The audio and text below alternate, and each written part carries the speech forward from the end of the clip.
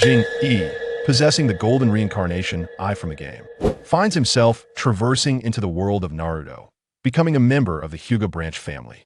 Upon merging with the reincarnation eye, the curse mark that bound him like a caged bird is shattered, liberating him from the control of the main family. Despite his seemingly unremarkable existence, he captures the attention of Tsunade, and even Kushina, who has just arrived in Konoha, perceives his uniqueness. Tsunade observes, "Hyuga Jing-E, you have withdrawn from your ninja team due to bloodline degeneration and wish to join the medical department to become a medical ninja?"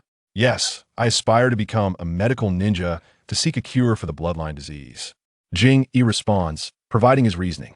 In the entire ninja world, medical ninjas are a rare commodity, and even Konoha, which emphasizes the training of medical ninjas, finds it so. Tsunade is naturally pleased to have someone voluntarily apply to the medical department.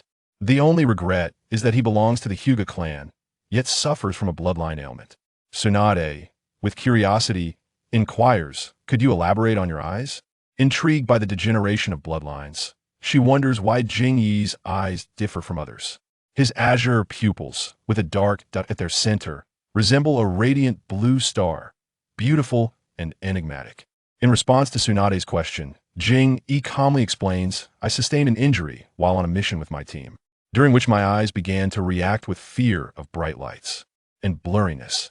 After receiving treatment, the phenomenon of bloodline degeneration emerged. While others believe Jing-Yi's Byakugan is degenerating, they remain oblivious to the fact that this so-called degeneration is, in reality, an evolution." The story begins before Jing-Yi's transmigration. He and a close friend were engrossed in a Naruto mobile game. 3 days before the game launched, a recharge promotion offered a chance for an epic draw upon spending a specific amount, significantly increasing the odds of acquiring rare items. Without hesitation, Jing-E opted to invest money, and during the draw, fortune smiled upon him as he obtained the reincarnation eye. Just as he was about to boast to his friend, a sudden dizziness overcame him, and he collapsed on the sofa, losing consciousness. Upon awakening, he discovered he had traversed into the Naruto world. Once his injuries healed and the initial stirring of the reincarnation eye concluded, he withdrew from his ninja team, citing the bloodline disease as his reason, and submitted an application to the medical department for study. I approve your application. From tomorrow, you may begin your studies. I hope you can momentarily set aside thoughts of your bloodline disease and approach your studies with a calm mindset, Tsunade stated. "Yes, Lady Tsunade," Jing-E replied, relieved that his application was finally approved. His motivation for joining the medical department and advancing to become a medical ninja was straightforward. He did not wish to sacrifice himself for the clan or the so-called will of fire. By becoming a medical ninja and securing a position at Konoha Hospital, he would be free from the clan's command to undertake family missions or accept tasks in the village. In a ninja world, medical ninjas are undoubtedly considered an easy and lucrative profession. After leaving Konoha Hospital, Jing-E intentionally purchased several bottles of permanent paint, along with a sketchpad and paper, before returning home. Unlike other ninja clans, the architectural layout of the Hyuga clan's territory is peculiar. The main house of the clan leader serves as the nucleus, surrounded by residences of other main family members, with the abodes of branch family leaders encircling the main estate. Radiating outward, members of the clan with lower status reside in increasingly remote areas. Jing-E is one of those who lives in a distant region. Upon closing the door, Jing-E set down his items and entered the bathroom with a bottle of green paint. After removing his forehead protector, he found his forehead stained a vibrant green. The curse mark of the caged bird had vanished after the first stirring of the reincarnation eye, and the mark on his forehead was drawn using the paint. Unfortunately, the household paint would fade, prompting Jing-E to purchase color-fast paint. He also bought drawing materials to create the illusion that he was learning to paint. The reincarnation eye requires 3 stirrings to stabilize, during which Jing-E cannot utilize its powers. Each time a stirring occurs, he must seclude himself in a closed room, waiting for it to conclude. Fortunately, these issues can be conveniently explained by his bloodline disease.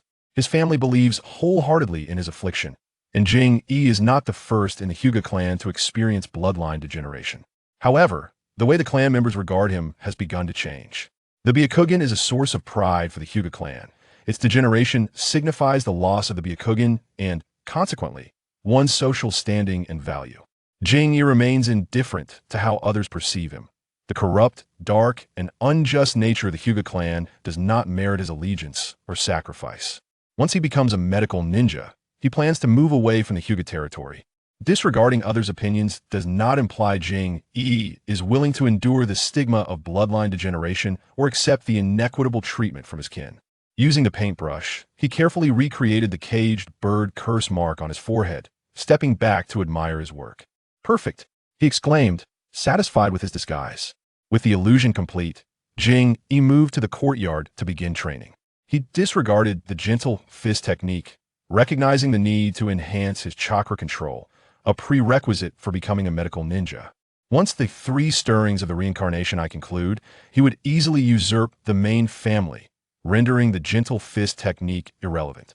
Climbing trees and walking on water posed no challenge for Jing Yi. However, these activities were merely introductory exercises in chakra control. To become a medical ninja, he needed to persist in his efforts. The next morning, Jing Yi packed a bento box, along with notebooks and pens for recording, and set off for Konoha Hospital.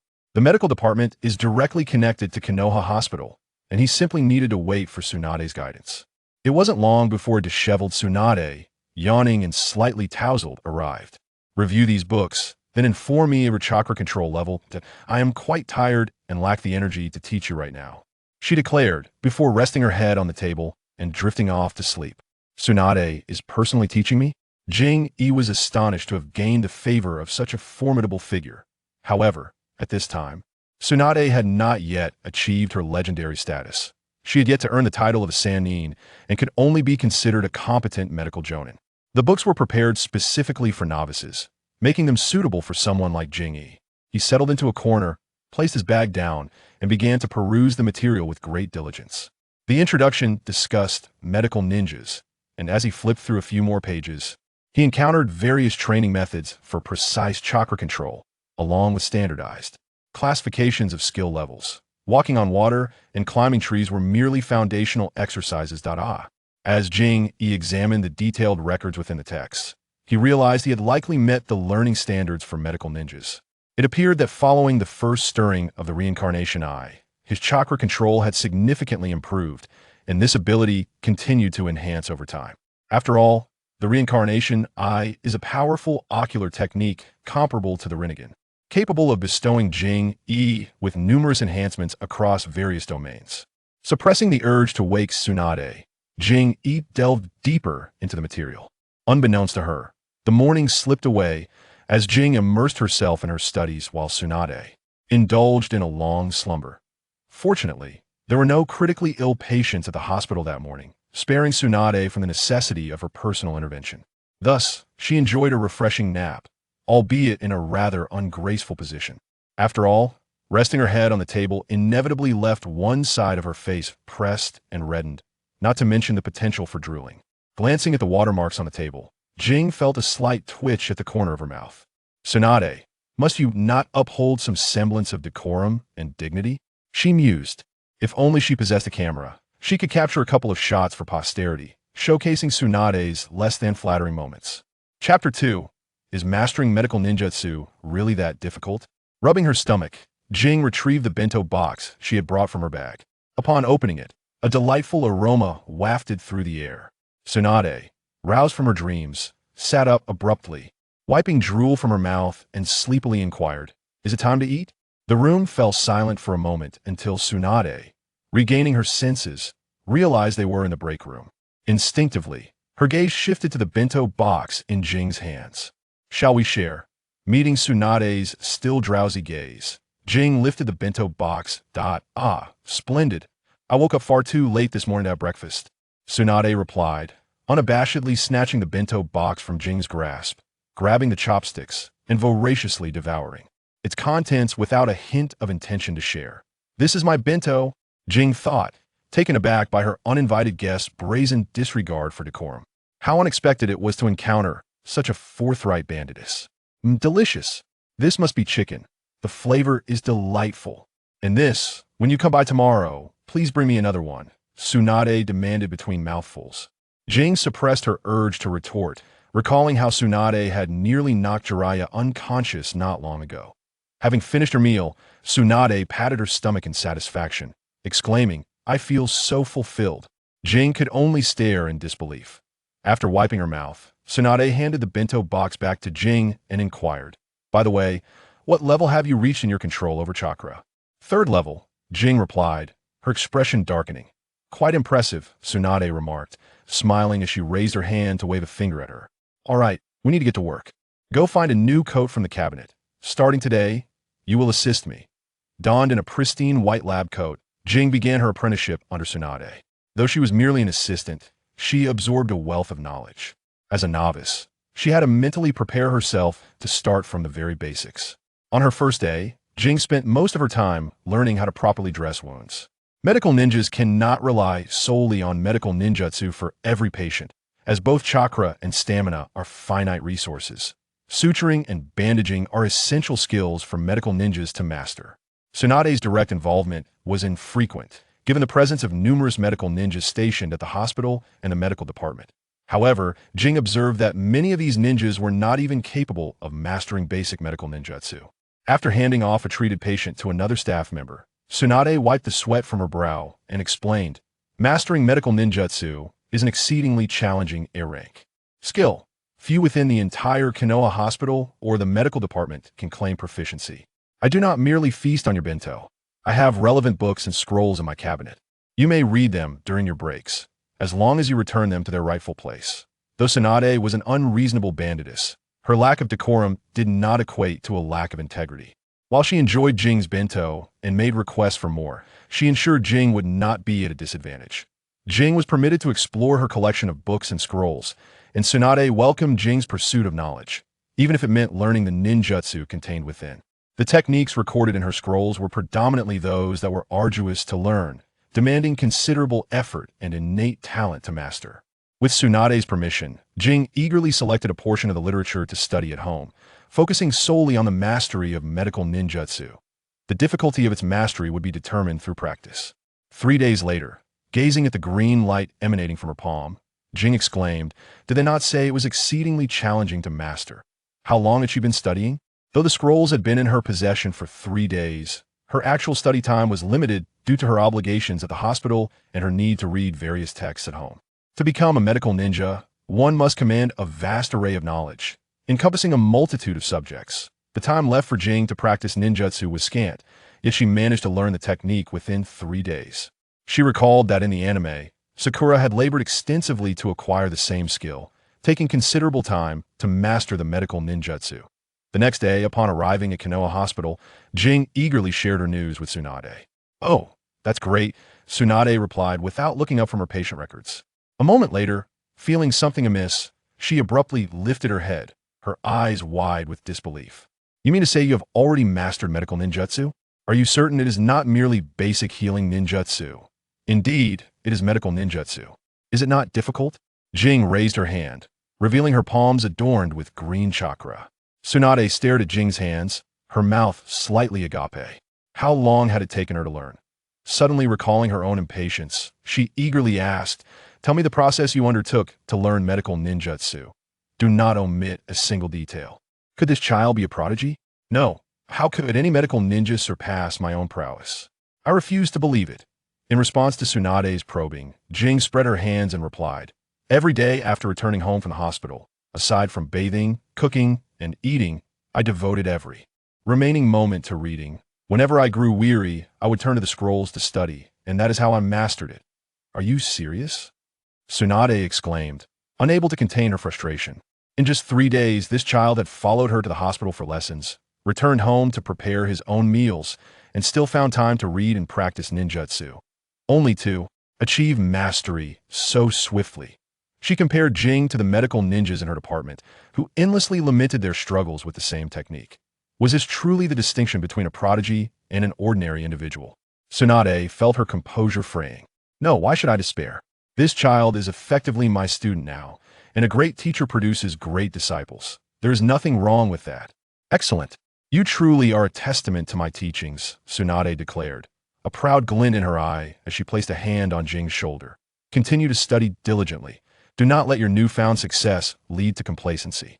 Once you have learned several applicable medical ninjutsu and acquired additional knowledge, I shall allow you to apply for an early examination.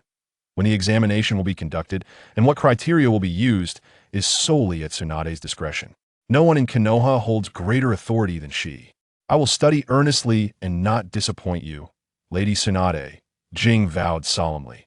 Without mentioning Tsunade, he himself yearned to swiftly pass the examination for medical ninjas, and subsequently escape from the Hinata clan's territory, a place steeped in darkness and decay. Go and study. From today onward, you need not assist me any longer, Tsunade declared. After careful consideration, she decided to allow Shizun to remain in the lounge to focus on her studies, freeing her from the burdens of menial tasks. It was not that Tsunade feared Shizun would tire. Rather, Shizun's capacity for learning was remarkably strong. In merely a few days, she had nearly mastered the foundational knowledge required for healing. Instead of continuing to assist, it would be more beneficial for her to dedicate herself to her studies, striving to take the medical ninja examination as soon as possible. Tsunade was eager to uncover the limits of Shizun's potential. In just 3 short days, she had effortlessly grasped the art of sage techniques.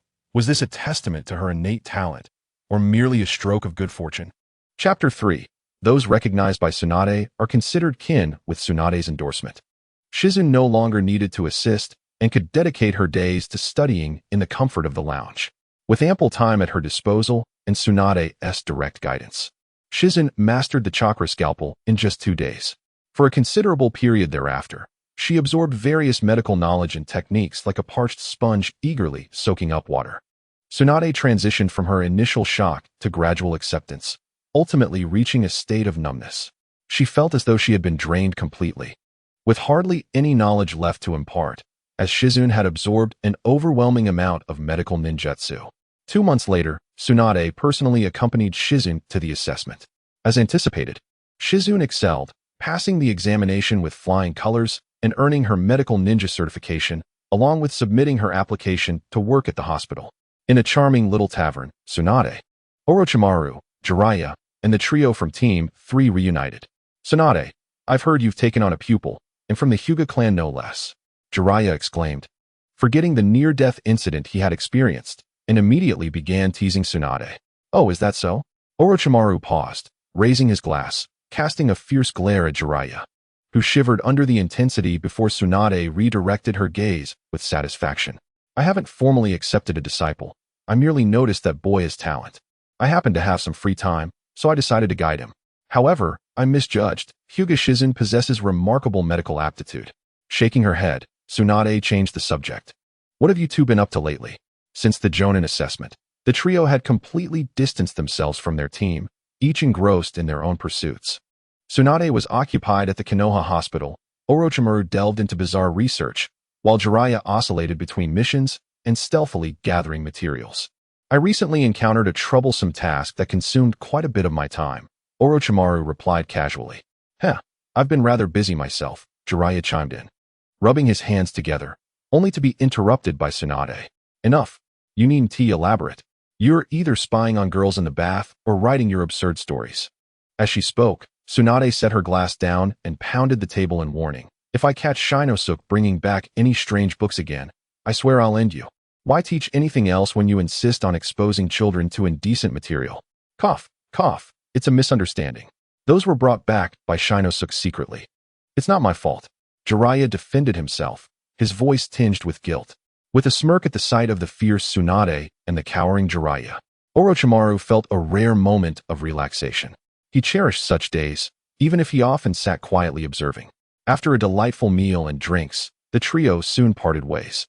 Tsunade departed, while Jiraiya lingered at his seat, clutching a bottle and grinning foolishly, seemingly forgiven by Tsunade.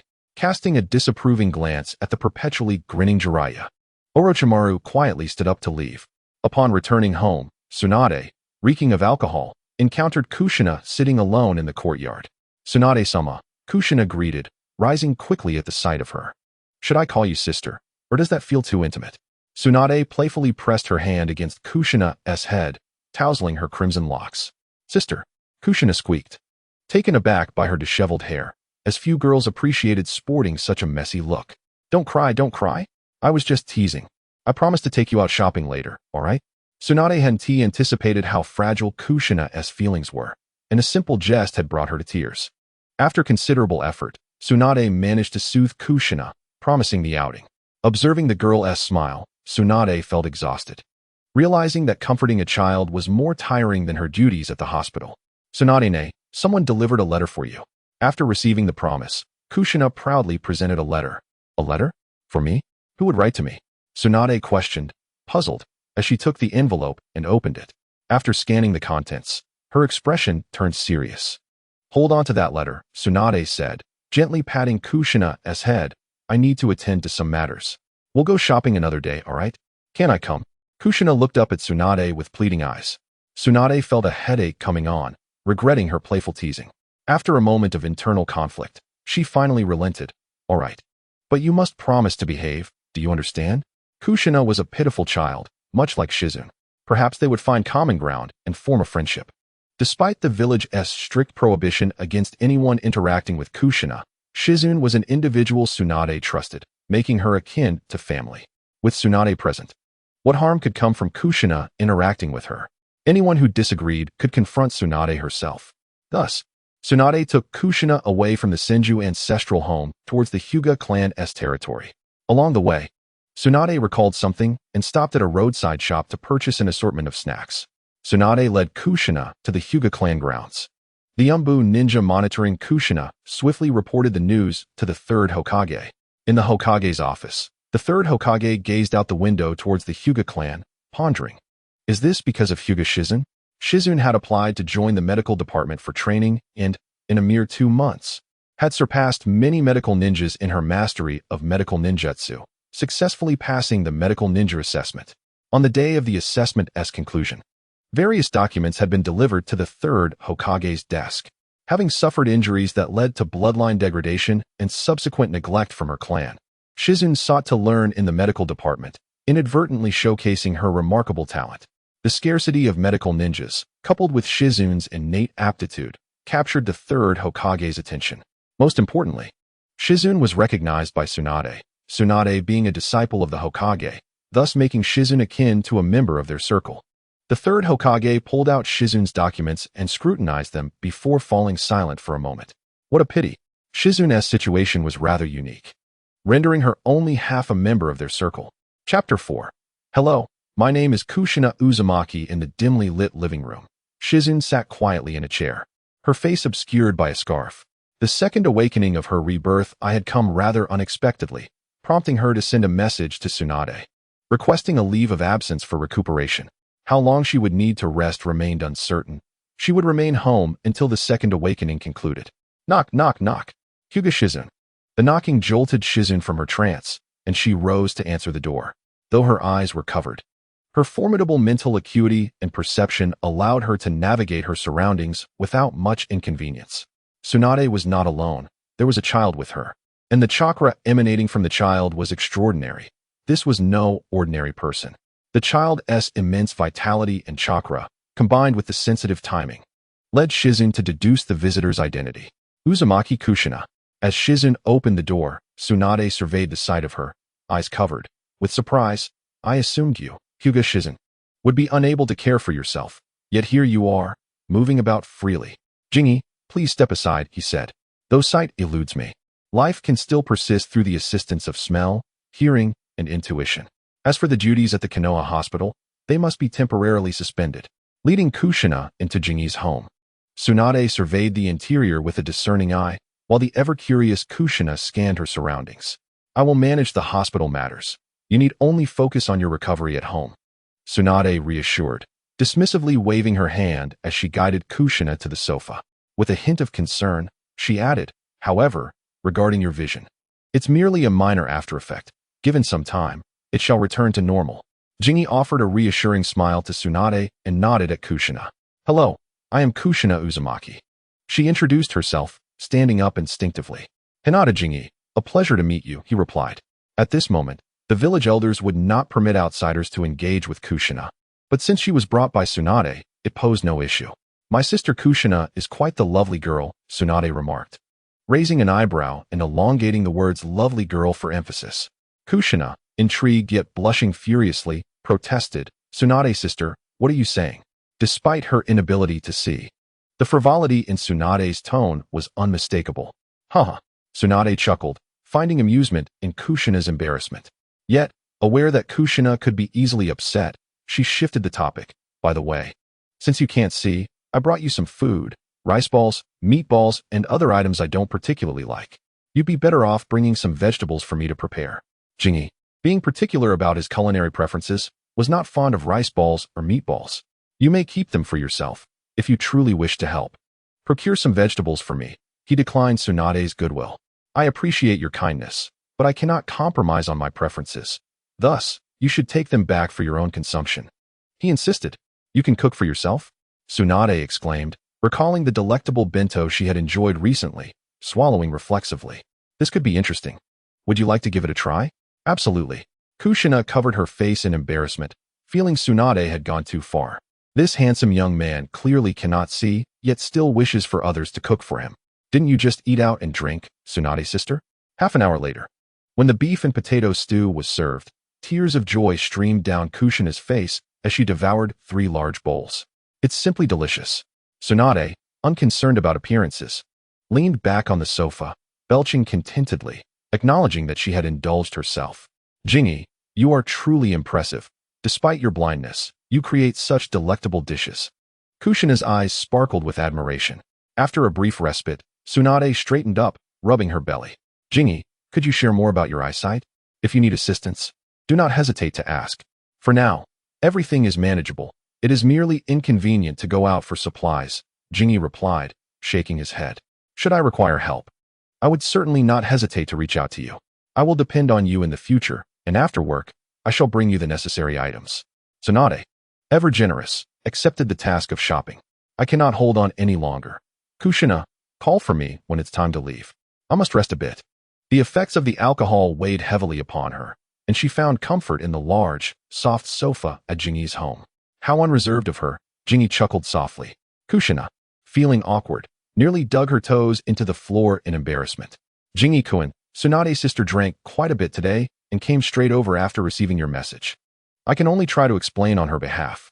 What a wonderful girl, so gentle and considerate," Jingy mused, recalling Kushina's nickname, Crimson Pepper. Initially a taunt from classmates, it became a title she earned through her own strength, making it clear that she was not to be trifled with. "How has life in Konoha been for you? When do you start attending the Ninja Academy?" Jingy shifted the conversation toward Kushina. "Not well," she replied, her expression sorrowful. "I can only stay beside Grandma Mito. I cannot go anywhere, and there isn't a familiar face in sight." As she spoke, her eyes began to glisten with tears, threatening to spill over. Tsunade, with her back turned, felt her lips twitch in sympathy. "Jingy, why discuss such things with her? You should be comforting her." Jingy listened quietly, and as Kushina appeared on the verge of tears, he gently shook his head. When one arrives in a foreign place, it is common to feel lost, especially in the absence of security. Although I am surrounded by my clan, they feel more estranged than strangers to me. Huh. Kushina halted her impending tears, gazing at Jingy with confusion. More estranged than strangers? Jingy gestured to his eyes and self-deprecatingly smiled. "To my clan, I am afflicted with a dreadful bloodline disease, destined to lose our family's unique dojutsu, rendering me a mere waste." "You are not a waste, Jingy-kun. You are incredibly capable," Kushina defended him passionately. "Tsunade's sister says you possess immense talent. Your medical ninjutsu is something others find difficult to master. You'll learn it in no time. You are a genius. And your clan lacks vision." "Perhaps," Jingy replied, shaking his head slightly. "In truth, I am indifferent to my clan's cold treatment, the disdainful gazes of my kin, and the inequality I face. If no one accepts me, I shall embark on a new life, looking ahead, for one cannot dwell in past sorrows." One cannot dwell in past sorrows. That phrase reverberated in Kushina's mind. Chapter 5.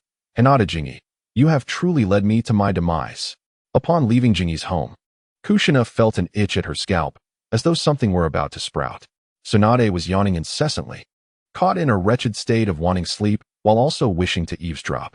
She hadn't slept well and had consumed a bellyful of chicken soup that nearly made her burst. That night, at the Senju ancestral home, Kushina sat beside Mito Uzumaki, chattering incessantly. Grandma Mito, today I met a new friend. He even treated me and Tsunade's sister to dinner. Since arriving in Konoha, it was rare to see a smile on her face. Mito wrapped an arm around Kushina, her face adorned with a warm, gentle smile. Is it that boy, Hinata Jingi? I've heard Tsunade mention his name quite a bit lately. Have I mentioned him often? Tsunade, feeling annoyed, scratched her head. She had come home and immediately collapsed onto the bed, only to be roused by Mito's insistence to spend more time with Kushina, helping her acclimate to this new home and the larger family of Konoha. Hinata Jingi? Is he the genius sister spoke of? The one who learns medical ninjutsu swiftly? Mito queried with curiosity. Yes. Kushina nodded vigorously a few times, exclaiming that the beef and potatoes made by Shizun were exceptionally delicious, with Tsunade having devoured 5 bowls. As she spoke, she raised her small hand to illustrate. Kushina, Tsunade exclaimed, her eyes wide in disbelief. Did you not also eat 3 bowls yourself? I couldn't help it. Kushina replied, somewhat bashfully burrowing into the embrace of Uzumaki Mito. Shoju glanced between his flustered sister and the shy Kushina, blinking in confusion. Was it truly that delectable? Even the typically finicky Kushina had managed 3 substantial bowls. Watching his granddaughter and Kushina exchange playful banter, Mito chuckled. However, her smile gradually faded. I recall that child wrote to you, mentioning his blood disease flare-up and his inability to see. Tsunade, puzzled, nodded and yawned, saying yes. He still has his eyes covered with cloth. I'll help him take a leave tomorrow, so he can rest at home for a while. Tsunade, Mito's tone suddenly turned stern. You allowed a blind child to cook for you, and you ate 5 bowls? Because it was delicious, Tsunade retorted, attempting to stretch, only to freeze mid-motion as she suddenly realized the gravity of the situation and quickly looked up. The usually kind-faced Mito now wore a serious expression, her cloudy eyes fixed intently on her. Oh no. Tsunade's heart sank, and Kushina, sensing the tension, instinctively shifted her small frame further away. Sister, you actually let someone with impaired vision cook for you. Shoju exclaimed in shock. Silence. He insisted on cooking to prove his independence. I did not make him do it. Tsunade snapped at Shoju before hastily explaining, Grandma, you must trust me. If you don't, ask Kushina. After dinner, that guy Hinata Shizun even comforted and encouraged her. Kushina really likes him. She was almost about to call him brother. I didn't. Kushina shook her head vigorously, her adorable face turning crimson. Shoju, Kushina, you both should go rest, Mito said, taking a deep breath, urging her grandson and Kushina to leave. Hinata Shizun, you've caused me a world of trouble, Tsunade silently lamented. Kushina, worried, asked, Tsunade-senpai, will you be alright? Mito grandma looked quite frightening. It'll be fine. What could happen? Just a scolding at most. Besides, my sister is used to it. Grandma always teaches her to behave like a proper girl, and my sister just ignores it, Shoju replied nonchalantly, accustomed to such scenes. Even Tsunade had grown accustomed to it, pretending to be obedient during lectures while internally praying for them to be brief, and for Mito to spare her the lengthy admonishments. In the aftermath, she would continue her ways, acknowledging her mistakes yet refusing to change. While Tsunade faced her reprimand, Shizun lay in bed, slowly moving her right hand. A glass floating before her, gliding in accordance with her movements. With the second stirring of her rebirth eye, even during this phase, Shizun began to tap into some of its powers. Though not at full strength, the prospect delighted her. Like the Rinnegan, the rebirth eye possessed the ability to control gravitational and repulsive forces. If activated in chakra mode, it could even manipulate the trajectories of planets. Of course, such feats were beyond the reach of an ordinary person. Merely possessing the rebirth eye did not grant one omnipotence. At that moment, Shizun's integration with the rebirth eye resembled a tricycle equipped with a rocket booster. Should the booster unleash its full power, the tricycle would face inevitable destruction. To put it simply, the rebirth eye's power was too overwhelming for Shizun's body to withstand at this stage. She required time to adapt, gradually developing and utilizing its capabilities until she could master its immense strength. Fortunately, her eyes belonged to her alone, preventing any risk of being drained or crushed by their power. A glance at Nagato, who was treated as a vessel for the Rinnegan, illustrated the terrifying nature of such eyes. Even someone of the Uzumaki bloodline like Nagato could not endure their demands. For Shizun, the most practical abilities at present were controlling attraction and repulsion alongside managing puppets. Perhaps she could even serve as a puppeteer, imparting valuable lessons to the puppet forces of Sunagakure. demonstrating the true essence of puppet manipulation. In the depths of night, the stirring of her eyes was particularly pronounced, as Shizune lay quietly, attuned to the changes within. The powerful movements indicated a successful integration of the rebirth eye.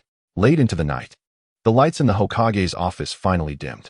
The third Hokage, in the prime of his life, concluded his day's work, signaling that those who had accompanied him could finally rest.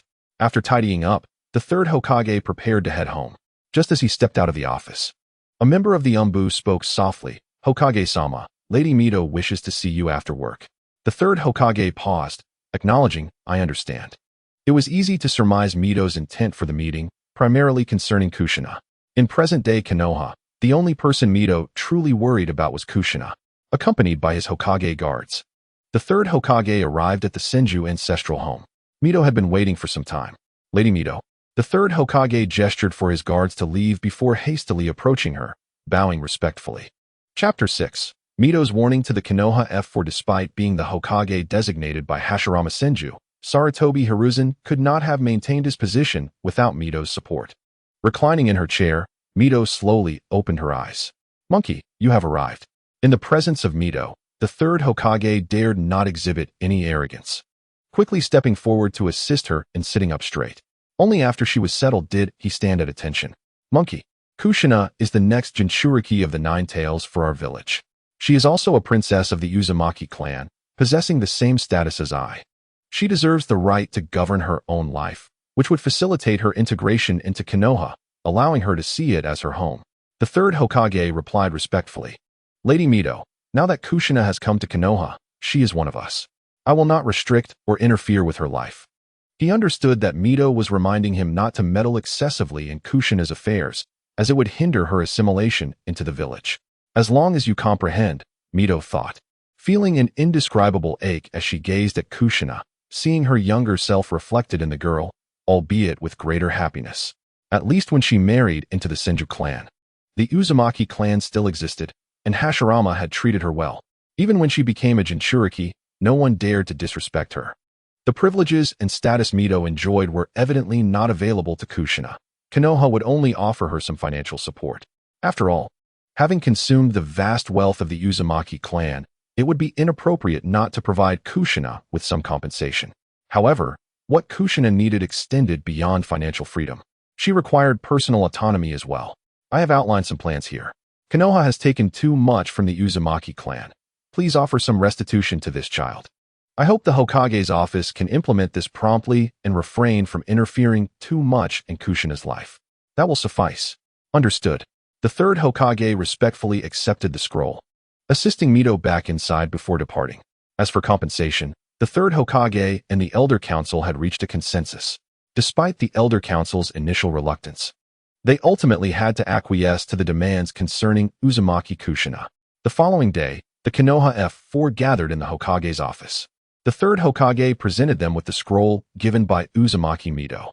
After reviewing it, Toka and Uzumaki Minma chose silence, while Shimura Danzo, as the Hokage's advisor, exhibited a more pronounced reaction. "This decision is unacceptable. Providing compensation to Kushina is agreeable, but her safety must be under comprehensive surveillance. We cannot allow too many individuals to interact with the Jinchuriki." At this time, Danzo was merely the nominal advisor to the Hokage, lacking substantial power, as the formidable root had yet to be established. The significant growth of root would only occur after the Second Shinobi World War. "This is Mito-sama's order." The third Hokage responded, refusing to engage in argument with Danzo. "If you have the capability, go persuade this ancestor of ours. As long as you can convince Mito to confine Kushina, I will not object." Danzo, filled with indignation, raised his hand as if to speak, but found his words stifled by frustration. "It is Mito-sama's command. There is no need for you to oppose." Toka and Uzumaki Minma exchanged glances, shaking their heads at Danzo's overwhelming desire for control. If the decision had been made by anyone else, even the third Hokage, Danzo would have dared to confront them. However, given that the decision came from Uzumaki Mito, he could not afford to show her disrespect, regardless of his dissatisfaction. He could only resort to silent cursing. Noticing Danzo's bluster diminishing, the third Hokage spoke. "Danzo, due to matters concerning the Uzumaki clan, Mito-sama is already displeased. She has a fondness for Kushina. by assisting her. She is also cautioning us not to overstep our bounds. I hope you do not come to regret this. The affairs of the Uzumaki clan were Danzo's responsibility, and the outcome was evident. He had disappointed Mito deeply. The fact that she did not publicly chastise him or impose punishment was already a concession to the Konoha team. Faced with Mito's stipulations, the Konoha team had no choice but to comply. Danzo stormed out in a fit of anger.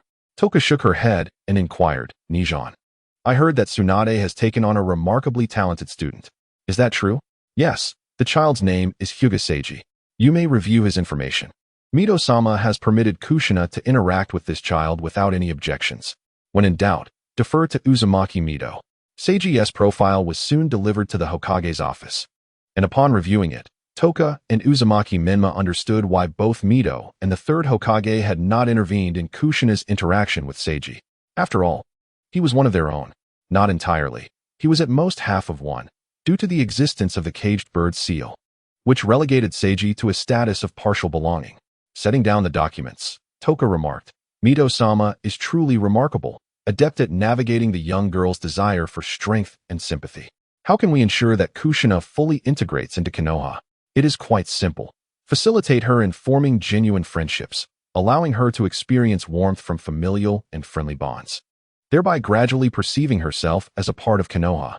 The notion of confinement and oversight is the epitome of ineptitude. What is the matter, child?" Noticing that Kushina had been distracted throughout the morning, Mito sat beside her, gently wrapping an arm around her shoulder. "Grandmother Mito, I'm fine," Kushina replied shyly, a smile gracing her face. "Yesterday at Seiji-kun's home, Tsunade said she would buy vegetables for him every day, but last night, she was lectured by you, and today she didn't even go to work. She is still sleeping. Is Kushina worried that Seiji will go hungry?" Mito's eyes sparkled with mirth as she teased her. No, Kushina quickly shook her head. "I just think that if Tsunade doesn't go, Seiji-kun might be very disappointed, especially since they made plans yesterday." It seemed Kushina was quite concerned about her newfound friend. Mito feigned a stern expression. "You should not place your hopes on Tsunade. That child is sulking and hasn't even risen for lunch." "What about Seiji-kun?" Kushina asked, her concern evident. If Tsunade was upset and unwilling to leave the house, then her promise to help with groceries would inevitably fall through. Moreover, Seiji's eyes were likely fixed on the door, unable to venture out himself. Tsunade could not go, but Kushina could. "Would you be willing to assist your Tsunade by fulfilling this commitment?" Mito encouraged with a smile. "Since your Tsunade is reluctant to go out, the task must fall to you." "I can't." Kushina instinctively shook her head.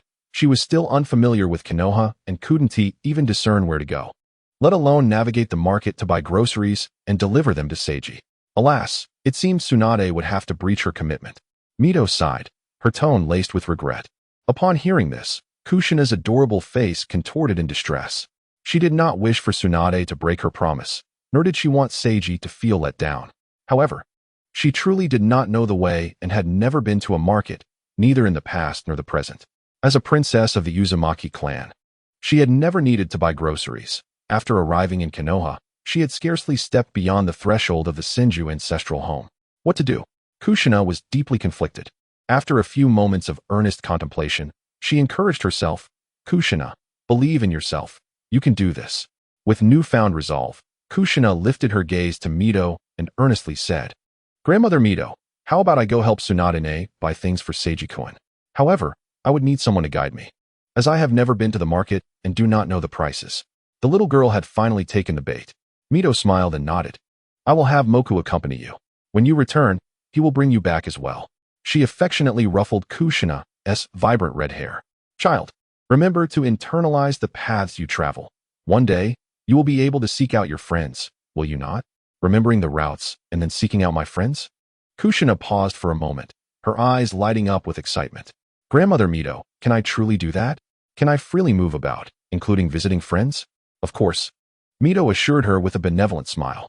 "You can. Konoha is your home. You may go wherever you wish." "Oh, Grandmother Mito." Overcome with emotion, Kushina cried as she embraced Mito tightly. After preparing herself, Kushina ventured out. Once she had left, a complex expression crossed Tsunade's face as she entered the room. Chapter 7. Kushina's first DIY culinary adventure. "Grandmother, are we not deceiving Kushina by doing this?" All this talk of being upset and unable to fulfill commitments is nonsense. It is merely a ruse. A ruse to make Kushina willingly take on the task of fulfilling the commitment. Tsunade felt a twinge of immorality in this approach, considering that Kushina was still just a child. Do you have a better method to ease Kushina's sorrow, to alleviate her wariness of the village, and to help her integrate into the community? Mito shot a glare at her granddaughter. If you could achieve that, would you still need this old woman to meddle? You do have a point, Tsunade conceded, retracting her head and falling silent. She dared not retort against Mito. But what if something goes awry? What if Kushina were to be deceived? Do you doubt the reliability of Hyuga? Mito reclined in her chair, closing her eyes. Let us pretend I never said anything. Tsunade could hardly suppress the urge to roll her eyes, yet she feared being scolded by her grandmother for displaying a lack of ladylike behavior. The incessant nagging and lectures from her grandmother were something Tsunade dreaded most. As for whether Shizune was dependable, that was a joke, after all. She was the one who had raised her. Who was she? Tsunade Senju, the granddaughter of the first Hokage, the princess of Konoha. Would the judgment of Tsunade Senju ever be misled? Absolutely not. Knock, knock, knock. The door was unlocked. Please enter. Shizune, resting on the sofa, heard the knocking. As the door slowly swung open, Kushina entered, struggling with a bag, her forehead glistening with sweat, clearly worn out. Shizune, Tsunade has a bit of business today, so I took the liberty of buying some things for you. Not knowing your preferences, I bought a bit extra. Placing the bag on the ground, Kushina proudly showcased her achievements. Shizune rose from the sofa, pausing for a moment. Although her eyes were blind, her heightened senses allowed her to discern the heft of the bag Kushina had brought, which was quite substantial. Not wanting to diminish Kushina's goodwill, she smiled and inquired. You've gone through quite the trouble, Kushina. May I ask what you bought? Hee, no need for thanks. I don't find it difficult. In fact, it was quite enjoyable. Kushina wiped the sweat from her brow, her spirits evidently high despite this being her first experience shopping at the market, during which she encountered quite a few amusing moments. I got potatoes and beef. The butcher said if I bought more, I could get it cheaper. Kushina felt quite clever for having purchased a considerable amount of beef at a low price. Shizune thought it best not to voice her thoughts, especially considering Kushina's kind intentions. How about we have barbecue? Sounds great. Kushina clapped her hands in delight, though she worried about Shizune's condition. But perhaps we shouldn't tea? Granny Mito says it's not right. You can't see, and it makes things difficult. Let us do it together. I'll direct, and you can handle the cooking. How does that sound? Upon Shizune's invitation, Kushina hesitated briefly before acquiescing. She didn't want to disappoint Shizune, and the prospect of creating something delicious with her own hands excited her. First, she cut the beef into sizable chunks, affirming to herself that the size was just right. Then added the prepared ingredients and seasonings to marinate the beef. Once marinated, Kushina darted outside with a small spade to dig up some mud. She pondered incessantly, unable to grasp why mud was necessary for barbecuing beef. Her little brain was nearly overheating from the effort. Wrapping the marinated beef in lotus leaves and encasing it in a thick layer of mud, she tossed it into the fire. Gazing at Shizune's confident and charming face, Kushina began to doubt whether this concoction would be edible. When the beggar's chicken was finally unveiled, Kushina was left dumbfounded. Is cooking really this fun? With mud and lotus leaves? Despite the peculiar process, the flavor was indeed remarkable. The large, marinated chunks of beef turned out tender and delicious.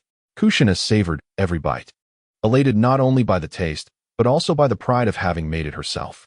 Even with her clothes smeared, she cared not in the slightest. Her previously somber face now radiant with joy. Is the Hyuga clan's code really that strict? How terrifying. Kushina was deeply shocked by Shizune's tales of the Hyuga clan. She felt that compared to them, the rules of the Uzumaki clan were trivial at best.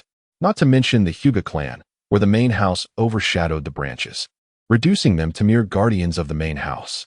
To phrase it nicely, they were one family. To put it bluntly, the branches were nothing more than servants or slaves to the main house.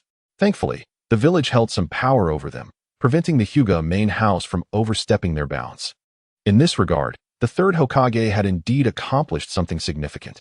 His governance and control had considerably dampened the arrogance of the Hyuga main house, distributing their power more evenly. Shizune wore a subtle smile. Is it truly frightening? It's not so bad. Thanks to the village's mediation, the main house can't punish the branch families without reason, nor can they act as they once did. Though the F4 might have their motives, their suppression has indeed made life easier for the branch families. Kushina retorted indignantly. Those from the main house are utterly despicable, nothing but a band of villains. The more she learned, the more she felt akin to Shizune. Though Shizune had family and people of her own, her circumstances seemed even more arduous. With the cursed seal of the caged bird, those in the branch family had no chance to rebel. Shizune. Kushina expressed her concern for Shizune potentially facing familial backlash. Shizune laughed lightly, patting Kushina's head reassuringly. You needn't worry about me. I've just passed the medical ninja assessment and am now working at Konoha Hospital. With Tsunade around, the main house won't dare to trouble me. That eases my mind, Kushina sighed, worried that the Hyuga clan might seek to trouble Shizune or command her in the name of family honor. Ninja families place immense value on their honor. Unfortunately, Shizune did not belong to one, being a traveler from another world. Family honor meant nothing to her, especially not to a clan as decayed and ruthless as the Hyuga. After sharing her story, Kushina realized it was time for her to leave. Though she had gained some freedom, she knew she could not act recklessly, for she lacked the luxury of doing so. Well then, Shizune, I must take my leave for now. I will come to visit you again soon. Despite her reluctance, Kushina obediently departed, returning to the Senju estate. Kushina was granted some freedom by Mito, yet she was mindful to uphold her promise to return home on time, not lingering outside for too long. That child, Shizune mused, noting how, despite being only 13, she viewed Kushina as a child. The age difference alone was a full 7 years. Kushina had bought an excessive amount of items. While vegetables could last a few days, what about the meat? If left unprocessed, it would spoil quickly. At this time, household appliances like refrigerators hadn't yet permeated the ninja world. To prevent the meat from going bad, Shizune had to take action, marinating it to create smoked beef jerky. Thankfully, it was beef. Had it been a pile of pork, it would have been much harder to manage. Engulfed in her tasks, Shizune busied herself. Kushina returned joyfully to the Senju estate. Mito-sama, Tsunade-ne shouju, I brought you beef. It's delicious, and I made it myself. Kushina proudly placed the beef she had brought on the table. Chapter 8. Who dares to bully you? I shall crush their skull. You made this. Tsunade regarded Kushina with the incredulity one might reserve for an extraterrestrial. She recalled that Kushina, much like herself, had been utterly inept in the kitchen, even questioning whether she had ever set foot in one.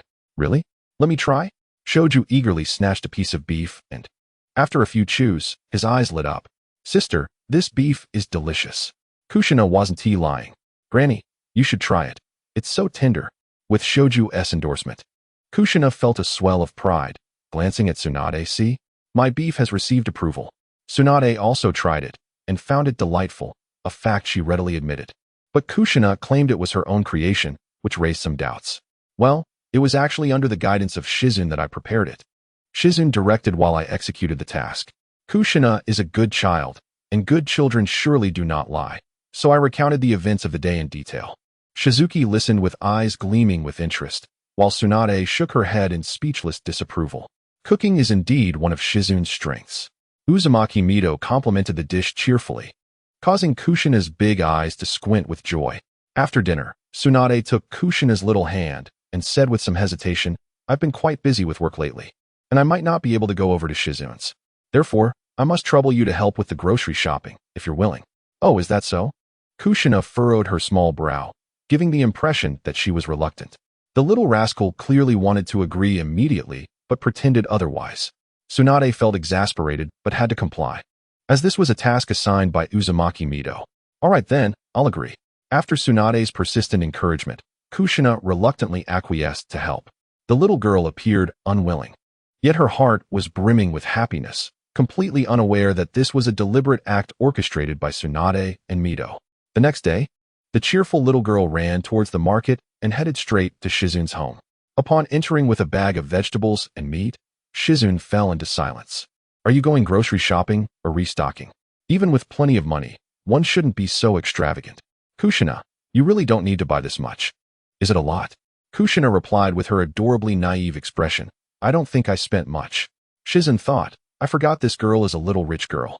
No worries, as long as you're happy. He managed to muster a smile. What are we having today? Braised lamb. Shizune. Mito said she would send me to ninja school in a few days as a transfer student, and I'm a bit scared. What if someone bullies me? Oh, then just beat them up. Let them know how formidable little spicy pepper Kushina is. How annoying. I'm not a little spicy pepper. Well, as long as you think what I said is correct, that's enough. Yes, anyone who tries to bully me, I'll smash their heads. If I can't handle it, I'll ask you, Shizune, to help me. As they grew familiar, Kushina became quite the chatterbox, her little mouth flapping endlessly, seemingly unaware of fatigue. Riots, are you sure you want to intervene? Shimura Danzo entered the Hokage's office with an intelligent scroll and forcefully slapped it down on the table. Kushina is the next Jinchuriki of the Nine Tails in Konoha. A Jinchuriki should not engage in romantic relationships, as this is when they are most vulnerable during childbirth. Facing the aggressive Danzo, the third Hokage calmly opened the scroll, glanced at it, and set it aside. He addressed Danzo in a measured tone. Danzo, this is Lord Mito's command. You've got to be kidding me. Danzo nearly choked on his own breath. Again with this excuse. Again with Lord Mito's orders. Can't you, Sarutobi, find a different excuse? Seeing his old comrade fuming, the third Hokage couldn't help but chuckle inwardly. A Jinchuriki needs to interact with the villagers to better integrate and regard the village as home, forgetting the past of the Uzumaki clan. Kushina gets along splendidly with Hinata Shizune, with Mito and Tsunade around. Do you really think Kushina would be deceived? However, Danzo dared not voice his disbelief in Mito and Tsunade's judgment. Tsunade was one thing. She might just give him a cold shoulder or get angry, but Mito was another matter. If he dared to slander her, he could kiss his position as Hokage's advisor goodbye. Danzo, there are no buts. I believe you are well aware of Kushina's changes in recent days, and besides, her relationship with Hinata Shizune is purely platonic. You're insufferable. Danzo clenched his fists in frustration. He understood the third Hokage was using Mito to stifle him, forbidding any interference in Kushina's affairs. I hope you won't regret today's decision. Failing to persuade and leaving in a huff, Danzo felt the need to have a word with Shizune. The second manifestation of the reincarnation I had finally concluded. Shizune pondered why the intervals between his three manifestations were so prolonged. It was one thing for them to be spaced apart, but the duration of each manifestation was noticeably longer than that of the Otsutsuki on the moon, who was after Hinata's body. The reincarnation is three manifestations ended quickly for Shorin, yet here he was, taking his time. Could it be due to his lack of Otsutsuki chakra? Or perhaps because Shorin's eyes weren't truly his own and would regress to be a Kugen under certain conditions.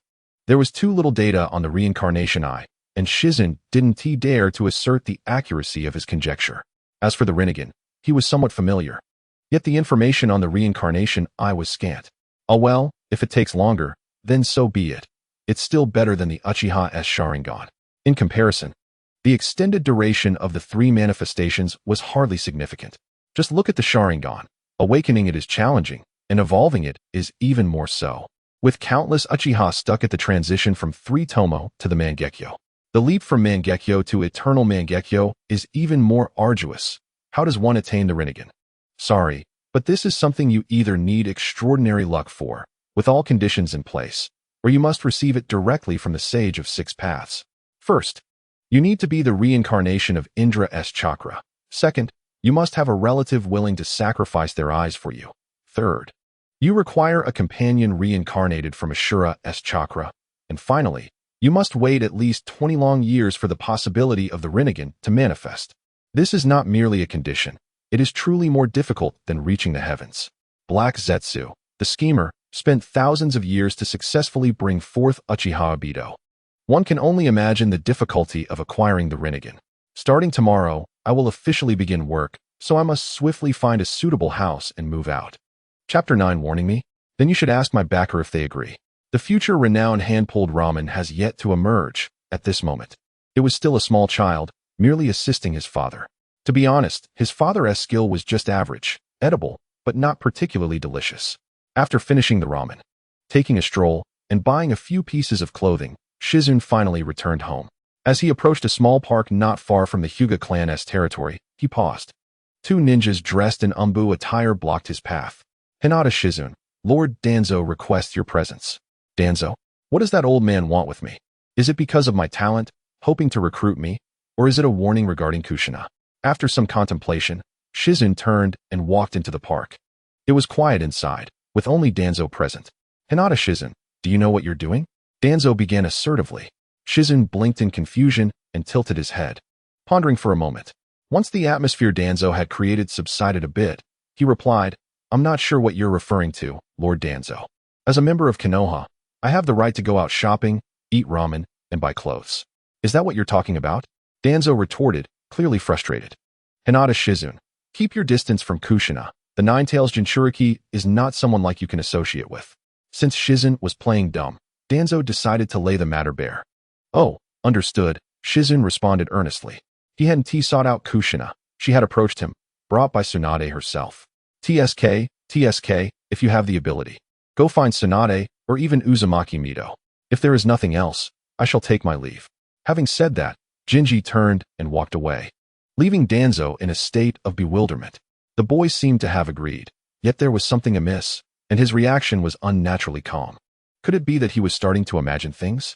Danzo's expression darkened. Damn it, why should she have such audacity? She is merely an old woman. Realizing that his words were somewhat disrespectful, Danzo hastily quelled his thoughts. At this time, he was far from the arrogance he would later display. He was merely a Hokage's advisor, devoid of power and consumed by ambition. He had not yet developed any roots and had not been granted authority by the third Hokage. In this moment, Jinji had no reason to fear any actions from Danzo. Moreover, he had powerful allies. Both the Hyuga clan and Tsunade would not permit Danzo to harm Jinji. Danzo could only bluster, but what was there to fear? He was not of the Uchiha clan. You warn me to stay away from Kushina, and I shall comply. After all, it is Kushina who approaches me. I ask you, does that not irk you? Ha ha. Once outside the park, Jinji burst into laughter. Danzo, still within the park, found the sound jarring. Hyuga Jinji, you wait for me. Do not think that having the support of the Hyuga clan and Uzumaki Kushina allows you to remain arrogant. Such support can falter. Whether that support falters or not, Jinji is unconcerned. In the short term, Danzo could not rise to power. As long as I assert my strength first, Danzo amounts to nothing. The following morning, Jinji arrived early at Konoha Hospital. Tsunade, having worked the previous night, did not return home and took the opportunity to familiarize Jinji with the hospital and its staff. After all, Jinji had been working there for quite some time and was already considered a familiar face. His appointment was merely a formality. I do not regret being good to you. You still have some conscience, bringing me food. Having not slept all night, Tsunade was now both hungry and tired. As for what to do, how to receive patients, and how to treat them, I shall not waste words. The scroll for the super strength technique you wish to learn is in the cupboard. Retrieve it yourself later and return it to me after you've learned. After reminding Jinji, Tsunade prepared to leave. The super strength technique was a reward she had previously promised Jinji, contingent upon him successfully passing the medical ninja examination. Wait. Jinji called out to Tsunade, who was about to slip away. What is it? Tsunade wiped the grease from her mouth, appearing displeased. You do not wish for me to sleep in the break room, do you? No. Go back to sleep. Jinji waved his hand and said, I merely want to inform you that our Hokage's advisor sought me out last night, warning me to keep my distance from Kushina, the host of the Nine Tails, which places me in a difficult position. Old man. Tsunade could not help but curse. Do not pay him any mind. I will personally speak with the grandmother. The way we interacted with Kushina before shall remain unchanged. Danzo, your reach is truly excessive. Watching Tsunade storm away in anger, Jinji secretly chuckled. Having support yet refusing to rely on it, what value does that support hold? Was that a warning to me? I shall file a complaint instead. Upon returning home, Tsunade immediately informed Uzumaki Kushina of the incident. Grandmother, Danzo has gone too far, meddling in everything, and his intent to imprison Kushina has not waned. It is simply outrageous. You should rest. I will handle this matter personally. Uzumaki Kushina's expression was calm, betraying neither anger nor indifference. Very well, I shall go to sleep first. I am utterly exhausted. Staying up all night is truly punishing. Since Uzumaki Kushina would handle it, Tsunade ceased to concern herself with the matter. Primarily, she had no good means to deal with Danzo, at most letting off some steam and cursing him out. Such actions would hardly faze Danzo. However, when Uzumaki Kushina intervened, the situation would be different. Chapter 10. Danzo's failed schemes will indubitably cost him dearly. Ha. The thought of Danzo being thoroughly chastised by the grandmother, unable to utter a word in response, made Tsunade burst into laughter, rolling about on her bed. Regrettably, Uzumaki Kushina had no intention of personally reprimanding Danzo. Given her identity and status, Confronting Danzo would leave him no room to retaliate. Yet, such an action would be beneath her. More importantly, she did not wish to see Danzo, whose mind was filled with ambition, rather than getting her hands dirty. It was better to escalate the matter to the Hokage's office, allowing the third Hokage and the Council of Elders to intervene. Consequently, the third Hokage, busy in his office, received a summons. He promptly set aside his work and made his way to the Senju ancestral home. Soon after, he departed from the Senju home with a dark expression, returning to the Hokage's office. Monkey, what was so urgent that you summoned me? Since the conclusion of the First Shinobi World War, the third Hokage had solidified his position, while Akimichi Choza, in his efforts to secure better development for the Inoshikacho trio, had chosen to diminish his presence in the upper echelons. He spent his days cooped up in his clan, researching food and the military rations produced by the Inoshikacho. Let us wait for the others to arrive before continuing. The third Hokage nodded slightly, gesturing for Choza to take a seat. Choza patted his large belly, glancing at the somewhat small chair before opting to pull over a cushion and sitting directly on the floor. Accommodating his sizable frame on a chair would undoubtedly be a challenge. Shortly thereafter, Nara Shikaku and Uzumaki Kushina entered the Hokage's office. Upon entering, they noticed Choza sitting idly on the floor and could not help but chuckle. Fatty, you've gained more weight. No choice, Choza laughed heartily, inviting Nara Shikaku to give his belly a pat to test its firmness. Observing the two engaging in their usual antics, Nara Shikaku admonished them, given your positions. Such antics are unbecoming. Fine, I want to provoke you. Choza quickly turned his face away, pretending nothing had happened.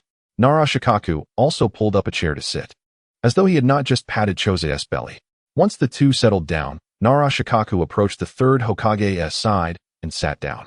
Is there an important matter that prompted you to gather everyone? Danzo has yet to arrive, and the third Hokage chose to first inform the three of them. Just now, Lord Kushina summoned me regarding Danzo's warning to Hyuga Jinji, forbidding him from approaching Kushina. Has he lost his mind? Nara Shikaku, being quite straightforward, exclaimed, wasn't Kushina's situation already settled? Hyuga Jinji is Tsunade's disciple and has received Lord Kushina's approval. For Danzo to turn his back and issue warnings is tantamount to breaking an agreement? Goodness. Choza and Nara Shikaku exchanged glances. While others might stumble in their own traps, Danzo had managed to dig one for his own side. It was egregious that he would act recklessly so soon after a prior agreement. Where is his dignity? Jinji is Tsunade's pupil, recognized by Uzumaki Kushina, and thus he is one of us. Had he not been from the Hyuga clan, he would be considered a pure member of the Hokage faction. Additionally, their upper echelons had already reached an agreement with Uzumaki Kushina. Yet, Danzo chose to stir trouble. Lord Kushina is displeased with this. The third Hokage could hardly contain his frustration with Danzo. What were you thinking? Is today's discussion related to me? The tardy Danzo could faintly hear his name being mentioned from afar. Upon entering the Hokage's office and catching sight of the third Hokage's grim expression, Nara Shikaku's displeasure, and Choza's resigned gaze, he was cautioned to tread carefully. Did Hyuga Jinji run to complain? Zamora Danzo contemplated this possibility. Danzo, what are you truly trying to accomplish? The third Hokage erupted. Regarding Kushina, we have already made a decision internally, and you were present at that time. We reached an agreement with Lord Mito. Why are you acting this way? For the stability of the village and the management of the Jinchuriki, Danzo retorted defiantly. Jinchuriki should not harbor romantic feelings. Hinata Shizune, being a member of the Hyuga clan, is an uncontrollable variable. You are all aware of the dangers involved in the production of Jinchuriki. As he spoke, Danzo turned to look at Torian Kamaru and others, hoping they would support him. Kamaru's face paled, showing no inclination to back Danzo, while Mito Menon simply shook his head. Ahem. Seeing the ball come to his side, Akimichi Torafu coughed lightly, reminding Danzo, Kushina is only 6 years old. You are already considering her future as an adult and mother. Isn't that a bit premature? What do you mean? Danzo frowned. Feigning ignorance, are we? Torafu sighed, recognizing Danzo's old habits resurfacing. He would cling to reason when it suited him and twist logic when it did not. Danzo, we understand your concerns, but don't you think they are somewhat excessive? Kushina is merely a child. According to the Umbu's investigation, Shizun has shown a preference for Tsunade over Kushina during their interactions. As he spoke, Torafu began to jest, nudging Mito Menon. Menon, did you like 6-year-old children when you were 13? Menon glanced at the now crimson-faced Danzo and replied, "Of course not. Wouldn't a beautiful older sister be preferable? Even I prefer that." Enough. The third Hokage could no longer maintain his composure, while Kamaru could hardly bear to listen any longer. "I am still present here, and you all are rambling on with increasingly inappropriate topics. At least the discussion, while improper, was based on truth." "All right." Kamaru, now visibly agitated, prompted the Hokage to redirect the conversation before it strayed further. A crucial meeting of the Konoha leadership was devolving into a discussion about their fondness for older sisters. If word got out, it would surely become a source of ridicule. "Danzo," the third Hokage warned sternly, "from now on, all matters regarding Kushina, big or small, will be handled personally by me. Neither you nor the Elder Council is permitted to intervene." Hearing this, Danzo became anxious, as it was not the outcome he desired. He wished to advance his agenda, yet he found himself regressing instead. "I will not regret this, for I am the Hokage," the third Hokage asserted, cutting Danzo off, leaving him speechless. Chapter 11. Lady Tsunade. "Please remain calm. I am just a child." Danzo, rendered speechless, stormed out in frustration. At Konoha Hospital, in the lounge, Shizune was leisurely sipping juice while engrossed in a book. As a medical ninja with diminished abilities, Shizune felt compelled to create some puppets to bolster his strength and ensure his safety. Suddenly, the door to the lounge was forcefully swung open, slamming against the wall with a resounding crash, causing Shizune, who was reading, to jump, nearly throwing his book like a shuriken. Turning to see Tsunade, he quickly noted her furious demeanor. "What is the matter?" Shizune thought it prudent to keep his distance. "Preparing to escape with his book. Where do you think you're going?" Shizune's escape plan failed as he found himself cornered by Tsunade. "I treated 2 patients today, and I intended to check on their recovery in the ward," he offered as an excuse. Tsunade was clearly in a foul mood. It was best not to be alone with her. The situation was escalating, and remaining in the lounge could lead to collateral damage. Tsunade scrutinized Shizune with a peculiar gaze, and unexpectedly leaned in closely. "Whoa, Lady Tsunade, please remain calm. I am merely a child. Do not act impulsively." Shizune adopted a defensive posture, raising his hand to prevent her from invading his personal space, their faces nearly touching. "Shut up." Tsunade hesitated for a moment, dark lines appearing on her forehead as she raised her fist in frustration. "I merely wanted to see your eyes. Don't be so perverse like Jiraiya." "See my eyes? In that case, go ahead." Shizune sighed in relief, his heart finally settling. Seeing Shizune's expression of relief, Tsunade felt an urge to strike him. "You little brat. Do you think I want to take advantage of you?" Recognizing Tsunade's brewing anger, Shizune quickly raised his hands in defense. "I was just joking. Please don't hit me." "That joke is not funny." Tsunade glared at him, while Shizune feigned innocence. Tsunade's gaze deepened, revealing a unique allure filled with a mysterious desire for understanding. Staring into Shizune's eyes for a moment, Tsunade sensed something amiss. Was this a case of bloodline degeneration or evolution?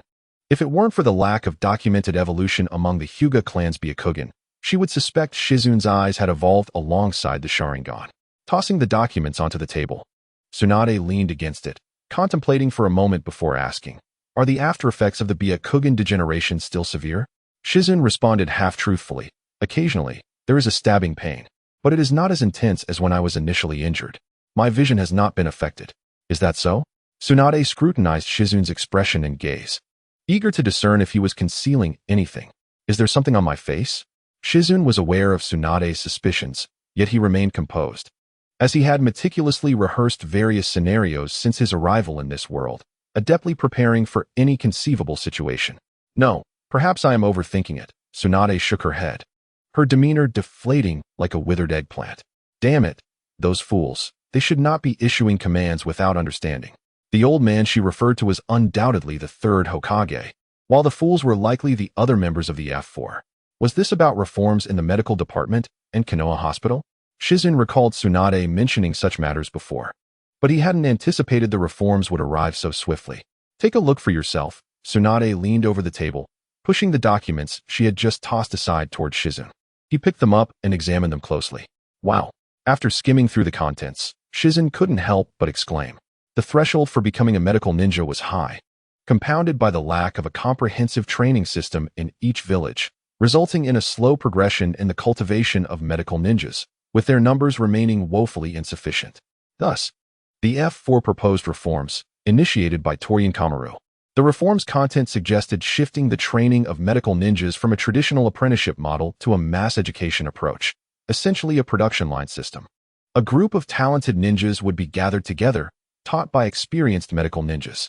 Isn't this a bit too ambitious? Shizun closed the document, questioning the feasibility of such a drastic shift.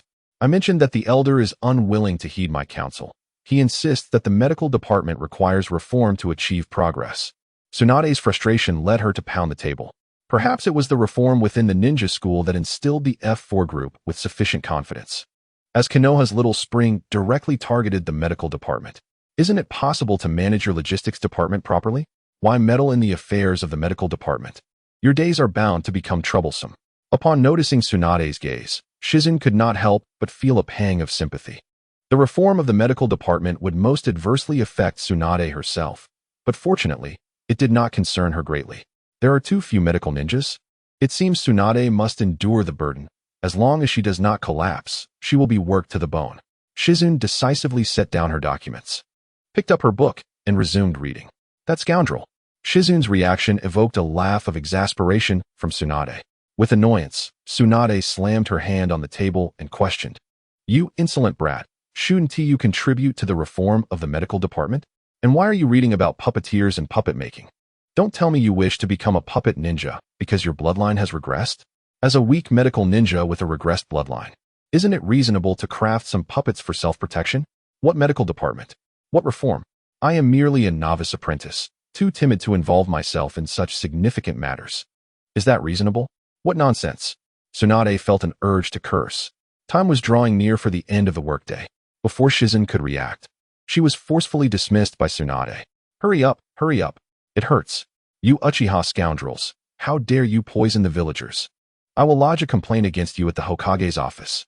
As Shizun was about to leave the hospital, she encountered personnel from the police department, hastily carrying several patients into the hospital lobby.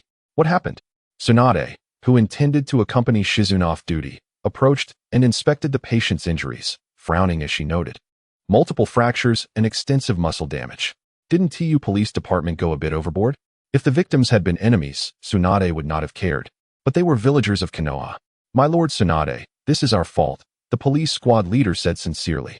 Standing nearby, Shizun recognized this squad leader as Uchiha Fugaku, the young head of the Uchiha clan. "My lord Tsunade, you must advocate for us. The Uchiha scoundrels assaulted us." Under the scrutiny of the injured, Uchiha Fugaku appeared increasingly tense, as evidenced by his clenched fists. It was clear he was struggling with the accusations. The duties of the police department were indeed quite stifling. This was an obvious frame-up. While the Uchiha clan's behavior could be somewhat arrogant, they would not target the village's civilians without cause. In fact, among the various clans, the Uchiha were relatively amicable towards ordinary villagers, at least far more so than the decaying Hyuga clan. What did you say? Faced with accusations from the patients, Uchiha Fugaku chose not to argue. He could control himself, but his teammates could not. The Uchiha ninja standing behind Fugaku erupted in anger at the remarks. Chapter 12. Do you think the Konoha F4 target only the Uchiha? You three rascals got drunk at the tavern, refused to pay, and injured several people, including the tavern owner. When our police department arrived, not only did you refuse to cooperate with the law, but you also insulted us, even disparaging our young clan leader and elder clan leader. Being insulted is one thing, but having the clan leader and elder insulted is intolerable for any Uchiha. Consequently, the arresting process was a bit forceful, resulting in the current situation. Quite bold, to insult the clan leader and elder of another family. Have you drunk so much that you forgot your own surname? Tsunade's expression turned unfriendly as she observed the patients. She was not part of the F4 and held no disdain for the Uchiha. She generally conducted her duties impartially and would not favor one side simply because the higher-ups were targeting the Uchiha. This is bad. Seeing Tsunade's face darken, the three patients quickly began to feign distress. My hand is broken. It hurts. The Uchiha maliciously beat the villagers. Enough. Tsunade's countenance remained stern, showing no leniency simply because they were injured. Immediately take them inside for treatment, and the cost will be charged to them. Uchiha Fugaku, is it? Yes, my lord Tsunade.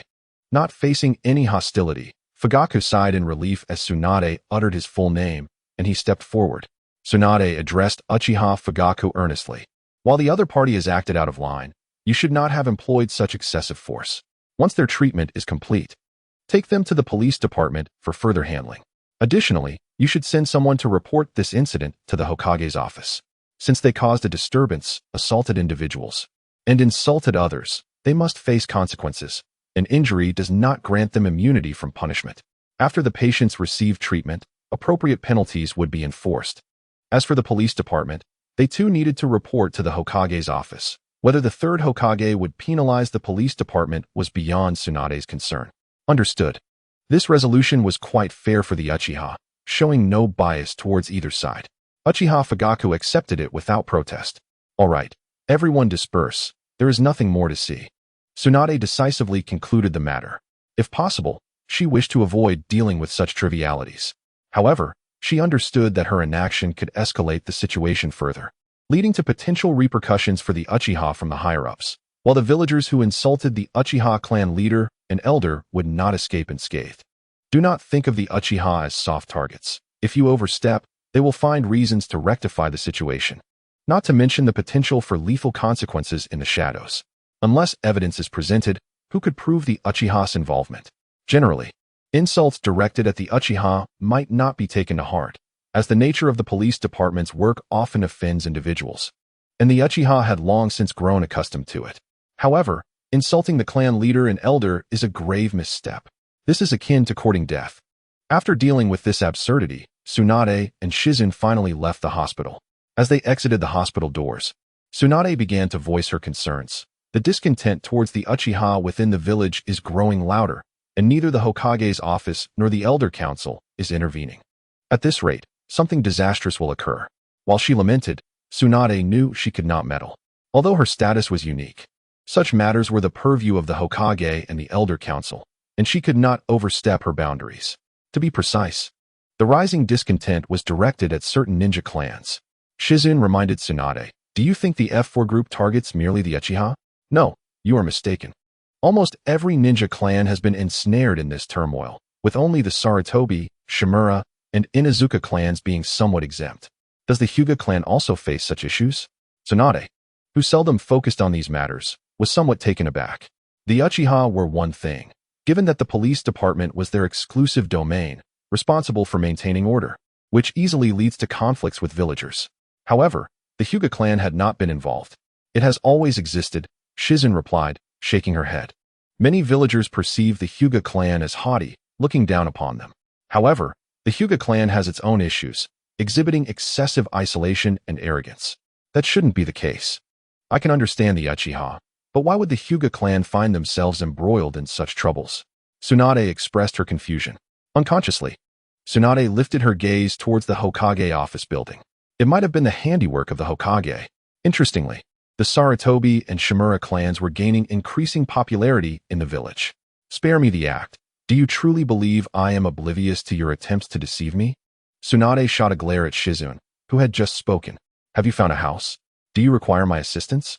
"I've found one. I'll be moving tomorrow." Shizun chuckled, skillfully diverting the topic. "That is splendid. I'll help you move some things tomorrow. By the way, hurry up. I'm starving. If you're hungry, why not go eat? Why are you following me around? You've become quite the freeloader, haven't you?" It became evident that Tsunade had indeed developed a penchant for mooching meals. Watching the ravenous Konoha princess, Shizun mused that if Tsunade were to become a food streamer, no one would doubt her authenticity. How on earth do you manage to fit such a colossal drumstick into your mouth in one bite? Won't it choke you? Why are you staring at me? Aren't you hungry? With a swift motion, Tsunade cleaned the bone, leaving it pristine on the table. One large drumstick disappeared, leaving only a bone behind. Her skill was impressive. "Your boyfriend will surely be very fortunate," Shizun remarked, joining in the meal theft. Realizing that if she didn't act quickly, there would be nothing left. The heavens could attest that she had prepared enough food for 4. Yet Tsunade nearly consumed it all herself. "Kid, I suspect you're harboring some questionable thoughts." Tsunade's intuition warned her that the handsome youth before her had a few peculiar notions. "No, absolutely not. I'm merely complimenting you." "Huh? Do you believe I would fall for that?" "Believe it or not, it's irrelevant. After all, you have no boyfriend." This comment struck a nerve, and Tsunade felt an urge to stab Shizun with her chopsticks. Bringing up the wrong topic, aren't we? Chapter 13. When in doubt, Throw a punch? After devouring 3 servings of food, Tsunade collapsed onto the sofa with a satisfied sigh. Shizun seriously suspected that Tsunade intentionally held back from eating just to mooch off meals, only to indulge fiercely when the opportunity arose. Thankfully, Kushina had been purchasing a lot of items lately. Otherwise, Tsunade's food expenses would be a considerable sum. Unfortunately, this woman was unable to manage her spending, and her pocket was cleaner than her face. Asking her for food money was a fool's errand. It would be remarkable if she didn't turn around and borrow some gambling funds instead. Speaking of which, it had been 2 days since Shizun had seen the wealthy young lady. What was she up to? Just as Shizun thought of her, Kushina appeared. Today, Kushina seemed somewhat downcast, her demeanor lacking vitality, and a hint of sorrow shadowed her brow. Shizun, Tsunade-sensei. Kushina greeted them, her voice lacking energy. What is the matter? Who has wronged you? Tell your sister, and I shall help you deal with them. Observing Kushina in this state, Tsunade sprang up from the sofa, enveloping her in a comforting embrace. Did that brat Narahiko upset you again? Fear not, I will help you teach him a lesson. He won't dare approach you for at least 10 days. Although Narahiko adored Kushina as a younger sister, being a 7 or 8-year-old boy, he was at that age when children could be insufferable. To put it bluntly, even a stray dog would be kicked. Since arriving in Konoha, Narahiko had frequently reduced her to tears. Really? Kushina looked up at Tsunade with hopeful eyes. Of course, I am your Tsunade-sensei. Who dares bully you? I will ensure you get your vengeance. It's Mito, Grandma. You must be jesting. Tsunade's enthusiasm evaporated instantly. She released Kushina and flopped back onto the sofa like a limp fish, turning her back to Kushina and waving her hand dismissively. You should seek help from someone else. I cannot assist you. Your Mito grandma would bully me too. Your Tsunade-sensei lacks the ability to stand up for you. If it were anyone else, Tsunade might have charged in, but the one bullying Kushina was Uzumaki Mito. It was best to abandon the thought altogether, otherwise, even she, Tsunade, would be in trouble. Tsunade-sensei, you're not keeping your word. Kushina gazed sadly at Tsunade's back, who chose to feign sleep, pretending to see and hear nothing. The comedic interaction between the two sisters brought a smile to Shizun's face. He affectionately ruffled Kushina's hair and asked, Kushina, how did Lady Mito bully you? Did she scold you for being naughty? Impossible. Upon hearing this, Kushina shook her head vigorously. I am the most obedient. I wouldn't misbehave and anger Lady Mito, so she wouldn't scold me. After saying this, Kushina frowned and let out a sigh. Shizun, Lady Mito wishes for me to attend the ninja school tomorrow, but I do not want to go. That's not negotiable. You must attend the ninja school. It's essential. Tsunade sat up abruptly, earnestly addressing Kushina. Kushina, you must understand your grandma's intentions. At ninja school, you will learn a wealth of new knowledge and meet many new friends and classmates. Attending ninja school will allow you to gain new insights, meet more people, and possibly future companions and friends. This will facilitate Kushina's integration into Konoha. After all, Uzumaki Mito could not hold on for many years. If Kushina's heart does not align with Konoha, it may lead to significant issues. But what if my new classmates do not welcome me? Kushina's face fell. Tsunade, troubled, scratched her head, recalling how she had interacted with her classmates back then. Was it through punches? Yes, she had indeed made the disliked Jiraiya cry on the first day of school, only to be reprimanded by her grandmother upon returning home. Using fists to make new friends? Kushina undoubtedly had the strength for it, but would that facilitate her smooth integration? No, that wouldn't do. Kushina must not be too violent. Tsunade shook her head vigorously, casting aside those chaotic thoughts. You, boy, aren't you quite eloquent? It's your turn to shine. Besides, you are Kushina's only friend in the village. Tsunade shot Shizun a look, urging her to stop standing by and help. Kushina, your perspective is flawed. Shizun cleared his throat, unable to continue watching idly, and corrected Kushina's viewpoint. Huh, did I have the wrong perspective? Indeed. Shizun snapped his fingers, bending down to meet Kushina's gaze. Think about it. Your primary objective in attending ninja school is to learn. Everything else is secondary. Is that so? Kushina pondered the statement, finding some merit in it. Tsunade felt that Shizun was merely spouting nonsense. But what if my classmates do not welcome me or even attempt to bully me? Kushina asked timidly. Since arriving in Konoha, her movements had been confined to the Senju ancestral home, the marketplace, and Shizun's residence. The number of familiar faces was limited, and the thought of entering an unfamiliar school to meet new people frightened her. Shizun flashed a bright smile, revealing a set of pearly whites, and placed a reassuring hand on Kushina's head. Remember this, Kushina. Sometimes, a fist can resolve many problems. I knew it. Tsunade facepalmed in exasperation. Kushina's bright eyes sparkled. Is that really permissible? Absolutely. Who dares to provoke you or make fun of you? Just hit them. If anyone gives you an unflattering nickname, do not hesitate. Hit them hard. If a teacher or their parents come looking for you, simply tell them your sister is Tsunade. Let them confront Tsunade to explain. As for any ill-intentioned yellow-haired individuals, Hinata Shizune, enough is enough. Tsunade could no longer bear it. There is no way to educate a child like this. When in doubt, throw a punch. Hit hard. Hit until they're down, and only then bring out your backing. What kind of nonsense is this? Cough, cough. Tsunade's temper flared, prompting Shizune to rein in her own demeanor slightly. Leaning in close to Kushina's ear, she whispered, Tsunade once met her new classmates in a similar manner. I'm hiding. Before she could finish, Tsunade delivered a swift kick, and Shizune, anticipating the move, made a hasty retreat, leaving a flustered Tsunade and an astonished Kushina, who felt she was beginning to grasp something profound. Is it possible to resolve all issues merely with one's fists? Kushina nearly became misguided by this notion, as Tsunade, in a huff, ushered her away. Shizune, standing at the doorway, winked at Kushina and made a fist gesture, to which Kushina responded with a cheerful nod. One could only hope that tomorrow would not bring any troublesome children eager to test their limits. Chapter 14. Kushina's fury against troublemakers. Though Kushina appeared delicate and easily intimidated, she harbored a latent ferocity that rivaled that of Tsunade.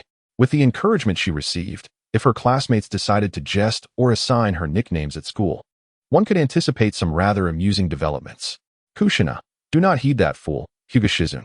While fists may resolve many conflicts, we girls cannot always resort to violence, understand? Tsunade earnestly advised Kushina on their way home. Confused, Kushina retorted, but Tsunade, why do you also communicate with your classmates through your fists? Tsunade longed to turn back and reprimand Shizune for the influence he imparted. Today marked the day of Shizune's relocation, and he rose early to prepare, gathering all necessary items. One must acknowledge the brilliance of sealing scrolls. They serve as practical storage solutions, albeit at a steep price, and with the limitation of single use. He packed everything usable into the scrolls and, upon arriving at his new residence, meticulously arranged his belongings. With that, his moving endeavor reached a satisfying conclusion, no assistance required. After settling in, Shizune set about preparing breakfast for himself. Meanwhile, the anxious Kushina, with her little backpack, was escorted to the Ninja Academy. Classmates, today we welcome a new transfer student. I hope everyone will get along well. Kushina, please greet everyone, instructed the teacher, Sarutobi Munio, as he entered the classroom with Kushina. As she gazed at the unfamiliar faces filling the room, a wave of nerves washed over her. Hello everyone. I am Kushina Uzumaki, from the Uzumaki clan. I am pleased to meet you all. What clan is the Uzumaki? Never heard of it, but her hair is red. Indeed, red hair is quite unattractive. Akin to a chili pepper. Little chili pepper, huh? The sudden arrival of a transfer student sparked surprise among the students, and a few mischievous ones began to mock Kushina, deriding her hair. Honda, no mocking fellow students. Sarutobi Munio was tempted to deliver a stern reprimand. How dare they ridicule a new classmate in my presence and assign her a nickname? It's not like I said anything wrong, Honda retorted defiantly. Munio felt a deep sense of helplessness. Educating children of this age was inherently challenging, and some possessed particularly unruly dispositions. Scolding them might be disregarded, and resorting to physical punishment felt unnecessary. Shizune was right. Sometimes, one must communicate through force. Having just introduced herself, Kushina found herself the target of ridicule and was promptly dubbed Little Chili Pepper. Her small fists clenched tightly in response. Kushina, please take a seat, Munio urged, attempting to quell the ruckus. Lowering his gaze, he managed to offer Kushina an awkward smile. The occurrence was regrettable, and he felt partially accountable for not having taught his students better. Thank you, teacher, Kushina replied politely, stepping down from the platform. What a well-mannered child, Munio thought, nodding in approval. Yet, in the next instant, his expression froze in disbelief, as Kushina, having passed by Honda, suddenly unleashed a punch upon his face. The unexpected blow left the entire classroom in shock. Even Honda, who found himself bleeding from his nose, momentarily stunned. Did I just get hit by a transfer student? Little Chili Pepper? You enjoy spicy food, do you? Like to mock others, huh? If we're going to fight, let's do it properly, echoed Shizun's teachings in Kushina's mind. With that, she seized Honda by the hair, delivering punch after punch. Ouch! Please stop. Don't hit me, Honda cried, overwhelmed by the barrage. The surrounding classmates watched in astonishment as the seemingly sweet transfer student transformed into a furious little chili pepper. Kushina, cease this. No hitting classmates. Munio could scarcely believe such an incident unfolded in his classroom. After a moment of shock, he rushed to intervene, but before he could reach her, Kushina shouted, "My sister is Tsunade." His hand froze midair, and Munio was left speechless. How audacious! On her first day of school, after being mocked by classmates, she retaliated with violence and invoked her sister's name when the teacher sought to intervene. My sister is Tsunade. It must be said that invoking Tsunade's name carried significant weight. Who in Konoha was unaware of Tsunade, the fiery princess known for her fierce temperament? Bullying her sister would be akin to courting disaster. Stop. Even if your sister is Tsunade, you cannot assault your classmates. As Honda lost 2 of his front teeth, Munio managed to grasp Kushina, successfully separating her from the victim. After delivering a sound thrashing to her mockers, Kushina's anger only intensified as she glared at those who had ridiculed her. You all will pay for this. None of you will escape this time. Good heavens, Munio thought, his head nearly bursting. This child has quite the temper. Truly, she is Tsunade's sister. He requested the teacher from the adjacent class to escort the injured student to the hospital while he personally reported the incident to the Hokage's office. What did you say? The third Hokage assumed he had misheard. Kushina, after being teased by her classmates, retaliated and threatened them with Tsunade's name? Is this the Kushina I know? In the third Hokage's memory, Kushina was a timid girl, easily bullied. This revelation was utterly shocking. Yes, Munio lamented, realizing that his year-end bonus was now at stake. Hokage-sama, do you think Kushina's actions were influenced by Lady Tsunade? The third Hokage replied, You ask me? Who should I ask? On Tsunade's first day of school, she had assaulted Jiraiya, and on Kushina's first day, she knocked out her classmate's teeth. Go to the Konoha hospital and inform Tsunade of this matter so she can handle it herself. Fights among children are commonplace, but given Kushina's unique identity, this incident must be reported to the Hokage's office. After a moment's contemplation, the third Hokage decided to leave this matter for Tsunade to address. Tsunade's worst fears had indeed materialized. When Munio arrived at Konoha Hospital, Tsunade had just arrived. Chapter 15. Was it you who said my sister lacks manners? I knew it. Hyuga Shizun, look at the mess you've caused. The furious Tsunade burst into the lounge, kicking the door open with a forceful kick. Kushina was mocked by her classmates and retaliated, knocking out one of their front teeth. The old man sent me to handle this mess. How am I supposed to deal with it? The medical department is already overwhelmed with issues. Calmly changing her clothes, Janae donned her white coat and retorted. Is it wrong for Kushina to strike back on her first day of school after being ridiculed? It's perfectly unreasonable to allow others to mock her while she cannot defend herself. Such a notion is absurd. In the entire Konoha school, only Shoju could possibly rival Kushina's background.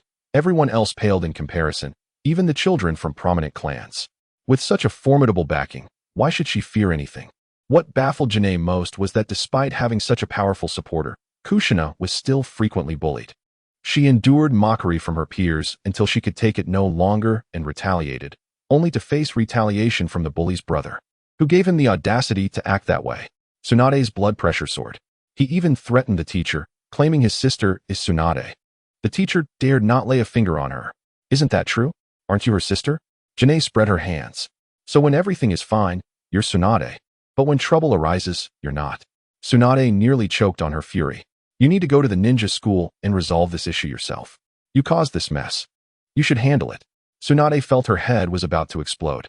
The hospital was manageable, but the medical department was inundated with chaos due to the F4 group's reforms, leaving her little time for other matters.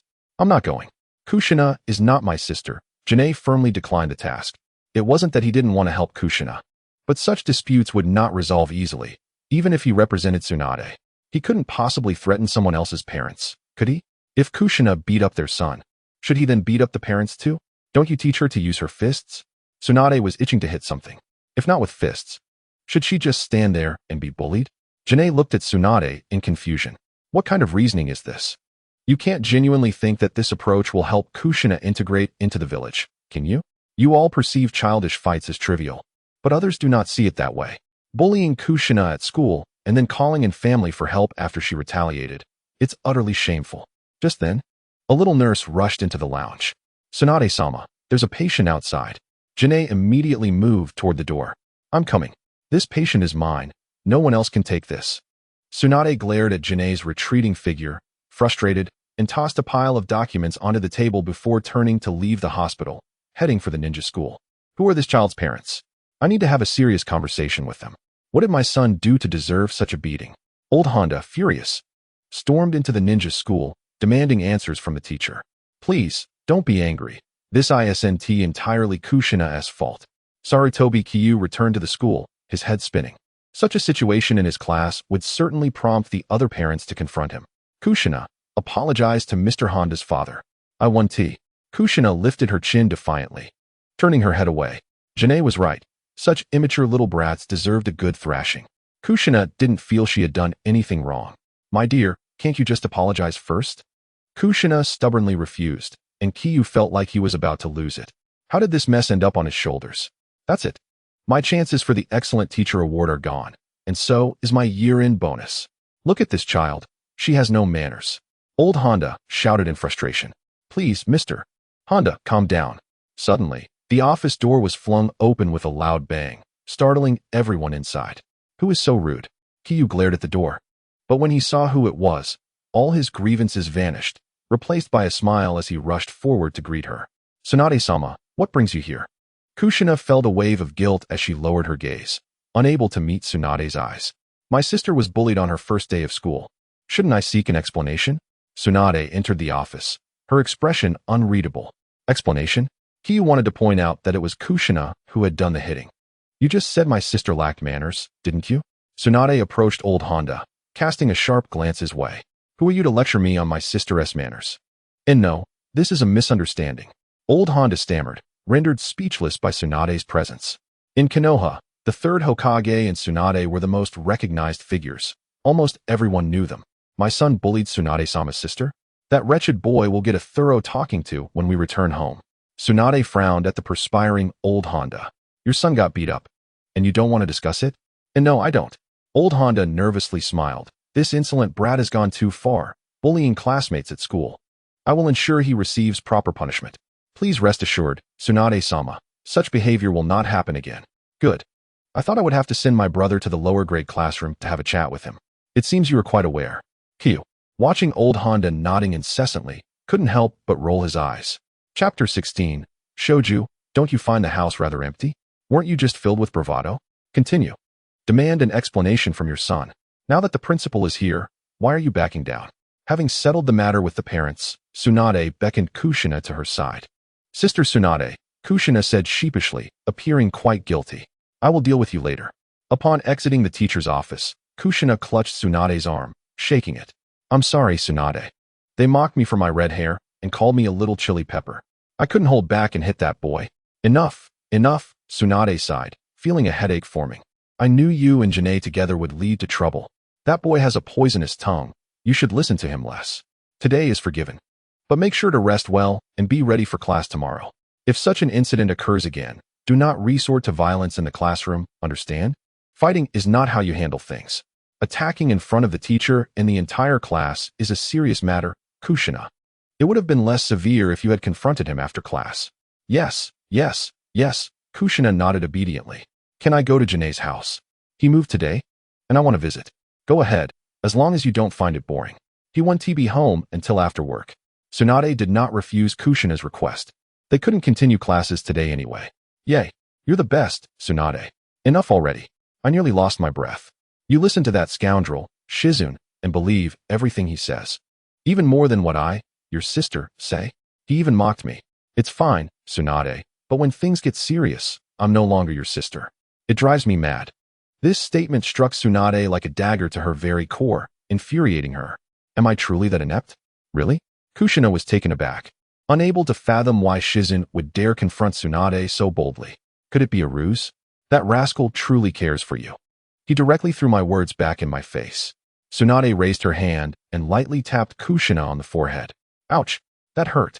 Kushina whimpered, clutching her forehead. Stop pretending to be pitiful. Tsunade remained unfazed, having barely exerted any force. Wait, where are you going? Grocery shopping, Kushina replied, her small hands clasped behind her back. Shizune has to work and doesn't he have time to visit the market, and Tsunade won't assist with shopping, so I must go myself. Tsunade's expression darkened. It sounded as if she were merely a freeloader. All right, I suppose I am a freeloader. After instinctively checking her pockets and finding only a few coins, she abandoned the thought of buying groceries. My pockets are emptier than my face. I might as well continue freeloading. Just be careful. I'm heading to the medical department.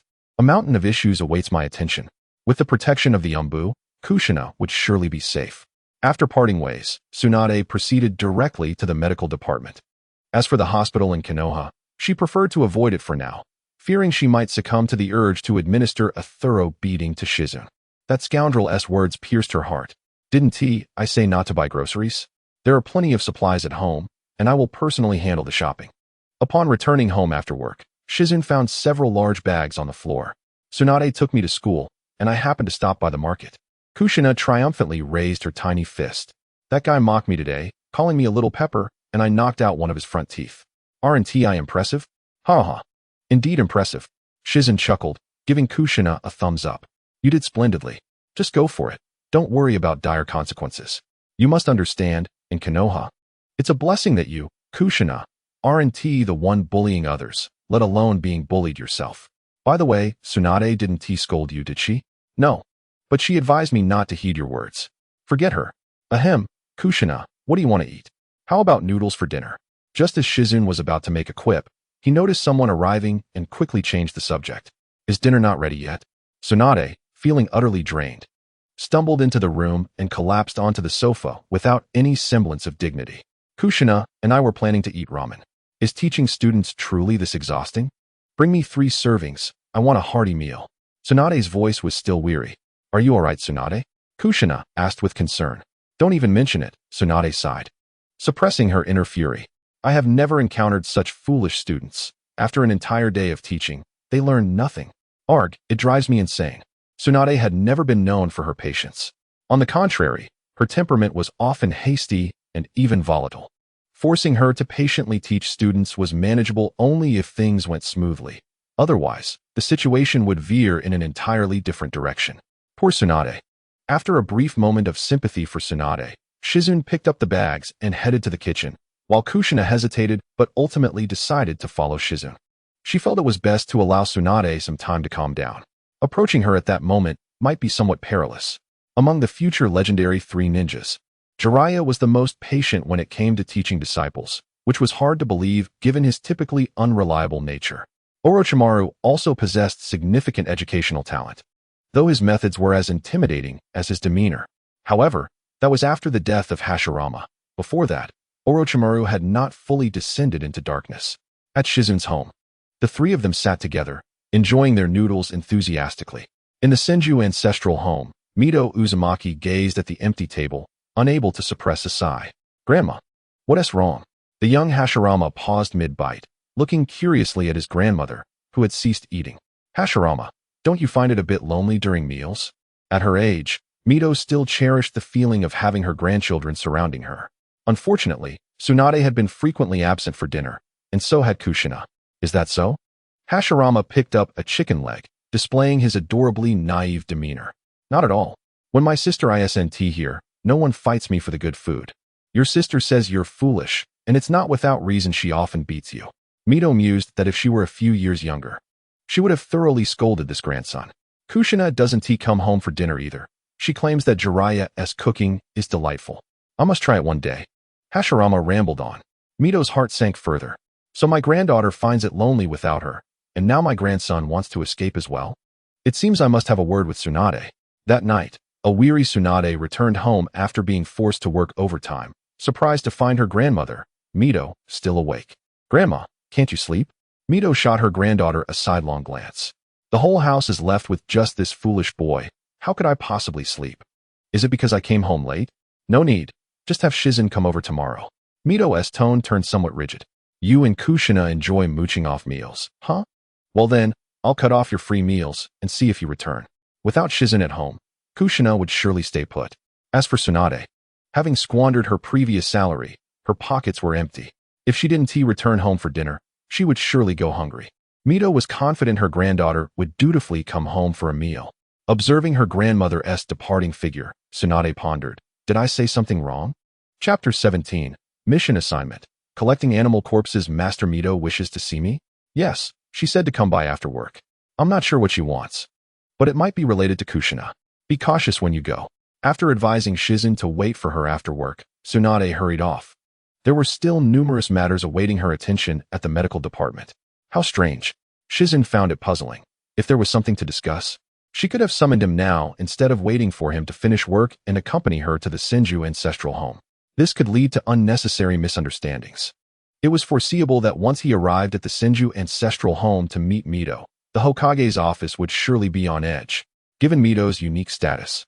Every little action of hers stirred the nerves of the third Hokage and others. Forget it. Why worry about it? It's Mito who wishes to see him, not the other way around. Why burden myself with unnecessary troubles? In the break room, Shizun assembled various materials, and a brand new puppet was born in his hands. Perhaps due to it being his first creation, the puppet's appearance was rather unappealing. It's truly hideous. Shizun realized that while he had succeeded in making a puppet, he was also disappointed. He had produced a defective product, one he couldn't even bear to look at. Even if the puppet was to be treated as expendable, it shouldn't be so abstract that it resembled neither human nor animal. After studying it for a while and finding it unbearable, Shizun decisively disassembled the puppet. After all, it was made from the cheapest materials, so he felt no regret in damaging it. Ruining a few materials was preferable to creating a plethora of unsightly items. Disassembling the puppet, Jingi began a moment of introspection. After a brief period, he realized he had fallen into a misunderstanding. The puppet masters of Konoha were as rare as the giant panda in his previous life, with literature and scrolls on the subject being lamentably scarce, primarily obtained through various means from the Sand Village. The puppets crafted in the Sand Village were peculiar in form, as they were designed to possess a myriad of functions and offensive capabilities, resulting in a lack of aesthetic appeal. Jingi, not being a puppet master, saw no necessity to adhere to the Sand Village's style. With the power of the Rinnegan at his disposal, he need not manipulate the puppets directly. Bestowing them with life and issuing commands sufficed. Therefore, the puppets need not be laden with excessive functionalities or superfluous components. With this newfound clarity, Jingi resumed his assembly. Soon, a humanoid puppet, measuring no more than 50 centimeters, stood upon the table. The limited materials at hand rendered the final product less than satisfactory. He resolved to procure additional parts and materials at the earliest opportunity. Furthermore, he recognized that human-like puppets were not essential. He could utilize the corpses of formidable animals to create puppets, a notion that seemed promising. The scarcity of puppet masters in Konoha rendered materials relatively expensive, and given the prevailing circumstances, anyone attempting to fashion puppets from the bodies of fallen ninjas would undoubtedly be branded as nefarious. Jingi had no interest in using the corpses of ninjas for his creations. In contrast, the powerful creatures of the ninja world presented an optimal choice, offering both agility and the potential to serve as mounts. Resolute in his decision, Jingi set out to gather animal corpses. After lunch, he proceeded to the Hokage building to announce a task for the collection of animal remains, linking the reward to the strength of the creatures. Due to the influence of chakra, numerous formidable beings existed within the ninja realm, such as boars the size of houses, serpents as large as trains, and birds whose wingspan resembled that of fighter jets. Such creatures were not uncommon in the ninja world. In fact, they were rather abundant. Konoha issued related tasks annually, dispatching its ninjas to exterminate these beasts. These creatures, aside from their formidable strength and enormous size, shared another characteristic. Their meat was unpalatable. Those accepting extermination tasks would typically choose to kill the creatures, retaining only portions of their remains as proof of task completion, discarding the rest. Thus, the corpses of these beings held minimal monetary value, save for a slight research interest. After announcing the task, Jingi returned to his duties at the hospital. Hokage-sama, here are the task requests compiled by the mission department today. The task department organized daily requests, delivering them to the Hokage's office for the third Hokage to review. Important tasks warranted the personal dispatch of appropriate ninja teams by the third Hokage, while less critical tasks were relegated to the task department, available for any ninja in the village to undertake. For ninjas, The income generated from tasks and commissions was vital for their sustenance. Even in Konoha, should a significant number of external tasks and commissions dissipate, a considerable portion of the ninja population would face unemployment and hunger. As ninjas did not engage in production, the village lacked sufficient positions to support such a large number. An abundance of failed tasks and commissions adversely affected their reputation, resulting in a decrease in external requests, which would spell disaster for those ninjas reliant on task execution for survival.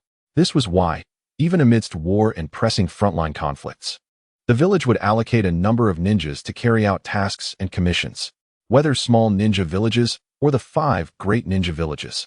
Maintaining credibility and continuing to accept tasks was paramount. The Sand Village, having grown increasingly impoverished since the Second Great Ninja War, found itself in such a predicament due to the displeasure of the daimyo, who believed their investments had gone to waste, deeming the Sand Village incapable, and subsequently reduced their funding. Consequently, a significant portion of tasks and commissions from the Land of Wind was diverted to Konoha, plunging the Sand Village into a dire financial situation. Hence, the task department's requests and assignments were of particular importance to the third Hokage, who meticulously reviewed them daily, relegating less significant tasks to the task department. As was customary, the third Hokage swiftly sorted through various tasks, but when he reached one particular assignment, he paused momentarily, hand hovering over the document. The task involved collecting a substantial number of powerful biological remains, with the reward correlated to the animal corpses, and it was valid for an extended period. The third Hokage, pipe in mouth, read aloud the task details, then fixed his gaze on the task issuer, lost in contemplation. Hyuga Jingi, why has this child issued such a request? Is it for research purposes? Jingi's application to the medical department to train as a medical ninja noted his intent to cure bloodline diseases. Engaging in research for the sake of healing was not unusual. Many ninjas undertook experiments to explore ninjutsu and enhance their capabilities, much like Orochimaru frequently did. A long-term task such as this would undoubtedly be a boon for the village and its ninjas, especially one focused on collecting the remains of powerful creatures. After mulling it over, the third Hokage instructed the task department personnel, go to the medical department and find Tsunade. Have her review this document, and, while you're at it, confirm with Hyuga Jingi the corresponding rewards for the various biological remains. Chapter 18. Tsunade intercepts as an intermediary. Yes, Hokage-sama. The task department personnel departed the Hokage office, hastening to the medical department. As for why they sought Tsunade first rather than directly inquiring with Jingi, the ninja from the task department did not ponder much. The Hokage had given an order. They simply needed to execute it without overthinking. To become a competent medical ninja, an extensive repository of knowledge and precise mastery of chakra were essential prerequisites. Once again, I reiterate, you must read more, learn more, and train diligently. Do not enter the medical department with the expectation of becoming a second Hyuga Jingi. Individuals of his caliber are exceedingly rare within the ninja world. Tsunade-sama. There is a ninja from the task department seeking you. Tsunade, currently instructing a group of newcomers, stepped out of the classroom upon receiving a colleague's notification, rubbing her temples, which throbbed with the strain of daily mental exertion. Teaching was indeed a formidable challenge. Compared to the previous hands-on approach she employed, this public education format felt torturous. Tsunade-sama. The task department ninja greeted respectfully. Tsunade waved her hand, slightly impatient. Enough with the formalities, speak plainly. What brings you here? The Hokage-sama requested that you review this document and then discuss with Hyuga Jingi the standards for task rewards. Once settled, I will return to report to the Hokage. The task department ninja handed her a document. What nonsense is this? That rascal Jingi has issued a task? Tsunade took the document, opening it for inspection. Indeed, it was true. However, the task was poorly structured, lacking even basic standards for compensation. A long-term task? Such a task would likely be graded based on the collected biological remains, with Jingi specifying the need for powerful creatures' corpses. This indicated that the task's rating would not be low. A higher task rating implied that the rewards would surpass those of ordinary tasks. Additionally, being a long-term task would mean Jingi would invest a considerable sum into this endeavor. Jingi had some savings, but not in abundance. Tsunade did not doubt his ability to afford the rewards, as medical ninjas were indeed quite lucrative. Provided Jingi did not harbor any extravagant hobbies, he would certainly be able to meet the compensation requirements. Come with me. Closing the file, Tsunade led the ninja from the mission department to the adjacent hospital. Just as Jinji had stepped out of the ward, Tsunade gestured for him to go to the lounge for a discussion.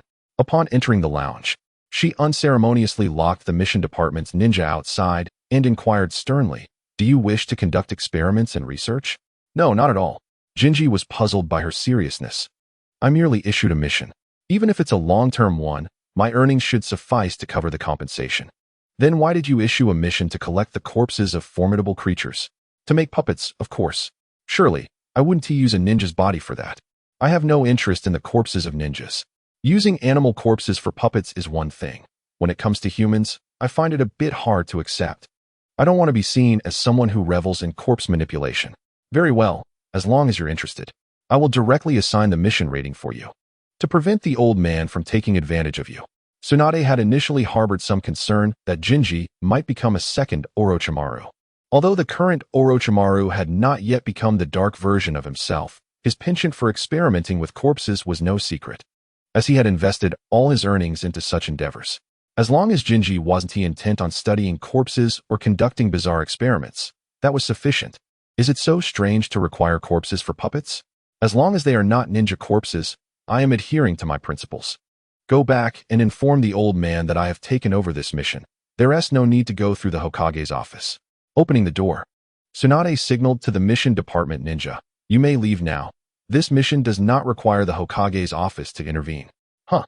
The bewildered ninja from the mission department was still awaiting instructions. "Lady Tsunade, do you think I'm unqualified?" No, that is not what I meant.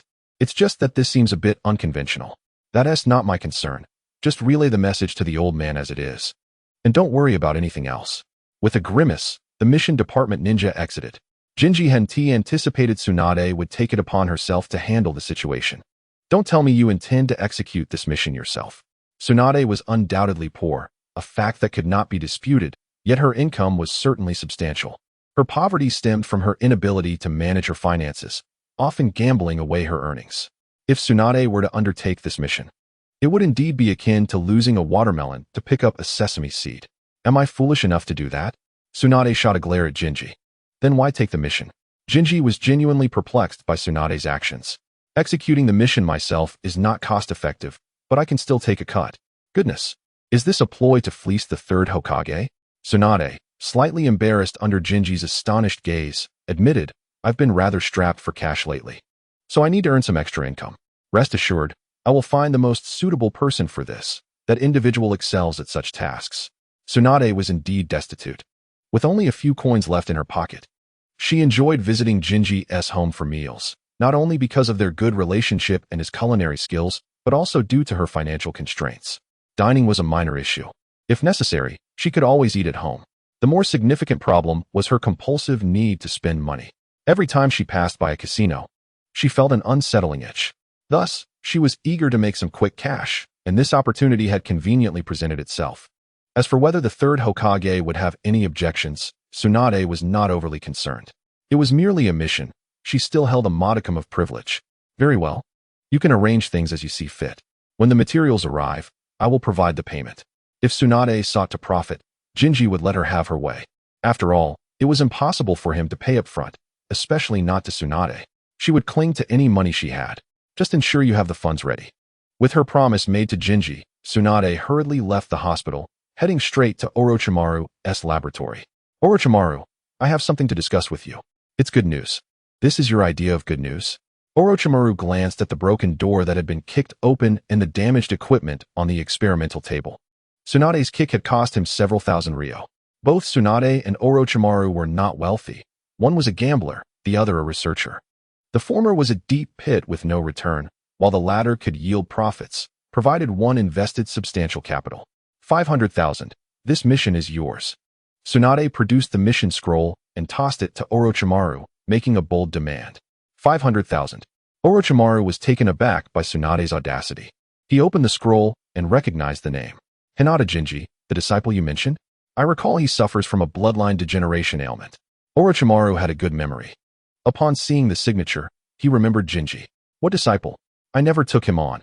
I merely guided him momentarily, but his talent far exceeded my expectations." Tsunade felt a surge of pride when mentioning Jinji. Although there was no formal master-disciple relationship, Jinji was still someone she had mentored and deemed worthy of showcasing.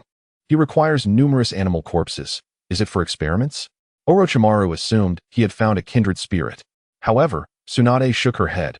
No, he has recently become fascinated with puppetry. He claims to be a weak medical ninja afflicted with a bloodline disease, so he needs to create puppets for self-defense. These animal corpses serve as materials for puppet making. They are far more suitable than ninja corpses or expensive components. Puppets? This is somewhat unexpected. What level does he require? Orochimaru tucked the scroll away, recognizing that he was indeed one of the more suitable candidates for executing this mission. It was a quick and efficient way to earn money. Even after giving Tsunade a substantial cut, he would still profit considerably, making it a wise investment compared to undertaking a high-level mission. In the dense forests of the Land of Fire, there existed various peculiar and powerful creatures. The stronger, the better. Just ensure the types are not too monotonous. Avoid an influx of snakes. Understood. Orochimaru nodded and raised 2 fingers. 20,000? Tsunade frowned. Orochimaru, don't push your luck. Is this how you negotiate? Shall I go find Lord Sarutobi and directly take the mission from the Hokage's office instead? 500,000. Impossible. At most, I can offer you 20,000. Just to satisfy your whims. If you're unhappy, I can bypass you and go straight to the Hokage's office. Tsunade was furious and felt like striking him. Fine. 20,000 it is. Payment will be made immediately. 20,000 for a long-term collaborative mission was an incredible deal for Orochimaru. He was unaware of Jinji's resources. Based solely on Jinji's diligent work at Konoha Hospital, his earnings could easily cover the mission's compensation, provided Orochimaru played it cool. If he pushed too hard, Jinji's income would undoubtedly fall short. Orochimaru understood the value of steady income. Accumulating debt was acceptable as long as it wasn't Tsunade who owed him. Earning money was secondary. Orochimaru also wished to become acquainted with Jinji. Who knows, they might find common ground. As long as Jinji sought a cure for his bloodline disease, he would inevitably venture into experimentation and research, at which point Orochimaru's opportunity would arise. A prime experimental subject was hard to come by, and the bloodline disease of the Hyuga clan would undoubtedly prove fascinating. As the workday came to a close and the patients were duly arranged, Jinji and Tsunade departed the hospital together. In stark contrast to the oppressive atmosphere of the Hyuga clan, the bustling Uchiha district, the Senju ancestral home stood in stark desolation and despondency. To prevent any potential gathering of the civilian-turned-clansmen, the formidable Tobirama Senju took decisive action, scattering these individuals across various sections of the village. Consequently, the area surrounding the Senju ancestral home became one of the most heavily guarded regions in Konoha, effectively quashing any aspirations for revival among the dispersed clansmen. To restore the glory of the Senju clan, they would require the guidance of the main lineage, which was now completely severed from them. Furthermore, with the annihilation of the diehard faction, the process of civilianization within the Senju clan was conclusively marked. It was indeed a forlorn scene. Observing Jinji's curious gaze wander, Tsunade sighed. In order to prevent the Hokage position from becoming an exclusive right of the clan, my granduncle was compelled to dismantle the family, initiating a process of civilianization, leaving only the main lineage intact, and ultimately forsaking the Senju surname. Now, the surroundings are devoid of inhabitants, with only a few individuals from the main lineage remaining. The second Hokage was a man of great resolve. Although Jinji felt that Tobirama was perhaps too harsh on his own kin, he had to concede that Tobirama was indeed a figure of formidable strength. In the entirety of Konoha, he was the only one capable of such a feat. The second Hokage had his reasons, as grandmother once said. If such measures were not taken, the inheritance of the Hokage would lose its fairness, leading to a scenario where the Senju clan would dominate the village. Contrary to grandfather's wishes, the process of civilianization faced immense opposition, yet the second Hokage persevered. In her youth, Tsunade did not grasp the full implications of these actions. She merely recognized that her seemingly stern and austere granduncle was quite fond of her, allowing her to act recklessly, despite his evident impatience. In her childhood, Tsunade even thought her granduncle's behavior was somewhat excessive. However, as she matured, she came to realize that Tobirama was indeed correct. The Senju clan had reached the zenith of its power, and failure to adapt swiftly would render Konoha a stronghold exclusively for the Senju. Relegating all commoners and ninja clans to subordinate status potentially inciting catastrophic consequences. During its peak, the Senju clan naturally wished for the village to become their echo chamber, with all commoners and ninja families reduced to mere vassals. While the commoners might acquiesce, with the larger ninja clans, such as the Hyuga, Uchiha, Sarutobi, Shimura, and Inazuka, truly consent to such a fate, they had collectively established a ninja village, a realm of equality, only for the Senju to demand servitude. Some smaller families might find themselves powerless to resist, but the larger clans certainly would not comply. Thus, Tobirama faced a formidable choice: to dismantle the family and erase the peak-era Senju through extraordinary means, or to allow the clan to continue its expansion, ultimately provoking a coalition of all other ninja families in rebellion. Ultimately, Tobirama chose the path of civilianization. Given the circumstances, had the second Hokage belonged to another clan, it might have been easier to curb the Senju's ambitions. However, both the first and second Hokages were from the Senju clan. The clan's ambition was bound to swell. While Hashirama and Tobirama were present, they managed to keep their kin in check, but once they were gone, chaos would undoubtedly ensue. Even whether Sarutobi Hiruzen could ascend to the position of third Hokage remained uncertain. "Grandmother, I'm back." Upon entering the house, Tsunade called out, with Jinji following her into the courtyard. The Umbu ninja assigned to guard the Senju ancestral home widened their eyes in astonishment. "Is that Hyuga Jinji? What brings him to the Senju ancestral home?" They rushed to report to the Hokage. Despite being half of their own, Jinji ultimately belonged to the Hyuga clan, and his presence at the Senju ancestral home would surely capture the Hokage's attention. "Welcome back," chirped Uzumaki Mito, seated in the courtyard, then began to scrutinize Jinji, who stood beside Tsunade. "Lord Mito, I am Hyuga Jinji. It is a pleasure to meet you." Jinji held a deep admiration for Mito, recognizing her as a venerable elder. "You look quite presentable. It's no wonder Tsunade and Kushina are fond of you," Mito jested with a smile. Chapter 20. The kind intentions of Uzumaki Mito. Just as Tsunade was about to head to her room, she stumbled slightly and turned back in protest. "Grandmother, what nonsense are you spouting?" It was a rather awkward remark. Jinji could only give Tsunade a pleading look, urging her to intervene quickly, dismissing any thoughts of changing clothes. "I'm at a loss here with this elderly gentleman," he thought. To prevent Mito from making any more startling comments, Tsunade rushed to the rescue. "Grandmother, I've brought him back. If you have something to discuss, please do so directly. After all, he is still a member of the Hyuga clan, and his prolonged presence here may raise eyebrows at the Hokage's office." "Would I harm a child?" Mito replied, reclining in her chair, feigning ignorance. "Grandmother," Tsunade exclaimed in exasperation, "your status is sensitive. Any slight commotion could stir the Hokage's office. While Jinji has our approval, he is still a member of the Hyuga clan, and having him here will surely raise suspicions." "The monkey wouldn't tea," Mito replied confidently with a smile.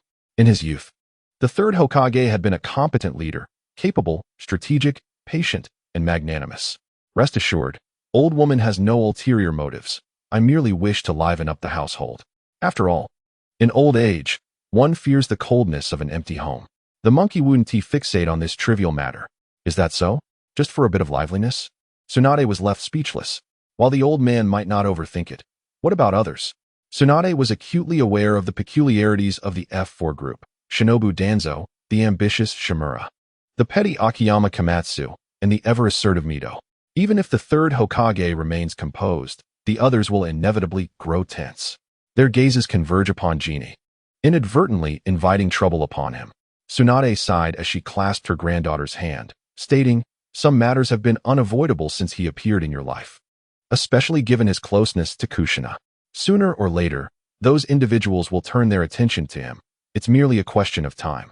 As long as I, the old woman, am alive to stabilize the situation, do you understand? It is better for him to be scrutinized sooner rather than later. While I am here, with you, Kushina, there won't be any significant troubles arising. Aren't you concerned, Grandma? After all, he belongs to the Hyuga clan." Tsunade gestured but ultimately chose to yield. She found herself at a loss for words. However, her grandmother's reasoning was sound. Since avoidance was impossible, it was best to confront it early.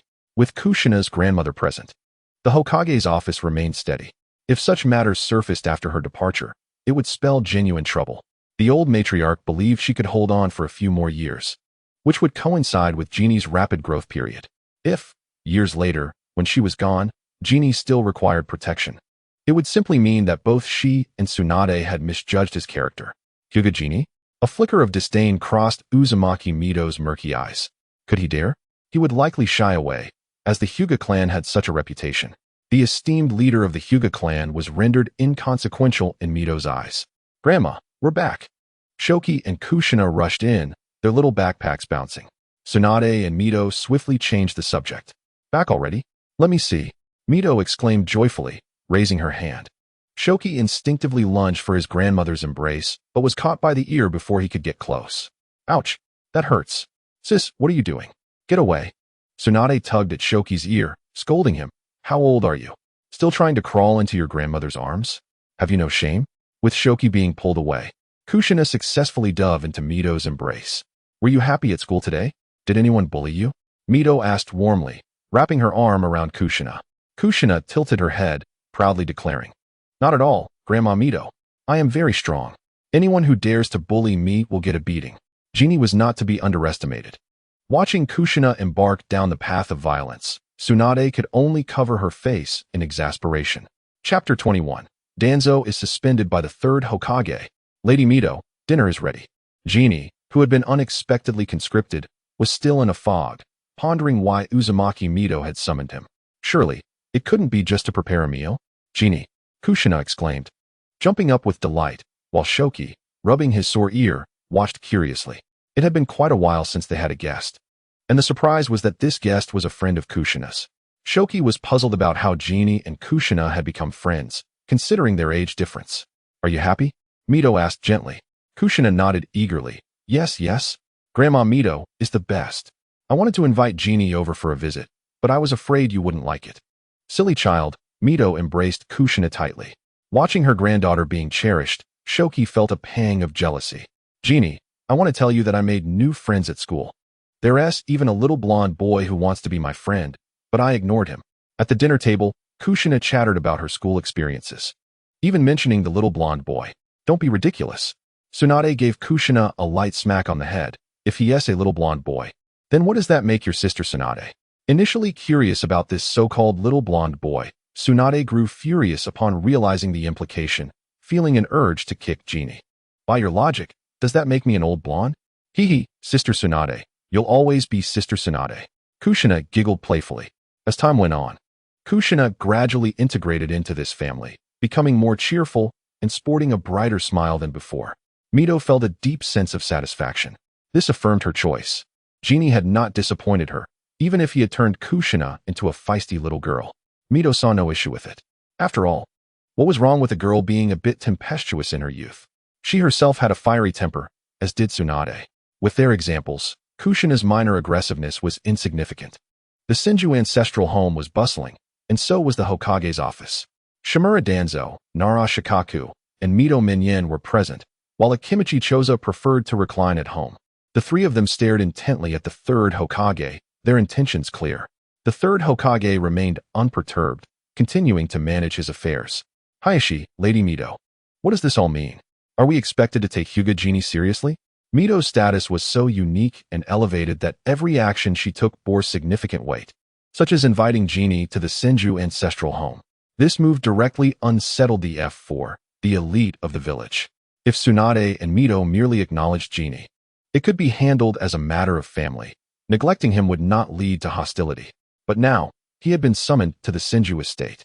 Was this a signal being sent? Under constant scrutiny, the third Hokage felt uneasy.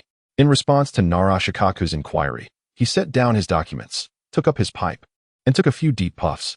Shikaku, let us not rush to conclusions. I trust Lady Mito is not an impulsive individual. She will surely provide us with an explanation. Yara, you are the Hokage of this village. As Hokage, why should you passively allow such uncontrollable events to unfold? What does it matter if it's Lady Mito or her unique status? The authority of the Hokage is paramount. If he were in charge, he would never permit such occurrences. After being reprimanded, Danzo began to harbor significant grievances against Mito. Goodness, have you lost your mind, Danzo? How dare you speak such words? The third Hokage, exasperated, closed his eyes. Shikaku was direct, giving Danzo a disdainful glance and turning his head away, clearly uninterested in engaging with him. Mito Minyen could only shake his head. He would neither chastise the third Hokage nor defend Danzo. Enough, Danzo protested, but was interrupted by the third Hokage's furious shout. It is precisely because I am Hokage that I trust Lady Mito, Danzo.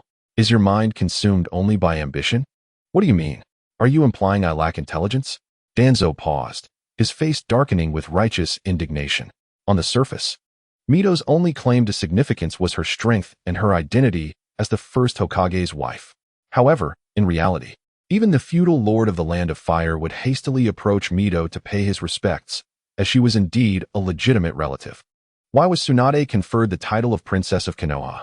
Beyond placating the formidable Senju Hashirama, it was due to their familial ties. To be blunt, should Mito express dissatisfaction with the third Hokage, the feudal lord could easily tighten the noose around his neck. The experience of being choked by the feudal lord was exemplified by the future Sunigakure.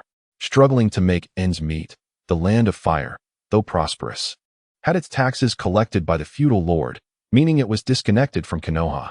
Relying solely on Konoha's self-sufficiency was implausible.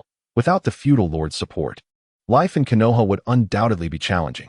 Simply being choked would be difficult enough, but if various missions were redirected to other villages, Konoha's finances would certainly collapse.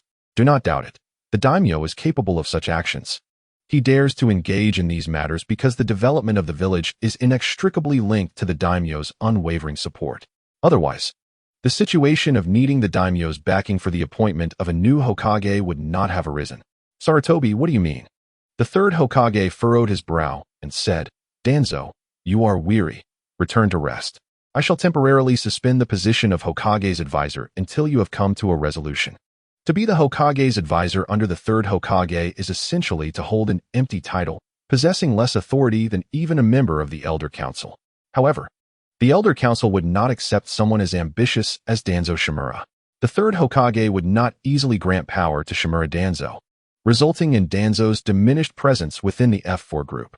Are you attempting to usurp my position, Sarutobi? Danzo slammed his hand on the desk in anger. Do not forget, without my assistance and contributions, you would not be able to sit securely in this position. The third Hokage, smoking quietly, regarded the agitated Danzo in silence. Without the support of power, ambition is merely an empty phrase. It is precisely because Danzo's ambitions are so grand that the third Hokage seeks to undermine him, rendering him a mere figurehead. Now, even that facade has been stripped away. Are you all allowing him to act with such impunity? The Elder Council possesses the authority to counter the Hokage's erroneous decisions, and Danzo placed his hopes in Koharu Udatane and Hamura Midokado, as the Elder Council revolves around them. Unfortunately, Hamura has always refrained from meddling in such affairs. Chapter 22. A world where only Danzo is injured. Koharu Udatane was already too exasperated to pay attention to Danzo. Sharing the same sentiments as the third Hokage, Danzo has become increasingly reckless. He should take a break to reflect. Otherwise, if today's events reach the ears of Uzumaki Mito, the consequences will be dire. Very well. Excellent. With no one to speak on his behalf, Danzo felt like a jester, jumping about in frustration. Casting a furious glare at Koharu and Hamura, he turned and exited the Hokage's office. Watching Danzo's retreating figure, Koharu expressed her concerns. Do you think Danzo might do something rash? No, he is an ambitious man. He will not act recklessly at a critical moment, for that would forever alienate the trust of others. The third Hokage replied, shaking his head. With others, one might worry about whether they would lash out in embarrassment, dragging everyone down with them. However, Danzo would not. To fulfill his ambitions, Danzo understands the value of patience. What about today's events? Should we report to Lord Mito? Later, I shall personally visit Lord Mito. Regardless of whether the news reaches Uzumaki Mito, the third Hokage must clarify his stance and attitude, even if it is merely for show, to ensure Mito sees the outcome. Taking a deep drag from his pipe, he set it down and stood, gazing out the window. Since Lord Mito values Hyuga Shizune, it would be prudent for me to pay a visit to assist him in some small matters. Koharu and Hamura understood the third Hokage's intention. He would visit the Hyuga clan to resolve the issues concerning Shizune. After they departed, the third Hokage made his way to the Hyuga clan's territory and conversed with the clan leader in the main household. Shizune could not have anticipated that Danzo's impulsiveness and reckless words would inadvertently serve him well. Otherwise, he would have insisted on treating Danzo to a lavish meal as a form of gratitude. Please feel free to visit often. the home feels empty, and more company would brighten the atmosphere. As Shizun took her leave, Uzumaki Mito suddenly remarked, "You are always welcome here." In response to Mito's invitation, Shizun politely accepted, promising to visit frequently. Finally, it was over. Leaving the Senju ancestral home, Shizun released a heavy sigh. Although Uzumaki Mito was a kind and gracious elder, offering goodwill towards Shizun, she remained an outsider in such circumstances and preferred to avoid entanglements. As for Mito's invitation, she acknowledged it but could not take it seriously. She must not make it a habit to frequently visit the Senju ancestral home. Elderly individuals often desire the companionship of younger generations. Understanding Mito's intention, Shizun resolved to decline any future invitations for Tsunade to dine with her, encouraging her instead to spend time with Uzumaki Mito. This would alleviate the elder's loneliness while also conserving resources, saving on living expenses. Tsunade was a formidable eater. Her appetite could easily frighten one. Infuriatingly, she seemed immune to weight gain, as whatever she consumed would settle in all the right places, inciting envy among countless women. That night, after concluding a day's work, the third Hokage arrived at the Senju ancestral home, where Mito had been waiting for quite some time. Lord Mito, the third Hokage, greeted respectfully, then truthfully recounted the events that transpired in the Hokage office, without any bias or attempts to defend Danzo. Mito listened quietly, and after a moment of silence, sighed. "Since you believe Danzo requires a period of rest, let us keep the position of Hokage's advisor vacant for a while." After a brief pause, Mito continued, "Monkey, I have grown old. Perhaps I can hold on for another 2 years. As one ages, one increasingly longs for the company of children. I believe you understand." "Is that all?" The third Hokage silently mourned for Danzo for 3 seconds, reassuring Mito, "Rest assured, the Hokage office will always stand by your side." Everyone assumed Mito's actions were laden with ulterior motives, yet in reality, it was merely a desire for his granddaughter's companionship, hoping for more liveliness around him. As for Shizun, that was merely a secondary consideration. Danzo's predicament, losing even his empty title, was indeed rather unfortunate. In that moment, the third Hokage felt an inexplicable urge to laugh. "Danzo, this time, you have truly fallen victim to your own misfortune. However, one cannot entirely blame him. After all, Danzo's own words had led to this outcome. There are no secrets that remain hidden. Numerous Umbu ninjas surrounded the Hokage office, and they heard every word Danzo spoke. The third Hokage could not gamble on whether these Umbu would remain tight-lipped. Reporting such matters in person is trivial. However, concealing them could lead to significant consequences if discovered. Thus, the third Hokage opted to strip Danzo of his hollow title and subsequently report to Mito, downplaying the situation. Knowing that Danzo had spoken disrespectfully toward him, Mito would not take it to heart, as she understood Danzo's character. Moreover, not taking it personally did not preclude Mito from taking a jab at Danzo whenever possible.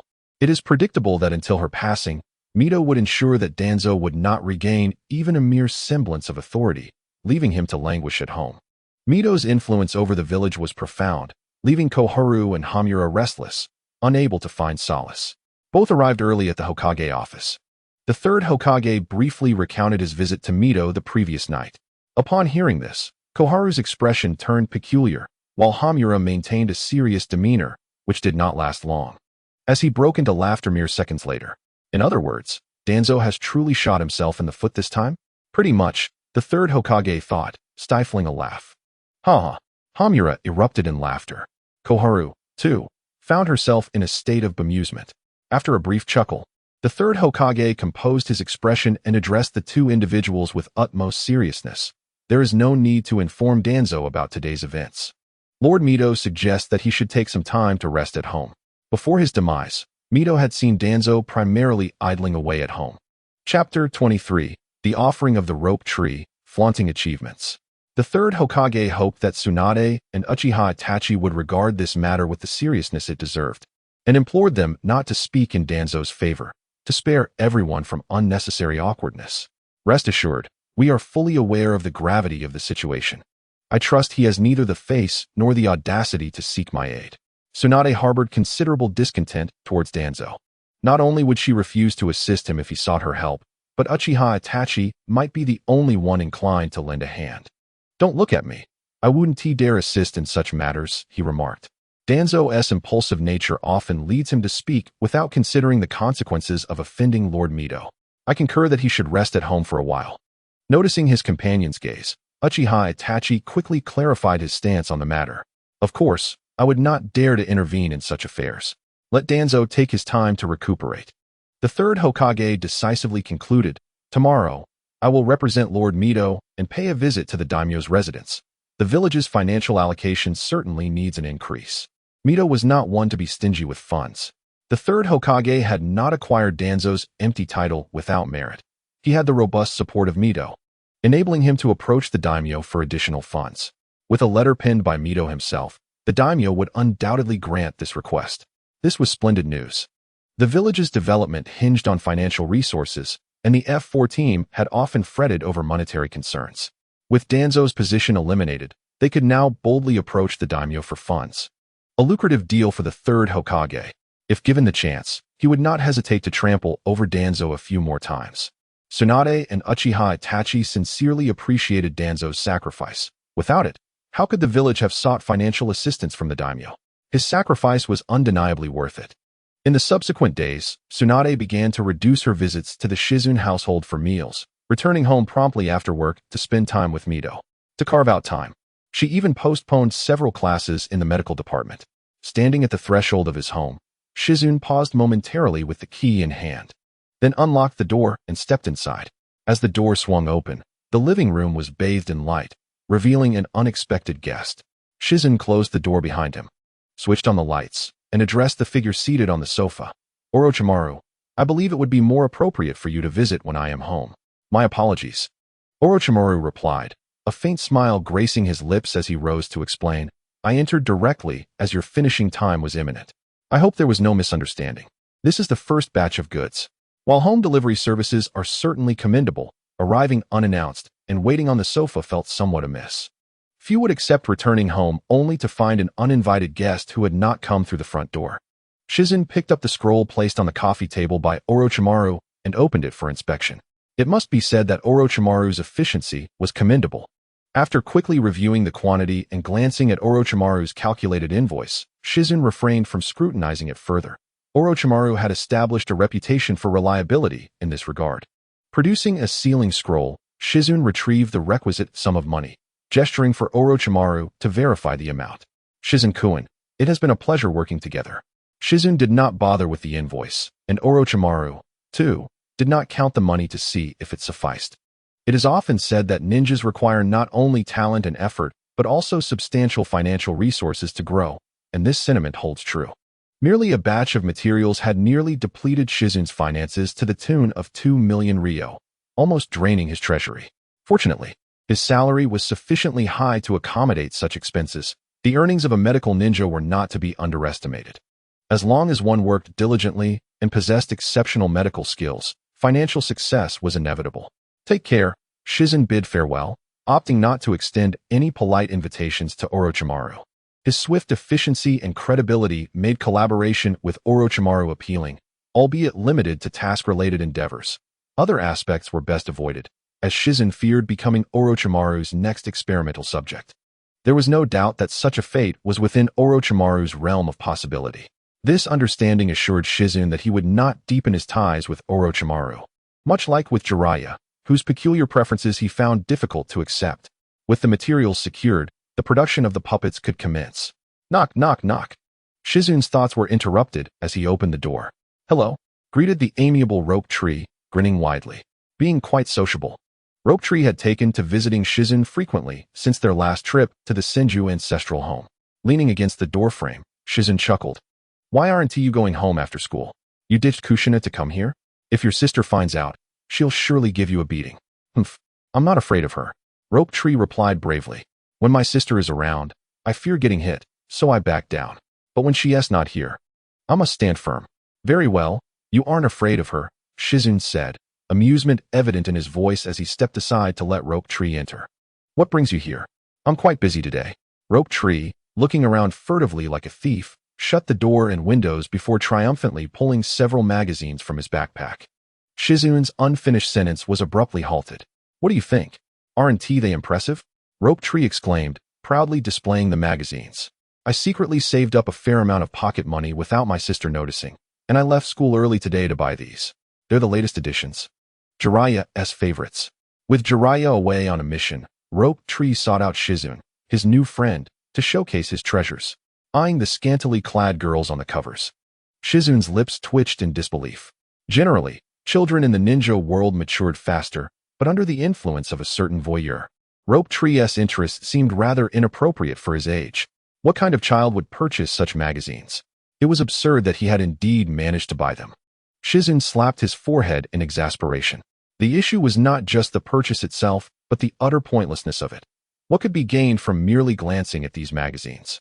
It was challenging enough to save pocket money under Tsunade's watchful eye, only to squander it on such frivolities. This one is my favorite. Mizuki is just too cute.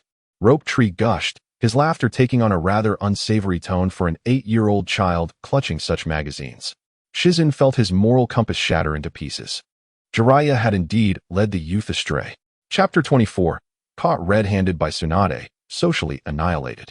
Pushing aside the magazines Rope Tree offered, Shizune retreated to the kitchen, determined to have a serious conversation with Tsunade about discipline. Fearing he might report her, Rope Tree hastily followed him. Shizune, I consider you a friend. You can't tell my sister.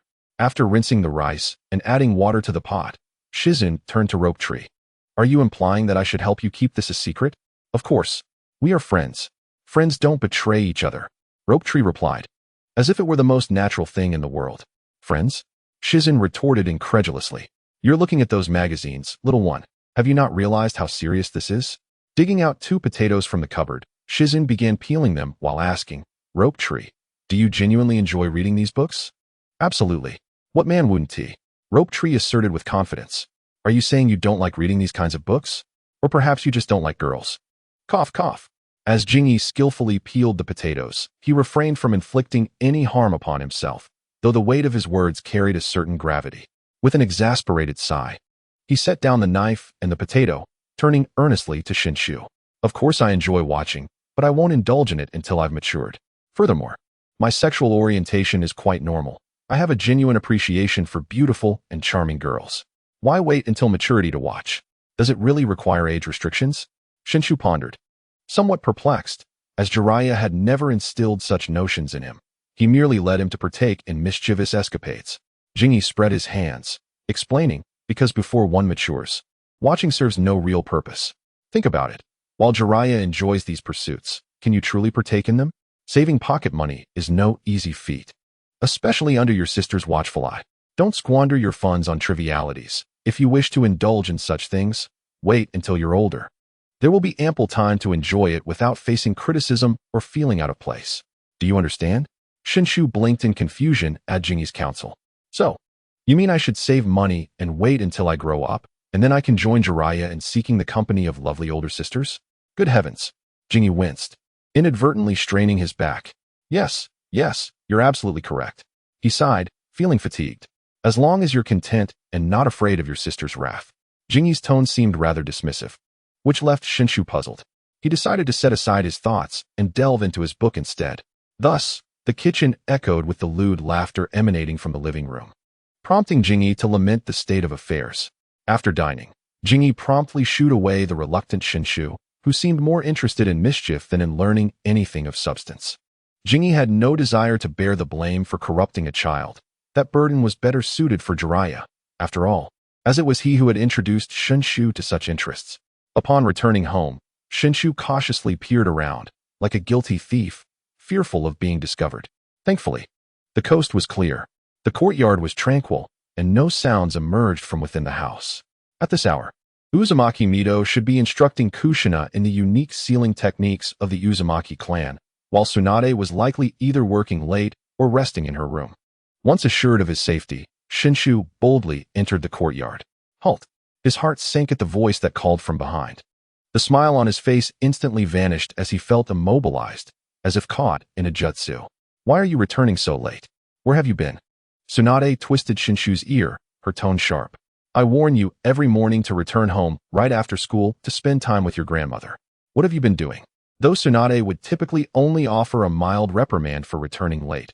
After all, children of 8 or 9 are naturally drawn to play. Shinshu's furtive return raised a red flag.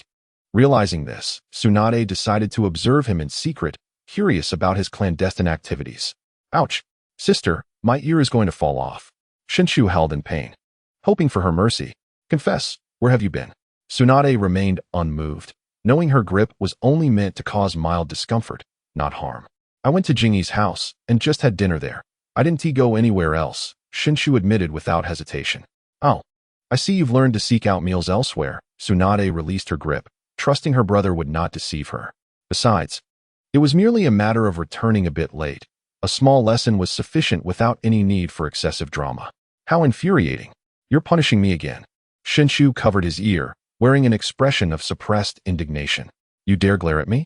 Tsunade, initially inclined to let him off the hook, found his defiance irritating and swatted at him. Unprepared, Shinshu stumbled back, causing the book he had hidden in his clothing to tumble to the ground. Tsunade had a habit of checking his bag for homework, and in an effort to conceal his secret, Shinshu had stashed the book away. Unfortunately, Tsunade's swat dislodged it. What is this? Tsunade's eyes widened as she recognized the book. Oh no, my little treasure. I just bought this. No, wait, the book pales in comparison. I'm doomed.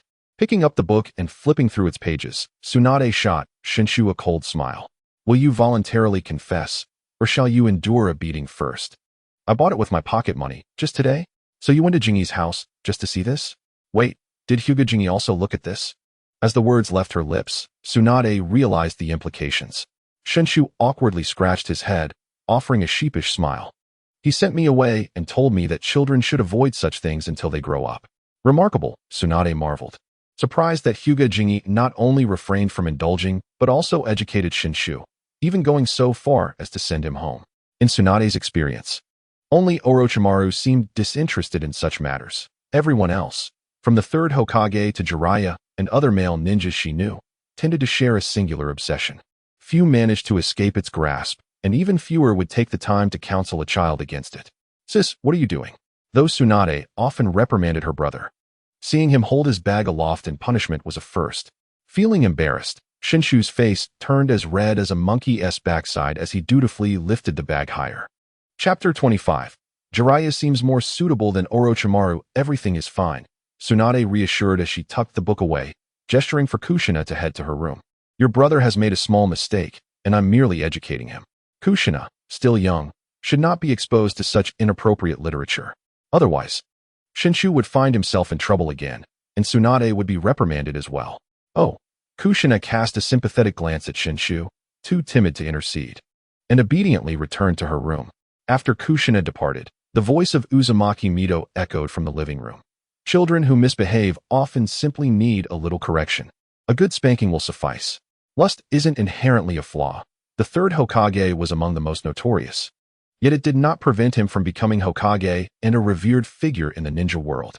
However, if a child exhibits such tendencies before maturing, it becomes concerning and necessitates intervention. Grandma, you won't save me, and now you're adding to my troubles? My sister didn't intend to hit me, and now I'm doomed. Shinshu's eyes widened in disbelief at Mito's words.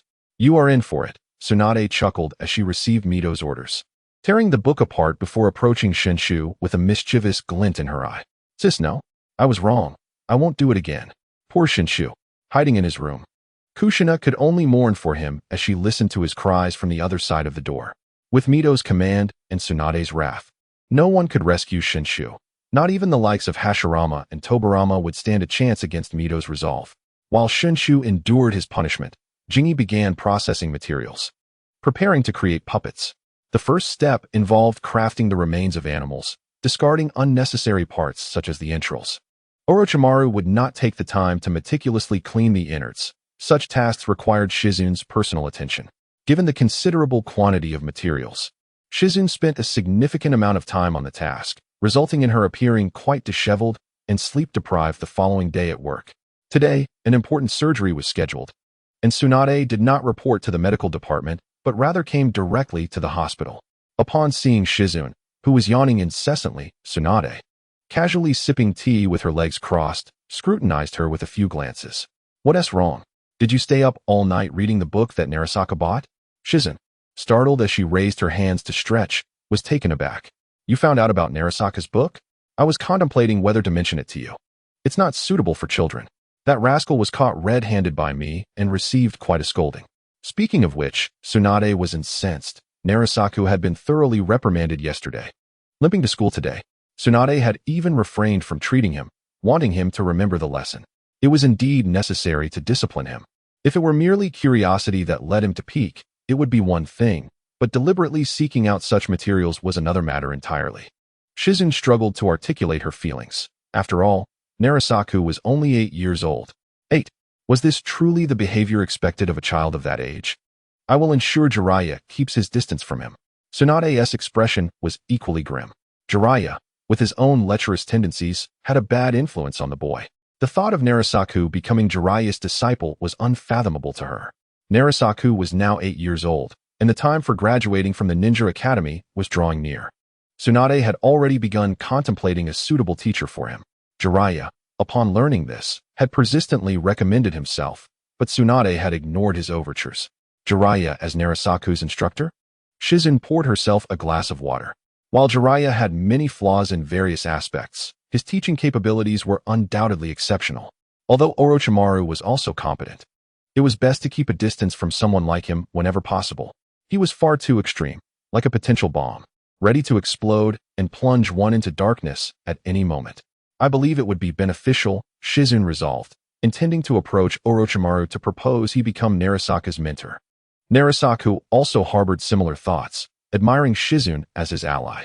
Tsunade had no qualms about sharing this information with him, but before she could finish her sentence, she looked up in astonishment. What did you say? Shizune set down her cup and spoke earnestly. I believe Jiraiya would make a fine teacher. As for Orochimaru, I am personally not in favor. Why? Tsunade crossed her arms and leaned back, eager to understand Shizune's perspective. Just a feeling, personally. I do not wish to interact with someone like Orochimaru. Being around him feels akin to having a venomous snake lurking in the shadows, watching you. Of course, this is merely my opinion. Narasaku is your brother. Ultimately, it is you, as his sister, who must decide on his teacher. Orochimaru might be a good instructor and quite indulgent towards Narasaku, yet Shizune leaned more towards Jiraiya. Even if Jiraiya had the potential to lead children astray, at least aside from his inappropriate tendencies, his approach to education guided his disciples towards a brighter path, while Orochimaru's methods were rather indefinable. Was it truly akin to interacting with a venomous serpent? Tsunade fell into contemplation. Shizune was not the first to express such sentiments. Many who had interacted with Orochimaru shared similar feelings. Narasaku often followed Jiraiya around, yet he idolized Orochimaru, which was precisely why Tsunade entertained the thought of assigning Narasaku to Orochimaru rather than allowing the village to arrange a ninja team.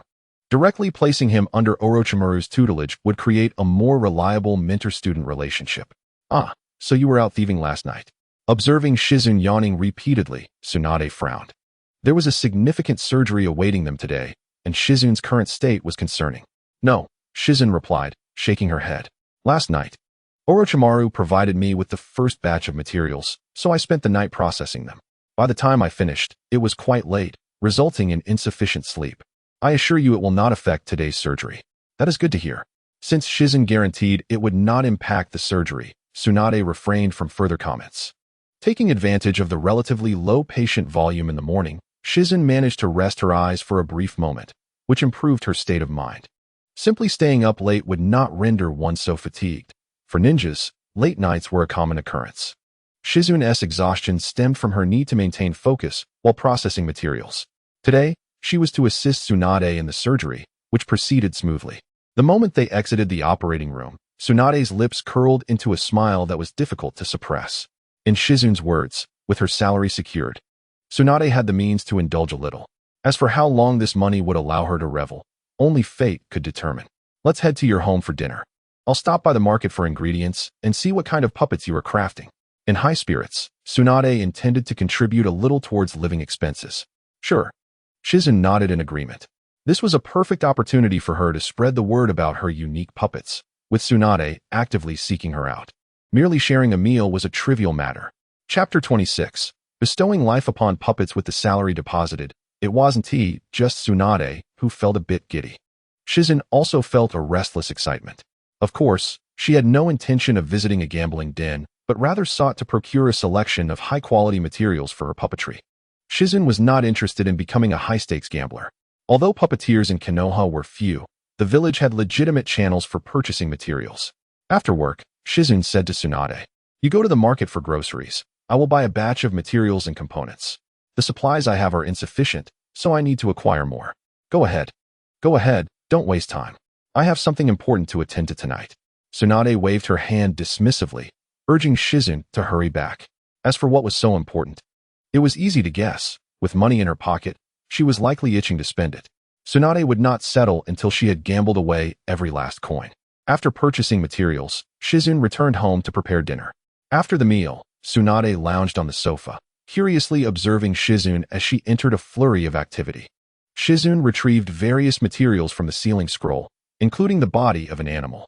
A tiger, over 3 meters tall and 6 meters long without its tail, was an impressive specimen. In a previous life, such a creature would have drawn awe and admiration. Yet in the ninja world, such a size was not particularly remarkable. The realm was home to creatures of enormous proportions. Due to limited space in the living room, Shizun chose to start with smaller materials for her puppet creation. As for the larger components, she would have to wait until she could find a more spacious location to work. Otherwise, the mere act of moving the corpse could potentially collapse the house. As Shizun began implanting various materials into the tiger's body, Tsunade, who had been reclining on the sofa, sat up in interest. She was quite curious as to why Shizun was crafting such a puppet. Puppet masters were not exclusive to the Sand Village. All 5 major ninja villages had their own puppeteers, though the Sand Village had a higher concentration. However, regardless of the village, most puppets tended to be humanoid in shape. Even when animal-shaped puppets were created, they rarely employed actual animal corpses. Most were assembled using components. This practice often resulted in puppets that lacked aesthetic appeal. Creating puppets from corpses was even more challenging to justify. The puppet ninjas, engaged in their macabre craft, hardly garnered admiration. For few relished the company of those who manipulate corpses, save for the peculiar puppeteers of the Sand Village. Soon, an array of components was assembled, and a few strands of chakra threads danced in Jinji's hands as the lifeless body on the ground gradually rose. The once inanimate tiger, now standing over 3 meters tall, exuded an imposing presence, though its movements were stiff and mechanical, a failed creation. Tsunade lost interest at a mere glance. For her, Jinji's attempt to replicate the living form resulted in a puppet devoid of the myriad offensive capabilities typical of its kind. Such a puppet was of little practical use. Merely a consumable? That would be extravagantly wasteful. Jinji stood contemplatively before the puppet, lifting a hand to rest upon its form. Eyes closed in introspection, Tsunade, puzzled by his focus, could not fathom his fixation on a clearly defective creation. It was either to be kept as a memento or dismantled for parts. At least the latter would yield a tiger's skin and some salvageable components. A creator often harbors a special affection for their inaugural work, and even a failure is hard to part with. Tsunade empathized with Jinji's sentiment, recalling her own exhilaration upon concocting her first special medicine. "Do take your time with your exploration. I must take my leave, as I have 2 classes to attend tonight." Having languished in boredom for quite some time, she recognized Jinji's engrossment mirrored Orochimaru's obsessive experiments. Understanding her presence was redundant, she decided to depart early. Jinji responded absently, his gaze fixated on the puppet, neglecting to bid her farewell. "Take care of yourself. Your medical ninjutsu, combined with your brute strength and taijutsu, has already equipped you with the means for self-defense, so do not squander too much time on the puppet." With a glance at the now-closed door, a subtle smile graced Jinji's lips. Was crafting puppets truly a waste of time? He placed his hand upon the puppet once more, as chakra flowed into its control core. The previously rigid puppet, now animated, awakened with 2 dim eyes that suddenly gleamed with life. This was the very essence of Jinji's puppetry. His Rinnegan could bestow life upon his creations, freeing him from the constraints of traditional Sand Village puppetry. Once endowed with vitality, the tiger puppet moved with agility, performing various intricate maneuvers within the living room, though the floor creaked under its weight, threatening to give way at any moment. "Lie down." Instantly, the puppet complied, remaining still. For the sake of his home's flooring, Jinji resolved that future puppet crafting would take place outside the village. Despite the numerous secluded spots within, the 3rd Hokage was notorious for his vigilance, often observed in his office peering into his crystal ball. Jinji had no desire to expose the secret of his puppetry at such a time. He contemplated creating a flying puppet, reserving the remaining materials for a more discreet crafting session outside the village during his next holiday. This would also allow him to test the puppet's capabilities. Over the subsequent period, the majority of Jinji's focus was devoted to puppet creation, yet his daily work remained unaffected. Time swiftly passed, and as the year drew to a close, the verdant Hidden Leaf village lay blanketed in white snow, its inhabitants donning thick winter garments. Jinji sensed the stirrings of his Rinnegan, anticipating its awakening after the new year. However, such weather was best suited for cocooning oneself beneath blankets at home. Yawning, Jinji carried items purchased from the market. Being dragged out early in the morning to shop was undeniably vexing, especially when faced with Tsunade, a relentless taskmaster. Kushina and Shinaru might merely voice their demands, but Tsunade would storm into his bedroom, yanking the covers away. Upon returning home, Jinji began directing the reluctant Tsunade and Shinaru to work. The grill was set up, with Tsunade tasked with igniting the coals, while Shinaru and Kushina scurried about. Jinji took charge of grilling the meat, which soon emitted an enticing aroma as it cooked, causing everyone to salivate with anticipation. Once he deemed the meat sufficiently cooked, he began brushing it with oil and moments later announced, "It's time to eat." Before his words had fully registered, Tsunade, unable to contain her hunger, speared a large piece of meat with her fork and took a hearty bite. Delicious. If you weren't a medical ninja, you could surely make a fortune running a barbecue joint. I want some too. Shinaru chimed in, mimicking Tsunade but soon recoiled, having been burned. Kushina, don't follow their example. You look like a ravenous ghost. Jinji speared 2 pieces of beef, cutting them into morsels before handing them to Kushina. Thank you, Jinji. You're so kind. Kushina beamed, her lovely eyes sparkling with joy. You are the ravenous ghost. Tsunade nearly choked on her words, casting Jinji an exasperated look. Chapter 27. Jinji, do you like Tsunade? Jinji ignored Tsunade, cutting a piece of meat for himself as he settled beside Kushina. In addition to the meat, he had prepared a fruit salad, juice, and some refreshing vegetables. Despite being roused early to shop, the atmosphere was warm and delightful as they gathered around the fire, feasting on delicious grilled meat. To prevent the gluttonous brigand from devouring 3 portions, Jinji had prudently purchased extra meat. After consuming a platter of meat and a serving of fruit salad, he felt content, while Kushina was similarly satisfied. Meanwhile, Tsunade and Shinaru continued their relentless eating, showcasing their sibling rivalry. Kushina, have you made any new friends at school recently? None, just half of one. Since her first day at school, when she had knocked out a classmate's teeth, Kushina had become the little tyrant of her class, with few daring to approach her. A half. How can a friend be half? Jinji paused, chuckling at the peculiar logic of children. Yes, exactly half. Kushina crossed her arms, pouting. His name is Minato Namikaze. The little blonde I mentioned before. He is the only one willing to befriend me, and he is not scared of my fierceness. Ah, indeed. He truly lives up to his reputation, Jinji remarked. Do you like this friend, Kushina? I don't like him, she huffed. He is just my half-friend. And he seems a bit dim-witted, always grinning like Shinaru. Cough, cough. Shinaru, mid-bite, nearly choked. Kushina, who do you think is dim-witted? Am I really that foolish? Humph. Even Mikoto-ne says you're dim-witted. Kushina delivered a decisive blow, leaving Shinaru feeling deflated. The age gap made Shinaru less inclined to play with Kushina, finding her childish, while she deemed him foolish. Thus, the siblings often exchanged barbs. Ha ha. Jinji laughed until his stomach hurt, and Tsunade found the situation equally amusing. Silly little brother. Do you now comprehend your predicament? Even Kushina perceives you as dim-witted. Uchiha Mikoto is widely recognized as a talented young woman at school. Her beauty and gentle nature have made her the cherished dream of countless male classmates. Although Shoju does not hold Mikoto in such high regard, he cannot deny having feelings for her. This has led to him being teased by Kushina for his foolishness. Shoju merely feels displeased. If it were Uchiha Mikoto, he would become instantly withdrawn. When the girl he admires calls him silly, few could muster a smile. You should find someone else. You're still young and have many opportunities ahead, said Seiji, rubbing his belly and patting Shoju's shoulder. Why? Shoju protested, feeling indignant. Why can others like Uchiha Mikoto? But I cannot. Seiji, at a loss, shot a glance at Tsunade, questioning whether she would consider giving her brother a lesson. Tsunade, however, pretended not to notice. Seiji, can I bring my friends over to visit? Kushina grasped Seiji's hand and shook it vigorously, her eyes sparkling with anticipation. Sure, sure. Kushina's friends are my friends. As long as you wish, feel free to bring them over, Seiji responded, feeling overwhelmed. This fiery little pepper was truly difficult to resist. But it must be after my task is complete. Yay. Seiji, you're the best. I like you the most, it's a promise. Kushina exclaimed joyfully, bouncing up and down. Tsunade couldn't help but tease. Kushina, do you know what it means to like someone? Of course. Liking someone is simply liking them. Children in the ninja world mature early, including in matters of the heart, though expressing their feelings can be quite challenging.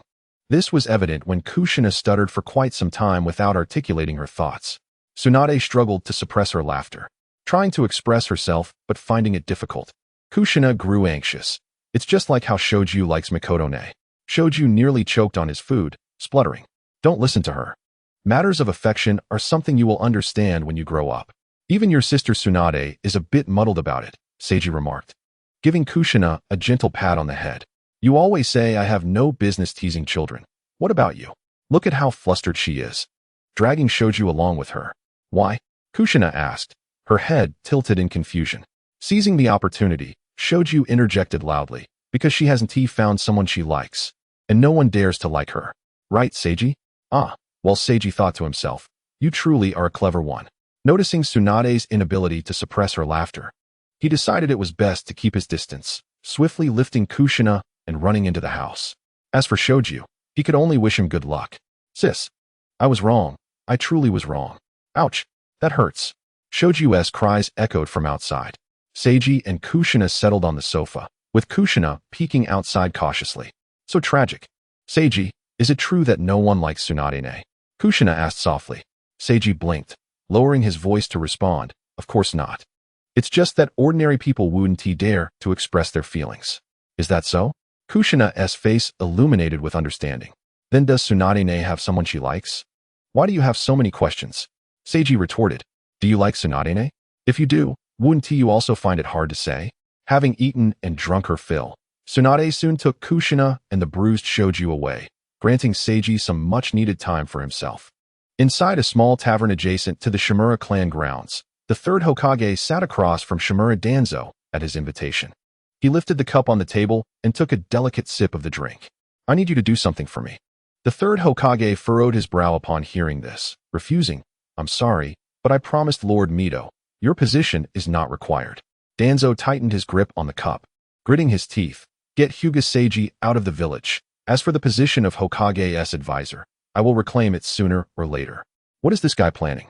Hyuga Seiji is favored by Lord Mito and Tsunade, the third Hokage warned, unsure of Danzo's intentions, but feeling the need to caution him against causing trouble. For it would not bode well for anyone. Are you willing to sacrifice me for a boy suffering from a degenerative eye condition? Danzo slammed his hand on the table in anger. I simply do not wish to see him in the village. As long as he leaves, I will cease my pursuit. Not a single word Danzo uttered was believed by the third Hokage. Danzo was clearly scheming to expel Seiji from the village with malicious intent. The third Hokage fell silent, contemplating, without responding. Danzo pressed further. Sarutobi, don't forget he is ultimately a member of the Hyuga clan. He bears the curse mark of the caged bird. As long as the Hyuga clan exists, a sword will always hang over his head. Can you guarantee that when Hyuga Seiji becomes the next Tsunade, the Hyuga clan won't change their minds? A half-person will always remain a half-person, as long as the curse of the caged bird remains unbroken. The branch families will forever be under the control of the main family. After speaking, Danzo fixed his gaze on the third Hokage, awaiting his response. The third Hokage sipped his drink in silence, the atmosphere thick with tension. The only sounds in the tavern were the pouring and drinking of alcohol. After what felt like an eternity, having consumed an entire pot of sake and feeling slightly flushed, the third Hokage rose and made his way to the door. With the new year approaching, the border camp personnel required rotation, a task that needed to be led by the Elder Council. The third Hokage was willing to go with the flow, but for Danzo, he had already achieved his desired outcome. That evening, Danzo visited Mito Kageyama's residence. The following day, a document regarding the rotation of personnel at the border camp appeared on the third Hokage's desk. The next steps involved selecting a batch of ninjas to rotate to the border camp, replacing those who had served their time. Medical ninjas were also included in the rotation. Thus Seiji's name appeared on the extensive list. Unbeknownst to Seiji, the personnel from the Hokage's office soon arrived to inform him to prepare for departure. This meant that a group of ninjas stationed at the border camp had completed their term, and the village would select a batch of ninjas for rotation. With my name included in the roster? Is someone plotting against me, or is it merely coincidence? I am uncertain. Please prepare promptly, as departure is in 3 days. The staff from the Hokage's office were only responsible for notifying the individuals involved. They were unaware of any other details. After bidding farewell to the staff, Seiji headed towards the lounge. The lounge was warmed by a stove, creating a cozy atmosphere in the small space. In the cold weather, staying indoors was a recipe for drowsiness. Indeed, Tsunade was dozing off at the table, still groggy. Stop sleeping, look at this for me. Seiji nudged Tsunade. As Tsunade stirred from her slumber, she instinctively wiped her mouth to ensure she hadn't drooled, then picked up the notification on the table. Border rotation? Perhaps still dazed from her nap, Tsunade scrutinized the document for a moment before her expression turned to irritation as she vigorously tousled her hair. Why did it have to fall on me? How annoying. I thought I could enjoy a peaceful new year. With her morning grumpiness worsening, Tsunade cursed under her breath. However, when she looked further down the page, she realized that it wasn't even her name. You were selected? Otherwise, what do you think? Seiji replied, somewhat exasperated. I always believed that those with fixed positions in the village were exempt from such selections. Not at all, Tsunade replied, setting down the notification and stretching her arms high above her head. As long as you're a ninja of the village, you may be chosen at any time.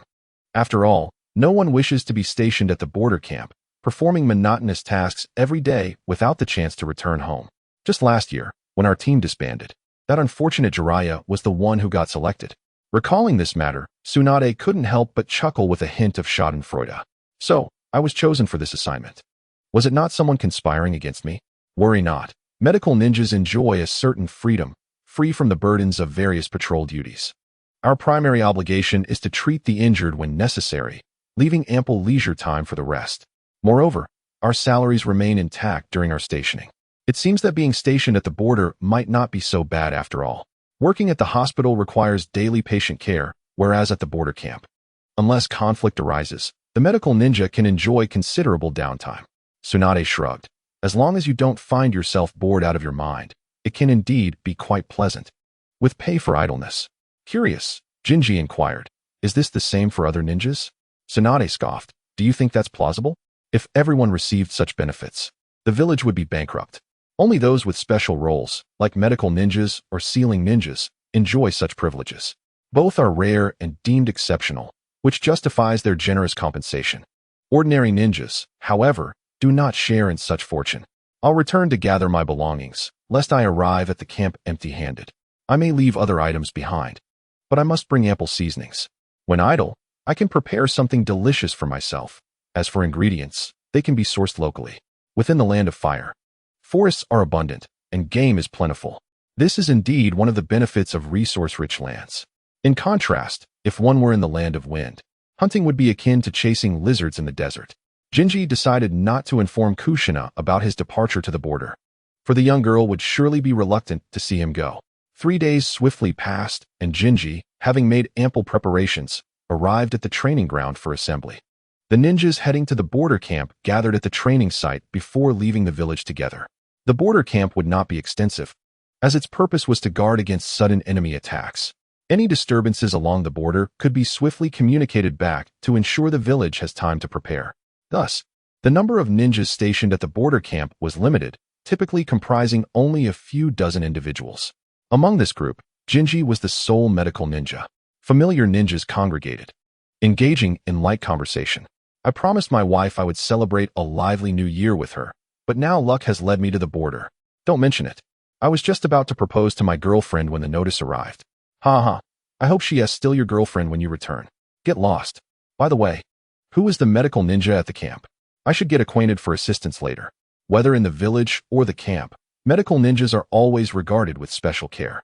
Should an injury occur at the distant border camp without treatment, it could be fatal.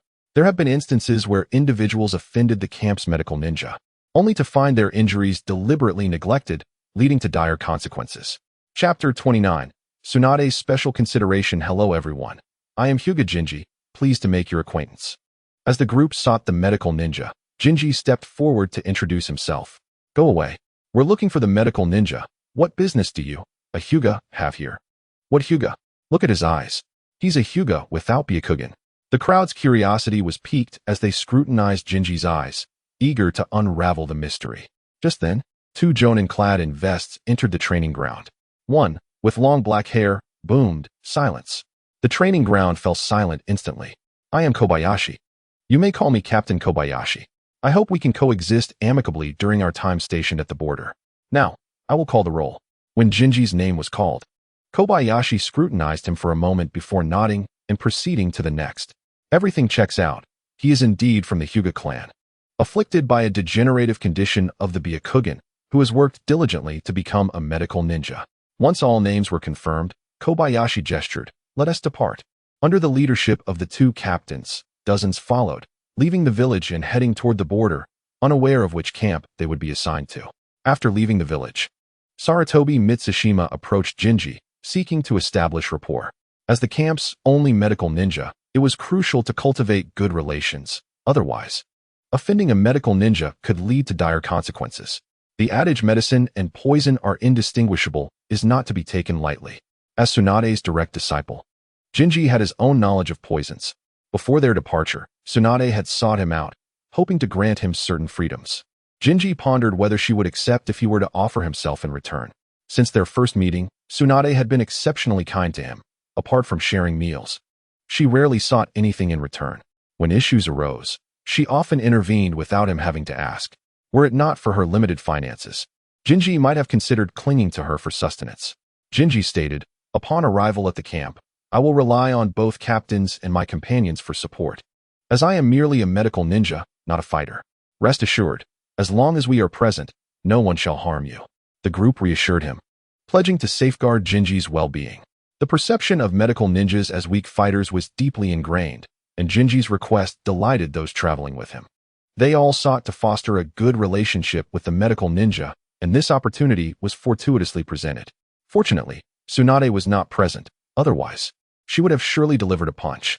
Captain Kobayashi handed Jinji 2 sealing scrolls containing various medical supplies, which he, as the sole medical ninja, was responsible for managing and safeguarding. This would prevent chaos should someone require treatment and the supplies be misplaced. The journey took 2 days to reach their destination, and the rotation proceeded smoothly without incident. Standing in the wooden cabin of the camp, Jinji clasped his hands behind his back, gazing up at the overcast sky and the relentless rain. He sighed, "What a miscalculation. It seems my days ahead will indeed be quite idle." Jinji had considered various rotation sites, but had never anticipated that their group would be stationed at the border of the Land of Rain. What a peculiar place the Land of Rain is. With hardly a sunny day, it is perpetually shrouded in downpours, a nation characterized solely by its incessant rain. If one were to summarize the economic conditions of various villages and countries, Sunagakure would lament its poverty, having nothing but sand. The Wagakure would feel aggrieved, as it was left with merely barren rocks. Kirigakure would manage only to subsist on dried fish, while Kumogakure would find itself limited to beef, and Kanahegakure would be impoverished, possessing little more than grain. In stark contrast, Amigakure, as its name implies, has nothing to offer but rain. Initially, Jinji found the weather intriguing upon entering the camp, as he enjoyed watching the rain from indoors. However, after the first day, then the second, and into the third, feelings of irritation began to surface. Fortunately, medical ninjas were not burdened with various duties and patrols. While others braved the downpour, Jinji merely needed to remain in the camp and rest. "Jinji, I brought you a gift." Kobayashi, leading a patrol, cheerfully entered the camp carrying a wild deer. "Captain, this is hardly a gift for Jinji. I suspect it is your own greed that is at play." "Ha ha ha, you speak the truth. The captain has been complaining as if his mouth has run dry." "Silence, all of you," exclaimed Kobayashi, his dark complexion turning crimson as he pointed angrily at those mocking him. "So, I have a craving, do I? My mouth is dry. Is it? Just wait until the barbecue. You all better not touch it. A bunch of rascals. I patrol through torrential rain and even manage to catch some prey to share with you all, yet you turn around and mock me. Laugh. What is there to laugh about? Go clean the game and bring some firewood. It must be thoroughly dried. As I always say, within the land of fire, prey is never scarce. It is the firewood that poses a challenge." The incessant rain keeps the surrounding flora perpetually moist and damp, what is notoriously difficult to ignite. Not to mention it can produce a choking smoke. The firewood used in the camp is pre-cut and stored in the cabin, only brought out once it has thoroughly dried. With his identity as a medical ninja and impressive culinary skills, Jinji quickly integrated into the camp and became a beloved figure. Observing the firewood on the ground, he quipped, "I never expected the medical room of the camp would not open, but instead transform into a kitchen." Haha. Jinji's witty remark sent everyone into fits of laughter. However, jokes aside, they still longed for the barbecue. Kobayashi's mouth was practically parched, and Jinji was not faring much better, surviving on rations and longing for a decent meal. It was no wonder that the station ninjas wished to return to their village and homes. Life in the camp was indeed a trial. Before long, the processed deer was placed in the medical room, and Captain Kobayashi personally took charge of the fire, leaving the grilling to Jinji. Vice Captain Saratobi Mitsushima spent comparatively little time patrolling and was mostly stationed at the camp. After several days of observation, Jinji noticed that this vice captain seemed to keep a close watch over the medical room. Was he guarding or spying? It was fortunate that he was a member of the Saratobi clan. Had he belonged to the Shimura clan, Jinji would have undoubtedly suspected him of surveillance. The aroma of grilled venison soon wafted through the camp, and everyone eagerly awaited the moment they could indulge in the delicacies that would accompany their rations. Everyone line up. No cutting in line. Once the deer was grilled to perfection, Captain Kobayashi brandished a brand new kunai, cleaning it before distributing the meat. A complete hind leg was reserved for Jinji, while the others each received a portion. There were no objections to Kobayashi's favoritism towards Jinji. Once the deer meat was distributed, the group dispersed in excitement, returning to their cabins to savor the feast. "Mitsushima, may we have a word?" Just as Saratobi Mitsushima was about to leave, Jinji called out to him. A bit taken aback, Mitsushima, who was holding grilled meat and preparing to enjoy his meal, nodded with a smile and accepted Jinji's invitation. Tomorrow's weather promises to be quite cold. Chapter 30. The truth comes unexpectedly. Tsunade's fury Mitsushima glanced at the snowflakes mixed with rain. Stepping inside the cabin and closing the door behind him, Jinji retrieved 2 bottles of fruit wine he had brought from the village, inviting Mitsushima to take a seat. While other regions were blanketed in heavy snow, the unique geography of the land of rain spared it from snow, though the rain mixed with snow would lower the temperature even further. "I didn't expect you to bring something so delightful. It's a pity it's not sake." After taking a couple of swigs from the open bottle, he found the fruit wine rather mild, more like a beverage than an alcoholic drink. Jinji chuckled, "I'm still young. I'm not of drinking age yet." Mitsushima paused, then burst into laughter. "You're right. I nearly forgot you aren't yet 14. Remarkable. When I was your age, I was still a chunin, shadowing my teacher on missions, and often getting scolded." Hearing this, Jinji laughed as well before posing a direct question. "So, Captain Mitsushima, can you enlighten me as to why you have been lingering around? Was it to protect me discreetly, or to keep me under surveillance?" The laughter ceased abruptly. While enjoying the fruit wine and grilled meat, Mitsushima froze, his hand holding the bottle suspended in midair. With a look of astonishment, he glanced at Jinji and, after a moment of hesitation, managed a wry smile. "I didn't expect you to notice." "Then, Captain Mitsushima, might you clarify this for me?" Jinji refrained from revealing how he had discerned Mitsushima's intentions. Placing the bottle on the table, Mitsushima sighed, clearly resigned. "Before I arrived, Lord Hokage specifically summoned me to protect you in secret. I wasn't originally on the rotation roster. Captain Kobayashi is aware of my covert mission, which is why he handles most of the patrols, while I primarily stay at the camp to prevent any unforeseen incidents." This clarified why Captain Kobayashi needed to personally lead patrols while Vice Captain Saratobi remained stationed at the camp. Protection? Mitsushima did not seem to be lying. But why would the third Hokage select a jonin from a clan to specifically safeguard him? Did the third Hokage foresee that he might be targeted for assassination? Connecting the dots of limited information, Jinji realized that his inclusion in the camp's rotation roster was likely intentional rather than mere misfortune. However, since the third Hokage decided on personnel selection, why would he include him and simultaneously assign someone to protect him? Was it not redundant? If the intention was truly to protect him, he wouldn't be allowed to leave the village. Thus, it was not the third Hokage's direct decision to include him in the rotation, but rather someone else's wish. Yet, the third Hokage did not want him to come to harm, hence the assignment of a protector. Who, then, had it out for him? The Elder Council? That seemed unlikely, as their stance aligned with the third Hokage's, and he had not wronged any of the council members. It must be Shimura Danzo. The position of Hokage's advisor had been stripped from him, and anyone would feel resentful in such a situation, especially someone as cunning and ambitious as Shimura Danzo. With previous warnings in mind, Danzo would not dare to act against him within the village. Under these circumstances, seeking revenge would necessitate a means to draw him out of the village. Hence, Jinji's name appeared on the rotation list. How would Danzo proceed? As the camp's sole medical ninja, Jinji would not easily leave the premises, and with dozens of ninjas around, it would be no simple task to eliminate him under such protection. Thus, the coming days would be challenging for the vice captain.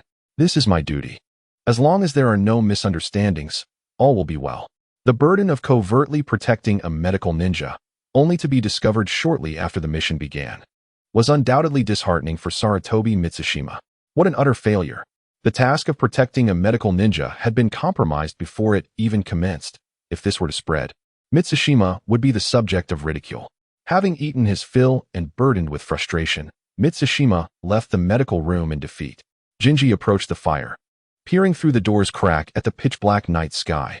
After a while, he withdrew his gaze and went to the table, producing a sealing scroll. He took out various materials along with the deceased crow, a creature he had hunted on his way to the camp. He planned to transform this crow into a puppet for delivering messages. Jinji had originally intended to craft the puppet during the new year to send blessings to Tsunade, Kushina, and the others, but it seemed the need had arisen sooner than expected. Once the materials were ready and various tools at hand, Jinji skillfully began to process the crow's body.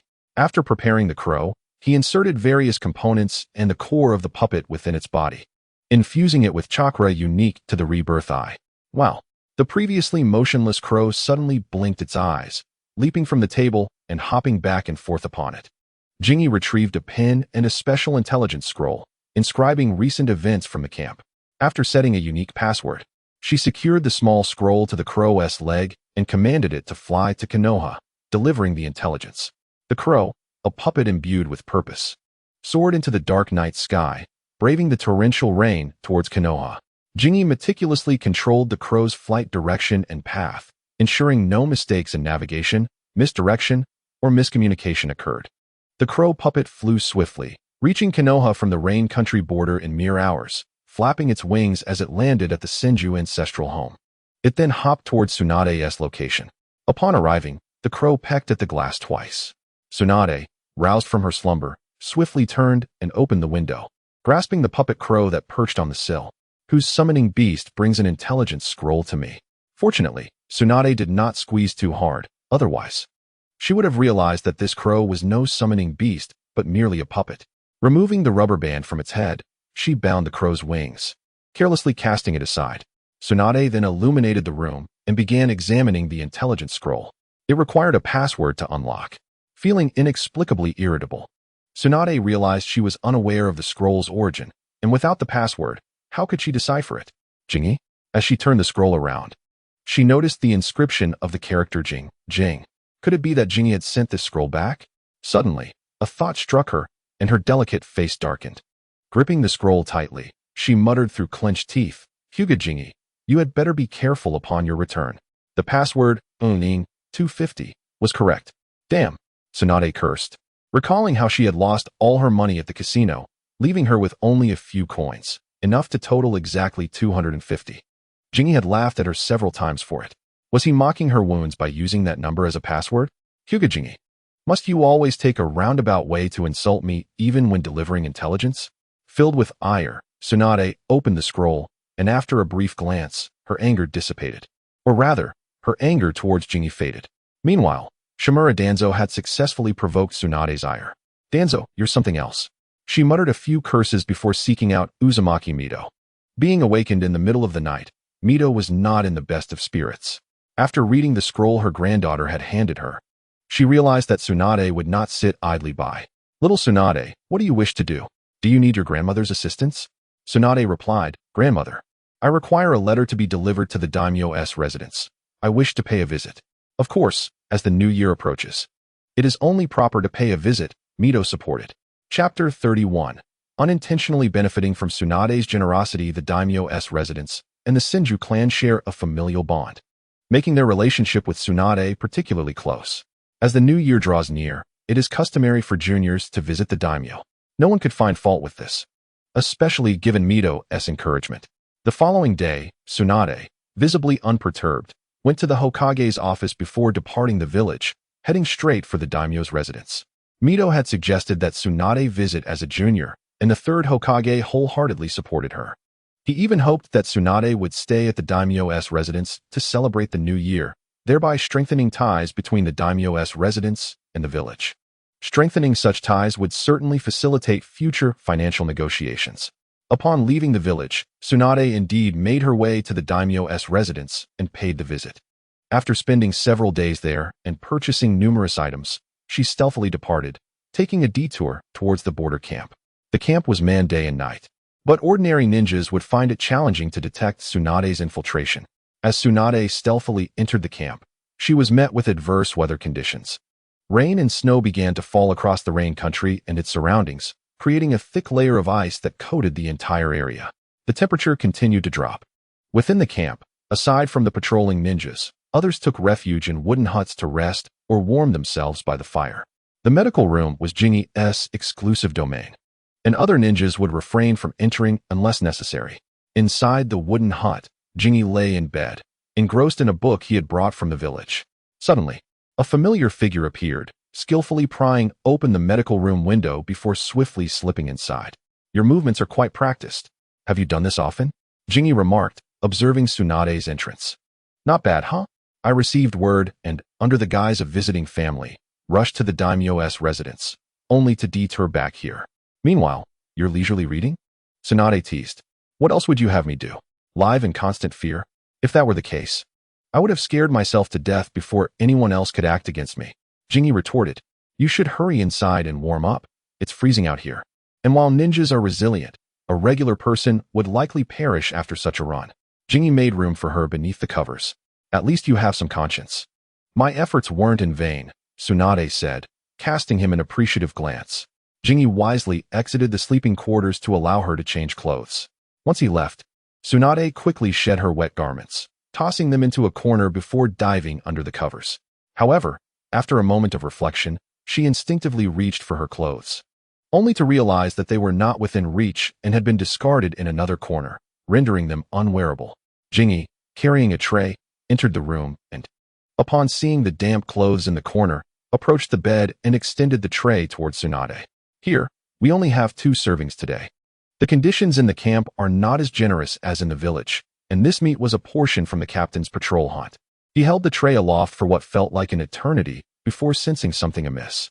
Why is she so reserved today? Isn't she usually eager to eat? Lying beneath the covers, Tsunade felt embarrassed, nearly tearing the blanket in her discomfort. She had not anticipated needing a change of clothes. Even with her typically brash demeanor, she was still a woman and had her moments of modesty. Noticing the prolonged silence, Jingi grew suspicious. Something was certainly off with Tsunade today. Suddenly, he glanced at the corner and realized, "Did you forget something?" Tsunade, her face flushed, felt a surge of frustration. "Ha!" Jingi laughed, unable to contain himself. At that moment, Tsunade, despite her usual boldness, felt flustered, her cheeks reddening as she pulled him closer, covering him with the blanket and playfully striking him. "Watch out for the tray." With a plate still in hand, containing freshly fried meat, the prospect of spilling it would undoubtedly result in a bed of greasy stains. Noticing the imminent danger of dropping the plate, Shizune was compelled to utilize her repulsion technique to deflect the blanket that was being thrust towards her face. Just as her fist was about to strike, Tsunade felt a powerful shockwave surging towards her, causing the blanket to tear apart into several pieces above Shizune's head. Tsunade, momentarily frozen with her fist raised, was met with a similar surprise from Shizune, who had managed to stabilize the plate in her hand with a deft roll. This seemed rather inappropriate for children, certainly not suitable for young eyes. Their gazes locked in a brief moment of mutual shock. Shizune hastily passed the plate to Tsunade, discarding a sealing scroll as she made her escape. The scroll contained a change of clothes for her, albeit male attire, which had never been worn. She could make do with it for now. What had just transpired? Was it a jutsu? No, it resembled more of a rebound shockwave centered around Shizune.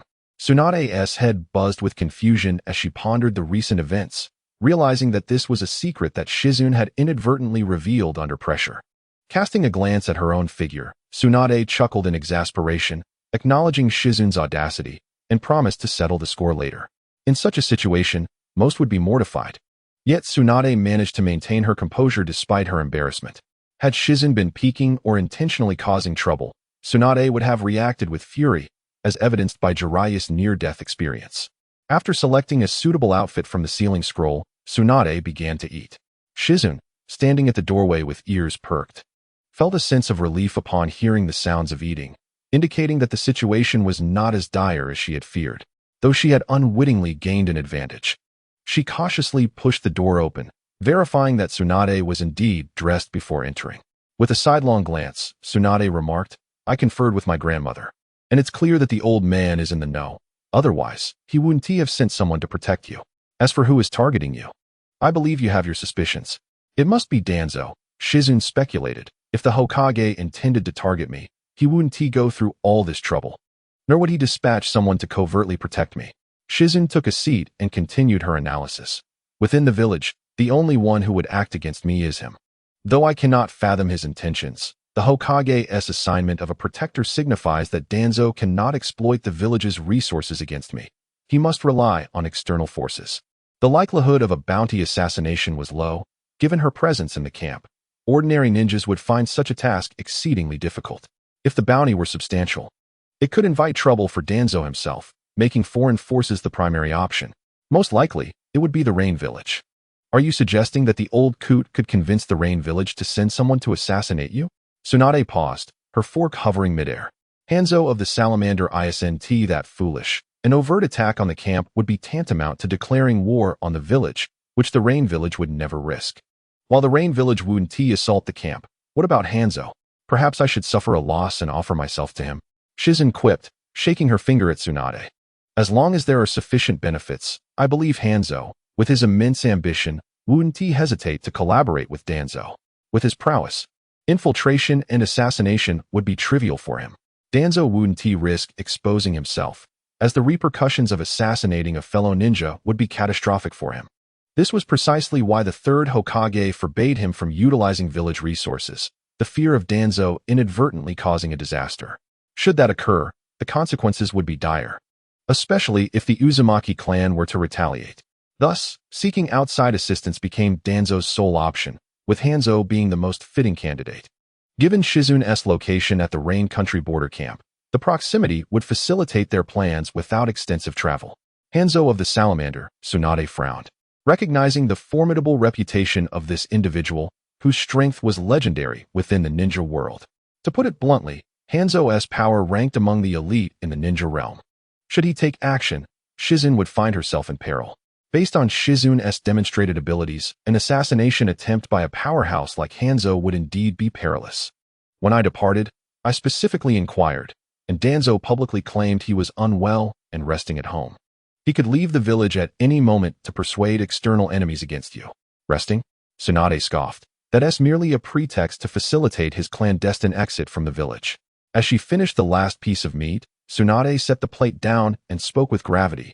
"What do you intend to do? Seek a way back to the village?" "Absolutely not." Shizune firmly rejected the suggestion. Even if the third Hokage were reluctant, he would acquiesce to the request if it were made by Lady Uzumaki. "Why?" Tsunade questioned, perplexed. "Knowing someone is plotting against you, why wouldn't you want to return?" Shizune replied seriously.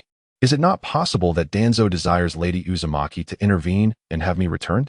Tsunade, adept in the art of scheming, understood that individuals like Danzo often resort to unscrupulous tactics to achieve their goals. Although the third Hokage steadfastly supported Lady Uzumaki, he would not hesitate to play the ignorant fool should a situation arise that benefited him. While Lady Uzumaki would not fear Danzo, the repercussions of certain actions could lead to misunderstandings. Kakashi Hitaki was a case in point. Tsunade hesitated, and Shizune interjected, "Lady Uzumaki's position is unique. Danzo would not dare openly target her. However, I cannot escape. Once I return to the village, he will undoubtedly come after me. And those stationed at the border camp will surely object, as will their families. Public opinion can sometimes be more fearsome than assassination. So, we can only passively await our fate." Tsunade expressed her disdain for such a lack of control over the situation. Not entirely, Shizun replied with a smile.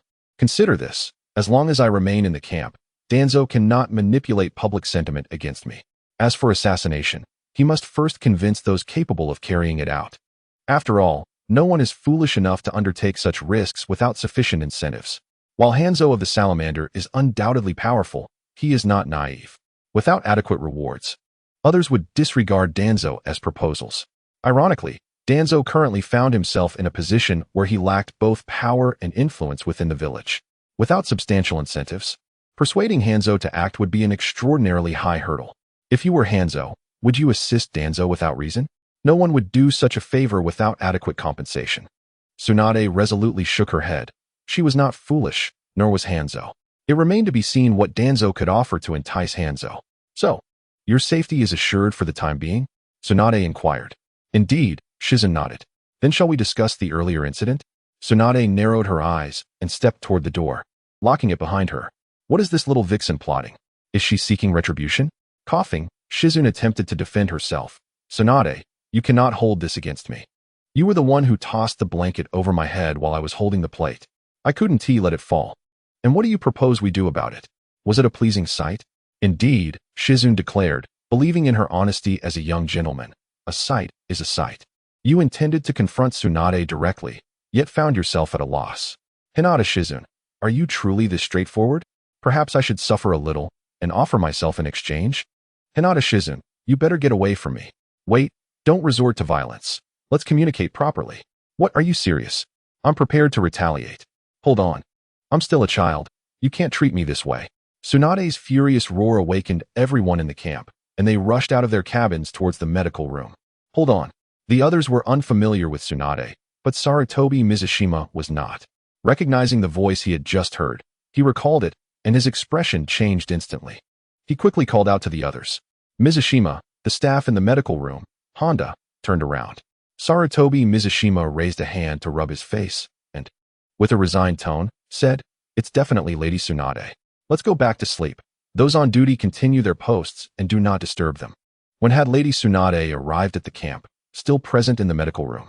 In response to Tsunade's shout, the camp's men exchanged knowing glances, and a few rather lewd fellows chuckled, casting envious looks towards the medical room. Ahem. Except for those on duty, everyone else should return to sleep. This is none of your business. He shooed away the crowd, eager to witness the spectacle. Honda pulled Sarutobi Mizushima aside and whispered, Are you certain it's Lady Tsunade? We shouldn't interfere with her and Shizun. Let's go. Mizushima was reluctant to engage in such discussions with Honda. Should Honda fail to keep his mouth shut, he would be the one to suffer the consequences. What had initially been a lively camp quickly settled into silence, with only the vigilant ninjas curiously glancing towards the medical room, eager to discern what transpired within. Tsunade, enough already. A kiss is one thing. But did you really have to bite me? Shizun rubbed his lips, which seemed to be bruised. Tsunade licked her lips, seemingly savoring the moment, before shaking her head and remarking, It doesn't feel particularly special. Is it because you haven't matured yet? You dare. If it weren't for the watchful gaze of the great river crustacean, you would learn the meaning of discipline. Time to sleep. Grabbing a pristine quilt, Shizun had no desire to engage with Tsunade any further. He covered himself with the blanket, ready to sleep, leaving her to either join him or sleep at the table. Thankfully, he had the foresight to prepare several blankets, anticipating the damp and moldy conditions of the rain country as winter approached. In this dreadful weather, only a fool would consider sleeping at a table. Having seen enough and indulged sufficiently, who would still choose to sleep at a table? As night fell, he felt hands that were less than innocent slipping inside his clothing. Tsunade let out a cold laugh. Did you not say I was rough and unladylike? Why are you extending your hand now? Ahem. Shizun coughed to redirect the conversation. When are we returning? I cannot linger here too long. Originally intending to stay at the camp for a while, Tsunade realized after her exchange with Shizun that her presence served little purpose. For the time being, Shizun's safety was assured. Even if their suspicions regarding Shimura Danzo attempting to persuade Hanzo of the Salamander to assassinate Shizun were accurate, it would not be an easy task. Let us return tomorrow. If I stay too long, I fear some in the camp may grow discontent. As the new year approached, everyone longed for home and family. And with Tsunade being the only female ninja in the camp, Initial curiosity would inevitably give way to discontent over time. All right, Tsunade consented, not one to dwell on trifles. The following morning, she departed the camp and returned to the village without so much as a word to the others. In her view, it was unnecessary. After all, it was just one night, and she could leave without any fanfare. Chapter 33. Jiraiya. I feel as though Tsunade has changed. As for the rumors of her visiting the camp, that was not a concern for Tsunade. Over time, the implications could be unfavorable. But staying just one night, who would dare to complain? Has Lady Tsunade left? Once Shizune exited the medical room and confirmed he was alone, Honda and Saratobi Mizushima approached him. Shizune stretched languidly. She left early. Shizune did not disclose the reason for Tsunade's visit, nor the events of the previous night. The two captains wisely refrained from probing further. After confirming Tsunade's departure, they earnestly reminded Shizune to rest well before taking their leave. I didn't do anything. Just indulged a bit. Rest? What for? As the new year approached, the atmosphere in the camp began to shift. The initial enthusiasm had waned, and many were gazing longingly towards the village. Clearly, they yearned for home and family, wishing to celebrate the new year together. Unfortunately, with tasks at hand, they could only remain stationed at the camp until the next batch of ninjas arrived to rotate duties. Ha ha ha. I, the frog sage, Jiraiya, have returned. With only 2 days until the new year, Jiraiya finally returned to the village after a lengthy mission. Old man, next time you have such a task, don't assign it to me. Just send Orochimaru instead. It nearly exhausted me. After submitting his mission report, Jiraiya began to grumble. This mission had taken far too long. Quickly return to rest and prepare for a joyous new year. The third Hokage interjected, smiling as he changed the subject. Among his 3 disciples, he favored Orochimaru the most, providing him with the most support. Due to his personality, Jiraiya was the most obedient of the trio.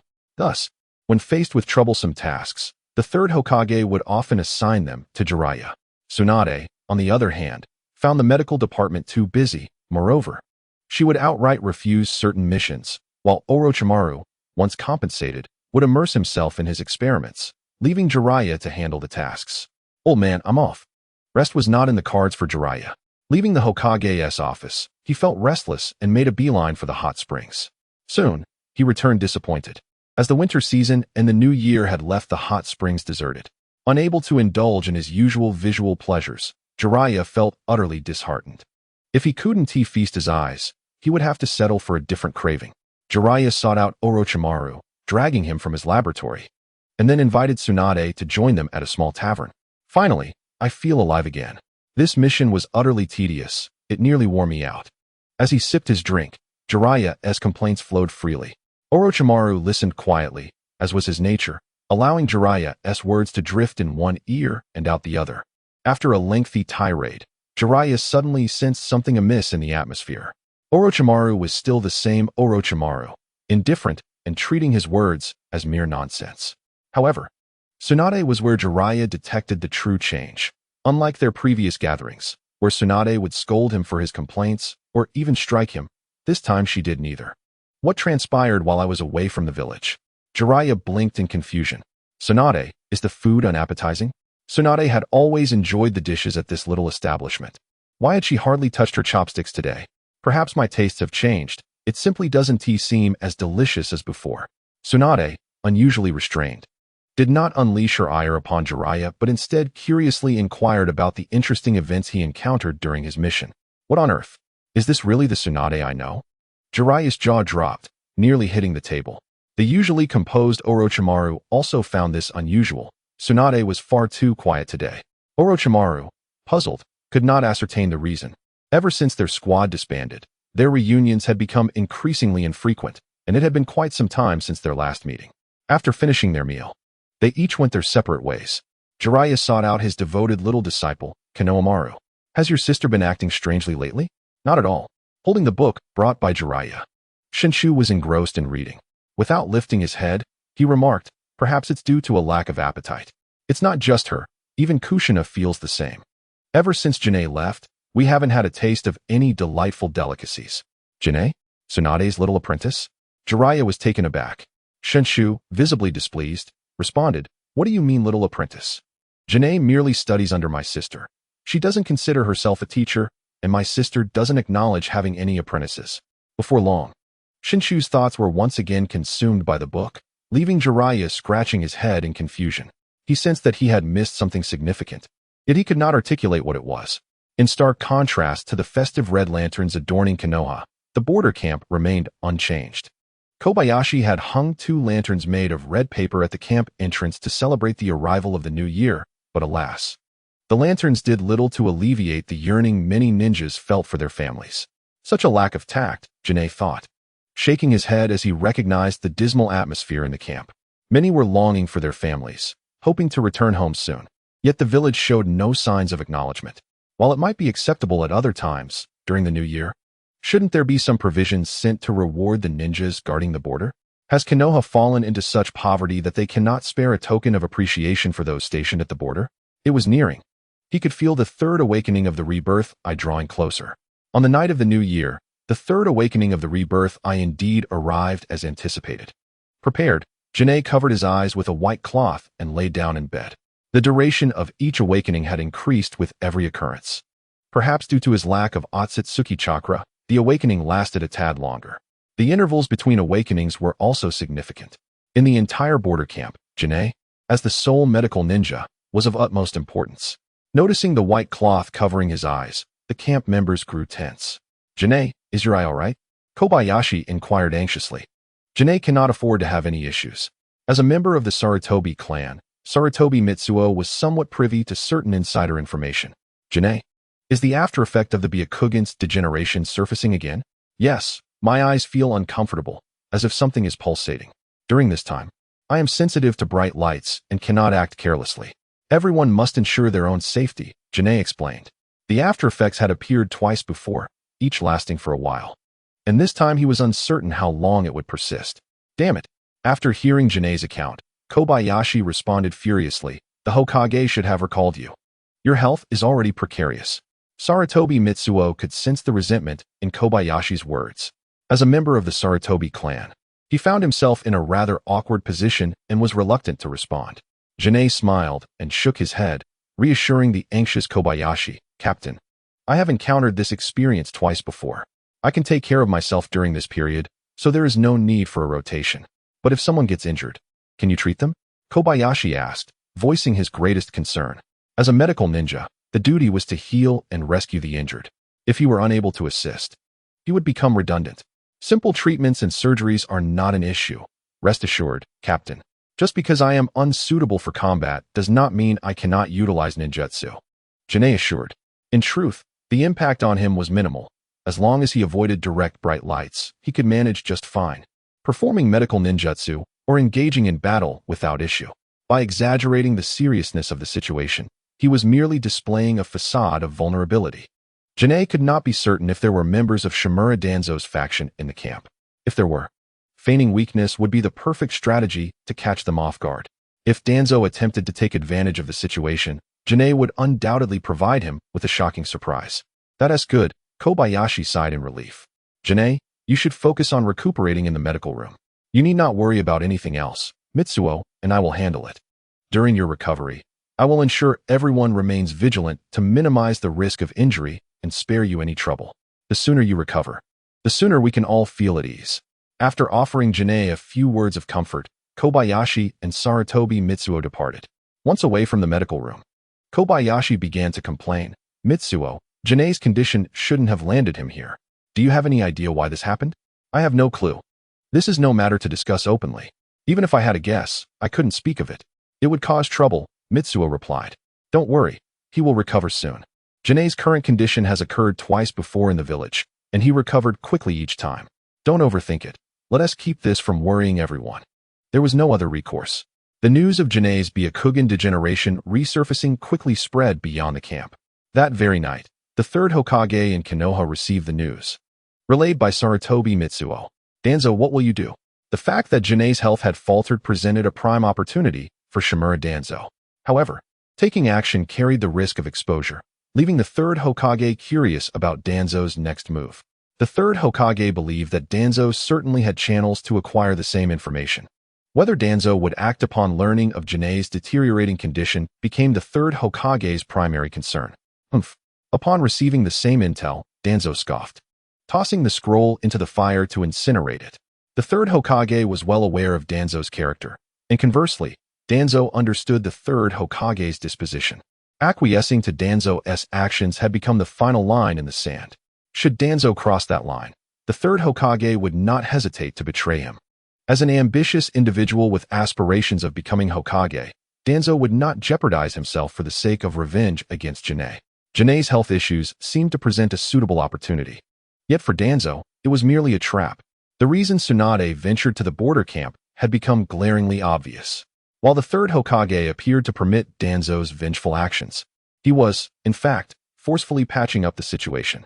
Sarutobi Hizashi. Gazing up at the Hokage's office building, Danzo seethed with frustration. To avoid entangling himself, he could only suffer in silence. This was the third Hokage's handiwork. If a patch were applied, and Danzo succeeded in assassinating Janae, the third Hokage would accept it. As long as Danzo refrained from using the village's resources, he could not be blamed. All the wrath would be directed at Danzo. Janae, is your eye feeling any better? Can you take care of yourself? Since the third awakening of the rebirth eye, Janae had not left the medical room, even preparing his own food and drink without anyone else's involvement. Though his medical ninjutsu was commendable, it was prudent to exercise caution during such a critical period. It's the same as before, it will last for a while. It may only improve after the new year. Captain, do you need something from me? Though his face was covered, impairing his vision, Janae's capabilities remained unaffected. His keen perception and the responses of attraction and repulsion sufficed to compensate for his sight. Don't trouble yourself. In this frigid weather, it's better to drink less water, or else you'll be running to the restroom constantly, Kobayashi advised. Blocking Janae's attempt to pour water, he then produced a scroll from his pocket and handed it to him. Just now, a ninja from the village came to the camp, claiming to deliver this scroll on Lady Tsunade's orders. The scroll was an ordinary sealing scroll, containing various items purchased by Tsunade. While the purchaser was Tsunade, the payment had been made by Kushina. Upon learning that Jingi had been reassigned to the border camp and would not return to the village for at least a year, Kushina became despondent. Her only friend was now gone, and she would have to endure a year without him. As for the blonde-haired boy, he could only be regarded as a half-friend. Consequently, Kushina conspired with Tsunade to procure a plethora of items, which they placed in a sealing scroll, and sent someone to deliver them to Jingi. Captain, I appreciate your assistance.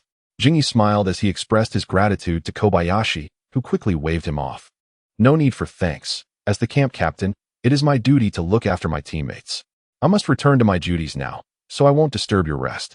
After Kobayashi departed, Jingi unrolled the scroll, scanned its contents, and froze in disbelief. Is this a marketplace in itself? Who could have bought all this? Tsunade? No, she is hardly affluent. The only one capable of such generosity is the wealthy Kushina. The thought of repaying such a favor left Jingi feeling somewhat troubled. As a man, he certainly wouldn't mind having more female companions, but with both Kushina and Tsunade in the mix, that could lead to significant complications. Both were fiery and strong-willed, and both possessed formidable combat abilities. Currently, Tsunade was dominant while Kushina was still vulnerable, but once Kushina matured and became the Jinchuriki of the Nine Tails, her strength would likely surpass Tsunade's. The mere thought of a confrontation between the two sisters made Jingi's scalp prickle. Oh well, that's a concern for another day. At least I need not worry about it now. He selected some vegetables and a piece of beef, preparing for a hearty meal. For the conditions in the camp were rather rudimentary, and the prospects of a sumptuous feast were grim. One could only hope for some game from the hunt, perhaps roasted meat. Captain Sarutobi, could you assist me with something? What is it? Sarutobi walked into the medical room. Jingi pointed to the open space beside the medical room. Please, could you gather a few people to clear the snow and construct a box from the ice? A larger one would be preferable. The vegetables could remain indoors, but the meat required proper preservation. We need to make some jerky and dry meat, and the rest should be frozen in a natural icebox. Understood. Although Sarutobi was uncertain about Jingi's intentions for the icebox, he did not refuse and called over a group of people who promptly got to work. Fortunately, Jingi ensured they would not toil in vain, preparing a large pot of beef stew with potatoes to feed them generously. Jingi, we cleared the area. What will this be used for?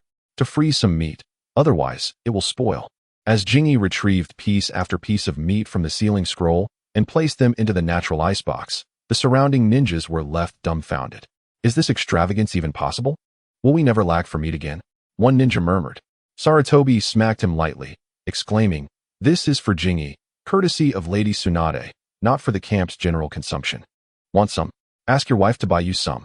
Once all the meat was deposited into the icebox and covered with ice, their task was complete. Delicious. Are we digging more ice tomorrow? I promise to be first in line. Haha, count me in. Laughter erupted among the group as they savored the warm beef and potatoes, their minds already on the next day's meals, bringing a smile to Jingi's face. Chapter 35. The Provocation from Sunagakure. Konoha's response, such jesting remarks from Jingi were not taken to heart, nor would he naively agree to them. It was not out of stinginess, but rather the complexity of preparing meals for so many. Moreover, he could not continually rely on Kushina's small fortune to support the village's ninjas.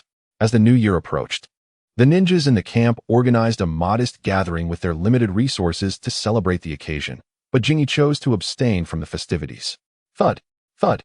Lying on his bed, Jingi quietly sensed the stirring of the rebirth eye. Konoha, Senju ancestral home. What troubles you, my dear? Are you unhappy? Uzumaki Mito gently combed Kushina's long red hair. With a forced smile, Kushina replied, "Not at all, Grandma. I'm quite happy." Sighing, Mito tightened her embrace around Kushina. Feeling a sense of injustice, Kushina softly confessed, "Grandma, I am unhappy. I had hoped to celebrate the new year with Jingi, my only friend. But he has gone to the border camp." Hearing from Tsunade that the weather there was harsh, she worried about his well-being. "He must miss me, right?" What comforting words could be offered? Mito opened her mouth several times, but could not find the right words to ease Kushina's heart, so she simply sat in quiet companionship. As for Tsunade and Shoju had gone off to play with classmates, while Tsunade had been summoned to a meeting.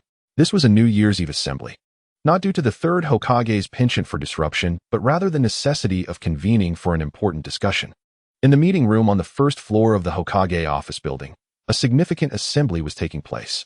Aside from the third Hokage, representatives from the Elder Council, the Jonin class, and other eligible participants were present. Except for those away on missions or the unfortunate Shimura Danzo, the remaining attendees were gathered. The third Hokage, pipe in mouth, drew on it pensively. As Hokage, he addressed the assembly. "Tonight is New Year's Eve. All should be at home with their families celebrating. I too would prefer to do so, yet the enemy will not grant us a peaceful and joyous new year. Since last year, ninjas from Sunagakure had frequently intruded into the land of rivers, continually provoking our village and violating the peace treaties established among the 5 great shinobi villages. The First Shinobi World War shattered the peace that Hashirama Senju had forged, tearing apart the peace treaties he had signed. As the war concluded, the villages began negotiations, re-establishing peace accords. With time, the strength of each village gradually restored. Some began to reveal their ambitions, baring their fangs at neighboring villages and launching provocations. The small nations caught between the great shinobi villages served as buffers, reducing friction and conflict between the larger powers, thereby decreasing the likelihood of war. When one side brazenly sends representatives into these small nations, it is perceived as a provocation by the other. At this moment, Sunagakure was provoking Konoha. It was not just Sunagakure. Amagakure was also restless. Under the leadership of Hanzo of the Salamander, Amagakure's strength was on the rise. Like Danzo, Hanzo harbored ambitions to lead Amagakure to flourish and grow powerful enough to stand equal among the 5 great shinobi villages. He longed for the title of Aim no Kage. He did not wish to be referred to as the leader of Amagakure. He aspired to be called the Rain Shadow. Taking a deep draw from his pipe and exhaling a cloud of smoke, the third Hokage continued. In addition to Sunagakure, Amagakure, under Hanzo's command, has also been testing the limits of our village. This demigod is an ambitious leader. Relative to Amagakure, Konoha must prioritize its focus on Sunagakure. Tsunade picked up where the third Hokage left off. Amagakure's power is only formidable within small nations. Even with Hanzo, they pose no threat to us. Therefore, our primary concern should be Sunagakure. While Hanzo is indeed powerful, one person alone cannot claim the title of demigod. Unless he can become a second Hashirama Senju or a second Madara Uchiha, he will not intimidate others. The formidable Hanzo of the Salamander leads the village hidden in the rain, but his threats extend only to smaller nations and villages, failing to challenge the status of the 5 great shinobi villages. The disparity in their strength is simply too vast. The prowess of a single individual is insufficient. Even Hanzo, despite his might, pales in comparison to the collective force of the 5 great villages. Take the legendary Tobarama Senju as an example. His strength was undeniable. And despite the power of Konoha, their union could not deter those with ambitions. The Gold and Silver brothers could instigate a coup or declare war without concern for Tobarama Senju. If it were Hashirama Senju instead, the Gold and Silver brothers would surely comply, but Tobarama is regarded with disdain. Similarly, among the leaders of the 5 great villages, the third Raikage stands out as the most formidable and challenging. The overall strength of the Cloud Village is substantial. Thus, can they suppress the other villages? To claim dominance over all is unrealistic. Even a singular Inoki and the Iwa village is enough to trouble the Cloud Village. Therefore, no matter how much the Rain Village may boast, they remain mere jesters, with the Sand Village being the only one worthy of Konoha's attention. It is indeed prudent to regard the Sand Village with seriousness, but the real question lies in how to approach this. Surely, it cannot be that a provocation from the Sand Village leads to an immediate retaliatory incursion into the Land of Rivers. All eyes turn to the third Hokage, eager to learn his perspective on the matter. The village cannot remain in a defensive posture. With the enemy already taking action, it is imperative that we respond as well. For mere passivity will only embolden them further. The third Hokage's words implied that Konoha would indeed retaliate, although the specifics of that response required further deliberation. Hokage-sama, hastily sending people into the Land of Rivers may not be the most judicious choice, proposed Nara Shikamaru, the leader of the Jonin class, with a calm demeanor. The enemy is provoking us. We must retaliate, but we should seek alternative approaches rather than emulating the Sand Village by inciting conflict in the Land of Rivers. Shikamaru's suggestion captured the attention of the assembly. The third Hokage, sensing the wisdom in Shikamaru's words, hesitated. You mean the Land of Rain? Holding the esteemed position of Hokage, the third's capabilities are beyond question, with a keen political instinct. The Sand Village may be provoking us, but the Rain Village is equally unstable. Why not send agents into the Land of Rain to provoke the Sand Village instead, diverting their focus there? With both Konoha and the Sand Village encroaching, we could also stifle the development and ambitions of the Rain Village and Hanzo. I find Shikamaru's strategy commendable. It not only addresses the provocation from the Sand Village, but simultaneously curtails the Rain Village's growth and aspirations.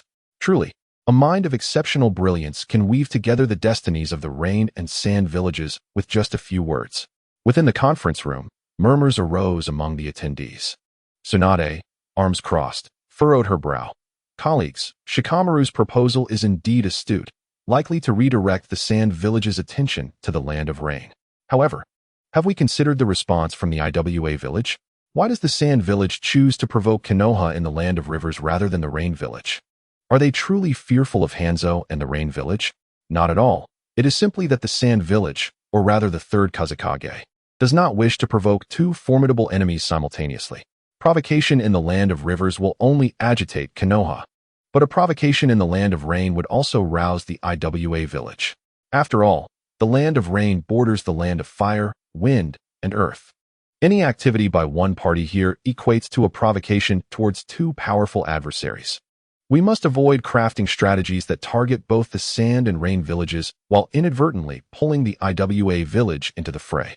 Tsunade thumped the table, asserting, the geographical uniqueness of the Land of Rain, bordering the Land of Fire, Wind, and Earth, means that sending agents there would provoke not only the Sand Village, but also the Iwa village. Would Inoki simply stand by? Shikamaru, what do you have to say about this? The third Hokage glanced at Nara Shikamaru. With a smile, Shikamaru rose, unperturbed, and responded, Tsunade-heim. Sending people into the Land of Rain would indeed rouse the sensitivities of the Sand, Rain, and even Iwa villages, but we must also consider the enemies of Iwa village. In recent years, the Cloud Village has frequently harassed and attacked the borders of the Land of Earth, resulting in numerous minor conflicts between Iwa and Cloud. I trust you understand my point. Even if Iwa becomes involved, our primary concern should remain with the Sand Village, not Iwa. Having proposed such a plan, Shikamaru clearly weighed the implications of Iwa's involvement. Fortunately, the ongoing tensions between Iwa and Cloud provide Konoha with a potential opportunity. However, this strategy carries a degree of risk. Should Iwa immobilize a significant number of shinobi, Konoha could find itself overwhelmed. Let us hope for the best. With Shikamaru having considered these factors, Tsunade, who typically refrained from such matters, chose to remain silent. This was merely a targeted meeting, not a war council, as Konoha had no intentions of engaging in conflict with the Sand Village, not at least for the time being. Following the meeting, the discussions were relayed directly to Danzo Shimura. Contemplating how to persuade Hanzo of the salamander, Danzo recognized that his opportunity had arrived. As days passed, the camp remained unchanged. The new year brought little alteration. Unbeknownst to the unyielding Jiraiya, who awaited the stirring of the rebirth eye, the fuse for the Second Shinobi World War was nearing ignition. In both the anime and manga of Naruto, references to the Second Shinobi World War are scant, only vaguely attributing its emergence to the uneven economic development among the nations and villages. Thus, a chaotic war erupted. The Land of Rain became a battlefield, with Konoha clashing with the Sand Village, Iwa battling Konoha, and the Sand Village engaging with Iwa. Ultimately, driven to desperation, Hanzo of the Salamander declared war on Konoha, the Sand Village, and Iwa, exacerbating the tumultuous conflict. The three great villages fought fiercely, while also clashing with the Rain Village, plunging the entire Land of Rain into chaos. In the Rain Village, several distinguished guests arrived and were received by Hanzo of the Salamander. In the spacious office, only Danzo and Hanzo were present. "I wonder what the Hokage's advisor seeks in the Land of Rain," pondered Hanzo. Unbeknownst to him, Danzo had fallen from grace due to an affront to the Uzumaki clan, a matter only known to a select few within Konoha. Thus, Hanzo remained unaware that Danzo was no longer the Hokage's advisor, here for a mutually beneficial transaction. Danzo spoke calmly. "What transaction do you speak of?" Hanzo furrowed his brow, unwilling to be manipulated, regardless of Danzo's affiliation with Konoha. Under Hanzo's leadership, the Rain Village had become increasingly assertive, openly seizing some of Konoha's interests. However, this did not equate to enmity. Such trivial gains were not worth provoking an all-out conflict between the two villages. Danzo replied nonchalantly, "The Sand Village has been increasingly provocative, sending agents into the Land of Rivers to challenge Konoha." Consequently, a meeting was convened, during which some suggested that the strength of the Rain Village now poses a threat, prompting a desire to persuade the Hokage to send agents into the Land of Rain to divert the attention of both the Sand and Iwa villages. "What?" Hanzo's expression shifted dramatically, rising in fury. "Who proposed such a suggestion? Are they attempting to place the Rain Village in peril?" "Konoha has dispatched individuals into the Land of Rain, and it is certain that Sunagakure will follow suit. Once Sunagakure makes its move, Iwagakure will not turn a blind eye. The friction among these three villages could ignite a war at any moment. Consequently, the Land of Rain is poised to become a battleground for Konoha, Sunagakure, and Iwagakure. The identity of the instigator is inconsequential. What truly matters is that the Land of Rain has become a perceived threat in the eyes of the five great shinobi villages. What is the true intent behind this?" After the initial chaos, Hanzo of the Salamander quickly regained his composure. He found it hard to believe that someone would come all this way to see him without a significant motive, especially to share such crucial intelligence. There must be an ulterior motive, perhaps something of great value at stake. This raises a pressing question. What could the Land of Rain possess that would warrant the interest of the Hokage's advisor? "Tenzaku, reveal your purpose," Hanzo commanded, settling back into his chair and pouring himself a glass of water. "Assist me in eliminating a target, and I shall do my utmost to oppose any proposal of sending emissaries into the Land of Rain." Tenzaku had no intention of playing a guessing game with Hanzo. He plainly stated his objective: eliminate someone. Hanzo's vigilance surged as he scrutinized Tenzaku. "You've traveled far and brought invaluable information to our village, for which I am grateful. But I shall not involve myself in Konoha's internal conflicts." Was the intelligence brought by Tenzaku significant? Indeed, otherwise Hanzo would not have expressed his gratitude. However, he had no intention of accepting the proposal. The bait Tenzaku had dangled before him was undoubtedly enticing, indicating that the target he wished to eliminate was of considerable importance, possibly a high-ranking official in Konoha. Should he proceed with this act, it would amount to declaring war on Konoha, and the Land of Rain would be unable to withstand Konoha's wrath. "Hyuga Shizune, she is your target. While she is merely a medical ninja of limited prowess, she holds significant value in the eyes of Lord Mito, which is why I cannot act against her." The target was not a high-ranking official, but a humble medical ninja, valued by Mito. Hanzo found himself perplexed as to Tenzaku's intentions. A medical ninja of such modest strength should be easily dealt with by someone of Tenzaku's caliber. Why then did he seek Hanzo's assistance? Was this a trap? Wait, could it be that Tenseigan intended to eliminate someone from the Hyuga clan? This information was critical. I will leave one person behind to await news. Once the deed is done, I will endeavor to persuade the others to avoid sending representatives into the land of rain. Moreover, this matter will be entirely your own doing, and I shall not acknowledge our dealings today. Leaving behind Shizun's information, Tenseigan rose to depart. If the village had not convened a meeting regarding Tsunegakure, persuading Hanzo would have been a formidable task. However, the tables had turned. The initiative was now in Tenseigan's hands. For the sake of the land of rain, Hanzo found himself compelled to acquiesce. One moment, I have yet to agree to your terms. Chapter 37. Is the Second Shinobi World War about to commence? Tenseigan cast aside the documents and departed, leaving Hanzo fuming. What do you take me for? Am I your subordinate? Yet, Tenseigan showed no signs of turning back, continuing his stride towards the exit, albeit at a measured pace. You have no right to refuse unless you wish to witness the land of rain become a battlefield, watching its populace suffer the ravages of war. Furthermore, time is of the essence. I hope to hear favorable news from you. Damn it. Hanzo seethed with rage, envisioning the various ways he could eliminate Tenseigan. Yet he refrained from acting. Tenseigan's audacity to confront him in the land of rain indicated he possessed confidence. And he had made it abundantly clear that Hanzo had no choice in the matter, unless he wished to idly observe as his nation descended into chaos, witnessing the people of the land of rain suffer the consequences of war. Chief, should we not apprehend him? Get lost. Hanzo roared at his subordinate in frustration. This was a conspiracy, a calculated maneuver. As Tenseigan had stated, Hanzo was left with no options. He faced formidable adversaries, Tsunegakure, Iwagakure, and Konoha. Sandwiched between these three major ninja villages, the land of rain had little room for maneuver. Tenseigan, with limited intelligence and a mere verbal promise. He had cornered Hanzo into a precarious position. After a moment to breathe, Hanzo calmed himself and scrutinized the documents on the table. Blood disease. In the shinobi world, this ailment was not particularly rare. Ninja clans possessing bloodline limits often experienced such conditions, including the Uchiha and Hyuga clans, as well as ninja families outside of Konoha. Was it truly necessary for Tenseigan to go to such lengths over a simple medical ninja? Hanzo was incredulous that matters could be so straightforward.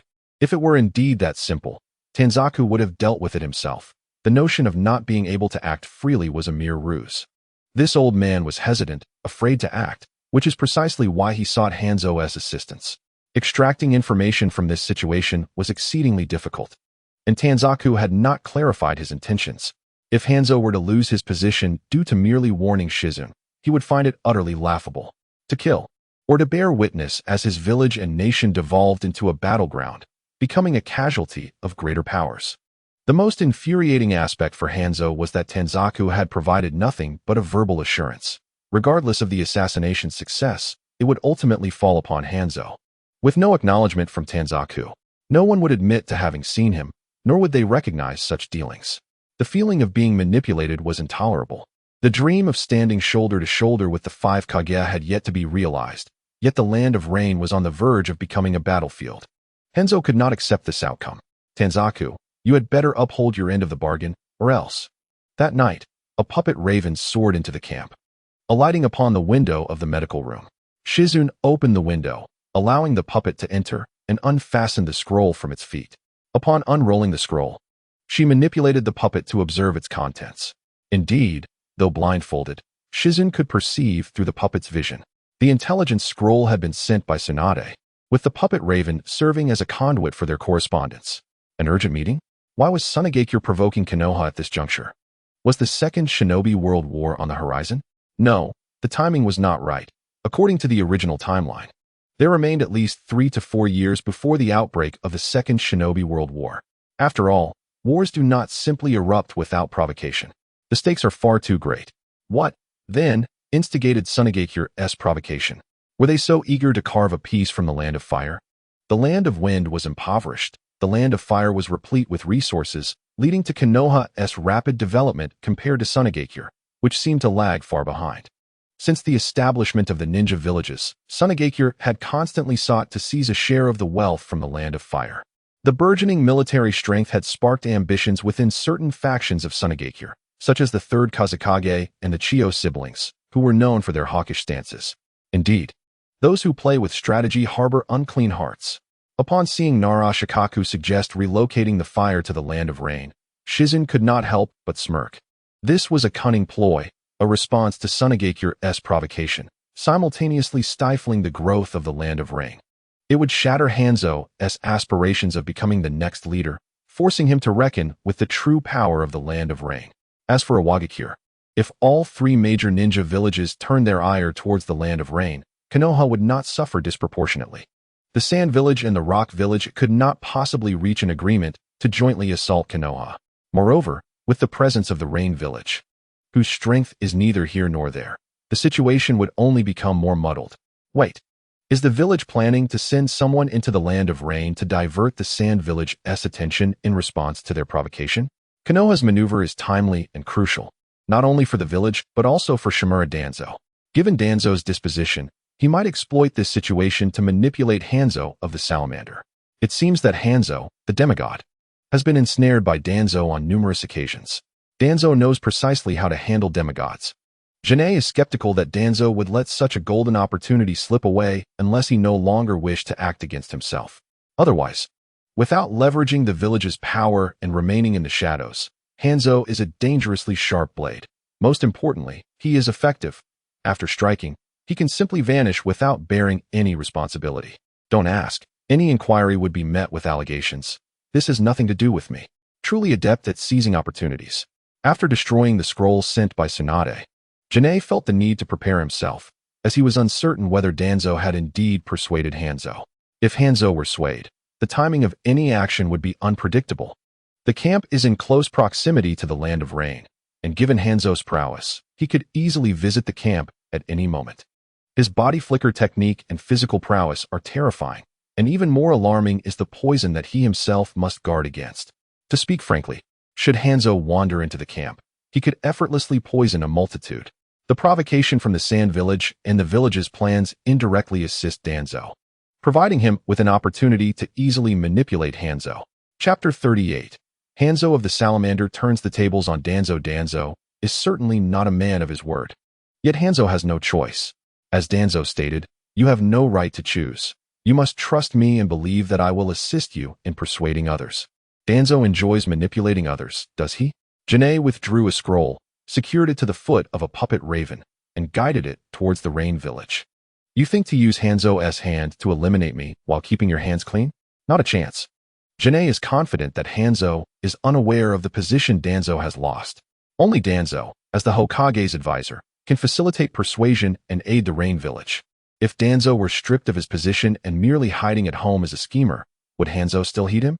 The puppet raven flew to the Rain Village. Locating the building where the village leader conducted his business, targeted a station ninja, dropped the scroll, and then turned away to depart. What is this? Noticing something descending from the sky, the duty-bound ninja instinctively caught the falling scroll. Looking around in confusion, the pitch-black night sky was obscured by rain, rendering visibility near impossible. A scroll? Who sent this? Is someone watching me? The Rain Village ninja, startled, checked repeatedly to confirm no one was present before retreating to a sheltered spot to unroll the scroll. Upon opening it, his expression changed dramatically after reading just a few lines, and he hastily rolled it up and dashed towards Hanzo's office. Knock, knock, knock. Come in. Hanzo's tone was less than pleasant, as he was still deliberating whether to accept Danzo's proposal. Leader, someone has delivered an intelligence scroll. The duty-bound ninja presented the scroll. Hanzo picked it up and inquired, who sent this? Such audacity to infiltrate the village? Do they think so highly of themselves as to disregard me, Hanzo of the Salamander? I do not know. The duty ninja shrank back, fearing reprimand or punishment from the leader. Enough, you may leave. Hanzo felt a twinge of disappointment. Compared to the 5 great shinobi countries, the ninjas of the Rain Village were somewhat unreliable. Aside from him, it was difficult to find any capable ninja. After all, the Land of Rain is limited in size, and the number of individuals who can become ninjas is finite. They cannot be too selective. And anyone who can harness chakra is trained. While the number of ninjas has increased, their quality leaves much to be desired. They are unique among many small nations and villages, yet they cannot stand up to the 5 great nations. Waving his hand to dismiss the duty ninja, Hanzo opened the scroll for examination. After a glance at the scroll, Hanzo's eyes widened in shock, his breath quickening. Danzo's position as Hokage's advisor has been revoked, and this man dares to come before me, trying to manipulate me? Infuriating. I have been played. Danzo intends to exploit me for information while pretending to negotiate. All this talk of persuasion and trading is nonsense, for at this moment, Danzo lacks the qualifications to do so. Danzo, you dare to toy with me. Reflecting on the anxiety he had endured for 2 days, fearing that war might erupt in the land of rain, worried that Konoha would drag the rain village into the fray, only to discover he had been fretting unnecessarily. So, who delivered this scroll? It cannot possibly be that Hyuga, whom Danzo seeks to eliminate. Someone, capture the ninjas Danzo left behind, interrogate them for information, then bring the intelligence to me. Regardless of who sent the scroll, Hanzo's suspicions had been aroused. He would no longer easily trust Danzo. As for the veracity of the information, it sufficed to interrogate the ninjas left behind by Danzo. Even if they were mere pawns, Hanzo could extract information. In the ninja world, there are countless methods to extract information from corpses, with each village possessing its own techniques, some being more effective than others. 2 hours later, a document was delivered into Hanzo's hands. Danzo. Upon reading the document, Hanzo was furious, the contents of the scroll proving to be true. Danzo's position as Hokage's advisor had indeed been stripped, and he was currently resting within his clan. He held no authority whatsoever. Hanzo's face, masked by the respirator, flushed with rage. Danzo, I was curious why you could not even deal with a mere medical ninja. It turns out you were plotting against me, trying to exploit me for your own gain. Very well. Send this intelligence and the body to the Konoha camp. Deliver it to their people. I am eager to see how Sarutobi Hiruzen will handle Danzo. Assassinating a ninja from his own village while seeking assistance from external forces. Leaking village intelligence. Should these charges be substantiated, they would be more than enough for Danzo to face dire consequences. Understood, leader. Wait, I shall deliver it myself. Danzo, should you act ungratefully, do not blame me for being unrighteous. You were the one who treated me like a fool. The thought of being toyed with like a monkey drove Hanzo to the brink of wishing to eliminate Danzo. The following morning, the duty ninja at the camp sounded the alarm.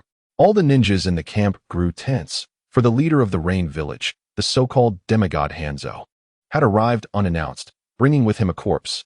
The reputation of the demigod resonates loudly within the ninja world. The camp's captain, Kobayashi, steeled himself to confront him. Fortunately, Hanzo strode in confidently, not appearing to be there for an assault. Otherwise, it would have turned into a battle rather than a negotiation. Janae, the leader of the Rain Village, Hanzo, has arrived, and he brings a corpse. The captain has gone to negotiate. A major conflict may erupt. As Janae's protector, Sarutobi Mitsu instantly made his way to the medical room. Hanzo has come as the leader of a village. Venturing into foreign lands without any prior notice could certainly lead to misunderstandings, regardless of one's intentions. Could it be that the intelligence dispatched yesterday has taken effect? Joan and Jinya speculated on the motives behind Hanzo of the salamander's arrival. Might I inquire why a demigod has entered the land of fire? Despite the circumstances, Jinya held Hanzo in high regard, for he was a renowned leader and formidable figure within the ninja world, deserving of the respect owed to his station. Hanzo callously discarded the body at the entrance of the camp. Days prior, Shimura Danzo had visited the Rain Ninja Village, engaging in dubious trades involving Konoha's intelligence, hoping to enlist assistance in eliminating a medical ninja named Hyuga Jinya. I had refused his request. This is his handiwork, and I trust you will relay this matter to the Hokage post-haste, informing him that I harbor no intentions of becoming adversaries with Konoha. What? Jinya exclaimed, his heart racing. The body belongs to a Konoha ninja? Chapter 39. The third Hokage is furious. Wait, that's not the crux of the matter. The focus lies in Danzo's betrayal of the village's secrets and his dealings with Hanzo, seeking to have Jinya assassinated. This is indeed a grave situation. Is everything you say true? Hanzo fixed a cold gaze upon Jinya. I have no penchant for deceit. This man has transgressed against me within the village, which is why he met his demise. Here are the details of the interrogation. Ensure they reach the Hokage. Inform him that if he wishes to respond to the provocations from Sunagakure, he should not involve the Rain Village. I do not desire conflict with Konoha, yet I am not to be trifled with. If you think to toy with me, do not blame me for tarnishing your reputation. Regardless, Danzo has indeed leaked significant intelligence from Konoha, and I will embellish the account. Thus, you shall bear the burden of this scandal." With that, Hanzo promptly departed, leaving Jinya in a state of frantic turmoil. Why would Danzo seek to assassinate Jinya? He pondered. Could it be that Jinya has wronged him? Regardless of any personal grievances, such actions should never be taken, and to further compound the offense by leaking village intelligence to solicit an outside assassin is even more reprehensible. Rushing to the medical department, Jinya relayed the unfolding events, his anxiety palpable. "What should we do? What now?" "Of course, we must remain composed," Sarutobi Hiruzen lamented, covering his face in despair. "Danzo, oh Danzo, how could you be so reckless? To employ an assassin is one thing, but to execute it so clumsily? Now, your treachery has come to light, and you are left exposed." Hiruzen was certain that once word reached the village, Danzo's fate would be sealed. Ah, Hanzo is indeed a man of principle. "Danzo, did you fail to anticipate this?" Jinya mused, suppressing a laugh. "I shall take matters into my own hands." The situation had escalated beyond what Jinya and Sarutobi could manage alone. They needed to return to the village swiftly and seek the third Hokage's judgment. One could only hope that the Hokage would not be driven to the brink of apoplexy. After Jinya and Sarutobi departed, laughter erupted within the medical room. The ninjas in the camp exchanged bemused glances, understanding Jinya's predicament, yet questioning the propriety of their amusement. Danzo's folly had indeed backfired. And although his past contributions might mitigate the consequences, the third Hokage would not easily overlook his transgressions. In the near future, Danzo would find himself devoid of any leverage. When the time came for him to maneuver again, Jinya would be poised to extinguish him with ease, akin to squashing a mere insect. Recognizing the gravity of the situation, Sarutobi dispatched a specialized messenger hawk to convey the intelligence back to the village, providing an early warning to the third Hokage while he himself bore the body towards the village. The journey from the border camp back to the village would take at least 2 days due to the heavy winter snow. In contrast, the hawk could cover the distance to Konoha in just 3 to 4 hours. "Hokage-sama, this is a scroll sent from the intelligence department, originating from the border camp of the Land of Rain." Hanzo had arrived at the camp early that morning, and Sarutobi had swiftly relayed the information. Thus, when the scroll arrived in Konoha, the third Hokage had only recently finished his lunch. "Place it on the table," he instructed, engrossed in his documents, delaying attention to the scroll until later. After thoroughly reviewing his papers and contemplating their contents, he proceeded to sign them before finally picking up the scroll. Using a designated code to unlock the scroll, the third Hokage's eyes widened in disbelief as he read its contents. This cannot be. The shock compelled him to leap from his seat, nearly overturning his chair as the smoke from his pipe caused him to cough violently. How could this happen? It is inconceivable. In that moment, the third Hokage disregarded his pipe, hastily bringing the scroll closer to his face, nearly pressing it against his skin. The contents were serious. Danzo had leaked village intelligence in a deal with Hanzo to orchestrate an assassination against Jinya, only to find himself betrayed in return. Upon finishing the scroll for the first time, the third Hokage thought he was seeing things. The second reading was met with disbelief, and by the third, his face was flushed with rage. "Danzo!" he bellowed, trembling with fury as he slammed the scroll onto the table, startling the Umbu guards stationed outside the door. He had tolerated Danzo's underhanded dealings as long as they did not implicate the village, for Danzo had taken the fall for many of his own misdeeds, earning a measure of leniency. However, the Hokage could scarcely believe Danzo's audacity to trade in village secrets. Was this not akin to treachery? The village had just convened an important meeting, and moments later, Danzo sought to betray it? "Where is your dignity? Immediately summon Danzo to me, and bring along Koharu and the portly Akimichi Choza. Hurry." Hanzo's direct involvement in the camp and the public revelation of this matter left no room for concealment. Once the news began to circulate, the repercussions would be explosive. A misstep could jeopardize the entire leadership. The third Hokage was incensed. The Umbu operatives remained in the dark regarding the unfolding events, yet aware of the Hokage's wrath, they complied without question. "Monkey, why have you summoned me again?" Danzo grumbled, expecting a casual reprimand.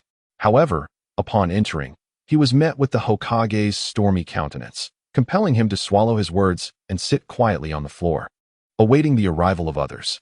While feigning seriousness, Danzo pondered what calamity could provoke such ire from the third Hokage. It was evident that the situation was far from simple. Soon, the duo of Nara Shikaku and Mito Kageyama arrived. Upon entering the Hokage's office and noting the tension in the air, they exchanged glances with Danzo. The latter returned with a look of uncertainty, opting to remain silent and composed. Today, he decided it prudent to refrain from further involvement. Chapter 40. The Third Hokage. This is Tenzo's mess, and he must take the blame. Henceforth, let the village affairs be less meddled with, and grant Shika a greater opportunity to elevate Ino Shikicho, while he himself retires to a tranquil life at home. Hayashi? Tsunade tentatively called out, but the third Hokage remained silent. Oh dear. The situation appears dire. The third Hokage only acts this way when he is particularly enraged, ignoring everyone until all are assembled, at which point he expresses his thoughts. They would have to wait. The three exchanged glances and settled into their seats. Hokage-sama, at that moment, the Umbu ninja who had gone to inform Danzo returned. Where is Danzo? Inquired the third Hokage. The Umbu ninja sheepishly responded. Lord Danzo said he was feeling unwell. Bang! The words feeling unwell were like daggers to the third Hokage's ears. In a fit of anger, he slammed his hand on the table, leaving everyone in the office momentarily stunned. Is this truly the Sarutobi Hiruzen we know? Surely, he is not masquerading as Tsunade. You may leave now. Tsunade gestured for the Umbu ninja to depart.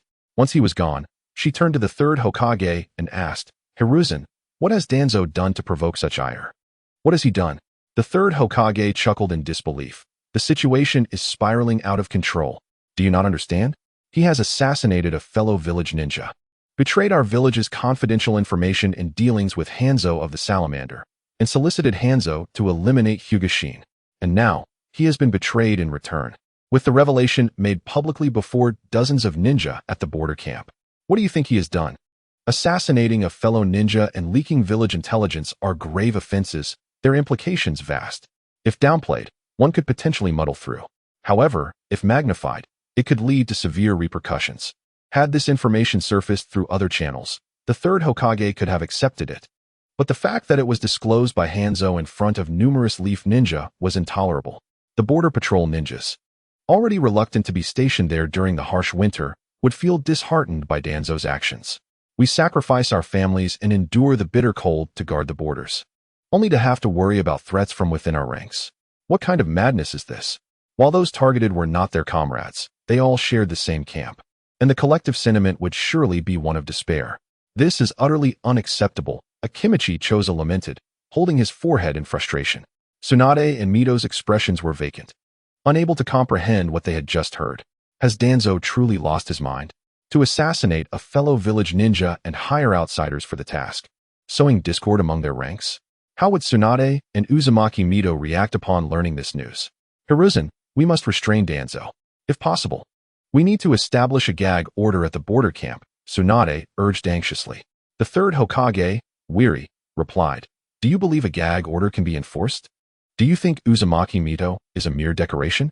Tsunade could turn the Hokage's office upside down. Sighing, he continued, I never anticipated Danzo would engage in such reckless behavior.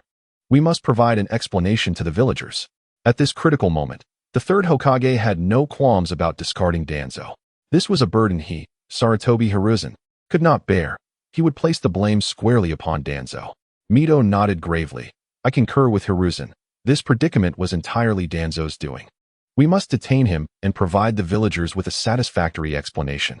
Before the news spreads further, we must act swiftly to apprehend Danzo and issue a public statement. Such matters cannot be postponed. Once the villagers' anger is ignited, it will be difficult to quell. We must take action first, apprehend Danzo, and clarify the Hokage's position. I will leave the matter of Danzo to you. I will arrange for the announcement. The third Hokage stated, clearly unwilling to confront Danzo.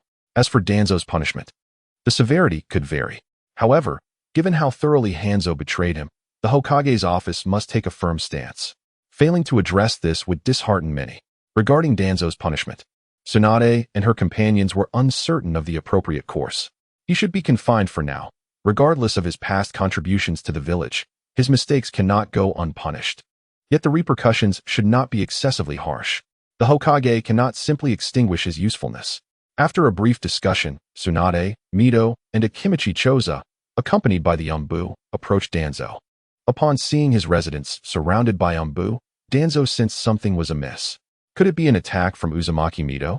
Or perhaps a failure on Hanzo's part? This fool Hanzo couldn't possibly fail to eliminate a mere medical ninja, could he? Danzo, your deeds have come to light. By order of the Hokage, you are to be apprehended and detained. We hope for your cooperation, Tsunade declared, while Mido and Choza remained silent, leaving Choza to take on the role of the villain. Why? Danzo inquired calmly. Choza rubbed his round face in frustration, scolding. Why? You ask why? You've nearly driven the monkey to madness. Over a trivial dispute, you resort to assassinating Hyuga? Do not forget, you were the one who sought trouble first. Had you acted yourself, it might have been commendable, but instead, you resorted to leaking village intelligence and trading with Hanzo. Had Danzo taken matters into his own hands, Choza might have respected him, but instead, he was unwilling to act directly and chose to barter the village's secrets. Now, it backfired, leading to his betrayal by Hanzo. Failed. No. The number of ninjas at the border may be considerable, but they could never stop Hanzo. Despite his disdain for Hanzo, Danzo had to concede that the man's strength was formidable, far surpassing his own. Thus, the question arose, how did this situation unravel? Surely, it was not Hyuga, the cripple, who managed to overpower Hanzo. Danzo was confident that he could control Hanzo. Chapter 41. As long as Sarutobi Hiruzen still requires him, he shall not fail. Little did he expect that the seemingly insignificant intelligence would lead Hanzo to turn against him. Danzo cared not for the prospect of being captured or imprisoned. He trusted that the third Hokage would not have him killed. At worst, he would be detained. At this moment, he felt no different than if he were already imprisoned. Perhaps it would be best to remain subdued for a few years. The third Hokage needed him, relied on him as a shadowy figure, a scapegoat, a hand in the dark. His return to power was merely a matter of time. You dare ask why? Choza wished to deliver a resounding slap to Danzo. Tsunade could no longer contain her fury, stepping forward to chastise. Danzo, while we may overlook some of your secretive dealings, how could you leak village intelligence and barter with Hanzo? Just after the village had convened a crucial meeting, the intelligence was sold. How could you be so reckless? Alas, your vision is clouded. What does this mean? Have I misjudged you entirely? Hanzo of the Salamander has captured your remaining ally and subjected him to interrogation, resulting in his death. Subsequently, this venomous old wretch personally transported the corpse to the gates of the border camp, revealing all your secrets in front of dozens of ninjas. Am I truly blind? Is this the extent of what Hanzo of the Salamander is capable of? No. Why would he care? Does he not value the Rain Village and the Land of Rain? Is he not fearful of plunging the Land of Rain into war? Shimura Danzo cannot fathom why someone he had thought was firmly under his control would suddenly betray him so completely. This question has plagued Danzo's mind relentlessly. Even when taken away by members of the Umbu and locked up in their dungeons, he remains bewildered. Not only Danzo, but even the third Hokage is at a loss. Yet, such an event has indeed transpired. Hanzo claims he has no intention of making enemies of Konoha, but can such matters be resolved merely by words? Dragging your Rain Village into turmoil is a consensus among the villagers. A tranquil day was shattered by the latest announcement from the Hokage's office. At the moment the announcement was made, the entire village erupted in chaos. Why would Lord Danzo attempt to assassinate a ninja from the village? No one knows. The announcement stated that he not only assassinated a ninja from the village, but also leaked confidential information, betraying the village's interests. How could he commit such acts?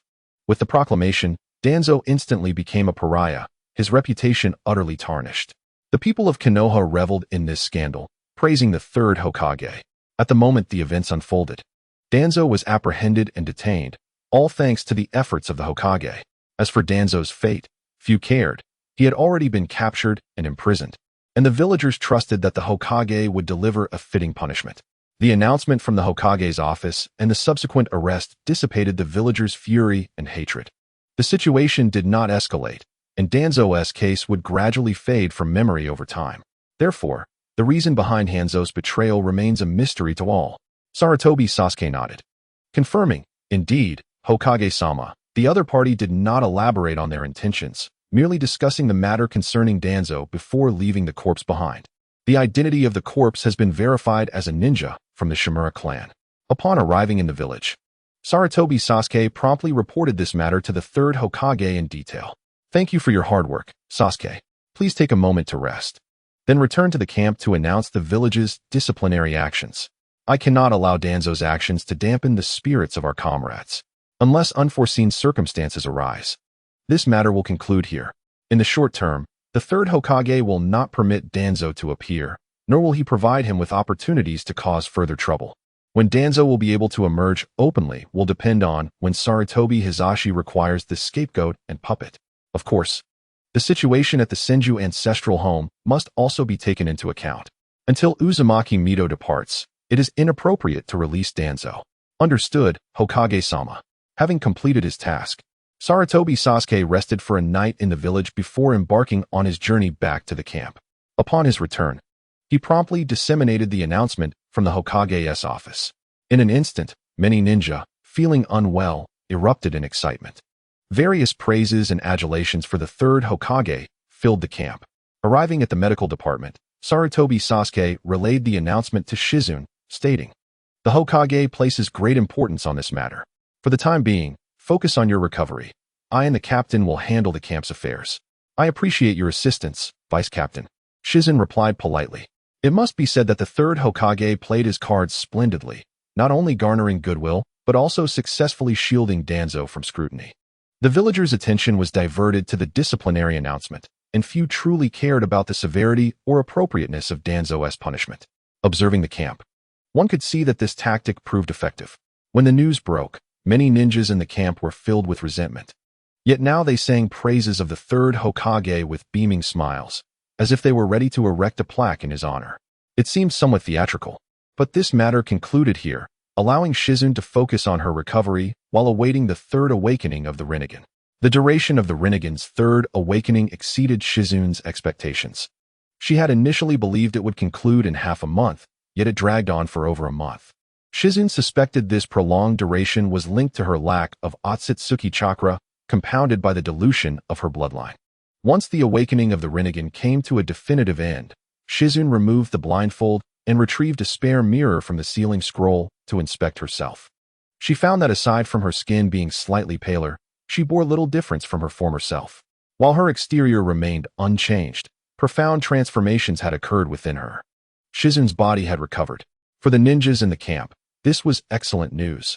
Their anxieties were finally alleviated. Chapter 42. The transfer of the tailed beasts takes center stage. Even if Shizune claims she cannot see, it does not hinder her ability to provide treatment. Unfortunately, many harbor doubts regarding this assertion. Shizune understands their concerns. Anyone afflicted with illness or injury, upon discovering their doctor is blind, would feel apprehensive. This is a normal psychological reaction, unless Shizune had previously treated someone while truly unable to see. Regrettably, she has not encountered such an opportunity. During peacetime, conflicts and frictions at the border camp are infrequent. Not to mention large-scale battles. Without combat, where would the injuries arise? If someone were to injure themselves without battle or falling into a trap, they would likely be ridiculed by others. Hanzo of the Salamander possesses ambition, yet he is not foolish enough to provoke Konoha without cause. Thus, the border camp remains tranquil. The ninjas from Konoha do not cross the border into the land of rain, nor do the ninjas from the rain village easily enter the land of fire. Tsunade regularly sends news and intelligence from the village via puppet crows to the camp, allowing Shizune to stay informed of the shifting dynamics within the ninja world. The Sand Village's provocations and tests against Konoha persist. Although each instance appears superficial, it is as bothersome as a fly buzzing around you. In addition to the ongoing provocations from the Sand Village, more pressing news relates to Kushina. Uzumaki Mito's health has significantly declined compared to last year. This deterioration in Mito's health is undeniably bad news for Konoha. It signifies that the transfer of the Nine Tails must be addressed. Transferring the Nine Tails is not as simple as waiting for Uzumaki Mito to pass away and then placing the Nine Tails into Kushina. Rather, it must occur before Mito's demise. This method of transfer allows Uzumaki Mito to assist in suppressing the Nine Tails' power. Once the suppression from Uzumaki Mito is removed, regardless of whether Kushina can withstand the Nine Tails' strength, the moment the Jinchuriki dies, the tailed beast regains its freedom, and whether Konoha can capture the Nine Tails during that period remains uncertain.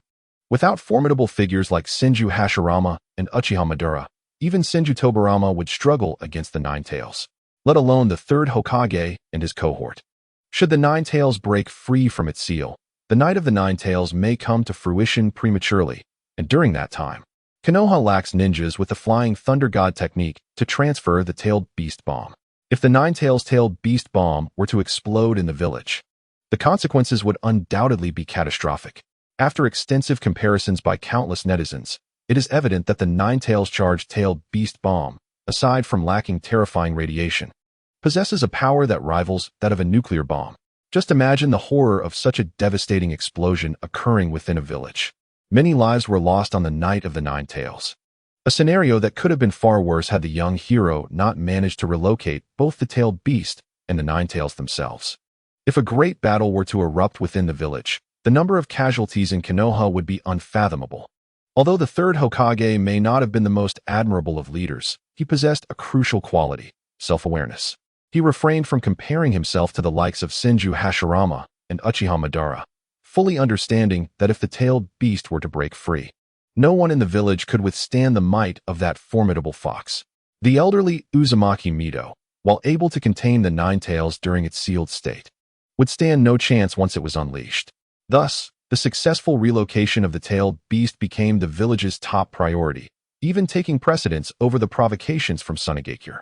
The relocation of the Tailed Beast signified the inevitable demise of Uzumaki Mido, a reality that Tsunade had already mentally prepared herself for. Knowing that both Shozo and Kushina would endure great suffering for an extended period, all one could do was hope for a smooth transition. Sighing, Jiraiya destroyed the scroll that Tsunade had sent him.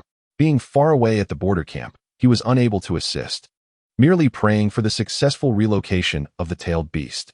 Not only could he not help from the border, but even if he could, the F-14 would not permit him to intervene. To them, Jiraiya remained only a half-person, trustworthy, yet not entirely reliable. Hence, such matters would not afford him any opportunity for involvement. Kushina, what troubles you? Are you feeling unwell? In recent days, the atmosphere at home had grown oppressive.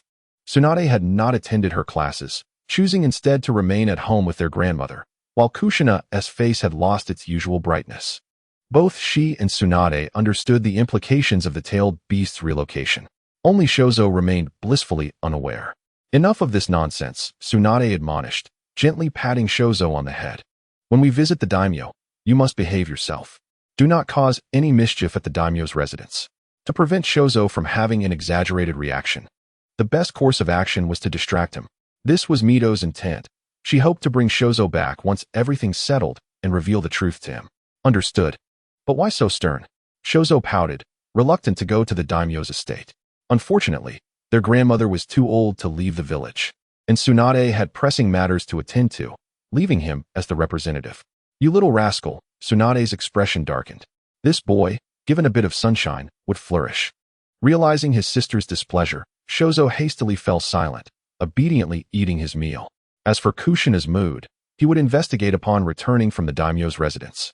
Jiraiya will accompany you to the daimyo's estate, Tsunade announced, offering a small consolation by sending Jiraiya along with Shozo. Although Jiraiya was unreliable in trivial matters, he had never faltered in significant ones. Tsunade felt reassured in trusting Shozo to him. Albeit vexed by the prospect of Jiraiya leading Shozo into mischief, such as peeping at others while bathing, Jiraiya's incorrigible nature seemed impossible to amend.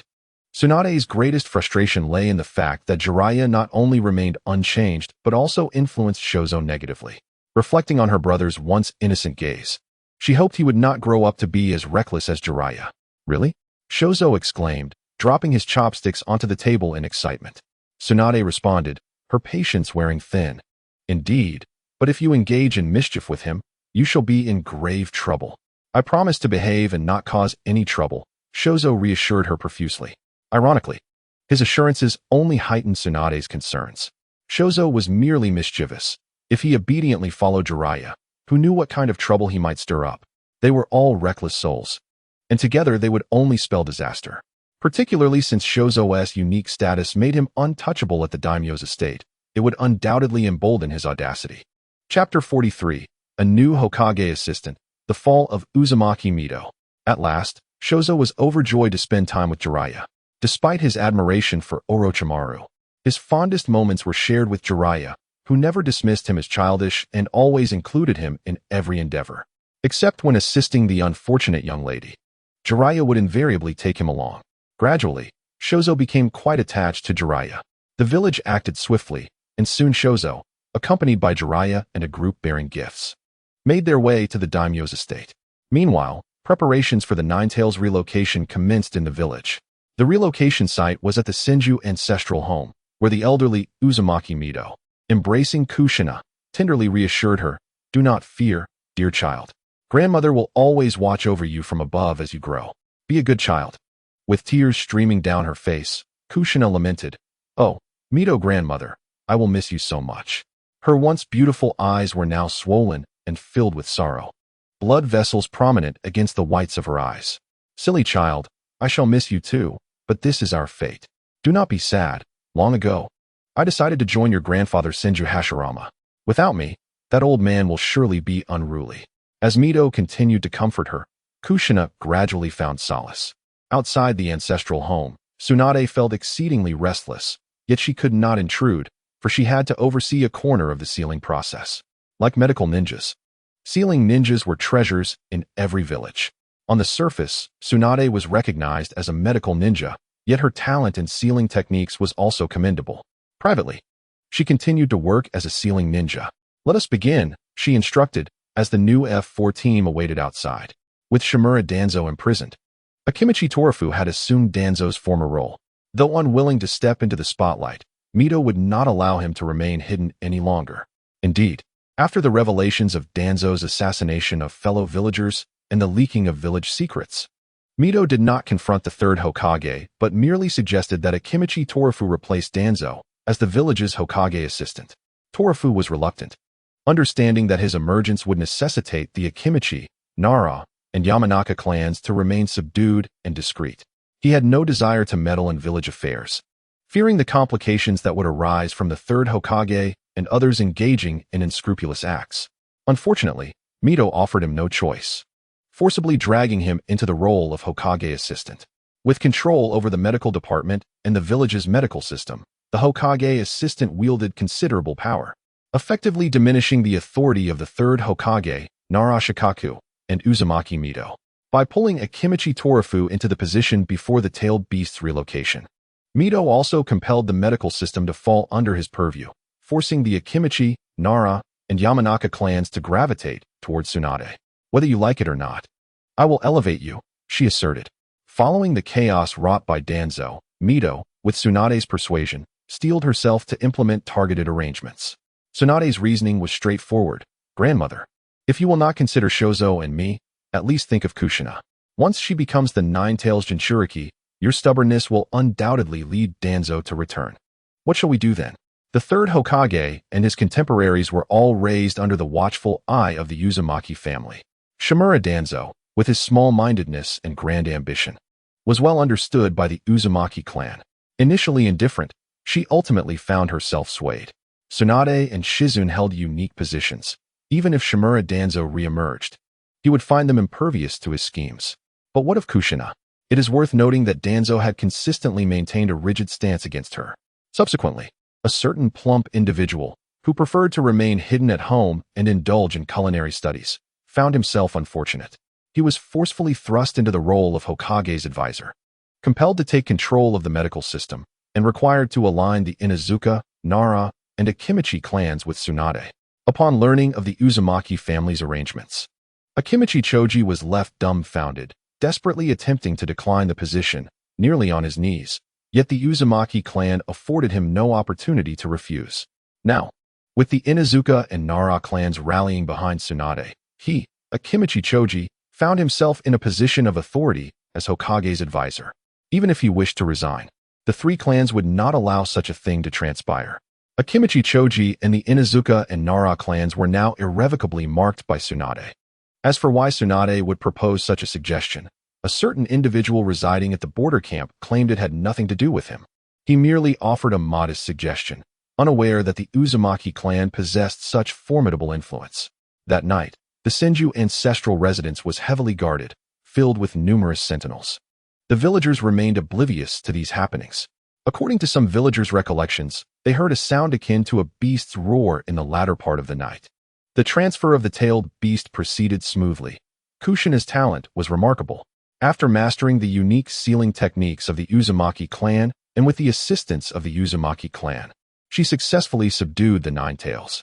The unfortunate Ninetales, sealed for years, barely had time to catch its breath before it emitted a furious roar, only to be sealed once more within Kushina's body. Uzumaki. How infuriating. In the sealing space, a great fox, bound by chains, roared in frustration. Despite its struggles, the overwhelming force of the chains rendered any effort futile. Similar to wood release and the Sharingan, the Uzumaki clan's sealing techniques were inherently effective against tailed beasts. Even as a child, Kushina was capable of maintaining a firm grip on the Ninetales post-sealing, a stark contrast to Naruto's era, where the Ninetales could lounge comfortably within Naruto's sealing space. In the presence of the Uzumaki clan and Kushina, the Ninetales found even the thought of resting a luxury. It was ensnared by targeted chains that tightly bound it from head to tail. Concerned that the Ninetales might cause trouble, Kushina, being so small, had tied it up extra securely, resulting in the Ninetales being rendered upside down in the sealing space. Its rear was raised, with its 9 tails firmly bound together with its hind legs, rendering it immobile. Its forelegs were secured to its body, and its head was forced into a painful angle against the ground. The humiliation of this position was matched only by the discomfort it caused. The Ninetales cursed vehemently. But no matter how it raged, Kushina, grieving the loss of her grandmother, ignored it. Even if the Ninetales' struggles caused her discomfort, she remained resolute in her indifference. Chapter 44. If you can pay the price, I shall show you the puppets I have crafted. For the Uzumaki clan had advised her that the great fox had a propensity for mischief. Kindness would only embolden it, thus requiring a firmer hand. Compliant and sensible, Kushina heeded her grandmother's counsel and inverted the Ninetales. The funeral for the Uzumaki matriarch was conducted discreetly 3 days after the transfer of the tailed beast. Except for a few members of the Umbu and a select few others, nearly no one was aware that the Ninetales had been successfully transferred, and that Kushina had become the new Jinchuriki of the village. In contrast to the village facing generational upheaval, the border camp remained unchanged, endless rain, an unseen sun. Fortunately, Shizun did not have to patrol or stand guard. Even if staying in the medical room was a bit dull, it was better than running about in the pouring rain. Halt! Who goes there? Noticing an individual clad in a black raincoat, with their head and face obscured, the patrolling ninja immediately accosted them. The halted figure stopped, raising a hand to unveil their hood. Orochimaru. Upon confirming the identity, the patrolling ninja relaxed their guard. Sir, you have arrived at the camp. I have come to see Hinata Shizun. I have some personal matters to discuss with him, Orochimaru replied with a slight smile, clarifying his purpose. Despite his usual disdain towards Jiraiya, he wore a smile in the presence of outsiders, projecting an air of approachability. Only those familiar with Orochimaru's true nature would recognize him as a venomous snake, capable of striking without warning. Please proceed. Since Orochimaru specifically requested to meet Shizun for personal matters, the patrolling ninja dared not impede him, allowing him through without obstruction. Orochimaru. It has been a while. Shizun was taken aback by Orochimaru's unexpected visit to the camp. Here are the goods, he said, shedding his raincoat to reveal a scroll and a list. Shizun glanced at the list and thought, goodness, my debts are about to increase yet again. If this continued, Orochimaru would become his major creditor, the kind who was owed a considerable sum. After verifying the amounts, Shizun placed the list on the table and candidly stated, Orochimaru, I am quite satisfied with the goods you have brought, but regrettably, I do not have sufficient funds at the moment. It seems my debt to you will continue to grow. Not to worry, I trust you will repay it. Despite the increasing debt, Orochimaru remained unconcerned about being Shizun's creditor. This was primarily due to Shizun's high income and good credit. Since their collaboration began, even amidst debt, he would promptly repay a portion whenever he had the means. If it were Tsunade, Orochimaru would have swiftly terminated the partnership to avoid further entanglement and the potential for a bad debt. I will find a way to repay you as soon as possible. Shizun was not one to wish to become a deadbeat. He was the type who preferred to settle debts quickly. Unfortunately, Orochimaru's hefty delivery had caused his debts to accumulate too rapidly. Additionally, stationed at the border camp left him with fewer opportunities to earn extra income, relying solely on his salary to repay debts. There's no rush, Orochimaru replied with a smile. Shaking his head, may I see the puppets you have crafted? Suddenly, Orochimaru made a rather presumptuous request. Shizun had acquired a substantial amount of materials, purchasing numerous other components. Yet he had scarcely showcased his puppets. Thus, Orochimaru was keenly interested in what Shizune was creating. If you believe that is too forward, then forget it. He added with a smile. Ah, Orochimaru, playing the game of retreating to advance, are we? Shizune thought. It is indeed rather presumptuous, and I worry you may not be able to handle it. Generally, one would not voice dissatisfaction directly. However, Shizune boldly expressed his thoughts. He even threw out a remark to pique Orochimaru's curiosity. Oh, Orochimaru, ignoring Shizune's attempt to dismiss him, inquired with interest. What kind of puppet could be so shocking that it might be beyond my comprehension? Truth be told, I find myself quite intrigued. That is splendid to hear. Shizune responded with a smile. It is best that you are interested. However, I shall not be showing you anything. What do you mean? Shizune's unorthodox response caused Orochimaru's smile to falter slightly. Ah, this is the Orochimaru I remember. The atmosphere shifted, growing cold, and Shizune nodded in satisfaction. Rising to pour 2 cups of water, sliding one towards Orochimaru. Debt settled.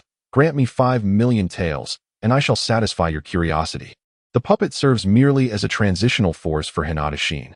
And while the means of attack granted by the reincarnation I may not be as numerous as those afforded by the Rinnegan, they are nonetheless considerable. The puppet is simply a temporary power.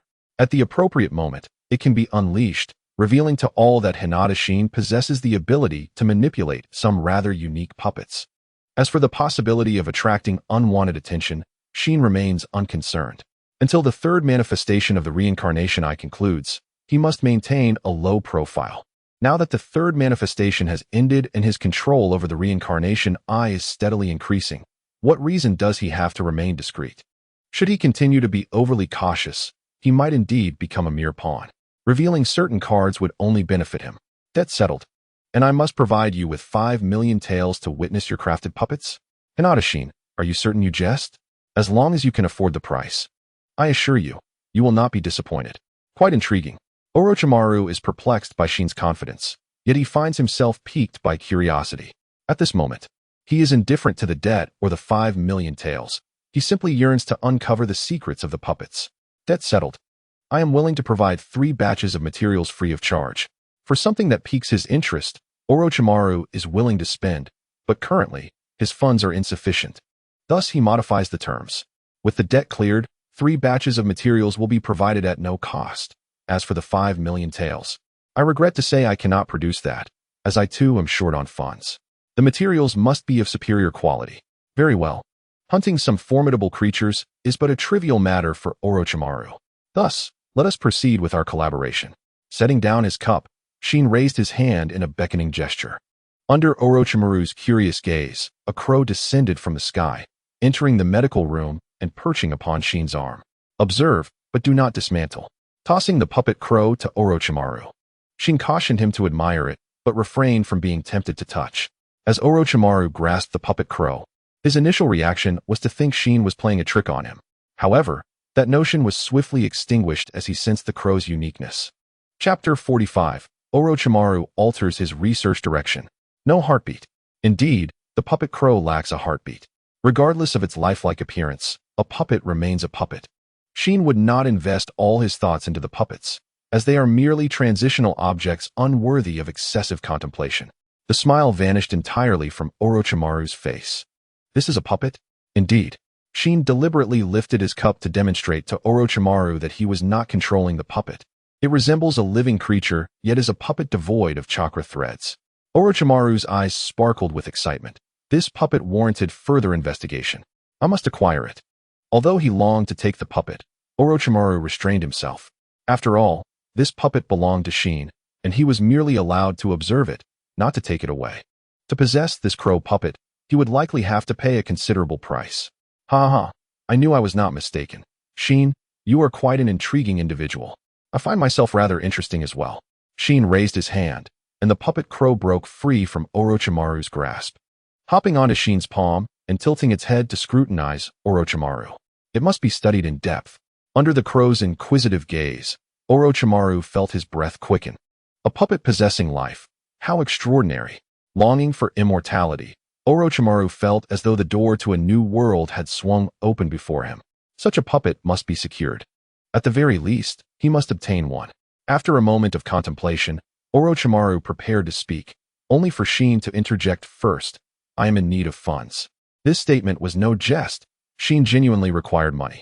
Even with Orochimaru's debt settled, he remained financially strained. His funds, aside from settling Orochimaru's debt, were largely expended on various materials and components, which are not cheaply priced. It could be said that Shin's entire fortune had been invested in the puppets. Since he began crafting puppets until now, Shin had nearly forgotten how many he had made, certainly a considerable quantity, at least several hundred. He intended to strive to produce another batch of puppets, creating his own puppet army. In the future, he would ensure that the puppet masters of Tenseigan witnessed what a true puppet army entails. The so-called puppet army of Tenseigan is merely a group of puppet ninjas. Shin's approach is one of singular mastery. Not only must there be quantity, but quality is also paramount. As for how Orochimaru would study the puppets, Shin could hardly be bothered to speculate. Without the chakra of the reincarnation eye, no matter how he researched, he would remain oblivious to their secrets. Of course, should you, Orochimaru, manage to create something remarkable through your studies, I can only commend your brilliance. In need of funds? This predicament now vexes Orochimaru, for he too is financially constrained. This is no jest. Orochimaru's income has been largely funneled into the construction of his base and the acquisition of various equipment. The expenses involved in constructing a research facility are substantial, coupled with daily expenditures and costs for various experiments, leaving Orochimaru utterly drained of resources. He truly cannot spare much money. I will find a way. Given the circumstances, there is no point in discussing anything further. He must devise a means to procure funds. As for the methods Orochimaru might employ to acquire money, that is of little concern to Shin. Departing the border camp, Orochimaru hastened to Konoha with great speed. What would take others 2 days to traverse, he accomplished in a single day. To save time, he was unafraid of exhausting himself. Upon returning to Konoha, Orochimaru made his way directly to the Hokage's office. Master. The uninvited Orochimaru panted slightly as he closed the door behind him. The third Hokage raised his head in curiosity. Orochimaru, do you seek me for something? As the third Hokage's favorite disciple, he was well aware of Orochimaru's nature. Absent pressing matters, he would seldom come to see him. The research project you mentioned last time, I believe I can attempt it, but I require the village's financial support. I need funds. The third Hokage's fondness for Orochimaru is not without reason. To everyone, Orochimaru is perceived as an all-encompassing genius. Knowledgeable in various domains and excelling in numerous skills, truly a ninja developing in all dimensions. Research project? The third Hokage paused momentarily. He had previously suggested that Orochimaru shift his research focus towards the village's development, with improving the quality of life being a paramount avenue. However, Orochimaru had declined his suggestion. Developing some consumer goods would not pose too great a challenge for Orochimaru. He simply lacked interest. Who would have thought that the Orochimaru who once unhesitatingly rejected the notion would now be inclined to pursue it? Though curious about his disciple's change of heart, the third Hokage was pleased to see Orochimaru willing to take on the project. He was well aware of his disciple's capabilities. Since you are willing to take on this project, I am delighted. It has been ongoing, though progress has been slow. If you can accept it, that would be excellent. You need not worry about the funding. No one knows what discussions transpired between the third Hokage and Orochimaru. Subsequently, Orochimaru entered the village's research base. And within a mere month, a refrigerator emblazoned with the white snake emblem was born. Under the village's promotion, it was quickly embraced by the villagers. My goodness, could it be that Orochimaru has turned to appliance development to make a quick profit? Upon hearing this news, Shin felt a sense of bewilderment. The thought of Orochimaru racking his brain to find ways to earn money, even stooping to take on a project he previously scorned, made Shin unable to suppress his laughter. What is this inexplicable sense of humor? Orochimaru, clad in a white lab coat and engaged in electrical appliance research, resembles Tsunade, who has become an ambassador for anti-gambling. While Jiraiya, the author of heart-wrenching tales of youthful love, evokes a striking contrast. Although it may seem amusing, Jingi believes Orochimaru's work is commendable. He has successfully developed a refrigerator, so other household appliances cannot be far behind. Once these essential appliances are established, daily life will undoubtedly become much more convenient. With diligent efforts, it is possible to usher the ninja world into a developmental phase ahead of schedule. Evidence suggests that the technological advancement of the ninja realm is not unattainable. Rather, Those responsible for research have simply taken a misguided path. With a focused mindset, these individuals can surely deliver remarkable innovations. There exists an unfunny joke in the ninja world to other nations. The people of the Land of Lightning are perceived as uncivilized brutes, yet their technological advancements surpass those of other countries. Jingi struggles to comprehend the audacity of those who mock the people of the Land of Lightning as muscle-headed savages. He hopes Orochimaru will not become irrevocably entrenched in civilian research. After all, engaging in research can be addictive, especially given its lucrative prospects. Unlike his previous endeavors in biological studies, which were predominantly financial drains. Unbeknownst to Jingi, Orochimaru is currently invigorated, brimming with energy, and wholly engrossed in electrical appliance development. Previously, he had little interest in such projects and viewed them with disdain, but now, in a state of financial need, he has begun to savor the rewards. Tsunade has returned to the border territory, this time with a specific mission. How is Kushina's emotional state? Jingi inquires as he pours her a glass of water. Much improved. Tsunade replies. Unlike the period immediately following Grandma's passing, when her face rarely bore a smile. Were it not for the old man's objections, I would have brought her to the camp to keep you company. Speaking of Kushina, Tsunade's demeanor becomes anxious. Since the transfer of the Nine Tails, Kushina's emotional stability has been precarious. Coupled with the Nine Tails' resistance to being sealed, she has endured prolonged periods of discomfort, causing Tsunade's heart to remain heavy with concern. She worries that Kushina may not be able to emerge from her sorrow, while simultaneously fearing the Nine Tails may cause trouble. The sealing techniques of the Uzumaki clan wield formidable suppressive power over tailed beasts, yet Kushina is still too young. Moreover, the Nine Tails is the most powerful of all tailed beasts. Kushina has hidden beneath her blankets, weeping after being scorched by its chakra on more than one occasion. She will be fine. She is a resilient and determined child. As for the Nine Tails, once Kushina matures, she will be able to exert complete control over it. In this matter, no assistance can be rendered. It is solely up to Kushina. By the way, how is the situation in the village? Don't even mention it, Tsunade groans. That old hag, Tsunade Kamachi, has been making a fuss, persistently hoping the old man will transfer authority over the medical system to her. After being rebuffed, she has begun to exonerate Danzo. Danzo Shimura is no saint, and neither is Tsunade Kamachi. Each member of the F4 is equally dubious. The only reliable one is Akimichi Choza, who wanders outside. Danzo Shimura harbors great ambition, his heart and hands stained with corruption. The third Hokage, while appearing to be a noble leader, has engaged in numerous underhanded dealings. Tsunade Kamachi and Mito Koharu are no different. They cling to power, colluding with Danzo to undermine Tsunade, the fifth Hokage. Jingi smirks. It's no surprise. Each one of them places immense value on power. The medical system was once firmly in the hands of that old hag, and now that it has fallen into Akimichi Choza's grasp, she certainly resents it. Exonerating Danzo is merely a tactic to pressure the Hokage and garner support. You are correct, Tsunade concurs with Jingi's analysis. Just then, a smile crosses Tsunade's face. Currently, that rotund Akimichi Choza finds himself in the position of Hokage's advisor. He wishes to step down, but discovers he is unable to do so. Even in the face of criticism, he must cling to the medical system. If he were to learn that it was you who advised Grandma to elevate him, he would surely curse you to no end. Others would revel in such a position, but Akimichi Choza is entirely unwilling. Unfortunately, unwillingness is of no consequence. He has been thrust into this role by Mito and has become a pawn to Tsunade. Now in Konoha, Akimichi Choza occupies the role of Hokage's advisor while wielding authority over the medical system, leading to a rift within the F4. This is Mito's directive. I am not involved. Jingi chuckles mischievously. After all, he has no intention of taking the blame for this predicament. By the way, Tsunade's expression suddenly turns serious. The village has decided to dispatch personnel to the Land of Rain in response to the provocations from the Sand Ninja Village. A new war may erupt in the ninja world. In order to ensure the smooth transition of the new Jinchuriki, Konoha has tolerated the Sand Ninja Village's provocations in the Land of Rivers, prioritizing the Jinchuriki exchange above all else.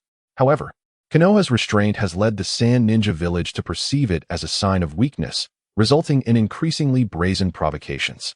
With Kushina, the new Nine-Tails Jinchuriki, now stabilized, Konoha can no longer afford to allow the Sand Ninja Village to take liberties. Provocation, is it? then I shall respond accordingly, while simultaneously suppressing the development of the Land of Rain. The third Hokage will not relent against the Land of Rain merely due to a few words from Hanzo the Salamander. Between villages, there exists no sympathy or leniency, only interests. Responding to the Sand Ninja village to defend Konoha and suppressing the development of the Land of Rain aligns with Konoha's interests. As for the grievances between the Land of Rain and the Land of Rain, no one cares. There shouldn't be an immediate outbreak of war. At this stage, it will likely consist of mutual provocations, perhaps escalating to minor skirmishes, but genuine warfare is still far off.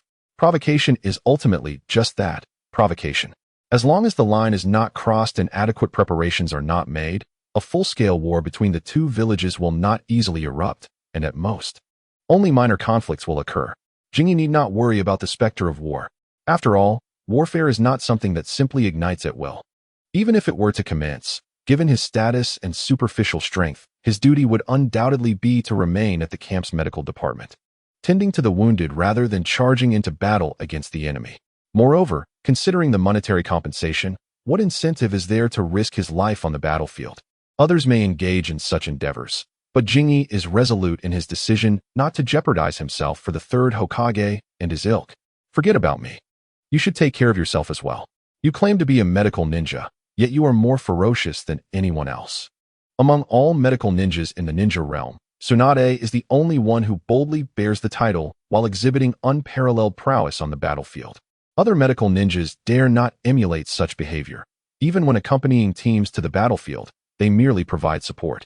In contrast, Tsunade has inverted this dynamic, positioning herself as the main force while relegating her teammates to supporting roles. Ahem. Understood. What kind of look is that? Do you think I'm so impulsive? Seeing Jingi's skeptical gaze, Tsunade grinds her teeth in frustration, stepping closer and resting their foreheads together. She asserts, in the past, I could behave that way. But now I cannot. Grandma is gone, and I must shoulder many responsibilities, the most important of which is you. What about me? Jingi raises his hand, testing. What have you been eating lately? It seems you've grown quite a bit. Don't be ridiculous. Tsunade firmly pressed down on the mischievous hands, nudging Shizune with her forehead, and said with irritation, my identity alongside Shotree is quite unique. No one can manipulate us. Kushina is in a similar position, being the Nine-Tails Jinchuriki. In a few years, when she matures, the village will need to tread carefully if they wish to control her. But you, my dear, are not in such a position. Damn the Hyuga clan.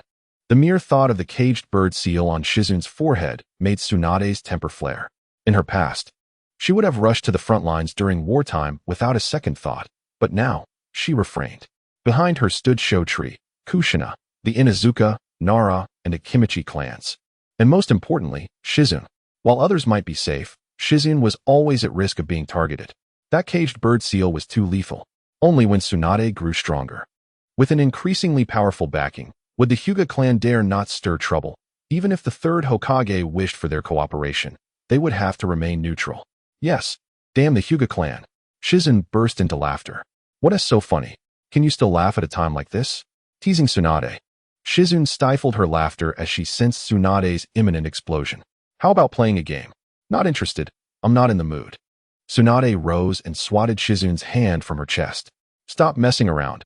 Cooperate and remove this thing. Shizune gestured for Tsunade to take off her forehead protector.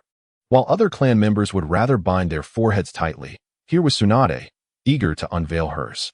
After several silent cues from Shizune, Tsunade finally relented and lifted her hand to remove the forehead protector with a bit too much force. She didn't wish to see the caged bird seal. It was too glaring. Now that I've taken it off, are you satisfied? Just as Tsunade prepared to toss the forehead protector aside, she froze, her eyes widening. Was it just her imagination? Rubbing her eyes and focusing again, she realized something was amiss. Where did that massive caged bird seal on your forehead go? Shizune wrapped her arms around Tsunade's waist, lifting her onto the table, and leaned in to provide a hint. Do you remember when we were studying in the hospital? You asked me why I had such a strong smell of paint. Did I?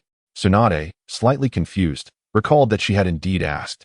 Shizune had explained that it came from painting at home and even lifted her shirt to show the paint stains. Tsunade hadn't thought much of it and believed her. So, the caged bird seal on your forehead was painted on? Tsunade felt her mind was somewhat muddled. Hadn't the caged bird seal of the Hyuga clan always been so domineering? How could it just vanish? Yes, it was painted on. Impossible. My grandfather and great-grandfather attempted to decipher the caged bird seal when the village was founded, and they all failed. Even the old man tried. How did you manage it? Could it be, Shizun pointed to her eyes, that these eyes are not regressed? Gazing into Shizun's azure eyes, reminiscent of the stars, Tsunade fell silent. If they were not regressed, then they must have evolved, akin to the Uchiha Sharingan? Don't tell me the Byakugan of the Hyuga clan can evolve like the Sharingan. Why not? Shizun replied. I have acquired several peculiar abilities, and thus the seal binding me has vanished. All I can say is, my eyes have evolved. Damn it. Upon hearing this, Tsunade felt the urge to strike her. I don't care if your eyes have regressed or evolved. The caged bird seal that bound you has disappeared. Why didn't you mention it earlier? I was worried that the old man might collude with the Hyuga clan against you. Had I known your seal was gone, I wouldn't have worried at all. Stop rubbing it.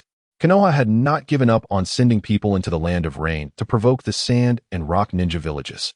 The third Hokage and others unanimously believed this was a plan with multiple benefits. Even if some minor incidents occurred along the way, both the sand and rock villages would still fall for it. The village's response to the intelligence from the sand village had been leaked by Danzo, and it was uncertain whether this would impact the plan. Nara Shikamaru expressed concern. Even if it affects the plan, it doesn't concern us much. The current Inuzuka, Nara, and Akimichi clans are no longer aligned with them. Sigh, Akimichi Choza remarked, what is Lord Mito thinking? Why does he insist on putting me, this hefty fellow, in the position of Hokage's advisor?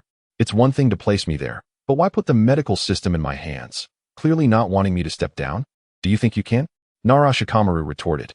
With the three clans of Inuzuka, Nara, and Akimichi, along with some other clans now siding with Lady Tsunade. Do you really think you can step down? Why am I so unlucky? Choza lamented. I just want to stay at home and research delicious food, and perhaps push the clan forward a bit. Is that too much to ask? Has the new leader of the Jonin squad been decided? Since the establishment of the village, the position of the Jonin squad leader had always been held by a member of the Nara clan, but that position was now vacant. The Hokage's advisor, along with the medical system's authority, was now in Akimichi Choza's hands. The F4 team would find a way to diminish the influence of the Inuzuka, Nara, and Akimichi clans. The most evident change was the removal of Nara Shikamaru from the position of Jonin squad leader, a role of considerable power. The new leader had been chosen, Saratobi Matsuda. Choza sighed. Nara Shikamaru frowned slightly. Matsuda? If this guy becomes the Jonin squad leader, it might not bode well. Who knows? Choza continued munching on his grilled meat. It was that guy, Uchiha, who nominated him. It must be the monkey's intention. No, I just can't understand why Lord Mito is fixated on me. Nara Shikamaru glanced at him disdainfully. If all goes as expected, it's because that scoundrel Danzo's actions have provoked Lord Mito. He doesn't want things to turn awkward for Lady Tsunade and the others after he leaves. Only with you in position can Lady Tsunade have a stronger voice. Then let it be. Enough of this talk. The more Choza pondered, the more frustrated he became. He almost exclaimed, why not just let Tsunade sit in my place? But upon reflection, that would be too overt. They needed someone visible who could contend with the third Hokage and his cohort. Therefore, Choza was pushed into the spotlight. The Inuzuka, Nara, and Akimichi clans wielded considerable power, and many clans within the village had connections with them. Choza and the third Hokage were once classmates and teammates.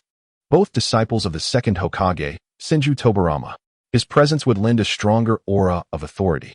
At the border of the land of rain, Hanzo of the Salamander, the leader of the Rain Village, stood atop a peak in a cave he had excavated, gazing at the overcast sky. A small black dot appeared on the horizon, gradually enlarging. The wind shadow is late. Hanzo's tone was displeased, as the other party had not arrived at the agreed time, making him wait an extra 2 hours. Although waiting 2 hours was not the issue, what irked Hanzo was that the third wind shadow did not regard him as an equal. Apologies. There have been numerous affairs in the village, the third wind shadow explained nonchalantly as he landed beside the cave, stepping down from the iron sand beneath him. Do you think I would believe that? The third wind shadow was unfazed by Hanzo's anger. Hanzo, do not forget, it was you who approached me, seeking cooperation with the Sand Village. I have already shared the intelligence with you. Is that not enough to demonstrate the Rain Village's sincerity? Hanzo of the Salamander clenched his fists tightly around the handle of his scythe.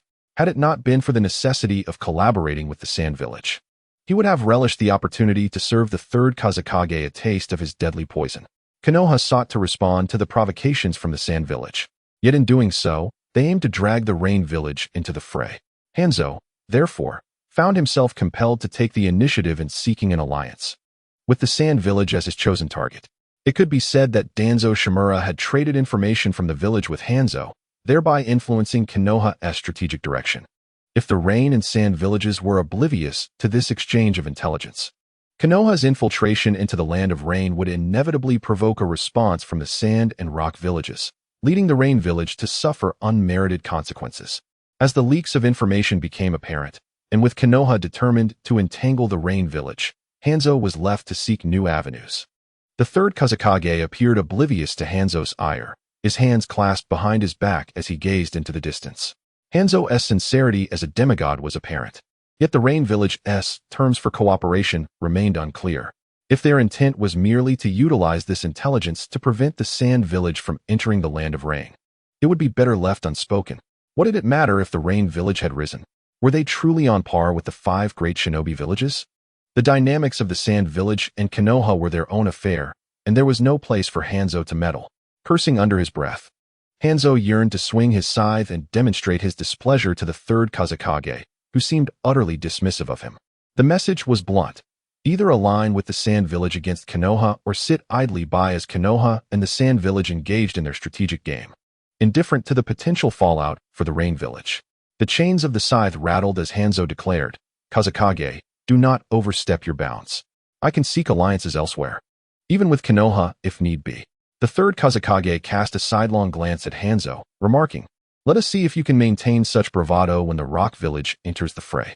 Turning to Konoha, "You may attempt that if you wish." Chapter 48. The Rock Village. They must be provoking me. How dare they assume that Hanzo of the Salamander is but a mere puppet? Black iron sand swirled around the third Kazekage, yet he showed no intention of turning back, unwilling to elevate Hanzo to his level. The Rain Village had no right to choose, and neither did Hanzo. The path ahead was dictated solely by their circumstances. Why should the Sand Village consider cooperating with him? An alliance with Konoha was even less plausible, as it would only draw the ire of the Rock Village. The outcome was singular. The Rain Village and the Land of Rain had no options available, nor could they escape their plight. "I hope you do not come to regret this." Hanzo spat defiantly before plunging into the rain, disappearing amongst the mountains. Faced with the third Kazekage's threats and mockery, Hanzo showed no inclination to yield. He wished to shield his village and nation from undue calamity, yet he would not bow to the 5 Kage. For once he bent the knee, he would never rise again. Such a fate was more unbearable for Hanzo, who aspired to stand equal with the 5 Kage, than death itself. What folly was this? What standing did he possess to dream of becoming the Rain Shadow, to stand alongside the 5 Kage? Did the Rain Village even have a choice? Certainly not. In the power struggle between Konoha, the Sand Village, and the Rock Village, the Rain Village was merely a sacrificial pawn. Hanzo had no room for choice unless he could transform from a demigod into a true deity. Lacking such strength, even obtaining scraps of Konoha's intelligence would be futile, merely serving to further complicate the situation. Tsunade returned to the village after a few days in the camp, and as she had stated, the village dispatched a contingent of ninja, boldly entering the Land of Rain. Konoha's incursion into the Land of Rain was a direct response to the provocations from the Sand Village. The Sand Village, eager to provoke, would not back down, redirecting their ninja from the Land of River into the Land of Rain.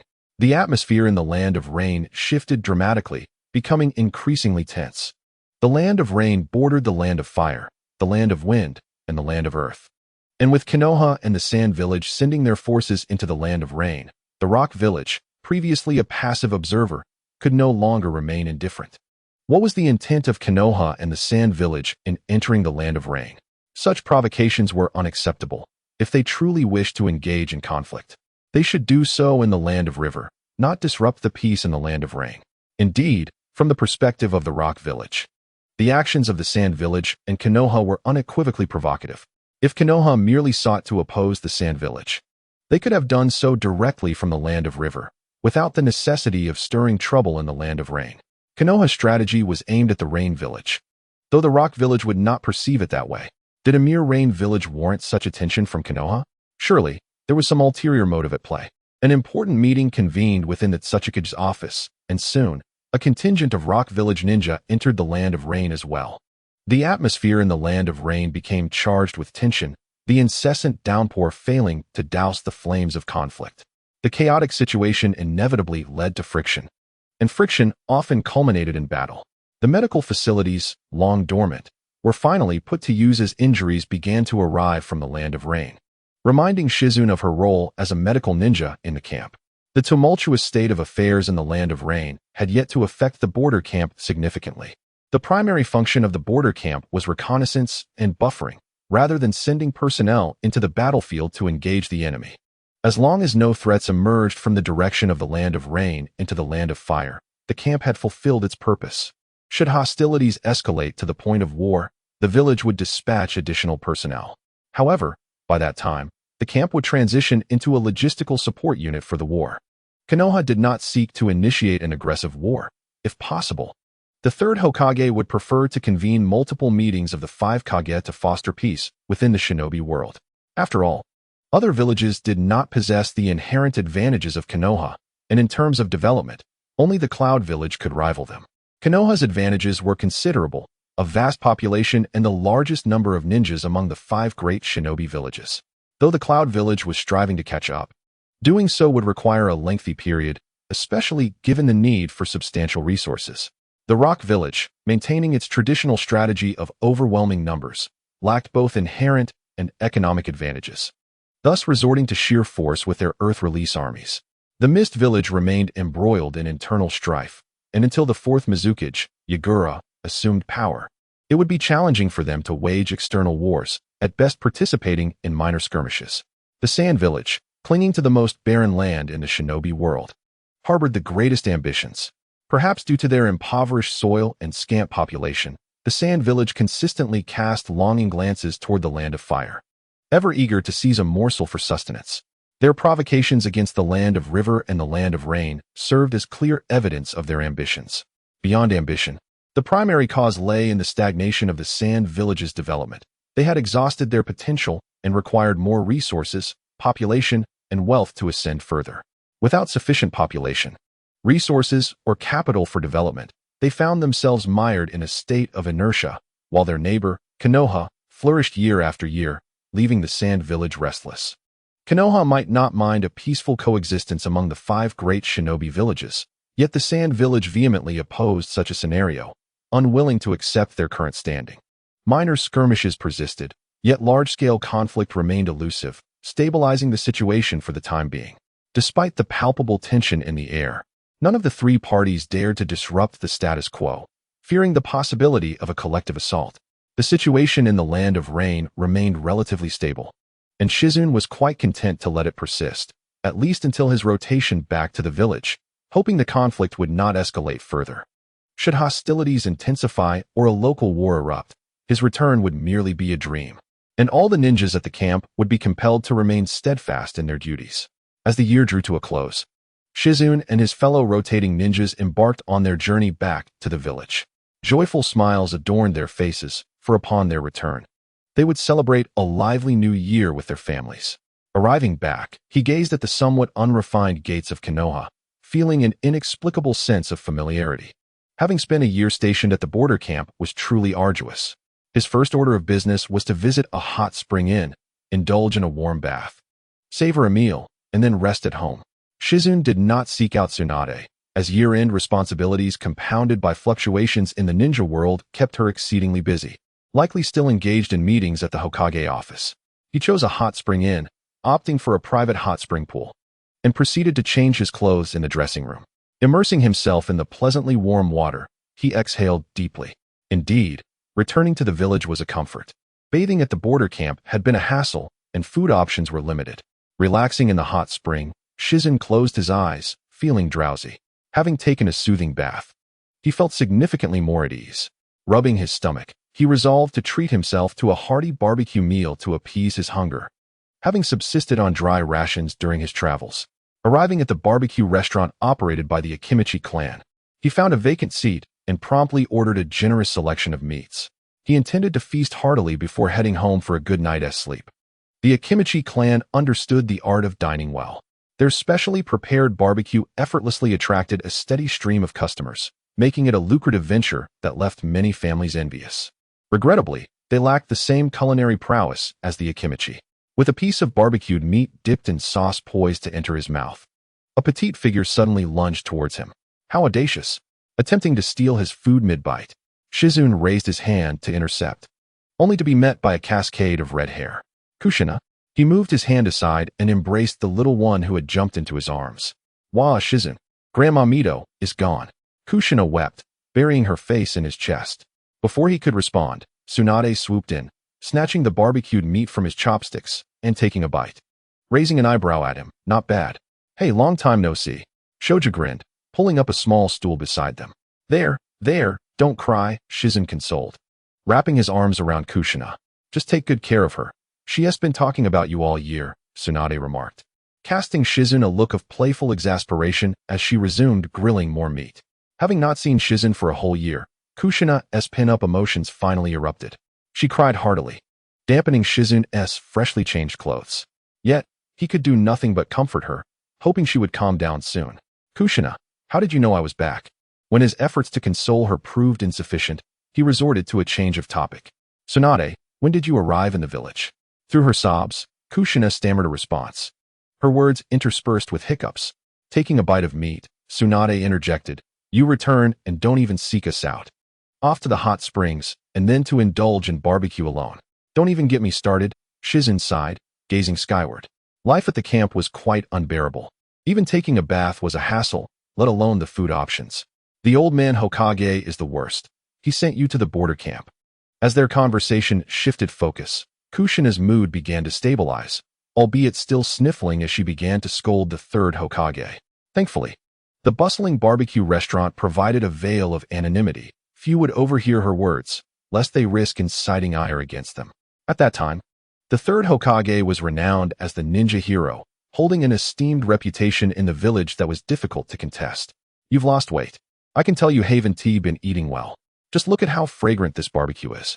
Shoju, don't eat so fast. You'll finish it all. Shizune decisively pulled Shoju into the spotlight to divert Kushina's attention. Shoju. As expected, the formerly tearful Kushina's eyes flared with indignation. How can you eat all the barbecue by yourself? In the midst of indulging in a feast, Tsunade set down her chopsticks, while Shoju, bewildered with a piece of meat in hand, protested, this is only my second piece. The rest were all eaten by my sister. Kushina's fiery temperament was already surfacing, growing increasingly reminiscent of Tsunade as she matured, which rendered Shoju somewhat apprehensive of her. It wasn't me. I didn't do it. Shoju stammered, raising his hand to point at Tsunade, only to notice her warning gaze, causing him to feel as though he might perish on the spot. You're all bullies. Picking on me. All right, Shoju was just hungry. Let us order some more meat. I'm hungry too, and we'll all enjoy a good meal together. Reassuring Kushina, Shizune exchanged a knowing glance with Shoju and summoned the waiter to order more dishes. With Shizune's presence and Tsunade's interruptions, along with Shoju drawing attention away, Kushina's mood quickly improved. Shizune regaled them with amusing anecdotes from the camp, then shifted the conversation to Shoju's impending graduation. Right. After I pass my graduation exam, I'll no longer be a student, but a true ninja, Shoju proclaimed with a boastful expression, nearly standing up with his hands on his hips, striking a pose. Graduating makes you a novice. Tsunade swiftly countered, I graduated from the ninja academy at 6. How can you compare? Shoju retorted loudly, but Shizune graduated at 10. Why don't you call him a rookie? In truth, Shoju was quite capable. He merely fell short of Tsunade's prowess. Among his graduating class, he excelled in all subjects except academics. Shizune chuckled at the sibling squabble, while a smile crept onto Kushina's face, tinged with a hint of mischief. Shizune, taking advantage of Tsunade's chastising, Kushina leaned closer to whisper, can I invite my friends over to your house tomorrow? I want to treat them to barbecue. Of course. I promise not to disappoint our little princess. Yay, you're the best, Shizune. By the way, who do you want to invite? Kushina counted on her fingers. There's Makoto, and that boy with the yellow hair, and also Miho. Just as Shizune was drinking tea, he spat it out. Is that boy with the yellow hair the one I know? Is it Minato? Yes. Kushina smiled with her eyes narrowed and cheerfully remarked, in our class. He is the only one willing to be my friend. Oh, and there's also Mihue, but she speaks so little. You mentioned before that the boy with yellow hair always attracts the attention of girls, so I think calling him yellow hair is quite fitting. Minato Namikaze, as a child, was a cheerful boy with a sunny disposition, handsome looks, and commendable grades, thus capturing the interest of many girls in the class. How unfortunate. I merely intended to describe him. I never meant for you to call others yellow hair. However, the world of Naruto lacks the yellow hair trope, and since Minato naturally has golden hair, he reluctantly accepted this nickname after being called it for a while by Kushina. Please don't be angry with Mihue when she arrives, okay? She is a very timid girl. Kushina pleaded, looking up at Junichi with wide eyes. Today is our Children's Day, so Qianqian has decided to provide an additional chapter for the precious readers. In Chapter 50, the joy of being fed by a little rich girl, who understands? Junichi chuckled, of course not. Your friends are my friends. How could I be angry at your friend? By the way, why are you worried that I might be upset with Mihue? Junichi found it curious since he did not know the girl named Mihue, who was still quite young. You'll find out tomorrow, Kushina evaded, wanting to keep it a secret. Junichi affectionately ruffled her vibrant red hair and placed several pieces of meat on her plate. Hurry and eat. It's the time for you to grow. And consuming more meat will help you grow taller. Once they had eaten their fill and Junichi settled the bill, the four of them departed together. As they arrived at the doorstep, Junichi was taken aback. Where's my house? The location is correct.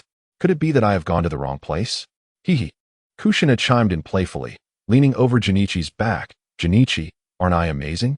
After you went to the border camp, I had someone demolish the house and rebuild it into a 3-story building with many rooms.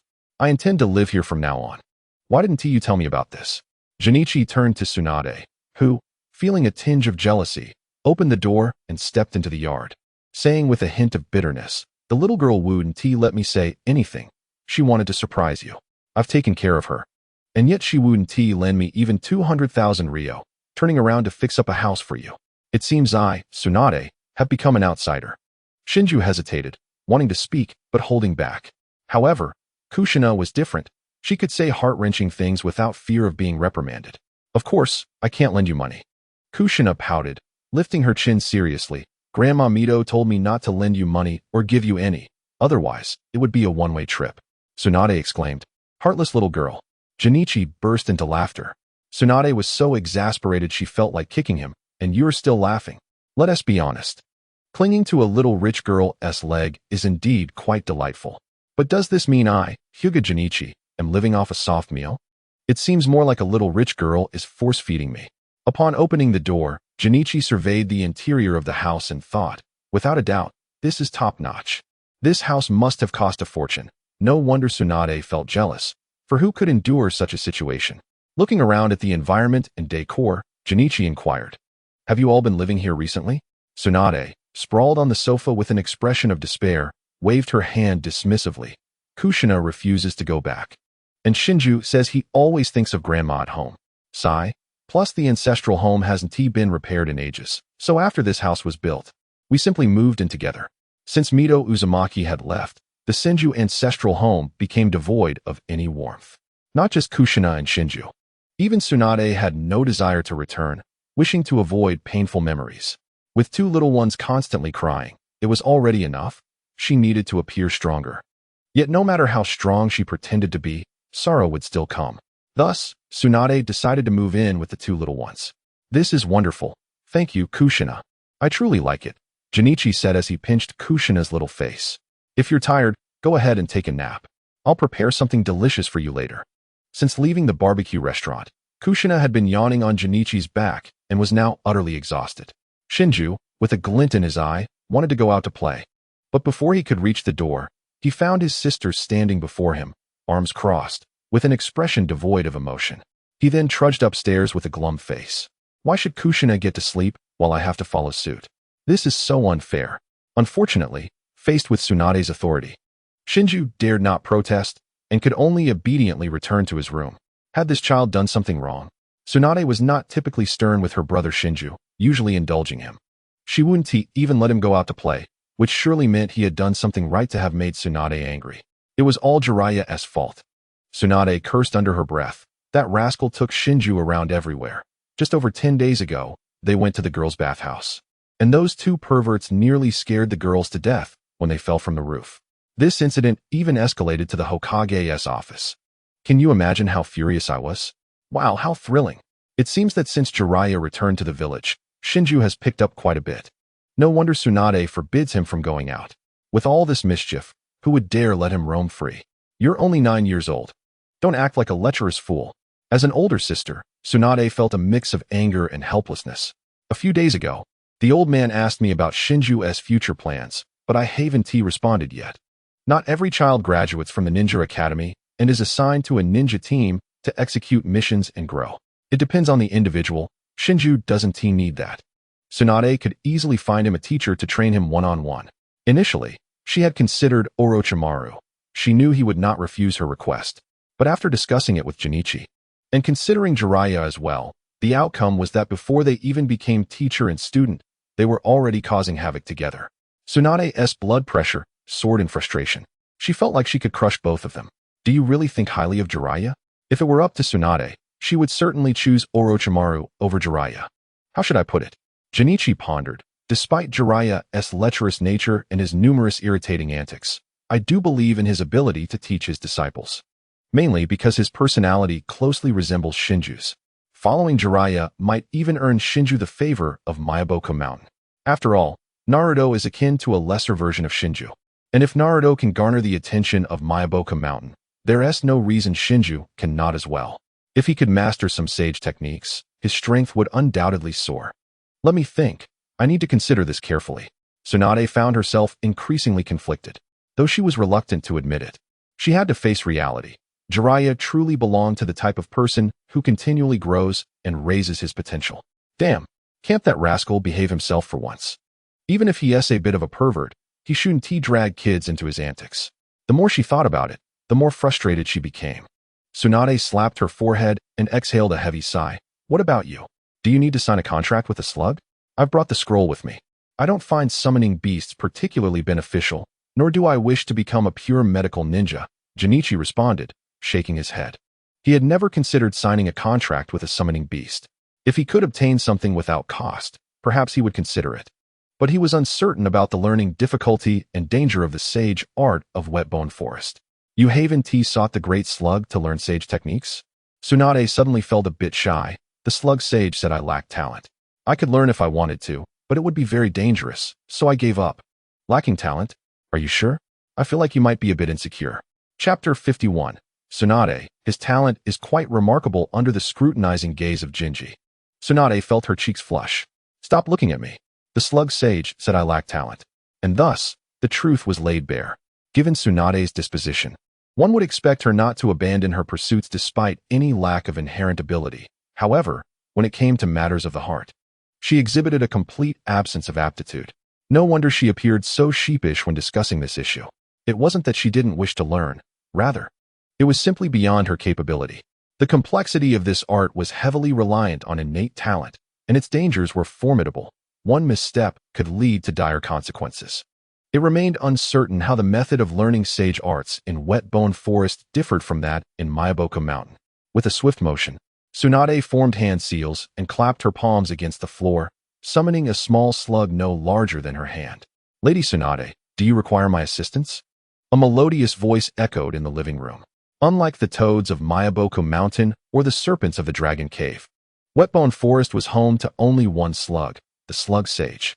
The summoned slug was a division of the slug sage, a separate entity formed from its essence. The size of the summoned slug correlated with the chakra utilized. The greater the chakra expenditure, the larger the slug.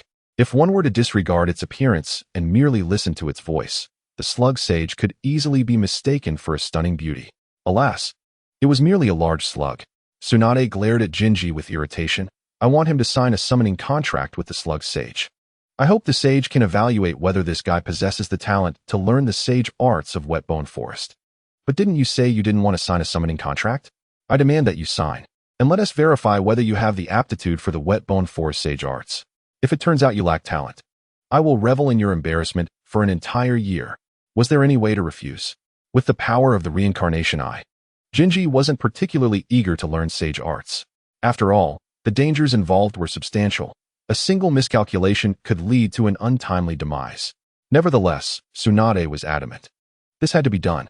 Her temper flared as she resolutely refused to allow Jinji to mock her regarding this matter. With no other option, Jinji sighed in resignation, bit his finger, and pressed it onto the summoning scroll. This scroll had originally belonged to Hashirama Senju, but unfortunately, Hashirama's wood release was so extraordinary that the slug had never had the opportunity to make an appearance. The healing capabilities of the slug sage paled in comparison to the recovery speed of Hashirama's sage body. Please hold on, Lord Jinji. After the contract was established, the summoned slug returned to Wetbone Forest, then performed a reverse summoning to transport Jinji and Tsunade to its domain. Wetbone Forest was not a sacred place. At least, it did not appear to be.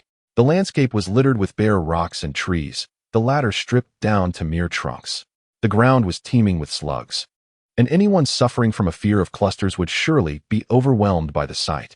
At the center of Wetbone Forest lay an enormous slug. This was the slug sage, and all the slugs in the forest were its divisions. How massive! Jinji stood on the slimy ground, gazing upward at the slug sage, which dwarfed him like a mountain. He gestured with his hands, convinced that the slug sage's true form was larger than the nine tails. Greetings, young Tsunade. The slug sage shifted its colossal body and lowered its head to greet her. Hello, slug sage, Tsunade replied with a smile. Although Jinji sensed a hint of unease in her demeanor. Had she perhaps wronged the slug sage in some way? I am the slug sage, it stated, scrutinizing Jinji. Your chakra aura is rather peculiar. I recall encountering something similar many years ago. How long has it been? During the time Kagaya Otsutsuki planted the divine tree. The three great sages, the slug sage, the snake sage, and the toad sage, were already in existence. The toad sage even assisted the sage of six paths in his training, encouraging him to stand against his mother. Thus, the saga of the sage of six paths and Kagaya Otsutsuki was intertwined with the three great sages. Although only the toad sage took action at that time. Slug sage, we are not here to recount tales. I ask that you evaluate whether he can learn the sage arts of Wetbone Forest. Lost in reminiscence, the slug sage remained silent for a lengthy interval until Tsunade felt compelled to interrupt. Apologies, young Tsunade, I was lost in thought. Since he has signed the summoning contract with Wetbone Forest, I shall assist in his evaluation. Child, are you prepared? The slug sage's mountainous head lowered toward Jinji.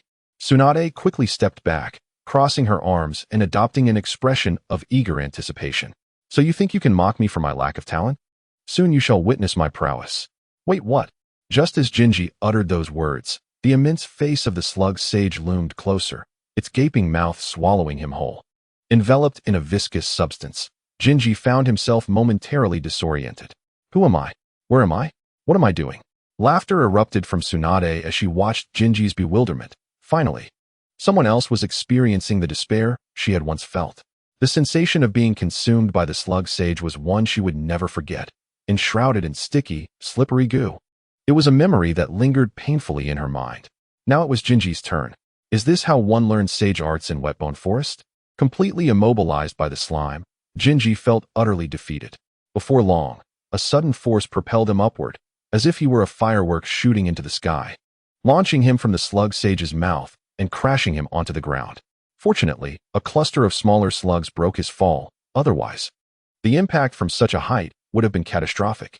At that moment, Jinji was entirely coated in slime, resembling someone who had just emerged from a thick, gooey broth. And the peculiar odor was unbearable. He retched on the spot. Tsunade, unable to contain herself, collapsed onto the ground, clutching her stomach with laughter. Jinji's predicament was simply too comical, and she found it impossible to stop laughing. Is it really necessary to go through all this just for an evaluation? How absurd. The laughter echoed joyfully in the air. Ah, young Tsunade, his talent is quite remarkable. The slug sage, oblivious to Tsunade's mirth, could not comprehend what was so amusing. After all, to a slug, the humor of humanity was unfathomable. Chapter 52, Tsunade. The fool was me all along, haha. He possesses talent? Tsunade, who had been laughing heartily just moments ago, suddenly fell silent, her eyes widening in disbelief. Slug sage, are you certain his talent is commendable? Indeed. His talent is quite impressive, not inferior to that of young Hashirama. If he applies himself, he will undoubtedly master the sage arts of Wetbone Forest. The slug sage nodded affirmatively, even comparing Jinji to Hashirama Senju. If Jinji's aptitude for learning the sage arts was on par with that of her grandfather, could it be that the fool was her? As the realization dawned upon her, Tsunade found herself unable to laugh any longer. She was all too aware of her grandfather's illustrious reputation. The title of the god of shinobi was not merely for show, but a universally acknowledged truth. If Jinji possessed talent comparable to Hashirama's, it implied that he would most likely succeed in mastering the sage arts of Wetbone Forest. What would she do if she regretted this? At this moment, Tsunade's mindset was one of dual apprehension, fearful that a man might be inadequate, yet equally wary of one with exceptional talent, as such prowess would render her own abilities seemingly inferior. After all, talent is something that has been validated by the great slug sage. Wait a moment. I wish to understand the process of learning the sage techniques of the Wetbone Forest. If anyone else had heard the words of the great slug sage, they would undoubtedly be elated to the point of ascension. But Shizune remained composed, eager to grasp the steps and processes involved. If the learning of sage techniques required being swallowed whole by the great slug sage, he would rather abstain. He was not keen to experience that dreadful sensation again. The great slug sage, merely a slug and not a human, lacked comprehension of human humor or repulsiveness. For slugs, being covered in slime is the optimal state. Dryness signifies injury. Unfortunately, while slugs revel in their slimy exteriors, humans cannot tolerate such conditions, except for a select few eccentric individuals. Shizune had not even brought a change of clothes, rushing into the restroom, desperate to scrub away the repugnant residue. Could it be that my talent is truly dismal? Tsunade sat on the couch, lost in thought, questioning her very existence. After a year stationed at the border, and having just returned to the village, Shizune needed to rest for a while. Her work at the hospital could wait, and plans to learn sage techniques would be postponed until after the new year. Shizune, rise and shine. Early in the morning, Kushina bounded into Shizune's room, standing spiritedly at the foot of the bed, calling him softly. Thankfully, he had not spent the night holding Tsunade, or Kushina's entrance would have stirred quite the commotion. Heartbroken, Tsunade desired solitude to gather her thoughts. Wow, you're up early. Kushina, Shizune said, ruffling her hair. It's not that early anymore. Kushina glanced out the window, then tugged at Shizune's wrist with fervor. Shizune, hurry up. We must head to the market to buy provisions. We'll need to marinate the meat upon our return, which is quite time-consuming. Bundling up in thick clothing, Shizune took Kushina's hand and stepped outside, yawning into the brisk morning air. Indeed, one should not rise early in the dead of winter. The comfort of cocooning oneself in blankets for a leisurely slumber is unparalleled. However, he had promised Kushina he would treat her friends to grilled meat, necessitating an early start. Are we going to buy groceries again today, Kushina? Shizune inquired. It was quite amusing, as frequent visits to the market had made Kushina well acquainted with the vendors. Upon her arrival, the seller's eyes sparkled with excitement. After all, Kushina was a little heiress who always purchased generously. They relished doing business with someone so charming, polite, sweet-tongued, and, most importantly, affluent. Stop. Why not just bring the market home? Even with a refrigerator, that's excessive. Shizune thought, sweating profusely at the sight of Kushina's exuberance. The girl was too naive, easily swayed by a few enticing words, genuinely considering buying an armful of goods. Everyone is just too enthusiastic, Kushina said, smiling sheepishly. Shizune gave her a light tap on the head, admonishing enthusiastic, they'd love for you to buy out the entire market. Stick with me, I'll handle the buying. And you are not to speak. Ow! Kushina pouted, her lips forming an exaggerated pout, practically ready to hang an oil pot on them, her face a picture of grievance. Fortunately, she was obedient, following Shizune without further protest, becoming a dutiful little follower. After purchasing their goods, the two made their way to a ramen shop for breakfast. As for Rope Tree and Tsunade, unless there were pressing matters at hand, they would likely remain asleep for quite a while. Oh, how fragrant! It seemed that whenever she was with Shizune, Kushina's smile never faded. The little girl enjoyed her meal immensely, and after filling her belly, she joyfully bounced home, hand in hand with Shizune. Observing Kushina bounce along like a little rabbit, Shizune felt as though he were raising a daughter, requiring guidance, coaxing, and companionship. Upon returning home, Shizune assigned Kushina the task of waking Tsunade and Rope Tree to commence their chores. Chapter 53. Hinata's lookalike, Hyuga Miho? Why? I want to sleep a little longer. Soon enough, cries of despair echoed from Rope Tree's room. Shizune, while washing and cutting meat, couldn't help but chuckle. Having a sister like Kushina was no easy feat for Rope Tree. He couldn't bear to hit or scold her, and most importantly, he wasn't even certain he could win in a fight. Despite being a few years older than Kushina, the outcome of a real confrontation remained uncertain. One should not underestimate her due to her age. Under Shizune and Tsunade's tutelage, the fiery little red pepper's prowess was far beyond that depicted in the original narrative. Why doesn't my sister have to do any work? Rope Tree sat on a little stool, looking dejected as he slowly threaded meat onto bamboo skewers. What a profound question.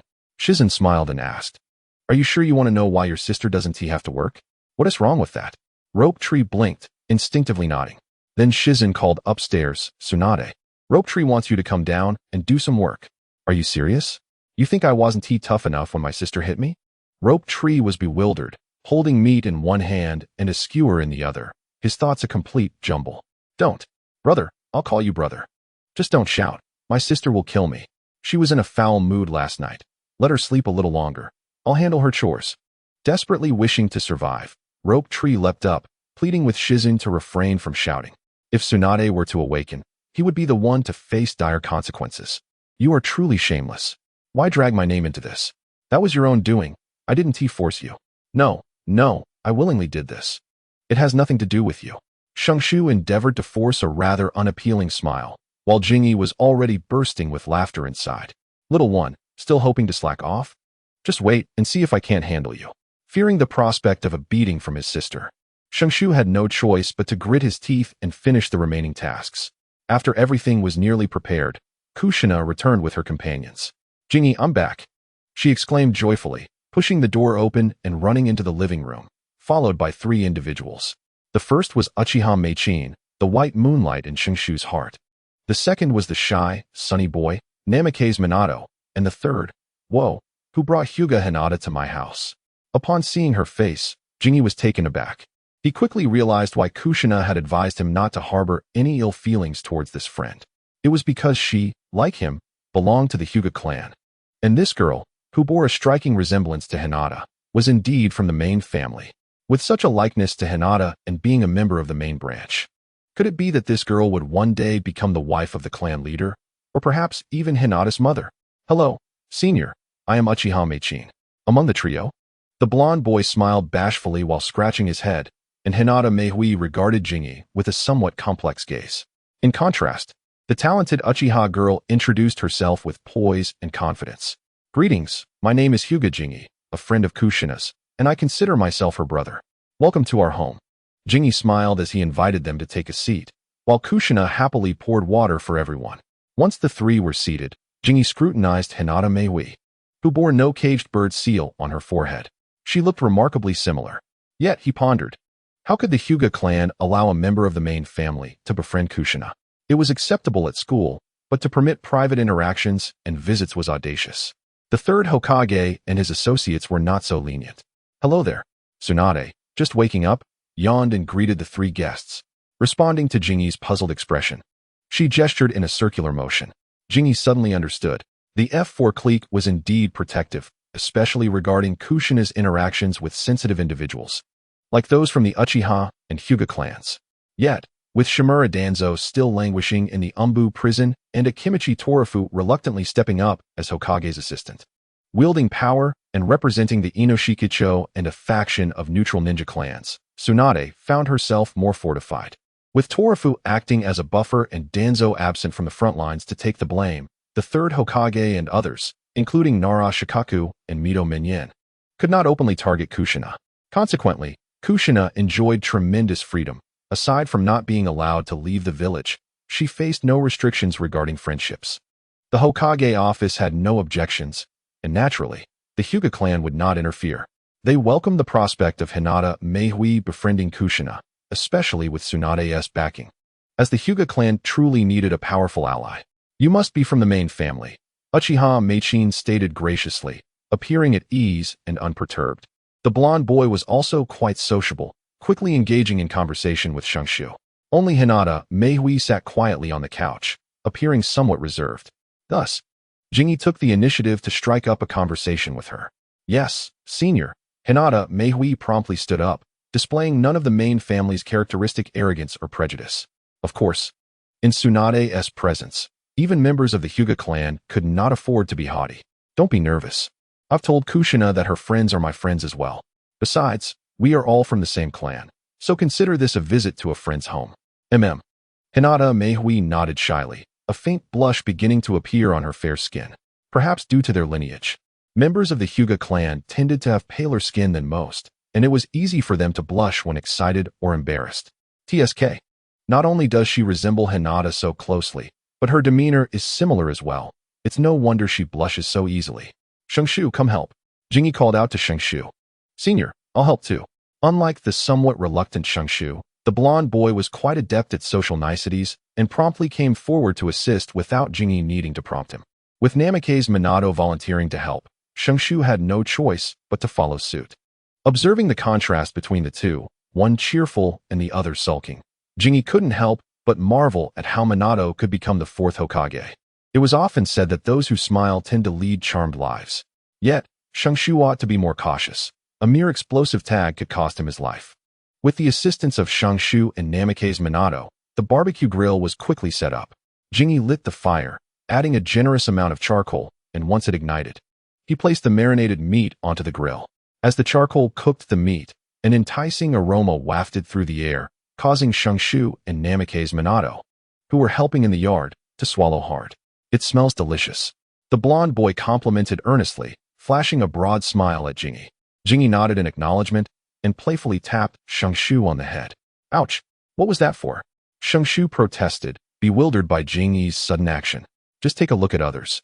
Then look at yourself. No wonder your sister is always scolding you. If this continues, you'll only have foolishness left in your brain. Foolishness? What do you mean? Namikaze Minato asked, confused. Shengshu's face instantly flushed crimson, and he jumped up in alarm, exclaiming, Please, don't say that. I'll call you brother, okay? Just don't say any more. The thought of others discovering that Shengshu had a penchant for foolishness during Kushina's friend's visit was utterly mortifying. While it didn't matter to Namikaze Minato and Hinata Meihui, Uchiha Meichin was a different story. She was the white moonlight in his heart, and moreover, she was his classmate. Understanding your embarrassment is good, but if you wish to avoid such situations in the future, you must behave more appropriately. When you grow up, you can do as you please without anyone controlling you. Jingi came to realize that Shengshu was the type who would feign innocence when caught. He would admit his wrongdoing, but would likely repeat it. To deal with such a child, one must employ special tactics. Leaning down, Jingi whispered, You wouldn't want Uchiha Meichin to discover your foolish antics, would you? Are you a devil? Shengshu's eyes widened in shock. What on earth are you talking about? It sounds profound, but I can't quite grasp it. The bewildered blonde boy began scratching his head, his large eyes darting between Jingi and Shengshu.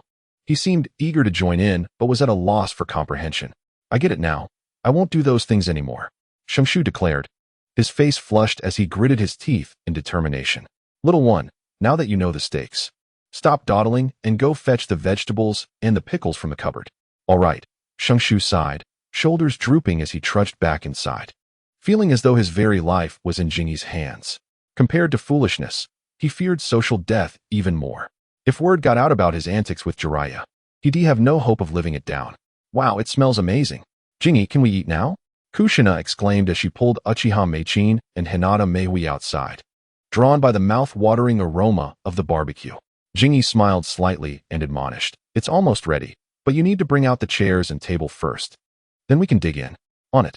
As the spices were sprinkled over the grilled skewers, Kushina could no longer contain herself and dashed inside the house. It smells so good, it tastes delightful. Meihui, this one is delicious, you must eat more. Makoto, and this one too. Shizen mentioned that eating it will lighten your skin.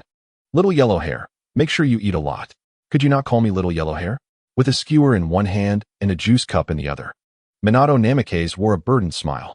He wasn't particularly fond of that nickname, but Kushina enjoyed calling him that, and over time, he acquiesced. In addition to the skewers, there were large pieces of grilled meat and grilled fish. Shizen sat beside Minato and inquired with a smile. Kushina must have thrown quite a few tantrums at school. Huh? Not too bad, Minato replied, his smile somewhat forced, as images of the blood-red little pepper assaulting her classmates surfaced in his mind. You little rascal. You really do speak without thinking, Shizen chuckled, giving Minato a pat on the shoulder. As they indulged in delicious grilled meat, Kushina fluttered around like a joyful butterfly, chattering away with her three companions. It's rare to see that kid so settled for a day. Kushina was elated, and as her elder sister, Tsunade was in good spirits as well. Holding a bottle of sake, she sat beside Shizune, casting a curious glance at the quietly munching shoju. It was quite astonishing to her.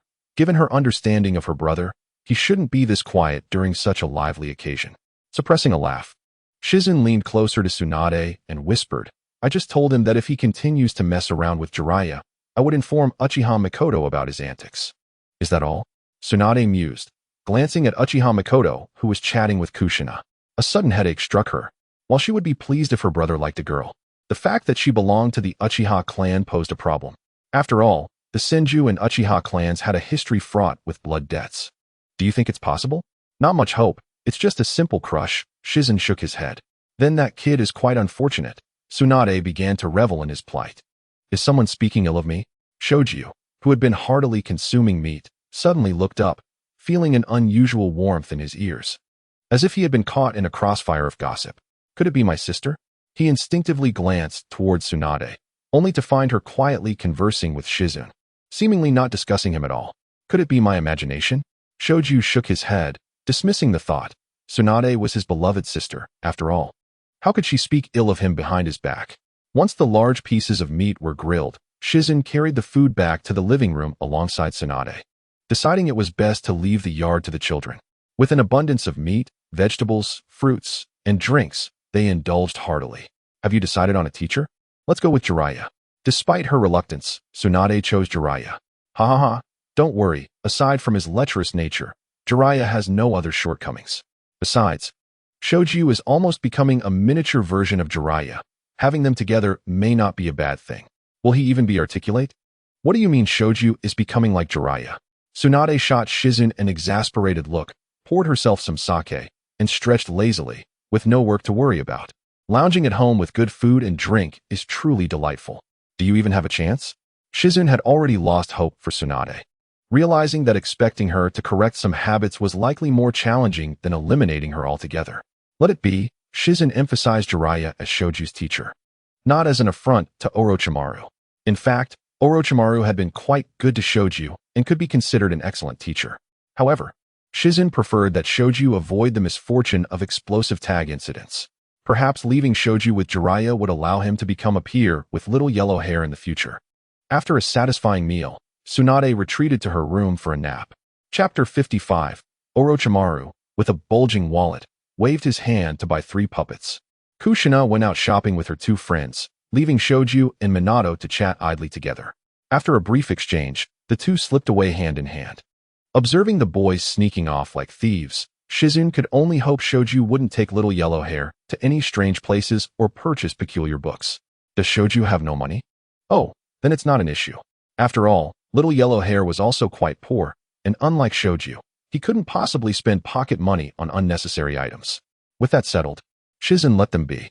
Not long after the group of children had dispersed, a special guest arrived at the house. Shizune-kun, it's been a while. Upon seeing Orochimaru's smiling face, Shizune opened the door and invited him in. It's been so long since I saw you. I thought you had changed your mind. Do you think I would? The mere thought of being able to disassemble puppets for research excited Orochimaru. He wouldn't want to miss such an intriguing opportunity. His absence had merely been due to an earnest effort to earn money. Now that his wallet was full, he naturally sought to pay a visit. Producing a scroll and placing it on the table, Orochimaru's expression turned serious. Shizune, 10 million ryo. I need 3 puppets. Only you, Orochimaru. Hearing that price, Shizune almost wanted to give Orochimaru a thumbs up for being so generous. Yet he shook his head. That's not possible. I can only offer you 2. 3. Money was hard to come by, and Orochimaru certainly wouldn't want to lose out. He had already forgiven Shizune a significant debt previously, and paying 10 million ryo for just 2 puppets would be a tremendous loss. Had it not been for the irresistible allure of Shizune's puppets, he wouldn't be willing to spend such a sum. 2. 3. 2. After a back-and-forth negotiation, Orochimaru remained steadfast, and Shizune eventually relented. Fine, 3 it is. But let me make it clear, whether for research or personal use, if you break them, don't come looking for me. There are no return policies here with me. Hyuga Shizune. If they break, I'll just buy more. Orochimaru shrugged it off, understanding that Shizune was primarily motivated by money. Since money could solve the issue, why worry? He had earned quite a bit over the past half year and would continue to receive ongoing dividends, along with rewards from various tasks and the development of new projects. Financial stability was assured. On the surface, Jiraiya appeared to be the wealthiest, as his book The Tale of the Utterly Perverted Uncle was immensely popular, generating substantial income. He also undertook more missions than Tsunade and Orochimaru. However, that didn't imply that Orochimaru and Tsunade weren't as financially adept as Jiraiya. As long as Orochimaru refrained from pursuing bizarre experiments and engaging in eccentric research, he would undoubtedly surpass Jiraiya in earnings by simply focusing on his role as a researcher and diligently completing tasks. As for Tsunade, she needed no introduction. Just her booming voice could attract patients from not only Konoha but across the land of fire and beyond, with many willing to throw money at her for treatment. Never underestimate the speed at which medical ninjas can earn. With strong medical skills and a bit of ruthlessness, wealth would surely flow in. Then you choose 3. Shizune tossed a scroll to Orochimaru, indicating that he could select himself. The puppets created by Shizune were categorized into 3 types: reconnaissance puppets, support puppets, and main battle puppets. The primary combat puppets possess unparalleled strength and are the most numerous, as their construction materials are of superior quality. In contrast, the reconnaissance and expendable puppets are relatively scarce. The expendable puppets are crafted from scraps, rendering them of lesser value. Upon unrolling the scroll and glancing at the puppets contained within, Orochimaru's smile gradually morphed into something peculiar. Indeed, Shizune is quite an intriguing individual. As long as you are content, proceed with your selection, but you may choose only 3, indicating the number 3 with his fingers. Shizune urged Orochimaru to act swiftly, without wasting time. He selected a wolf, a small wild boar, and a raven. Except for the raven, the materials for the wolf and wild boar appeared to be sourced from Orochimaru's own haunts. Subsequently, after being transformed into puppets, they returned to Orochimaru's possession at an exorbitant price. The 3 puppets emerged from the scroll and immediately stood beside Shizune. Orochimaru inquired curiously, "Can I control them?" "Regrettably, no. Only I can manipulate these puppets. However, rest assured, they will not attack you and will even assist in your research. Even if you were to disassemble them, they would not resist." Since he was selling a product, Shizune was candid with Orochimaru, emphasizing that only he could wield control over the puppets, urging him to refrain from any ulterior motives. "Of course, if you manage to develop a method to control the puppets, I would be genuinely impressed." Orochimaru smiled confidently, grasped his belongings, and departed, eager to commence his research. As for Shizune's assertion that only he could control the puppets, Orochimaru harbored doubts. He was confident in his ability to unravel the secrets behind them. Puppets imbued with life would undoubtedly make for exhilarating research. Orochimaru hurried away, brimming with confidence, while Shizune could only hope he would not become overly fixated and ultimately isolate himself. Isolation would be manageable. The true concern lay in Orochimaru descending into darkness, which would be disastrous. However, with Shimura Danzo imprisoned in the Umbu dungeon, he would be unable to emerge in the short term. Without Danzo's resources and influence to entice him, the likelihood of Orochimaru succumbing to darkness would significantly diminish. Without the cover provided by Danzo, Orochimaru's attempts to conduct human experiments within the village would not be so straightforward. "Senpai." Upon seeing Shizune, the young boy with yellow hair immediately stood up to greet him. Following their last gathering, the relationship between Minato Namikaze and Rope Tree had significantly improved. The two were often seen huddled together, whispering incessantly, training, and striving together. Shizune was uncertain whether Rope Tree had genuinely reformed or was merely concerned about social standing, thus choosing to associate with the young boy. "There's no need for all that. You should come over to play more often. Rope Tree is a good lad, and Kushina doesn't have many friends. Often feeling quite lonely." "Indeed," Minato replied, scratching his head in embarrassment. His habit of scratching his head mirrored Jiraiya's, who would often do the same when feeling awkward or embarrassed. By the time Shizune finished freshening up and stepped out of the restroom, he was greeted by the sounds of Rope Tree's exuberant shouts in the yard. Chapter 56. Are you already ordering dishes while still in bed? Wiping his face with a towel draped over his shoulder, Shizune approached the door, leaning against the frame, observing the 2 youngsters practicing throwing shuriken in the yard. Sometimes, a mere 2 to 3 years of age difference does not hinder the formation of a strong friendship. It merely requires opportunity. The age difference between Rope Tree and Minato was quite acceptable. The future relationship between Uchiha Shisui and Uchiha Itachi would be even more pronounced. Yet they would remain both teacher and friend. Regrettably, Shisui had led Itachi astray. Itachi, being a clever child, should not be inundated with misguided principles. Once such ideas take root in his mind, his growth could veer irretrievably off course. As Rope Tree and Minato played together, Shizune felt at ease, harboring no concerns. Tsunade, too, breathed a sigh of relief. She was not particularly worried about her brother having a few more companions. Her main concern was that he would not engage in mischief or inappropriate behavior. Minato, after the two had trained for a while and taken a break, Shizune beckoned to the young boy with yellow hair. Minato paused for a moment before running over. "Senpai, did you call for me? No need to be anxious. Sit down and talk." Shizune gestured for him to take a seat. Rope Tree casually approached, draping an arm around Minato's shoulder as they sat together.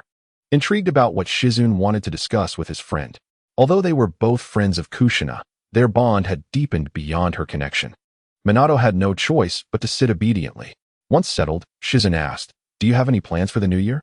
If not, you are welcome to join me at my home for the festivities. More people make for a livelier atmosphere." "Huh?" Minato appeared bewildered. "You're inviting me to celebrate the new year together? That is wonderful," Rope Tree exclaimed, clapping his hands and rising to his feet in excitement. "Minato is all alone at home during the new year. It's perfect for him to come here, so we can all celebrate together." Minato found himself momentarily taken aback by the unexpected invitation. The young boy, feeling somewhat nervous, was uncertain whether to accept or decline.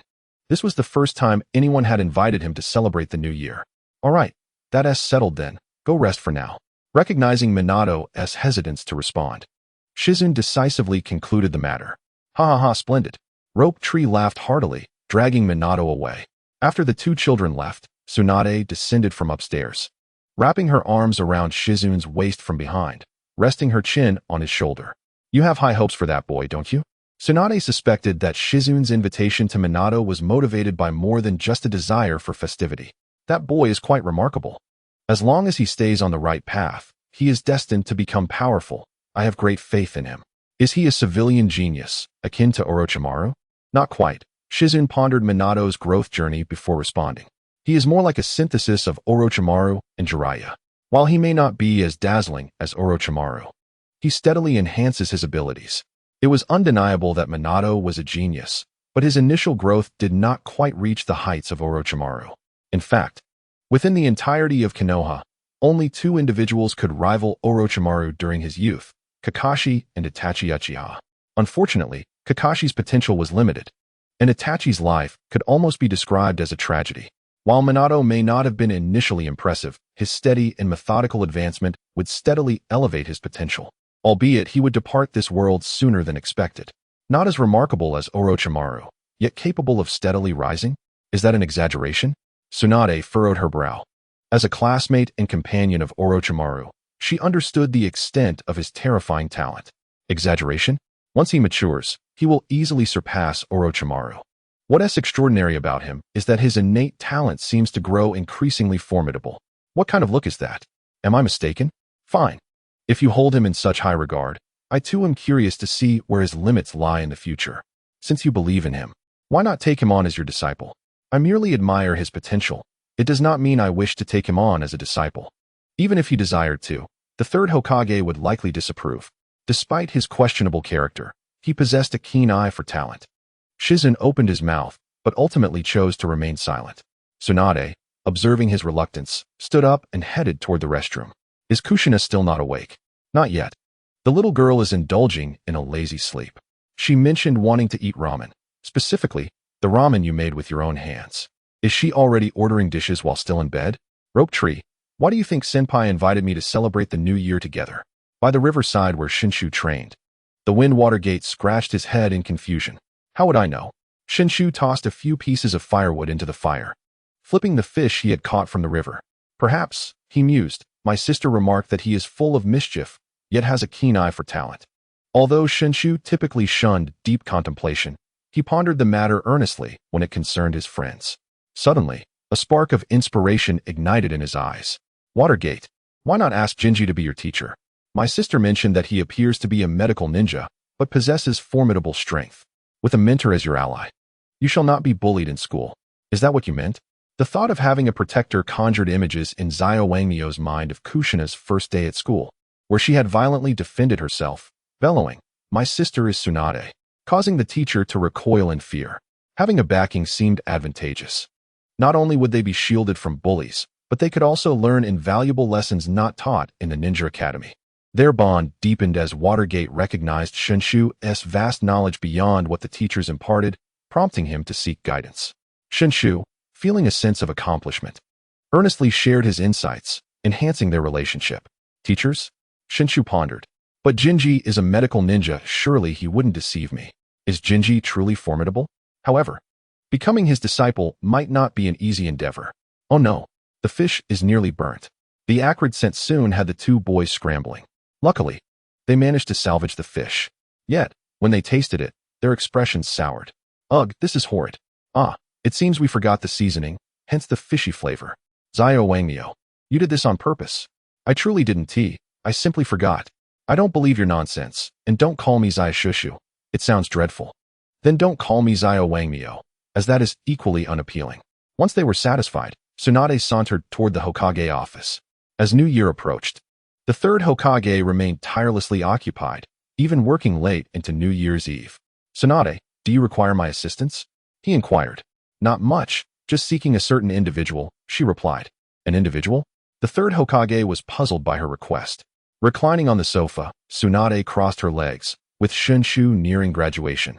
I plan to have Jiraiya mentor him on missions. Coincidentally, Kushina's friend is visiting, and Jinji believes that the boy named Watergate shows promise. So he wishes to indulge in the experience of teaching. I'm here to arrange that. The third Hokage responded. Is this a jest? You wish to take my prized apprentice? Though they may all belong to the Hokage lineage, factions have begun to emerge. The F4 faction, led by Tsunade and supported by Akimichi, along with several influential clans, had formed. A gifted child caused the third Hokage to hesitate. After some deliberation, he conceded, very well. Let Jinji instruct him. But did you not intend to assign Shinshu to Orochimaru? What has changed? Cough, cough. Tsunade cleared her throat. Orochimaru is preoccupied, disappearing into his lab for months. Shinshu's temperament would not endure, and since he enjoys being with Jiraiya, I must rely on him. Tsunade could not disclose that Jinji favored Jiraiya, leading her to change her mind after several persuasive discussions. Let Jiraiya take Shinshu while Orochimaru continues his research. Lighting a pipe and taking a few puffs, the third Hokage finally spoke. Shinshu and Jiraiya should get along splendidly. How could they not? Their personalities are nearly identical. Tsunade was at a loss for words, recalling how the third Hokage had once taken Jiraiya to peep at women bathing, and now it was Jiraiya's turn to guide Shinshu. Was this the true heritage of the Hokage faction? They were all so irreverent. With a disdainful glare, Tsunade rose to leave. The third Hokage felt a pang of awkwardness. Realizing why Tsunade was upset, exhaling a cloud of smoke, he thought, after all this effort to become Hokage and maintain my position, is it wrong to indulge in a small vice? It seemed like a time for relaxation. The third Hokage retrieved a crystal ball from his desk, his eyes fixated upon it, lost in thought. Arriving home, Tsunade plopped onto the sofa and said to Jinji, it's all settled. The old man is sending someone over. Good luck, I have faith in you. With that, she affectionately ruffled Kushina's hair. What matter has been resolved, Tsunade? Kushina inquired curiously. You truly are something else. Did you genuinely go to request someone? Jinji chuckled at the absurdity. I see potential in Watergate, so I decided to assist him by bringing him under your tutelage. As Tsunade playfully pulled at Kushina's cheeks, the girl protested. When Watergate received the news, he was utterly astonished. Am I truly to become the disciple of a senior? It felt as if a pie had fallen from the sky and struck him on the head. Teacher, he stammered, feeling a mix of excitement and nervousness. Jinji smiled and patted his head. Do not be anxious. Train diligently. I believe you will achieve great things. Yes, teacher. This is your New Year's gift. Should you face any challenges, do not hesitate to seek my guidance. Jinji presented a pre-prepared ninja tool pouch to Watergate. The little fellow had gazed enviously at Shinshu's pouch during their training, and even though he concealed it well, Jinji noticed and decided to prepare a new one as a New Year's gift. The pouch itself was not valuable. What mattered were the various tools within.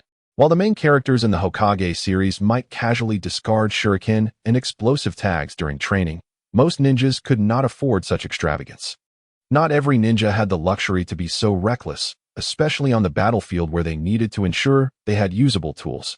Watergate belonged to the category of those who were financially constrained. Take it. Watergate felt a bit shy as Jinji placed the pouch into his arms. What about me? What about me? Shinshu leaped up eagerly for his New Year gift. And me? Kushina joined in, leaping onto Jinji's back. Be careful not to fall. With no other choice, Jinji retrieved the remaining New Year gifts. Kushina's gift was a set of jewelry, modestly priced. The little wealthy girl needed no extravagant gifts. She valued the sentiment behind them. Jinji, you are truly kind. I love my gift. With her present in hand, Kushina beamed with joy and rushed off to flaunt it to Tsunade. Watching the little girl proudly display her gift, Tsunade could only roll her eyes at the spectacle. Shinshu, this is yours. A small box was presented. Thank you. With a broad grin, Shengtian eagerly tore open the box. However, as the box was unveiled, the smile on his face gradually froze, and the vibrancy in his eyes faded away. What kind of gift did Jingi prepare for Shengtian? How did he end up like this? Curiosity piqued. Tsunade and Kushina leaned in closer, and even Minato stretched his neck to sneak a glance. Inside lay a thick stack of exam papers. Are you a devil? Tsunade glanced at her brother with sympathy. Kushina's mouth formed an A-shape in shock. The little blonde boy scratched his head, wanting to laugh, but suppressing it with great difficulty. Shengtian's grip on the exam papers tightened, his fingers turning pale as his hands trembled slightly. Why is this happening? The usually cheerful and laughter-filled Shengtian was now utterly broken, disregarding his dignity as he yelled. Why does Minato get a ninja tool pouch, and Kushina receives a set of accessories, while my New Year's gift is this? This is utterly unacceptable. Do you not know my poor academic performance? Did you buy this to drive me to despair? Chapter 58. The escalation of border tensions. Ha! Tsunade doubled over in laughter. Kushina joined in, and seeing both of them amused, Minato chimed in. You guys, wow. Bullying someone. Shengtian cried, even harder. He disliked the gift. But what troubled him most was that he couldn't even throw it away, knowing Tsunade would force him to complete it. The mere thought of having to finish all those papers made him feel despair. Cough, cough. Jingi, also unable to contain his laughter, finally stopped when he saw Shengtian's tears. He produced a brand new ninja tool pouch and said, All right, stop crying. Your gift is the same as Minato's. The exam papers were just to tease you. Of course, Jingi was not a devil, nor did he intend to torment Shengtian. The exam papers were merely a jest. The impact of the prank was indeed significant, leaving Shengtian in tears. Now this is more like it. Upon seeing the ninja tool pouch, the sobbing Shengtian broke into a smile, quickly discarding the scrolls and clutching the pouch tightly to his chest, disregarding the tears and snot on his face as he looked up at the little blonde boy. I have one too. Are you childish? Boasting about your New Year's gift to someone younger than you? Jingi playfully tapped Shengtian on the head and retrieved the final box, tossing it to Tsunade. Although I wanted to buy you a gift, I believe you need this more. What is it? After laughing for a while and feeling a bit of a stomach ache, Tsunade, surprised to discover she had a gift, opened the box out of curiosity. She need not worry about a stack of exam papers jumping out, for Tsunade had no need for such things. As the box opened, Tsunade exclaimed an expletive. Jingi had initially thought to buy her a present, but then realized she had already spent her salary, so it was better to give her money directly. Thus, he placed some cash inside a gift box as a present. Upon seeing this gift, Tsunade became even more excited than Shengtian. If it weren't for the three little rascals present, she would have lunged at Jingi to reward him with a couple of kisses. You truly understand me. Just what I needed, a cash gift. All right, we have received our gifts. Let us prepare for dinner. After distributing the gifts, Jingi clapped his hands. The group gathered around the table, ready to eat. However, just as they were about to dig in, Shengtian suddenly remarked, Sister, among us, you are the oldest. Shouldn't you be giving us gifts? How did you become the one receiving gifts? Crack. Tsunade's expression changed, and her chopsticks splintered into wood shavings. You little brat. Bringing up what shouldn't be mentioned. Shengtian gulped nervously, realizing he may have said something inappropriate. You deserve a beating. You should just shut up and take your gift instead of bothering your sister. Have you never been hit? Your sister is so poor she only has a few coins left in her pocket. What gift could she possibly give? Just one coin for each of us. Ah, sister. I'm sorry. Don't hit me, it hurts. In the various nations and villages of the ninja world, festivities were in full swing for the new year.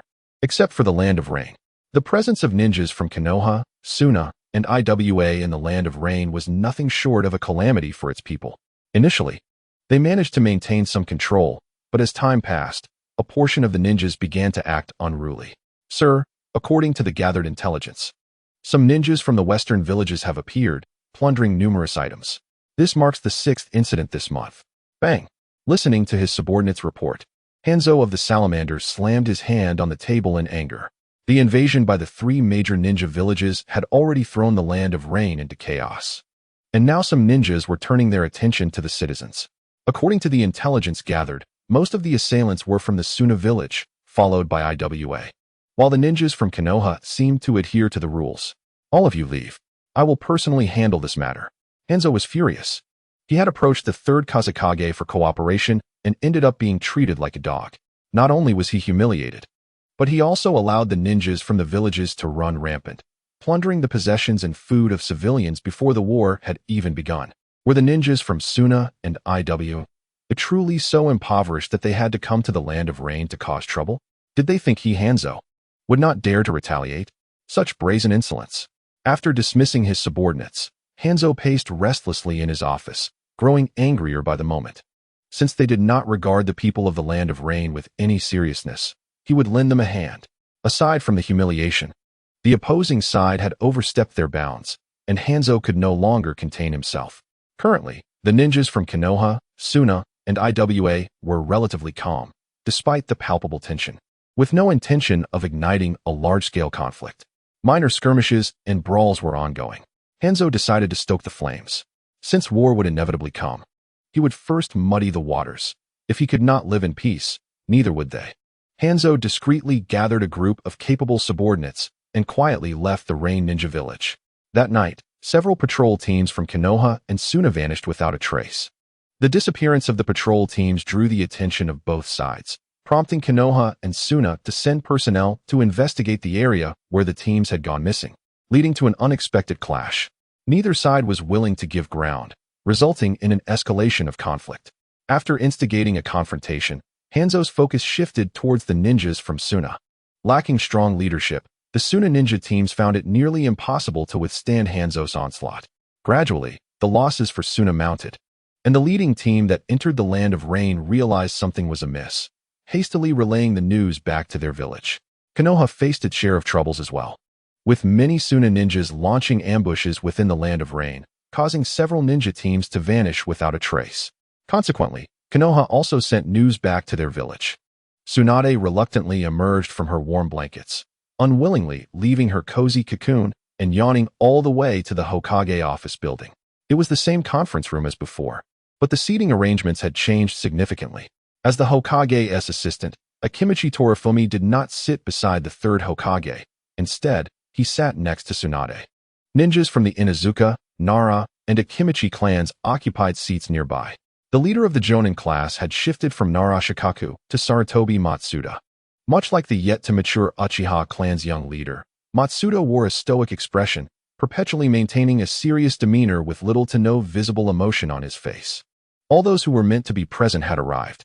The 3rd Hokage indicated to Sarutobi Matsuda to disseminate the copied intelligence. Ladies and gentlemen, the situation in the Land of Rain has begun to shift. The Sand Village has repeatedly invaded areas under our control, and numerous teams sent out for patrols and missions have already perished. As everyone opened the intelligence in their hands, it quickly became apparent that the situation had grown more complex. Has the Sand Village finally lost their restraint? Chapter 59. Circumstances compel us to prepare for the worst after a night of revelry. Jiraiya, still groggy and disheveled with his white hair in disarray and a peculiar odor clinging to him, was summoned to the meeting. Orochimaru, seated beside him, cast him a look of disdain. The Sand Village is truly overstepping their bounds. Before Jiraiya could finish his thought, he was silenced by the furious rebuke of Tsunade. He hesitated, choosing to swallow his unfinished words. Before becoming one of the legendary Sannin, both Jiraiya and Orochimaru held little sway in the village. If not for their considerable strength and their status as disciples of the 3rd Hokage, they likely would not have qualified to attend such meetings. Thus, when his words were interrupted, Jiraiya opted for silence. Well, I shall merely observe Elder Tsunade's performance. As he consoled himself with these thoughts, He noticed Orochimaru casting him a sidelong glance before turning away with evident disdain. What is your meaning, Orochimaru? The Sand Village had provoked them in the Land of Rivers. And after the village responded, they audaciously dared to attack their people. Was this an attempt to incite war between the two villages? In her youth, Tsunade had been rather impulsive and volatile, immediately accusing the Sand Village of wrongdoing. Could there be some misunderstanding in this? Tsunade, unyielding, interjected after reviewing the intelligence. I feel something is amiss. Even if the Sand Village is eager to act, there is no need for them to escalate the provocation. Once or twice could be considered mere provocation, but consistently? Is that still mere provocation? Tsunade's words displeased Tsunade, who believed her analysis was correct, that the Sand Village was intentionally stirring conflict to incite war between the two villages. Has this old woman taken leave of her senses? Or perhaps she is simply irritable today, she thought, furrowing her brow and preparing to retort. Sensing the atmosphere becoming tense, Akimichi Choji hastily interjected. I believe Tsunade's perspective has merit, but regardless, the Sand Village is at fault. All these conflicts have been instigated by them, and we must prepare for the potential outbreak of war. You are correct. Tsunade nodded in agreement, choosing to remain silent thereafter. Regardless of any underlying complexities, the village's next course of action was to prepare for all eventualities, including war. The Sand Village had become intolerably arrogant, a situation that Konoha could no longer endure. Konoha would not initiate external conflict, but that did not mean they would passively endure insults. During this period, Konoha would not show weakness to the outside world, nor would they make the humiliating concessions that followed the Third Shinobi World War. Cough, cough. The third Hokage, seated at the head of the table, cleared his throat and set down his pipe. Both Tsunade and Tsunade's analyses hold merit. However, the fat man has not erred in stating that the village must be prepared for any eventuality. Ladies and gentlemen, war may erupt at any moment. Each department must brace for the worst-case scenario, whether it be a misunderstanding or an escalation of provocation. All will depend on the actions of the Sand Village. If there is a misunderstanding, the Sand Village will likely remain still, and Konoha must exercise patience to stabilize the situation. However, if the Sand Village continues to send more forces into the Land of Rain, the question of right or wrong will become irrelevant, for it will signify that the Sand Village is prepared to engage in conflict with Konoha. Select a group of shinobi from the elite ranks, ensuring sufficient medical ninjas are included, ready to depart the village at a moment's notice to provide support in the Land of Rain. The medical and logistics departments must also coordinate effectively. War cannot be waged on a whim. Personnel adjustments and recruitment must be prepared in advance, alongside the necessary logistical and medical supplies, rather than scrambling to procure them once war has commenced. Only when one experiences stomach pain do they realize the importance of constructing latrines. The logistics department will make all necessary preparations, replied Mito Minyan. The third Hokage glanced at Akimichi Choji, who quickly lowered his head, signaling, "Do not look at me or inquire further." The medical department will also prepare the required supplies for war and will be ready to dispatch a contingent of medical ninjas to the Land of Rain. Tsunade stepped forward to represent the medical department. While the medical system was nominally under Choji's control, he was merely a figurehead. The true authority lay with Tsunade. Can Lady Tsunade personally head to the front lines? Asked Sarutobi Matsuda, the leader of the elite shinobi class. In a war with the Sand Village, the front lines would require a medical ninja of considerable renown, and Tsunade was the most suitable candidate. Those familiar with the Sand Village knew that their puppet ninjas were adept in the arts of poison, without a highly skilled medical ninja proficient in concocting antidotes. The casualties from Konoha could reach alarming levels. As the words left his lips, Tsunade hesitated. I cannot provide a response to that question at this moment. I will notify you before our village's reinforcements head to the battlefield. Does Lady Tsunade not wish to go to the front lines? Matsuda glanced at the third Hokage, who took the opportunity to interject. Tsunade, should war break out, I hope you will take command at the front line. I will consider it. Tsunade did not offer a definitive answer, as she needed to discuss it with Jiraiya. Had Jiraiya not prompted her, she would have readily agreed to head straight to the front lines. The meeting concluded swiftly, and Tsunade delegated the task of adjusting medical supplies to Akimichi Choji before returning home. Once there, she recounted the meeting's content to Jiraiya. After listening, Jiraiya pondered aloud. The escalation of conflict seems rather peculiar. Could someone be deliberately guiding this to incite further discord between the two villages? I find it strange as well. But the fat man is correct. Regardless of how the conflict escalates, we must be prepared for war. Tsunade had contemplated Jiraiya's question, and most in the meeting room had as well, but only Tsunade had voiced it. Jiraiya had no desire to argue with Tsunade, and the others, seeing Tsunade take the lead, chose to keep their thoughts to themselves. Tsunade questioned, if someone is indeed orchestrating this, who would it be? The Rock Village or the Rain Village? Both are suspects, but without concrete evidence, I believe the Rain Village holds a higher probability. Jiraiya assessed that the Rain Village appeared more suspicious. After all, Hanzo of the Salamander was not known for his amiability. Otherwise, he would not have declared war on Konoha, the Sand Village, and the Rock Village following the outbreak of conflict. If it is indeed Hanzo's doing, why would he seek to escalate the conflict? Jiraiya mused, contemplating the repercussions of such actions, as the Land of Rain would inevitably become a battlefield in the event of war. Is Hanzo prepared to embrace chaos? After shaking his head in confusion, Jiraiya concluded, Choji is right.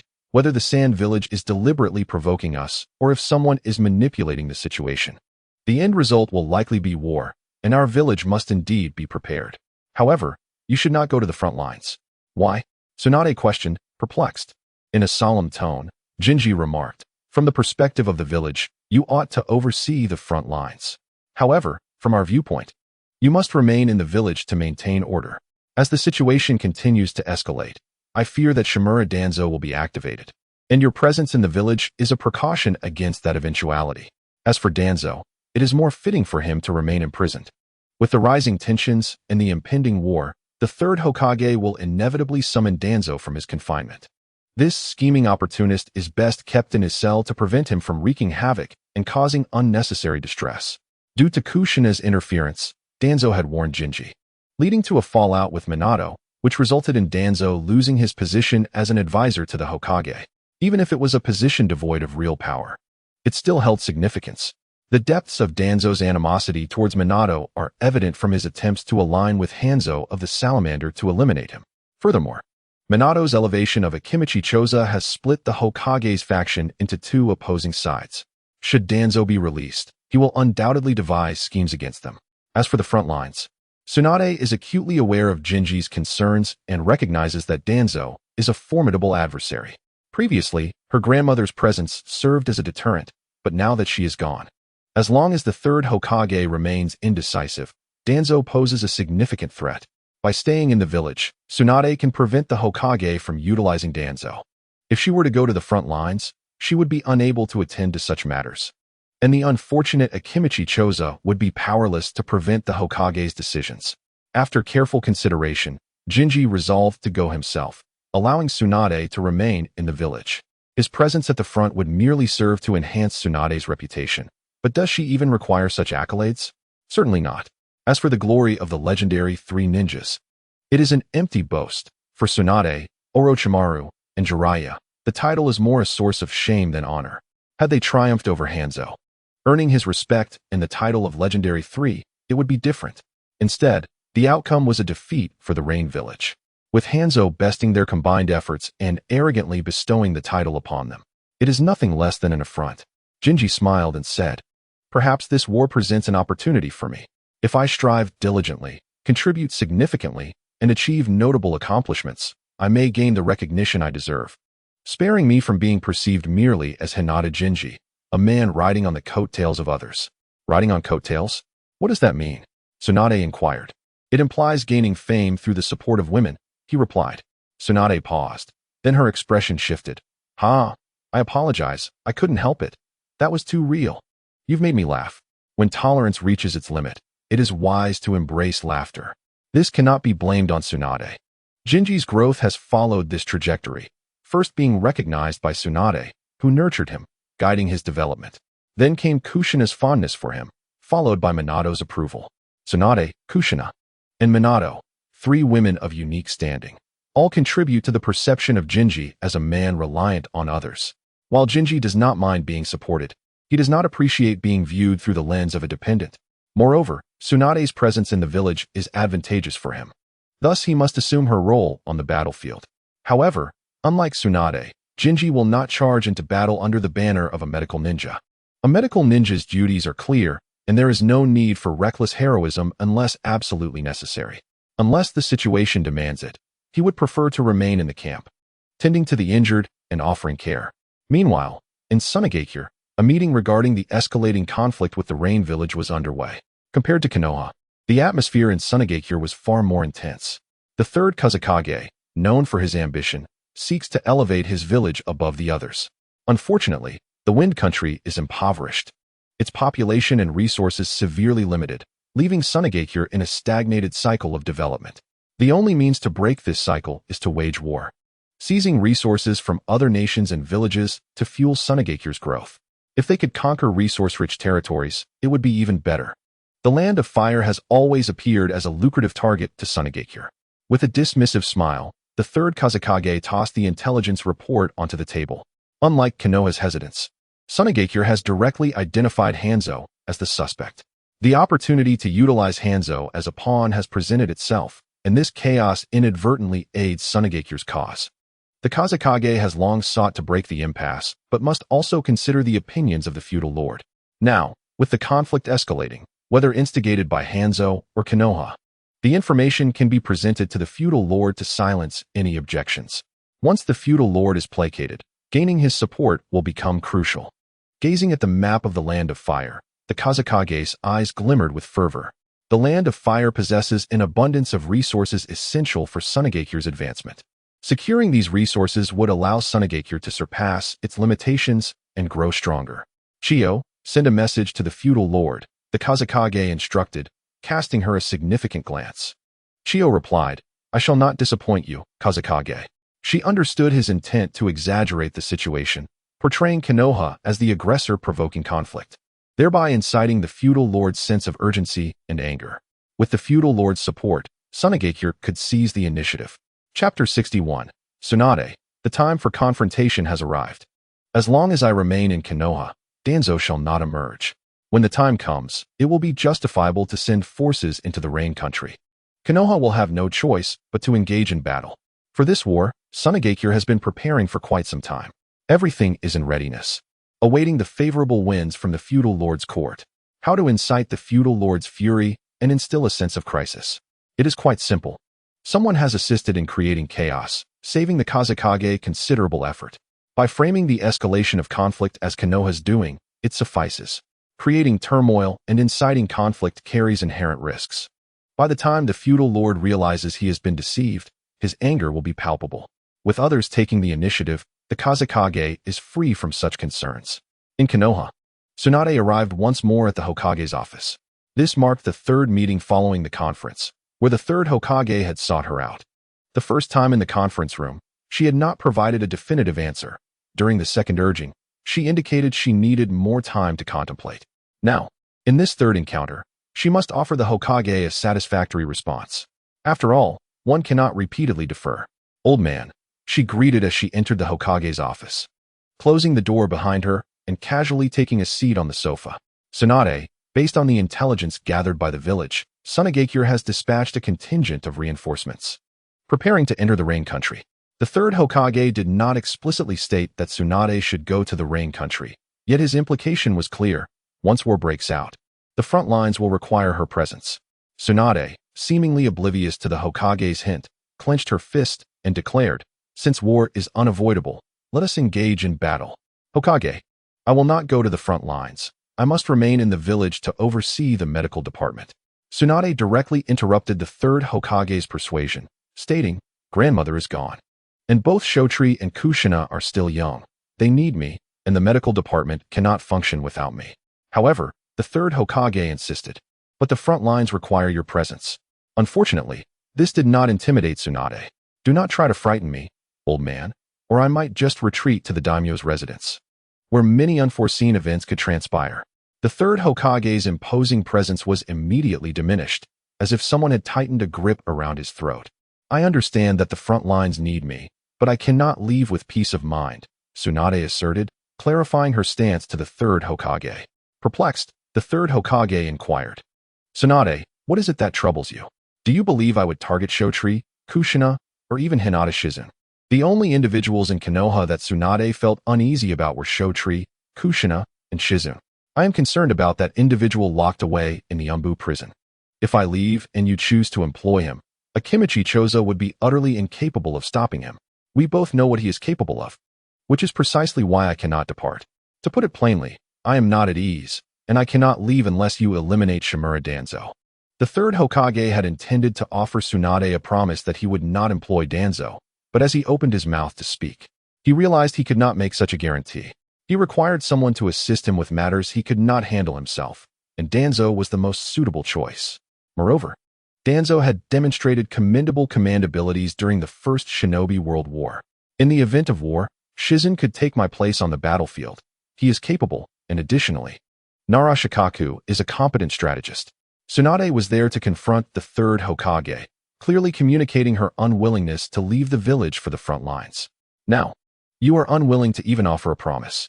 How could I possibly leave? I fear that as soon as I depart, you will release Danzo and create chaos, she continued, simultaneously recommending Shizun and Nara Shikaku. Is Shizun truly capable? The third Hokage harbored significant doubts, while he held no such reservations about Shikaku's abilities.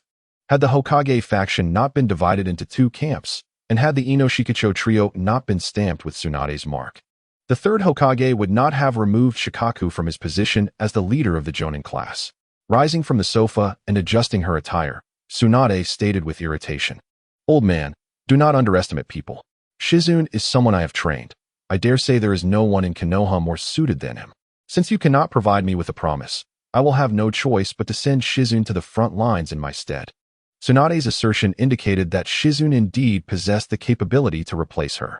The third Hokage, now somewhat agitated, picked up his pipe and began to smoke. "Tsunade, Danzo's abilities are simply unacceptable." Tsunade firmly rejected the third Hokage's stance. "You wish to release Shimura Danzo? I will not agree to it. As long as I am in Konoha, Danzo will remain imprisoned in the Umbu's dungeon." Tsunade would periodically check on the Umbu to prevent the third Hokage from executing any underhanded tactics, such as secretly releasing Danzo and allowing him to operate in the shadows. With a long sigh, the third Hokage lamented, "This situation is quite troublesome. Danzo, you have truly disappointed me. Is there truly no room for negotiation?" His voice turned somber. Tsunade replied resolutely, "There is no room for negotiation unless you hand him over to me. In that case, I will head straight to the border camp." The third Hokage promptly fell silent. Keeping Danzo confined in the Umbu prison meant that, while he could not be utilized, at least he was safe. If handed over to Tsunade, with her decisiveness, Danzo would likely not survive 3 days. If he lasted 3 hours, he would be fortunate. In any case, I will not leave. And Danzo cannot be released. Old man, I respect you and hope you will respect me as well. Do not engage in actions that would put everyone in a difficult position. When Tsunade discussed this matter, she still held some hope for the third Hokage's cooperation. However, upon reflection, she realized that such hope was futile. It was likely that as soon as she departed, Danzo would be released. With her hopes dashed, she decided to approach this matter with a sense of duty. "I respect you, and I hope you can respect me. Although you are the Hokage, if things escalate, it will not be easy for you either." Tsunade left in a huff. Shortly after her departure, Tajitsu Kamatsu and Mito Kaden arrived at the Hokage's office. Noticing the third Hokage's grim expression, they realized the negotiations had failed. Did Tsunade refuse? Tajitsu Kamatsu inquired tentatively. Indeed, the third Hokage sighed. She made it clear that she is unwilling to leave the village for fear that I would release Danzo and employ him. However, she did recommend Hyuga Shizun and Nara Shikaku. Hyuga Shizun? Is he capable? Tajitsu Kamatsu and Mito Kaden couldn't help but express their skepticism. Chapter 62. Jiraiya. I have come to realize that women are drawn to handsome men. They acknowledged that Shizun's medical skills were commendable, but what about other aspects? They were eager for Tsunade to go to the front lines, but what was the true motive behind it? Was it not primarily to utilize Shimura Danzo? Whether it was the third Hokage, Tajitsu Kamatsu, or Mito Kaden, none wished to see the Hokage faction split into two factions. They were unwilling to act directly against Tsunade, yet they were also discontent with the status quo. Thus, they saw Danzo as the ideal instrument. As soon as Tsunade left the village, they could release Danzo and initiate their plans. If Tsunade erupted in anger afterwards, they could shift the blame onto Danzo. He was well versed in taking the fall for others. However, their scheme had not even begun before it unraveled. Tsunade refused to engage and even revealed her cards. The third Hokage frowned and remarked, "Since Tsunade is so confident, It indicates that Hyuga Shizun possesses sufficient capability to command at the camp, and you are all aware of Narashikaku's strategic prowess. It is unfortunate that Danzo. The three fell into silence. Finally, Mito Kaden said softly, "Let us wait for an opportunity." They could target others both openly and covertly, but could not use such tactics against Tsunade due to her unique position. If they dared to employ such tricks, she could easily flee to the daimyo's residence for support, where the daimyo would undoubtedly side with her. This feeling of being unable to act was quite frustrating. If they refrained from taking action, they would suffer in silence, with their interests at stake. Yet if they chose to act, they would surely find themselves pricked by thorns, and it would not guarantee the recovery of their interests. Upon returning home, Tsunade immediately sought out Shizun, who had become the chief strategist of their household. Just maintain the status quo. As long as you remain in the village, ensuring Danzo remains secure in prison, you need not worry about anything else. Even if the war results in failure, the responsibility will not fall upon you. Shizun reassured Tsunade, urging her not to overthink. I am not afraid of the old man's schemes. I fear the potential loss of the war. Tsunade expressed her concerns. The situation in the Land of Rain is too chaotic. If Konoha, Sunagakure, Iwagakure, and Amagakure engage in battle, it will devolve into utter chaos, with each side attacking one another. The losses could be significant, but Konoha will not be defeated. Trust me, in the original narrative, Konoha appeared victorious in the war in the Land of Rain, yet it was, in truth, a defeat. This was also why Tsunade and Orochimaru despised the title of the three legendary Sannin, because Konoha did not win the battle. It was Hanzo of the Salamander who chose to surrender. Despite being the vanquished, they had become heroes of the village, elevated to the status of the revered three Sannin in the eyes of others. Jingi raised his clenched fist. I will not accept failure. Sensing Jingi's unwavering confidence, Tsunade could only reply, very well, then the Rain Country will depend on you. I shall remain in the village, as long as I am here. No one can release Shimura Danzo. If you dare to do so, I will tear you apart. Let us see who suffers the greater consequences. The third Hokage cherished his reputation. Otherwise, he would not have relied on Shimura Danzo so heavily. Under the premise of valuing his reputation, he was also unwilling to face inquiries from the feudal lords, which emboldened Tsunade to speak thus. Indeed, maintain such imposing confidence. I am fond of women who exhibit such boldness. Jingi chuckled and playfully pinched Tsunade's cheek. Tsunade, unimpressed, swatted his hand away. Konoha hoped that Sunagakure would exercise restraint. Yet Sunagakure seemed intent on escalating their presence in the Rain Country. Although the reinforcements were minimal, their stance was unmistakable. Sunagakure would not retreat. Konoha had no choice but to follow suit. At this juncture, it was evident that war was imminent. While Konoha vociferously condemned Sunagakure, they simultaneously prepared their own reinforcements. And the village mobilization did not cease. Frankly, after spending a year stationed at the border camp, I had little desire to head to the Rain Country at this moment. In a small tavern, Jingi joined Tsunade and her companions for a gathering. After a few drinks, he began to voice his grievances. Tsunade would remain in the village, but Orochimaru and Jiraiya could not escape. They were required to accompany Jingi and the reinforcements into the Rain Country. Thus, they convened for a farewell dinner, with Tsunade insisting Jingi join. Jingi's rapport with Orochimaru was not particularly strong, but they found common ground, while Jiraiya, being affable, quickly became familiar with Jingi. However, once Tsunade linked arms with Jingi, Jiraiya grew quiet. Listening to Jingi's complaints, Orochimaru remarked with a faint smile, I have numerous experiments awaiting me. Alas, I must temporarily set them aside. Having just procured puppets from Jingi, he had yet to commence related experiments, and the war mobilization had arrived. Jingi was reluctant to leave the village, and Orochimaru felt similarly. I have it better than you, Jingi replied with a smile. As a medical ninja, I merely need to remain at the camp to tend to the wounded and concoct medicines. Unlike you two, who must engage in battle. Perhaps we could explore some collaboration, he suggested. Orochimaru and Jingi engaged in lively conversation. Jiraiya, seated nearby, felt a twinge of discomfort. Why so quiet today? Tsunade inquired, perplexed by his unusual demeanor. Typically the most loquacious, he now seemed withdrawn, which was out of character for him. Not at all, he replied, though inwardly troubled. He raised his cup and downed its contents, asserting, I simply did not wish to interrupt their engrossing conversation. Very well, Tsunade replied, sensing Jiraiya's reluctance to join the discussion and not pressing him further. After the gathering concluded, Jingi and Tsunade departed first. Jiraiya remained, drowning his sorrows in drink, while Orochimaru regarded him disdainfully, exclaiming, "Some things must be articulated. If you do not voice them, you forfeit your chance." Orochimaru understood Jiraiya's affection for Tsunade, which had persisted since childhood. Unfortunately, Jiraiya's manner of expressing his feelings was somewhat off-putting, and having grown up together, Tsunade could not muster romantic feelings for him. What good does it do to speak? Orochimaru mused. Tsunade is simply drawn to handsome men. His smile faded. Fool. He had almost forgotten how long it had been since he had berated Jiraiya in such a manner. He had hoped adulthood would temper this, but it appeared not.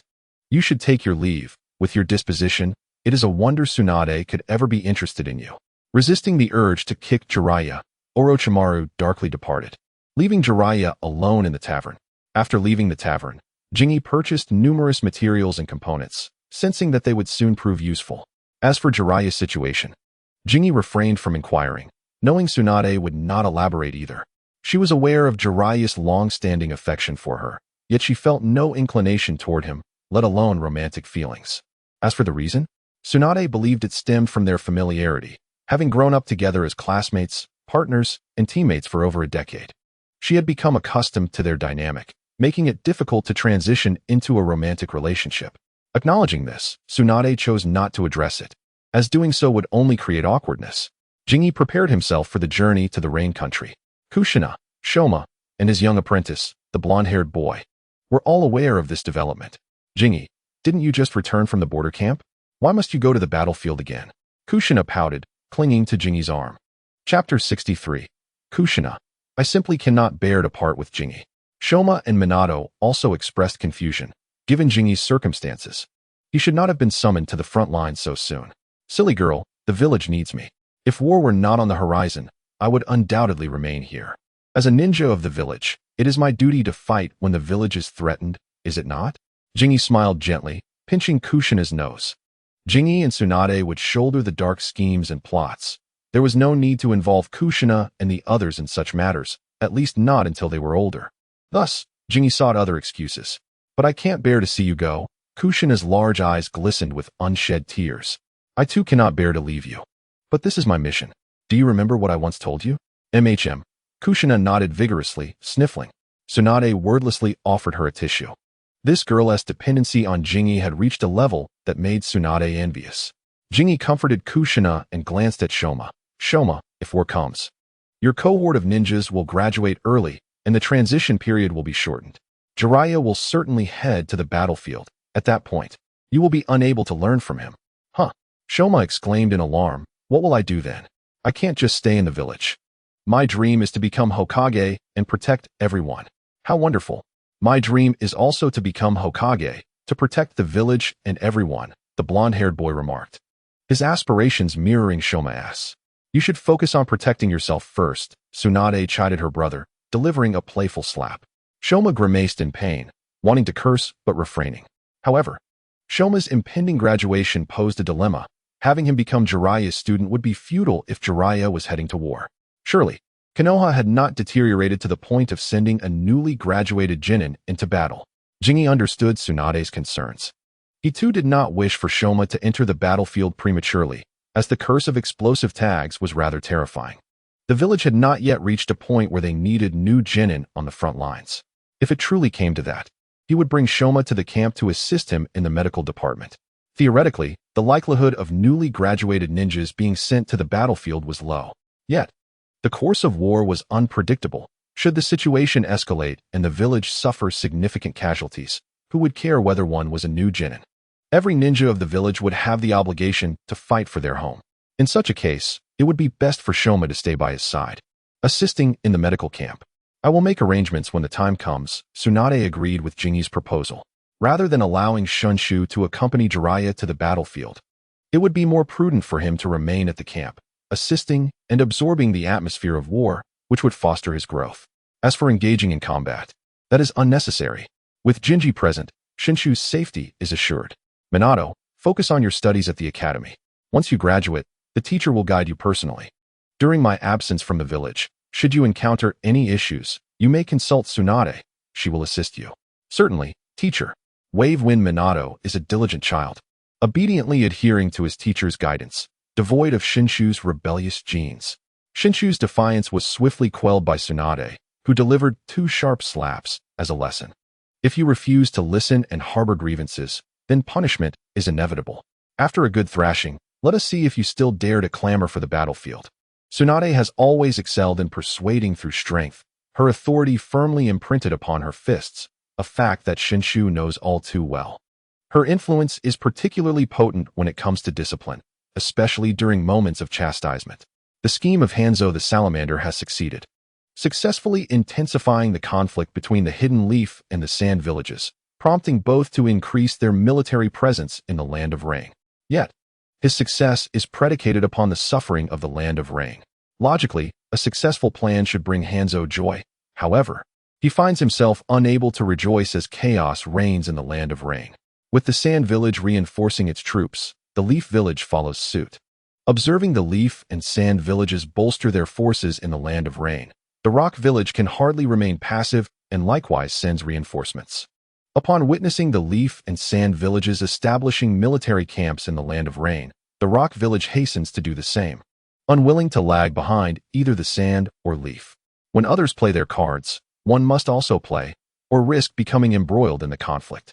Originally, the clash was between the Sand and Leaf Villages, but with the Rock Village also involved, they too are drawn into the fray. The 3 great ninja villages clash in the Land of Rain, and regardless of one's origin, even the Rain Village ninjas are not exempt. When encountering Rain Village ninjas, it is wise to retreat promptly. Failure to do so may result in conflict. As the situation in the Land of Rain grows increasingly chaotic, Jinji, Orochimaru, Jiraiya, and others follow the second wave of reinforcements headed to the Land of Rain. Be sure to heed Tsunade's words, eat well, and do not seclude yourself in your room. Understand? Kushina clings to Jinji's hand, reluctant to let go. Jinji crouches down to comfort the tearful little girl. I will be good, I promise to listen. But you must ensure your own safety. Kushina's nose reddens as she weeps, her voice trembling, yet she cannot prevent Jinji from departing. I assure you, I will not take risks. I will return safely to the village. Jinji smiles, promising Kushina. Wiping her tears and snot without concern for her clothes, she insists. Let us make a pinky swear. All right. They raise their hands, intertwining their pinky fingers in a vow, after which Jinji lifts her into Tsunade's arms. The little girl is overly clingy, and without Tsunade's embrace, she would likely not let go. After bidding farewell, Jinji resolutely turns and joins the main force. The more they cling to each other, the more sorrowful Kushina becomes. Wah, Tsunade, I don't want Jinji to leave. She cries into Tsunade's embrace. Tsunade, feeling overwhelmed, is not adept at comforting others, especially little girls. If it were Shinshu, it would be easier to manage. A couple of stern words would suffice. But with Kushina, she finds it challenging. Then you must grow quickly. When Jinji leaves the village in the future, you will be able to accompany him. Really? Of course. When have I ever lied to you? 2 months ago, you lied to me about not having money for food. You little rascal, I am trying to comfort you. And you turn around to jab at me. Chapter 64. Offending 2 individuals with 1 sentence. Truly you, Jiraiya. Forget it. I can't bear to scold this girl. We will deal with it when she grows up, Tsunade concedes with a sigh. Senior. As he mingles with the crowd, Jinji greets Narashikaku. Hello. Narashikaku responds amiably, though there is a hint of peculiarity in his gaze. Jinji has grown accustomed to such scrutiny. Look however you wish. It is not the first time I have faced such thoughts. I, Hyuga Jinji, am merely thriving on the efforts of others. What of it? I hope we can collaborate effectively. Narashikaku is the village's appointed combat commander, while Jinji serves as the medical ninja stationed at the camp. Their roles will inevitably require cooperation. One ensures the camp's medical needs, while the other oversees combat operations. Being from the same faction, it is natural to foster a closer bond. While I cannot claim true collaboration, we are all working for the village. After all, Jinji replies with a smile. Narashikaku nods slightly, agreeing with the sentiment, though he feels that the notion of cooperation is somewhat superficial. Overall, during their initial meeting, Narashikaku perceives Jinji as a person who is not difficult to get along with. However, he fears that Jinji may exhibit arrogance due to Tsunade's influence, which would complicate his duties as combat commander. He can manage others, but Jinji is an exception he cannot control or reprimand. as they are all appointed by the village. The responsibilities of the combat commander are his domain, while the medical operations of the camp fall under Jinji's purview. What right does he have to dictate my actions? Nara Shikaku's concerns are not unfounded. If he and Jinji cannot establish a harmonious relationship, it could easily lead to conflicts. Despite the fact that the Inuzuka, Nara, and Akimichi clans ally themselves with Tsunade, in truth, Jinji shares a closer bond with her than they do. One should never underestimate the influence of someone close. This influence can be formidable for both men and women alike. Jinji's willingness to foster amicable relations and work collaboratively is undoubtedly good news for Nara Shikaku. After exchanging pleasantries with Nara Shikaku, Jinji promptly seeks out Orochimaru and Jiraiya. In contrast to Orochimaru and Jiraiya, Jinji finds interactions with strategists like Nara Shikaku to be draining. Just speaking a few words requires him to mentally navigate through a maze. Perhaps this is a common trait among the Nara clan. Over the course of several days, Jiraiya has fully recovered. Despite his affection for Tsunade, he refrains from allowing that affection to interfere with his duties or the affairs of the village. Upon noticing Jinji's approach, Jiraiya initiates the conversation. I have heard from that rascal about your plans for Shinshu. It would be perilous for him to accompany me to the battlefield once war breaks out. It is best for him to remain at the camp. By the way, I owe my position as Shinshu's teacher to your favorable words. Oh, Jiraiya, you sure know how to offend two people with a single sentence. Orochimaru narrows his eyes, scrutinizing Jiraiya. Clearing his throat, Jiraiya explains, Orochimaru, I did not mean it that way. I was merely expressing my happiness. Yes, happiness. The matter of choosing a teacher had been discussed with Tsunade, and while Orochimaru did not refuse, it ultimately fell to Jiraiya. Orochimaru does not dwell on such trivialities. It is not worth his time. The key is that I may be indifferent, but you, Jiraiya, must not speak carelessly. Now you understand the severity of your words, don't you? Jinji is tempted to laugh heartily. What do you mean by saying I spoke favorably? The one making decisions is Tsunade, not me. Best be cautious. Do not let me catch you slipping up. With a knowing glance, Orochimaru turns to engage Jinji in conversation. Jinji, deciding to overlook Jiraiya's indiscretions, acknowledges that he is aware of his tendency to speak too freely. He knows that his words can offend others, yet he still chooses to speak. I believe the puppets you craft will become a formidable asset on the battlefield, as there are numerous resources available to exploit. What is the most essential element in crafting a puppet? The materials. And on the battlefield, materials are in abundant supply, such as the corpses of fallen enemies. If one can set aside their aversion, utilizing the bodies of adversaries to create puppets and deploy them on the battlefield would undoubtedly astonish the foes.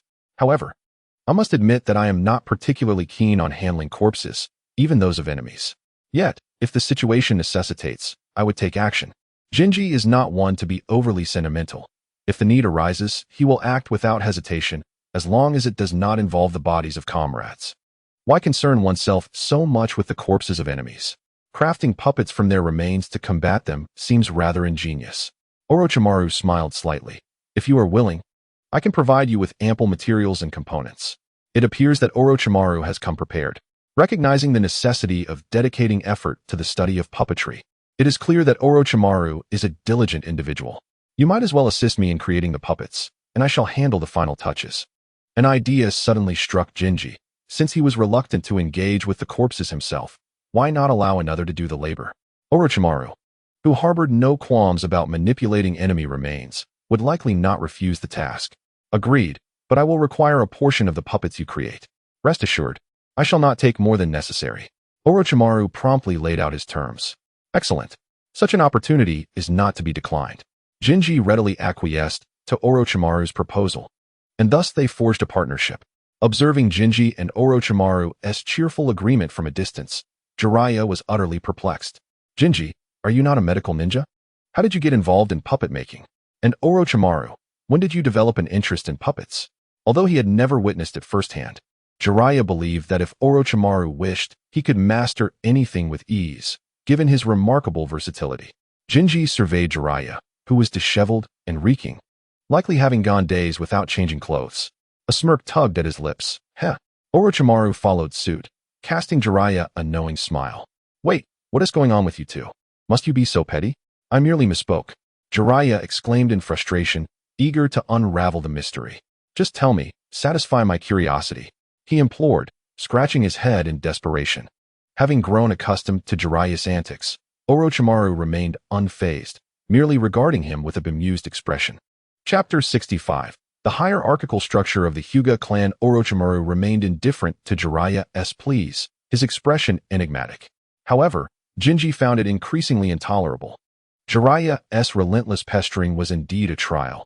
It was as if he had been living off the kindness of a lady for days without bathing or changing. With no other recourse, Jinji conceded. No need to hover. I merely create some unique puppets. Orochimaru wishes to study them, hence our collaboration. On the battlefield, the corpses of enemies can be transformed into puppets, an opportunity that should not be squandered. Do you understand? Unique puppets? Jiraiya scratched his head, pondering what might qualify as a unique puppet. Curious, are we? But I shan't divulge the details. You can't pry it out of me, and furthermore, keep your distance. Begone. Jiraiya attempted to employ tactics that had worked on Jinji against Orochimaru, but the latter's chilling demeanor and curt dismissal thwarted him. All right then, Jiraiya conceded, taking a few steps back. He understood that lingering would provoke Orochimaru's ire. The second wave of reinforcements was not particularly large, consisting of only 500 or 600 individuals. The situation in the Land of Rain had yet to escalate to the point where the village needed to dispatch thousands of ninjas for battle. A larger contingent would only slow their progress, especially given the need to transport various supplies. While medical supplies could be carried using sealing scrolls, ordinary materials could not. Employing sealing scrolls would incur excessive costs, and the Leaf Village could not afford such depletion. Therefore, these supplies had to be transported by carts and carried by ninjas. The medical supplies required at the front lines were all concentrated within a few sealing scrolls, carried by Jinji himself. Besides him, the village had dispatched a batch of 15 medical ninjas to accompany him, all under his command. Should the conflict intensify, additional personnel would be sent. On their journey, after enduring a few reprimands from Orochimaru, Jiraiya finally took the opportunity to wash himself in the river during a break, changing into fresh clothes. Now devoid of his unpleasant odor, he approached Jinji. Compared to the constantly scolding and stern Orochimaru, Jiraiya preferred Jinji's company for its light-hearted banter. Jinji, aren't you going to greet your clan members? Among the reinforcements headed to the Land of Rain, there were members of the Hyuga clan, and Jiraiya was puzzled as to why neither Jinji nor they showed any inclination to acknowledge one another, much less engage in conversation. Jinji cast a glance at his kin, a faint smile gracing his lips. Are you aware of the hierarchical structure of the Hyuga clan? The main house and the branch house? Jiraiya scratched his head. Correct. But not entirely. Jinji shook his finger, correcting him. It is the main house first, followed by the branch house elders, then the branch family, and finally, those of diminished bloodlines, a four-tiered hierarchy. Now it made sense. Jiraiya's eyes widened in realization, but he quickly posed another question. Wait, even with this division, there are only 3 tiers. Aren't the branch house elders also part of the branch family? If they are, why aren't they classified within that tier? Due to the clan system, to become a branch house elder, one must achieve significant merit. Otherwise, typical branch family members cannot ascend to such a position. These elders are members of the main house who have forfeited their inheritance rights and are bound by the curse mark, looking down upon branch family members. Although they are publicly regarded as branch house elders, in reality, their loyalties lie with the main house, warranting their classification as a separate tier. Now do you understand? Goodness! Jiraiya exclaimed, astonished. Is it really that pragmatic? This explains why, when issues of branch family interests arise, most branch house elders do not side with the branch family, as their hearts are not aligned with them. It said that once one becomes a member of the branch family, they remain so forever? If that is the case, why do they still lean toward the main house? Jiraiya's confusion deepened. Jinji gazed up at the sky, prompting Jiraiya to follow suit. Expecting to see something above, yet finding nothing. They have become members of the branch family not out of choice, but due to the inheritance system. Their Byakugan purity remains high, and should the opportunity arise, their descendants might still unite with members of the main house. Jiraiya was utterly bewildered. Orochimaru too. Listen with keen interest. Despite the main house's prestige, their numbers are limited, and not every generation offers suitable pairing options. Thus, these branch family members, possessing high Byakugan purity, become viable choices. Beyond their scarcity, one must also consider blood relations. Thus, the task of forming appropriate matches becomes increasingly complex. My mind is in disarray. Is this how tumultuous life in a large clan can be? Jiraiya suddenly felt grateful for being a common ninja rather than being born into a prominent family. Do not wear that expression. Jingi understood that Jiraiya had evidently misunderstood something, so he clarified. Not all ninja clans operate in this manner. Throughout Konoha, indeed across the entire ninja world, only the Hyuga clan adheres to such traditions. Other families, like the Uchiha, do not impose such peculiar rules. In fact, many ninja clans do not shy away from external marriages, exemplified by the Senju clan. Reflecting on the Senju clan's rather audacious practices, Jingi could not help but chuckle.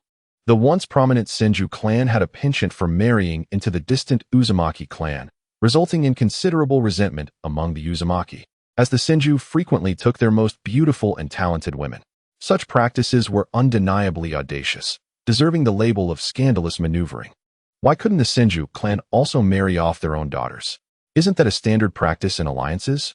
Fool, do you not understand why the Uzumaki harbored resentment?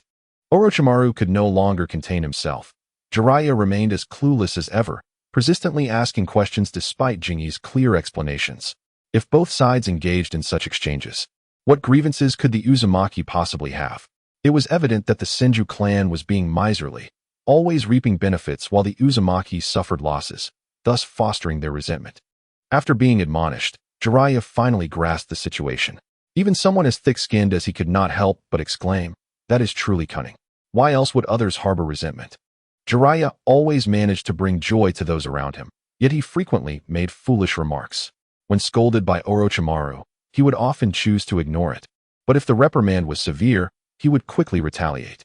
Interestingly, when Jiraiya did lash back, Orochimaru would typically walk away with a cold demeanor, as if disinterested in engaging with a fool, which only served to infuriate Jiraiya further.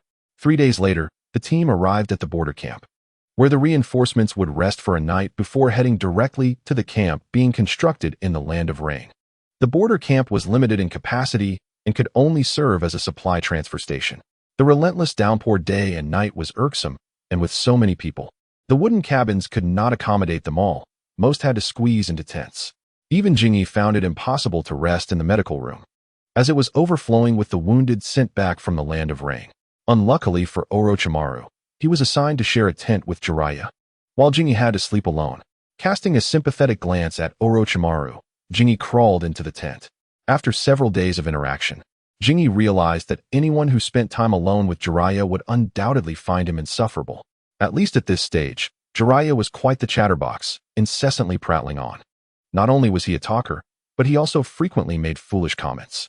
That night, Jingi struggled to sleep. The tent was stifling, the rain pounded relentlessly, and the sound of droplets hitting the canvas was deafening, making it impossible for the unaccustomed to find rest. The lack of sleep left Jingi yawning throughout the following day. After resupplying essential materials, the reinforcement team assembled at dawn to set out for the rain camp. The camp in the Land of Rain was still under construction, surrounded by a wooden wall. While the buildings were still being hastily built, most ninjas had to make do with tents. Conditions inside the tents were even more deplorable than at the border camp. Fortunately, Jingi did not have to crowd into a tent. As a prominent figure in the medical team, he had his own rest area, eliminating the need to share space with others. The only downside was that entering the camp meant he had to immediately commence work due to the overwhelming number of casualties in the medical department. Cleaning wounds, stitching, and treating patients were all on his agenda. Bring me 2 vials of the second type of antidote. Prepare the list of medicinal herbs. I need to formulate some antidotes. As soon as he took charge of the work, Jingi became exceedingly busy, managing patients while also researching antidotes, leaving no time to catch his breath. Many of the injured had been poisoned. To treat them, he needed to prepare the corresponding antidotes for detoxification before proceeding with further treatment. Many ninjas from Sunagakure were skilled in the use of poisons, which had been continuously updated. Jingi had brought a considerable supply of antidotes from the village, but unfortunately, only a few were applicable. Most antidotes required him to start from scratch to unravel their complexities. Clear out the rest area, do not disturb me. To effectively decipher the toxins and develop targeted antidotes, Jingi required a tranquil environment. Thus, his focus shifted from treating injuries to researching antidotes. The medical department swiftly mobilized to clear the largest rest area and moved various medicinal herbs and necessary tools inside. By the way, summon Orochimaru here. I need his assistance. Yes, sir. Upon receiving the order, a ninja from the medical department hurried off to fetch Orochimaru. Shortly thereafter, Orochimaru arrived. Do you require my assistance? Entering the rest area, Orochimaru observed Jinyi as he prepared the antidotes and examined the collected samples of poison with curiosity. After a moment, he could not help but chuckle and shake his head. Sunagakure remains unchanged. Their poison types are still the same. Without lifting his head, Jinyi replied, Orochimaru, could you assist me in analyzing the poison samples? They contain a mixture of venoms from several desert snakes, which should be in your area of expertise. One should not assume that the desert is devoid of life. In reality, many creatures inhabiting the desert are highly venomous, including snakes, lizards, and scorpions.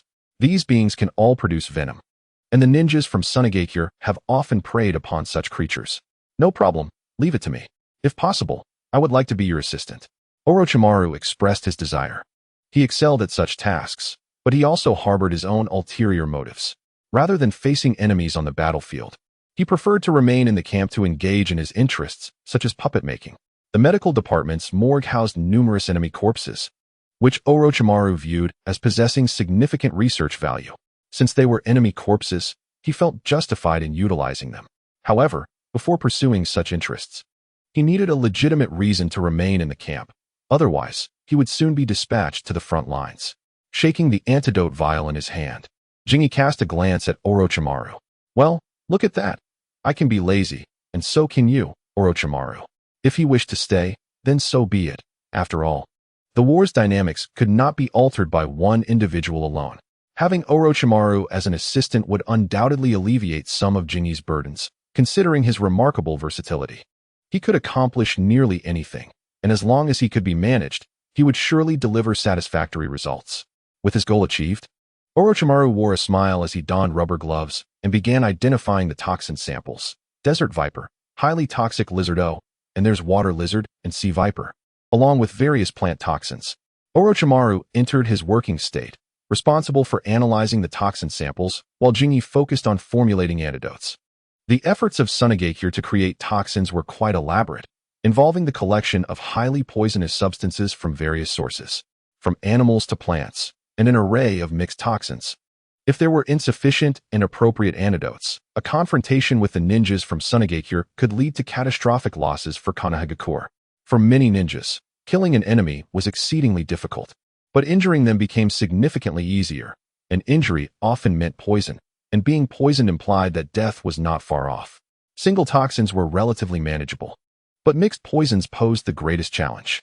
Without antidotes, relying solely on medical ninjutsu to extract the toxins would likely exhaust all medical ninjas, leaving them overwhelmed. After analyzing various toxin samples, Orochimaru chuckled and said, Well then, Janae, my task is complete. This fellow was eager to dissect the enemy's corpses. Janae was at a loss for words and could only remind Orochimaru, Orochimaru, I do not oppose your intention to create puppets from the corpses, as the necessary materials and components must come from you. However, I implore you to remember one crucial point. Do not, under any circumstances, make light of the bodies of our comrades. They are the heroes of our village. Any ninja who has perished fighting for the village, even a mere genin, deserves the utmost respect. It is unacceptable to wait until they are dead to experiment on their remains. I will adhere strictly to our agreement. After making this promise, Orochimaru hurried toward the morgue. Janae hoped he would not act recklessly, better to be cautious. After pondering, he carefully stored the prepared antidote and instructed someone to take it away.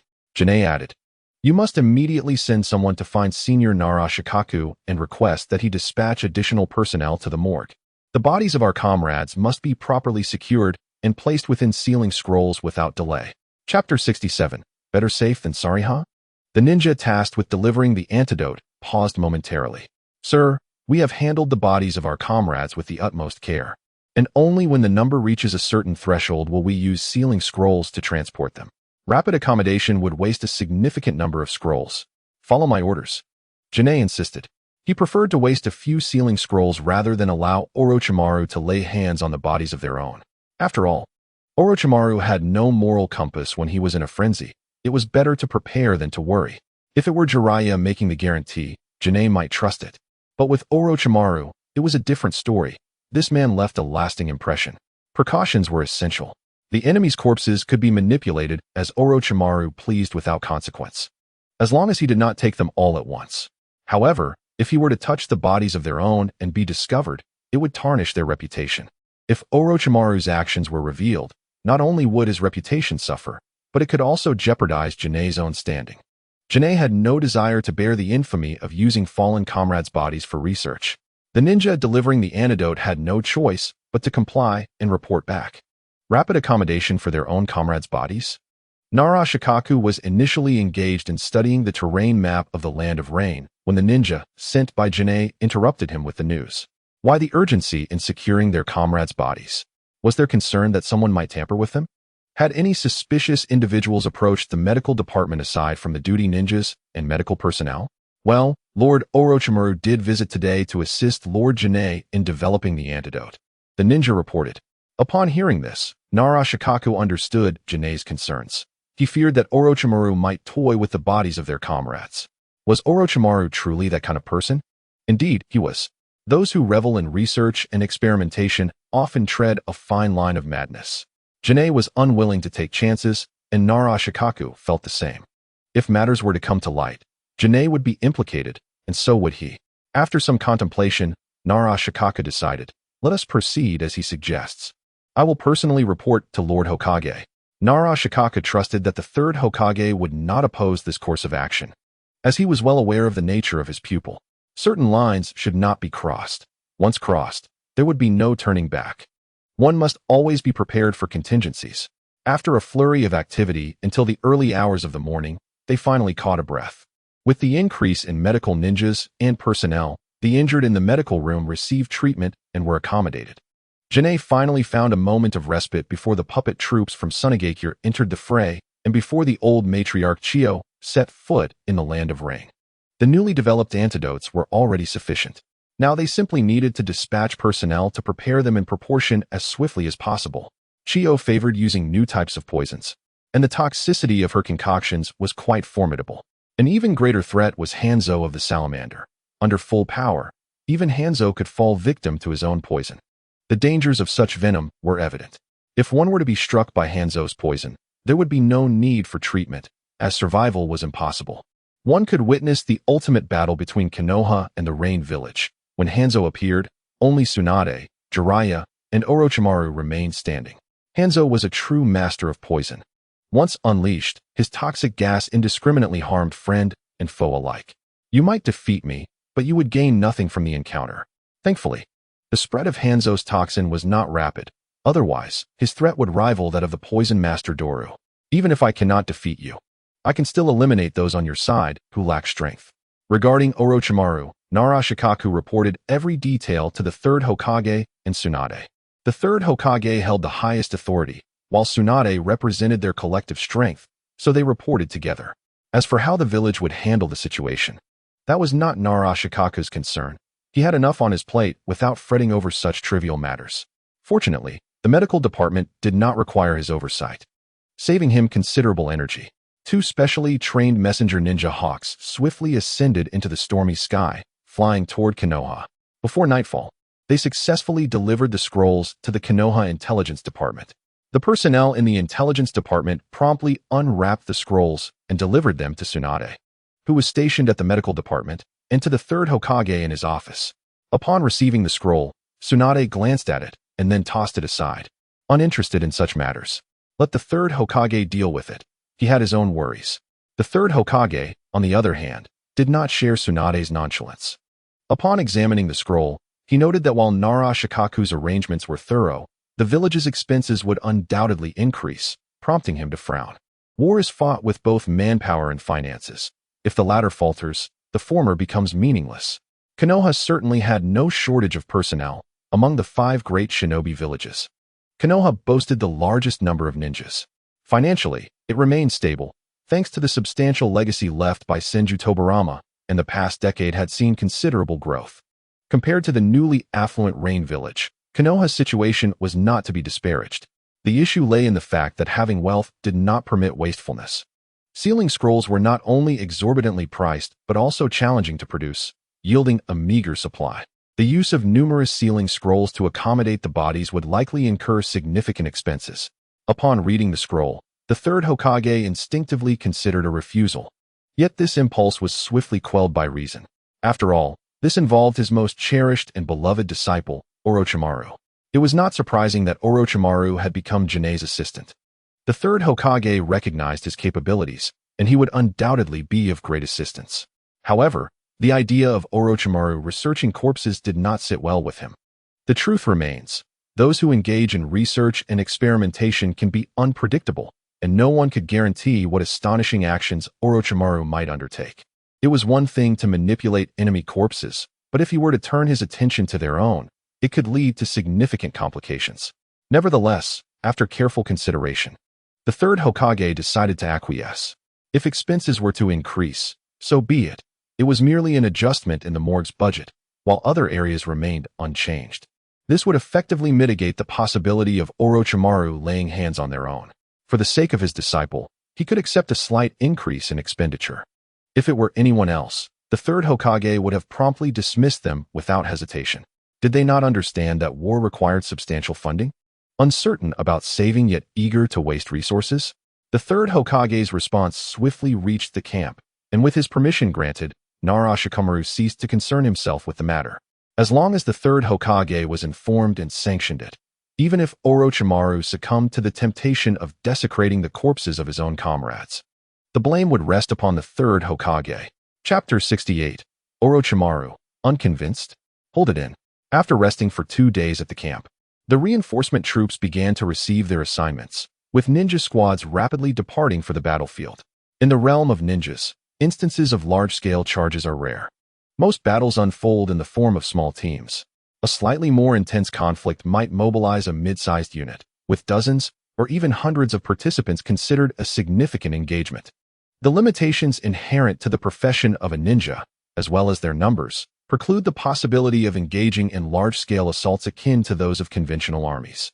An increasing number of ninjas entered the battlefield, and even Jiraiya received a corresponding mission.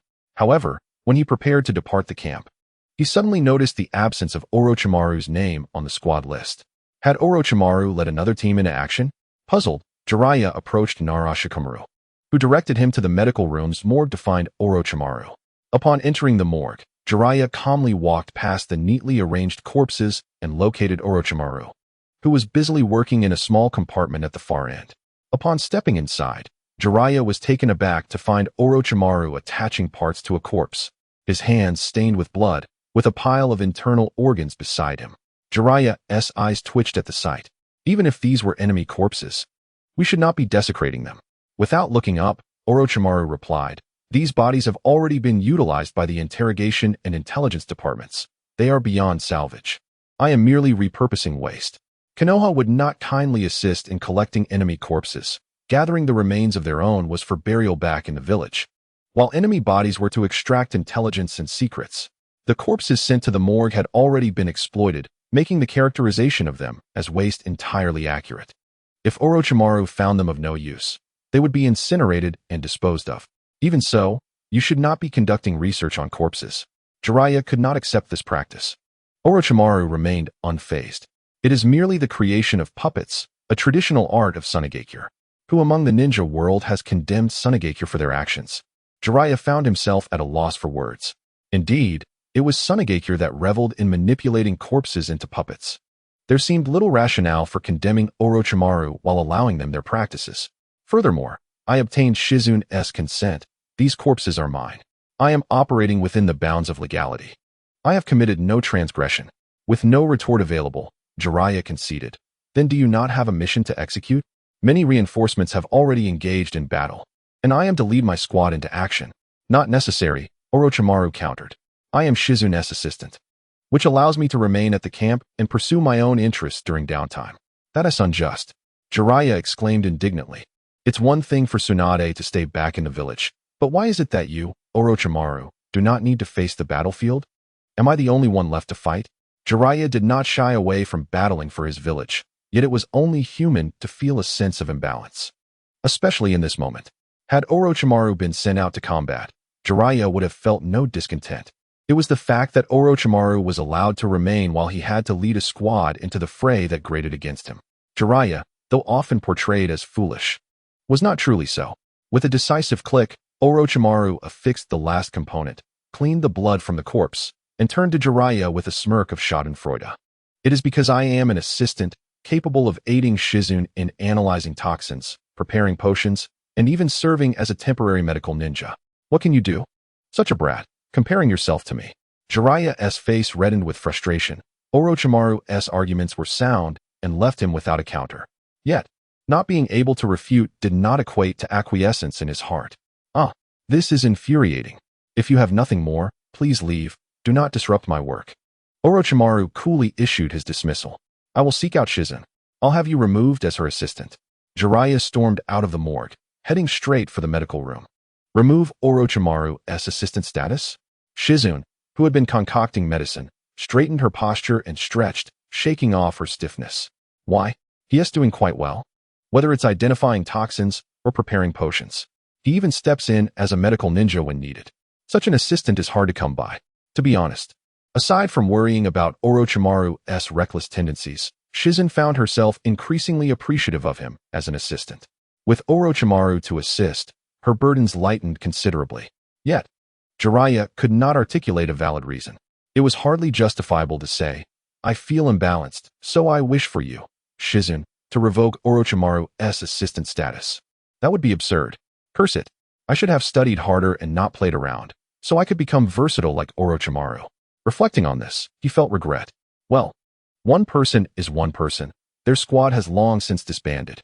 Typically, a ninja squad would dissolve after all members passed the Chunin exams, with future endeavors and developments left to their own discretion. The village's assigned teachers could not continuously babysit them. After disbanding, it was up to the individual to either form a new squad or remain idle. Jiraiya, Tsunade, and Orochimaru were guided by their teacher, the third Hokage, who could not dedicate himself to their tasks as other instructors might, necessitating the help of others. Thus, their squad remained intact until all three passed the Jonin exams before ultimately disbanding. Subsequently, they each pursued their own paths. Tsunade joined the medical department. Orochimaru and Jiraiya became free agents, executing missions or attending to their own matters. This explains why, in the original narrative, Jiraiya and Orochimaru completed far more missions than Tsunade.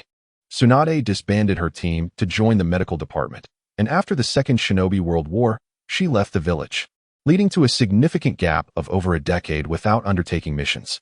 Orochimaru was preoccupied with research and experiments, ultimately defecting, thus completing fewer missions than Jiraiya. Only Jiraiya, like a diligent ox, sincerely executed his assigned tasks. Chapter 69. Successfully leading Jiraiya astray. Kakashi and Obito's squad was also unique. Had it been an ordinary team, they would have long since parted ways. Had this team disbanded earlier, perhaps their fates would not have been so tragic. The blonde-haired youth found himself burdened with 3 liabilities on the battlefield. Observing the mission scroll in Jiraiya's hand, Shizune inquired, Have you received a mission? Jiraiya, momentarily taken aback, soon broke into a grin. Yes. I am to lead a ninja squad to the front lines. The enemy from Sunagakure continues to invade our territory, and the situation is quite dire. Then best of luck. I hope not to see you in the medical room one day. If possible, do choose the medical room. The morgue is rather inauspicious. PSSH, are you a devil? I haven't even left the camp, and you, Shizune, are already saying such things. There are better ways to convey good wishes. By the way, how is your writing coming along? Shizune curiously asked. Jiraiya promptly regained his spirit, stating that he was still in the process of gathering materials and wished to reflect before continuing to write. Keep it up and strive to create works akin to those of Jie and Abin, he encouraged. Pure and alluring by Jie. With the valiant young Abin? Just the thought is exhilarating. What are you talking about? Jiraiya inquired, his expression one of confusion. Who are by Jie and Abin? You don't know? Am I supposed to? Well, let me enlighten you. I hope you can absorb and integrate this. As Jing began to narrate a story to Jiraiya, he noticed Jiraiya's expression darkening, his face turning crimson, and his rigid posture bending like a boiled shrimp, seemingly enduring something. Is he really that shocked? Jing instinctively took a few steps back, creating some distance. Wow, this story is incredible. I've decided that the heroine of my next book will be her. By Jia. What a splendid name. Abin is good too, but no, that's too common. I need to think of another. Imagining the scenes from the story he had just heard, Jiraiya felt himself growing warm, his eyes gleaming with excitement, and his smile gradually becoming lewd. It will definitely be thrilling when written. Have I led Jiraiya astray? Compared to the noble figures he had seen in his past life, the figures in the ninja world seemed far more restrained. They barely grazed the edge of indecency. Yet, even this was enough to captivate countless viewers. If he were to bring forth the classics from his previous life, it would undoubtedly open many eyes. This story combined with my materials is simply marvelous.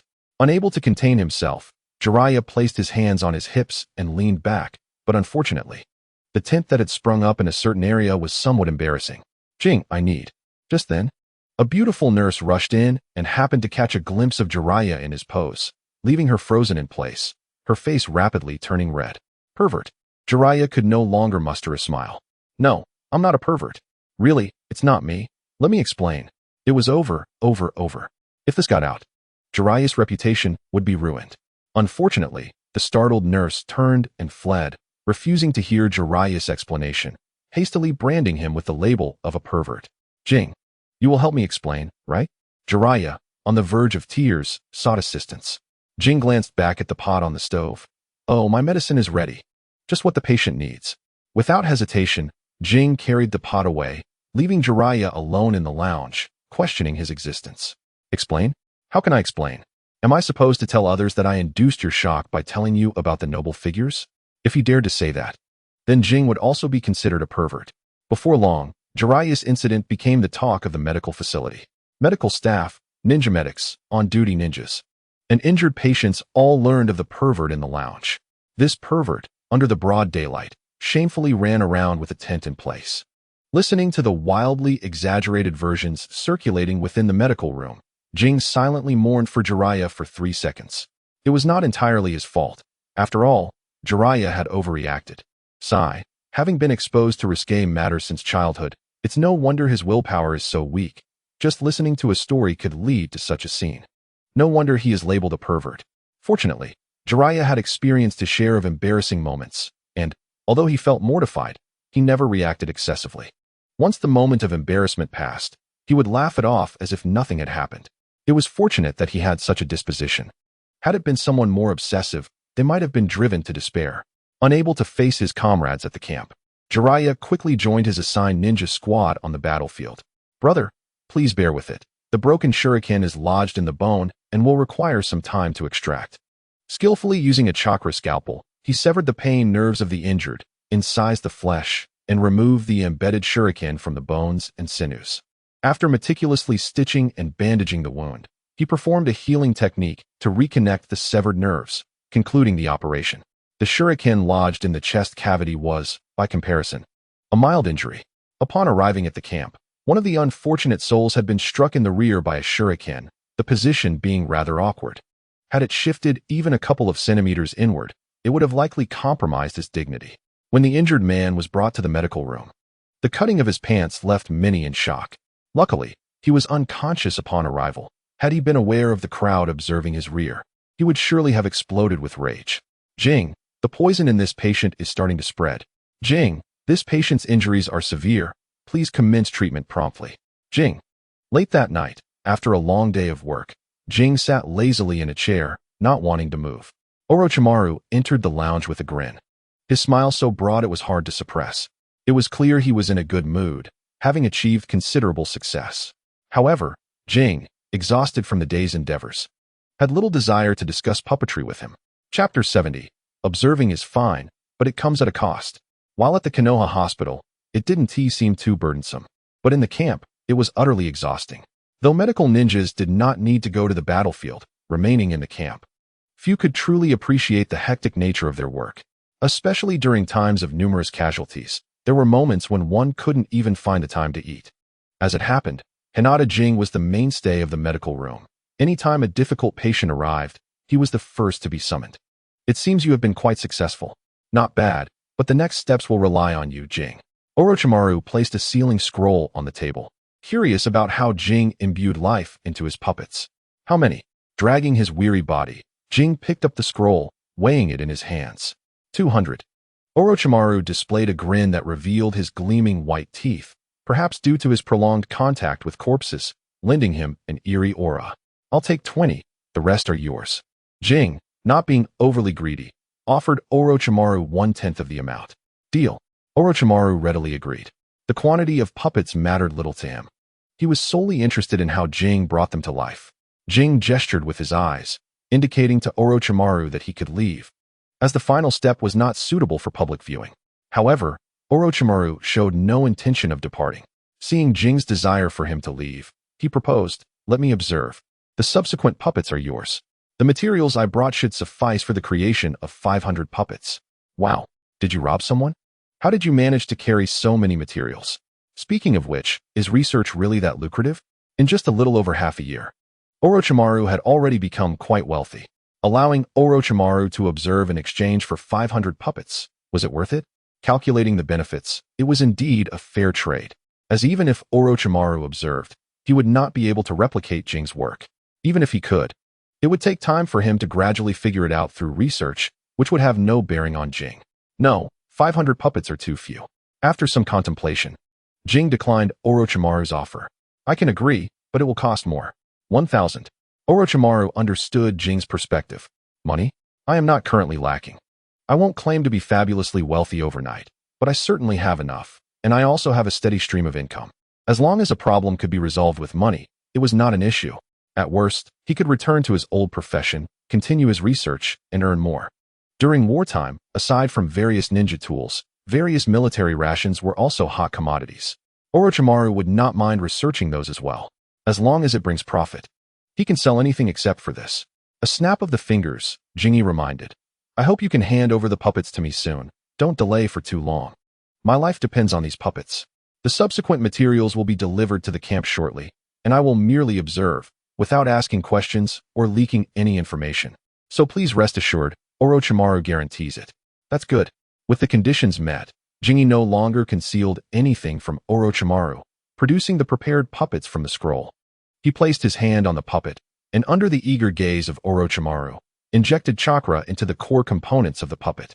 The puppet, which could only lie flat, suddenly moved a couple of times, standing up as if it were alive, its tightly shut eyes opening to reveal a brilliant blue hue. Though he had mentally prepared himself, Orochimaru was still taken aback, standing in disbelief as he stared at Jingy's hand. Injecting chakra could grant life to a puppet? Is that even possible? How could it be? Orochimaru felt his worldview shatter. Ha ha ha. Fascinating. Simply fascinating. Suddenly, Orochimaru clapped his hands and burst into laughter, trembling all over as if he were having a seizure. The act of bestowing life upon a puppet would leave anyone witnessing it questioning their existence, especially those who manipulate puppets. If Jingy's puppets were to clash with the puppet army of Sunagakure, the puppet masters there would likely wonder if they had taken a wrong path. Unfortunately, the act of granting life to a puppet could not be replicated unless they, too, possessed the Rinnegan. Casting a glance at the trembling and laughing Orochimaru, Jingy swiftly extracted numerous puppets, infusing them with chakra before storing them away, transforming all the puppets into his likeness. In the lounge, 20 puppets of poor quality remained, reserved for Orochimaru. Jingy, it has been a pleasure collaborating. Orochimaru did not care about the aesthetic quality of the puppets. After all, once they were in his possession, they would not be used for combat, but rather disassembled for research or related experiments. Therefore, their appearance was of no consequence. Pleasure is mutual. I hope you can uphold your promise and refrain from speaking indiscriminately. Naturally not. Stowing away his puppets, Orochimaru departed joyfully. If it weren't for the conditions at the camp, he would have eagerly begun his experiments on the puppets right there. You may rest now. After bidding farewell to Orochimaru, Jingy began to wash up, but as he lay down, his vision blurred, and he found himself disappearing from the lounge, reappearing in the wet bone forest. Little Jingy, the training in sage arts is about to commence. The great sage Toad, who had summoned Jingy from the shinobi world to Mayaboka Mountain, reminded him that the training in sage arts was about to begin. I don't want to practice anymore. Can't I just sleep? Before Jingy could finish, a swarm of little toads had already crawled onto him. Fine, I'll practice. If it doesn't kill me, I'll push myself to the limit. At this age, how can I afford to sleep? Jingy sat cross-legged on the ground, absorbing the rich natural energy present in the wet-bone forest, following the teachings of the great sage. The wet-bone forest, Myaboka Mountain, and the Dragon Cave are the three great sacred lands of the shinobi world, where natural energy is far denser than anywhere else. Practicing sage arts here yields twice the result with half the effort, but of course, the risk of petrification is also greater. With the dense natural energy, outstanding talent, the guidance of the great sage, and assistance from the little toads, Jingyi soon felt the natural energy beginning to flow into his body. Crack! In his first attempt, having miscalibrated the balance point, Jingyi's arm began to petrify. The little toad atop him quickly crawled over and wrapped its body around his hand. As the petrified hand was enveloped in the toad's slimy mucus, the petrification gradually receded. This was much easier than using the toad oil from Myaboka Mountain. An imbalance in natural energy could lead to petrification, but the little toads would absorb the uncontrollable natural energy to prevent Jingyi from turning to stone. If it weren't for the gooey mess they created, Jingyi would genuinely want to commend these little toads and give them a 5-star review. Wishing everyone a safe Dragon Boat Festival. Chapter 71. Declaring war is impossible. Just fight it out once more. With the great sage and countless little toads present. As long as he didn't absorb too much natural energy at once, the risk of full-body petrification was negligible. Jingyi gritted his teeth and continued to attempt the process. Petrification. Again. Petrification. Again. Again. Who said I had talent? How many times had he turned to stone this night? As Jingyi cursed, little did he know that the great sage was already in awe. Is little Jingyi really this brave? Why does it remind me of the young Hashirama? No. His progress is far quicker than Hashirama's. While Jingyi may have petrified more times than Senju Hashirama, his rate of absorbing natural energy was astonishingly rapid.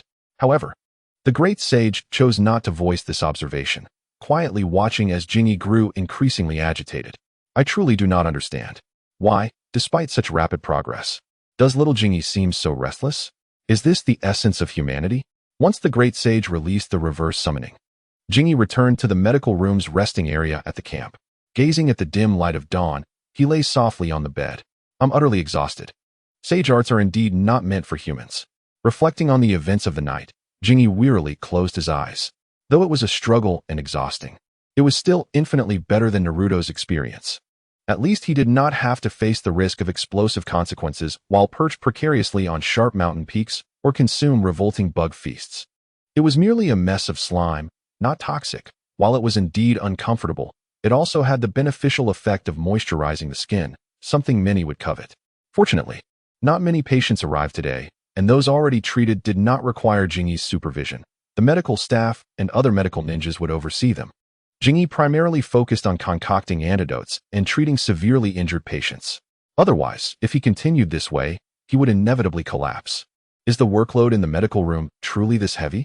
Upon seeing Jingyi, who appeared fatigued and even had dark circles under his eyes, Narashikaku was somewhat taken aback. Kid, are you alright? You're young, yet you look more exhausted than this old man. Had the medical room not been peaceful, with no gossip circulating, and given Jingyi's apparent connection with Tsunade, Narashikaku might have suspected that Jingyi was sneaking around with the medical staff at night. Don't mention it, it's all Tsunade's fault. Jingyi yawned, still lacking energy. With work during the day and being dragged away at night to study sage arts, his sleep had been reduced to less than 4 hours, which was unsustainable for anyone. I'm utterly drained. Tsunade? Narashikaku paused. Jingyi waved his hand. There are some things I can't discuss. Just know that I work during the day and train late into the night. All right then. Narashikaku was not one to pry. Since Jingyi chose not to elaborate, he would refrain from questioning further. I'm here to inform you that Chiyo, a member of the Elder Council from Sunagakure, has led reinforcements into the Land of Rain. The situation ahead will become even more dire. Chiyo has arrived? Looks like the medical room will be busy. It seemed that for a while. Jingyi's focus would need to be on antidote development and counteracting the poisons Chiyo was known for, whose methods were notoriously ruthless and quick. If he did not keep up with her pace, he risked serious consequences. Narashikaku sought to remind Jingyi to prepare himself mentally. You absolutely must not falter, otherwise everyone will face difficulties, especially Tsunade. As he stifled a yawn, Jingyi reassured, rest assured, senior. With Orochimaru's assistance, there should be no issues. Even if Orochimaru and I cannot manage, I can swiftly contact Tsunade and send the samples over. In the ninja world, Methods of conveying messages and items are varied and numerous. Even if Jingi falters, he can still dispatch Chiyo's newly developed poison back to the village via the slug, allowing Tsunade to decipher and formulate an antidote, which would then be returned. The speed is astonishing. It merely requires the slugs to make the journey. Then I can rest easy. In other matters, Nara Shikamaru felt confident in maintaining stability, but Chiyo's poison remained a significant threat to the village's ninjas. As long as the poison could be neutralized, Chiyo's menace would be diminished substantially. This is not an exaggeration. It is a harsh reality. For those skilled in the art of toxins, if one possesses the capability to counteract their poison and create an antidote, their effectiveness is drastically reduced. Take for instance the infamous Hanzo of the salamander. While his taijutsu, kenjutsu, and shunshin techniques are top tier, it is undeniably his terrifyingly potent venom and his summoning creature, the salamander, that instill fear. Should he lose his toxins and his salamander, Hanzo would transition from a semi-divine being to merely a formidable shadow-level ninja at the threshold of mediocrity. The disparity among shadow-level ninjas is immense. Regrettably, the potency of the salamander's venom is so severe that no one in the ninja world has yet succeeded in developing an antidote. Even the venom itself is too perilous for most to handle. Having acquired the answers he sought, Nara Shikamaru stood to depart. By the way, the village will send another batch of medical ninjas and healthcare personnel, along with the necessary medical supplies and herbs. This should alleviate some of your burden. That is a load of nonsense. The patients he handled were predominantly in critical condition, the sort that ordinary medical ninjas would hesitate to treat, leaving it to him alone. Unless the medical ninjas dispatched by the village possessed exceptional skills, it would be challenging for them to share the load. Let us hope for the best, Jingi mused, harboring little optimism. The village's medical ninjas were already few in number, most of whom he was familiar with, and those capable of assisting him were exceedingly rare. Thus, the hope of alleviating pressure was dim. He merely wished for an additional team of medical ninjas. His responsibility was to treat critically injured patients and prepare medicaments, while minimizing concern for other matters. Given the current state of the Land of Rain, war seemed inevitable. Ironically, the Land of Rain had descended into chaos, with the three major ninja villages, Konohagakure, Sunagakure, and Iwagakure, battling it out, while the Rain Ninja Village, caught in the fray, was merely a bystander. Yet, the three major villages shared an unspoken understanding to refrain from declaring war. The silent conflict allowed for a smoldering tension, with the act of declaration deemed impossible. Although Sunagakure initiated the conflict, they were reluctant to bear the stigma of being the aggressors. Konohagakure, having been on the defensive, would likewise not instigate a declaration of war against Sunagakure. Iwagakure, caught in a more unfortunate position, had no desire to engage in warfare. They were unwittingly dragged into the turmoil of the Land of Rain by Sunagakure and Konohagakure. Additionally, ongoing tensions with Kumogakure loomed large, making it implausible for Iwagakure to declare war first. Warfare could be waged, but the declaration of war was fraught with peril. The party that first declares war invariably faces scrutiny. Victory would be favorable, but defeat would not only entail heavy reparations, but also a loss of face. Thus, the three major ninja villages would not proactively declare war, while the Rain Ninja Village remained a mere pawn in their strategic game. The chaotic situation in the Land of Rain owes much to Konohagakure's gratitude toward Kumogakure and the Third Reikage. The Land of Fire is a rich prize, and both Sunagakure and Iwagakure covet a taste of its bounty, though Iwagakure is not significantly wealthier than Sunagakure. While Sunagakure dared to act, Iwagakure refrained due to the formidable deterrent posed by the Third Reikage. Over the years, conflicts between the Third Reikage and Inoki have escalated, leading to frequent skirmishes. This is why, during the Second Great Ninja War, Iwagakure only entered the conflict passively, ultimately withdrawing from the Land of Rain due to the Third Reikage's covert machinations against Inoki. Compared to Konohagakure and Sunagakure, Kumogakure is Iwagakure's true adversary. Konohagakure is unlikely to initiate external warfare, while Sunagakure and Iwagakure, despite their mutual disdain, would not launch large-scale conflicts due to their shared financial constraints. The Land of Fire remains the only sumptuous target worth pursuing. Consequently, during the Third Great Ninja War, Inoki seized the opportunity to launch an attack on the Land of Fire. Kumogakure and Kirigakure merely engaged in tentative assaults. Following the death of the Third Reikage and the rapid rise of the young blonde hero, the exploratory endeavors of the two villages were hastily curtailed. It is evident how significant a contribution the young blonde made during the Third Great Ninja War.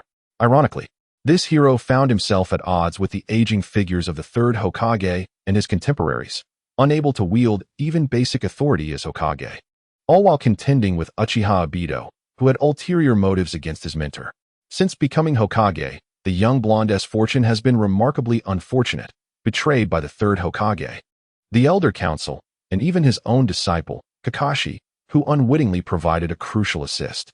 Had he not let slip his words, Obito would not have been able to ascertain Kushina's childbirth timing, and thus would have been hesitant to disrupt the peace in Konohagakure.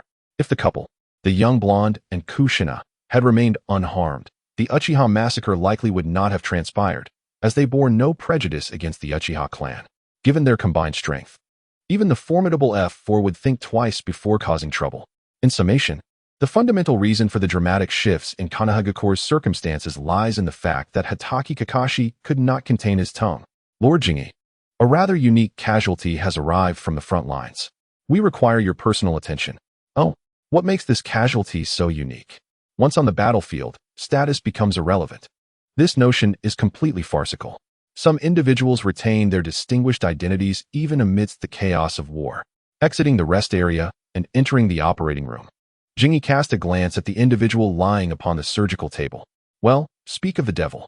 The pallid face of Kakashi Hatake, marked by persistent coughing, revealed that he was not in a good state. Did you encounter a formidable foe, senior?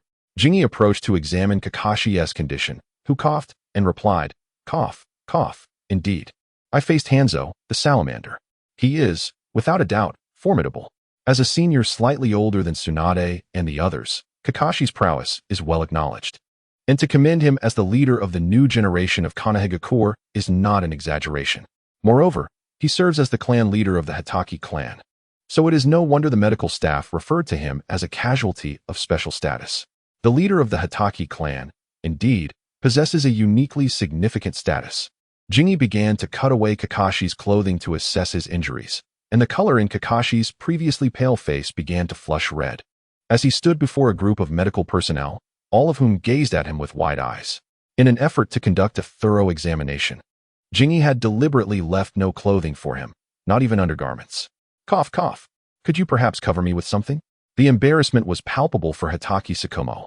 If he were standing on solid ground, he could probably excavate a 3-bedroom apartment with his toes.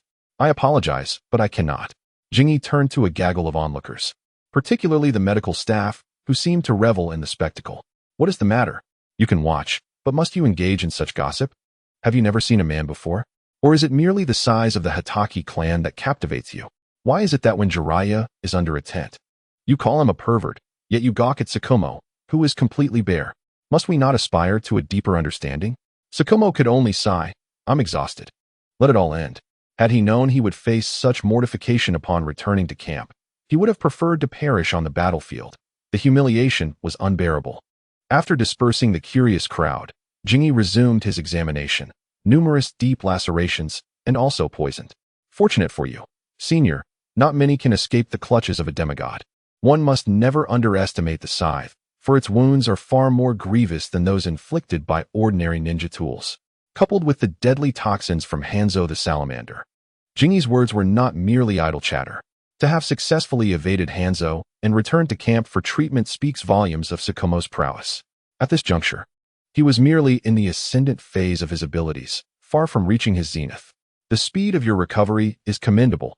The inhalation of toxic gas was minimal. But please bear with me a moment longer. The treatment was straightforward, extracting the poison, cleansing the wounds, and suturing them.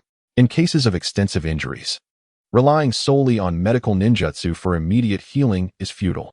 Once the treatment concluded, Tsukumo succumbed to a deep slumber. After entrusting him to the medical staff, Jingi returned to the resting quarters. As for whether the youthful, wealthy, and handsome clan leader Tsukumo might be taken advantage of by the nurses, that was beyond Jingi's purview. Chapter 73. The escalation of tensions between Sunagakure and the Land of Rain. Fortunately, he managed to drag his nearly lifeless body back to camp, a feat few could accomplish. During the intense clashes between the three Sannin and Hanzo, the toll was not as severe, but one must remember, they were three, while Tsukumo stood alone. Achieving such a result was already commendable. Oh, It appears I ought to offer my congratulations. Orochimaru smirked at Jingi as he received a glass vial. A new type of poison? Indeed. Jingi settled into a chair, massaging his aching temples. The rigors of daytime work and nighttime studies in sage arts had taken a toll, leaving him severely sleep-deprived. It's not entirely new. It was extracted from Senior Tsukumo and is related to Hanzo. You might want to examine it. No sooner had he spoken than Jingi succumbed to slumber within mere seconds. Orochimaru, lifting his gaze, pondered, has the workload in the medical room grown this overwhelming? It hardly seemed plausible. Did this imply that the village's casualties were far greater than those of Konoha? Upon arriving at the camp, Chiyo needed to grasp every detail and all battlefield intelligence. As she listened to her subordinates' reports, her brows knitted tightly. So far, Tsunagakure, Konoha, and Iwagakure had dispatched nearly 1,000 ninja each to the land of rain. In the chaos of combat, the casualty ratio for Tsunagakure was significantly higher than that of Konoha, a scenario Chiyo found unacceptable. The factors leading to ambushes and direct confrontations, coupled with a higher casualty rate than other villages, indicated what? It underscored the inadequacy of the ninja cultivated by Tsunagakure compared to those of Konoha. Chiyo could hardly be pleased. As she scrutinized the records, a cold smile crept across her lips. Konoha's preparations are indeed thorough, with a variety of antidotes meticulously arranged. How infuriating! Is wealth truly a mark of superiority? Had Tsunagakure been so affluent, would they have instigated war? In that moment, Chiyo felt both envy and resentment. Among the 5 great ninja villages, no singular village could claim superiority in terms of ground-level combat. Yet, in one-on-one engagements, Konoha's ninjas held a distinct advantage, while in smaller skirmishes, Tsunagakure had the upper hand. When the numbers slightly tipped, the ninjas of Iwagakure proved to be fearsome.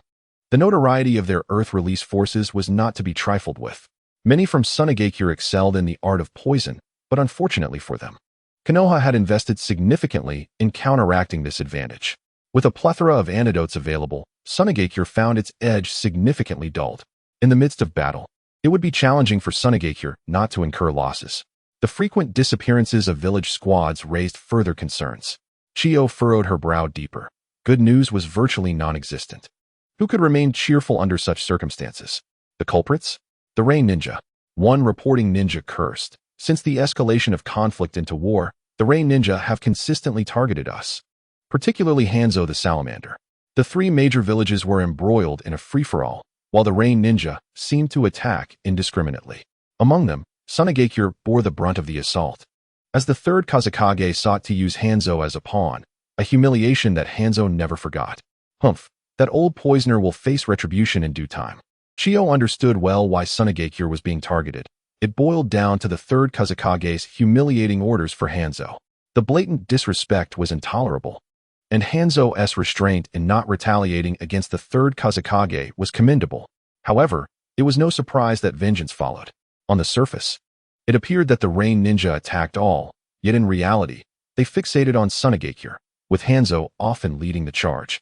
If he wished to target the village, then it was only fitting that a response be delivered.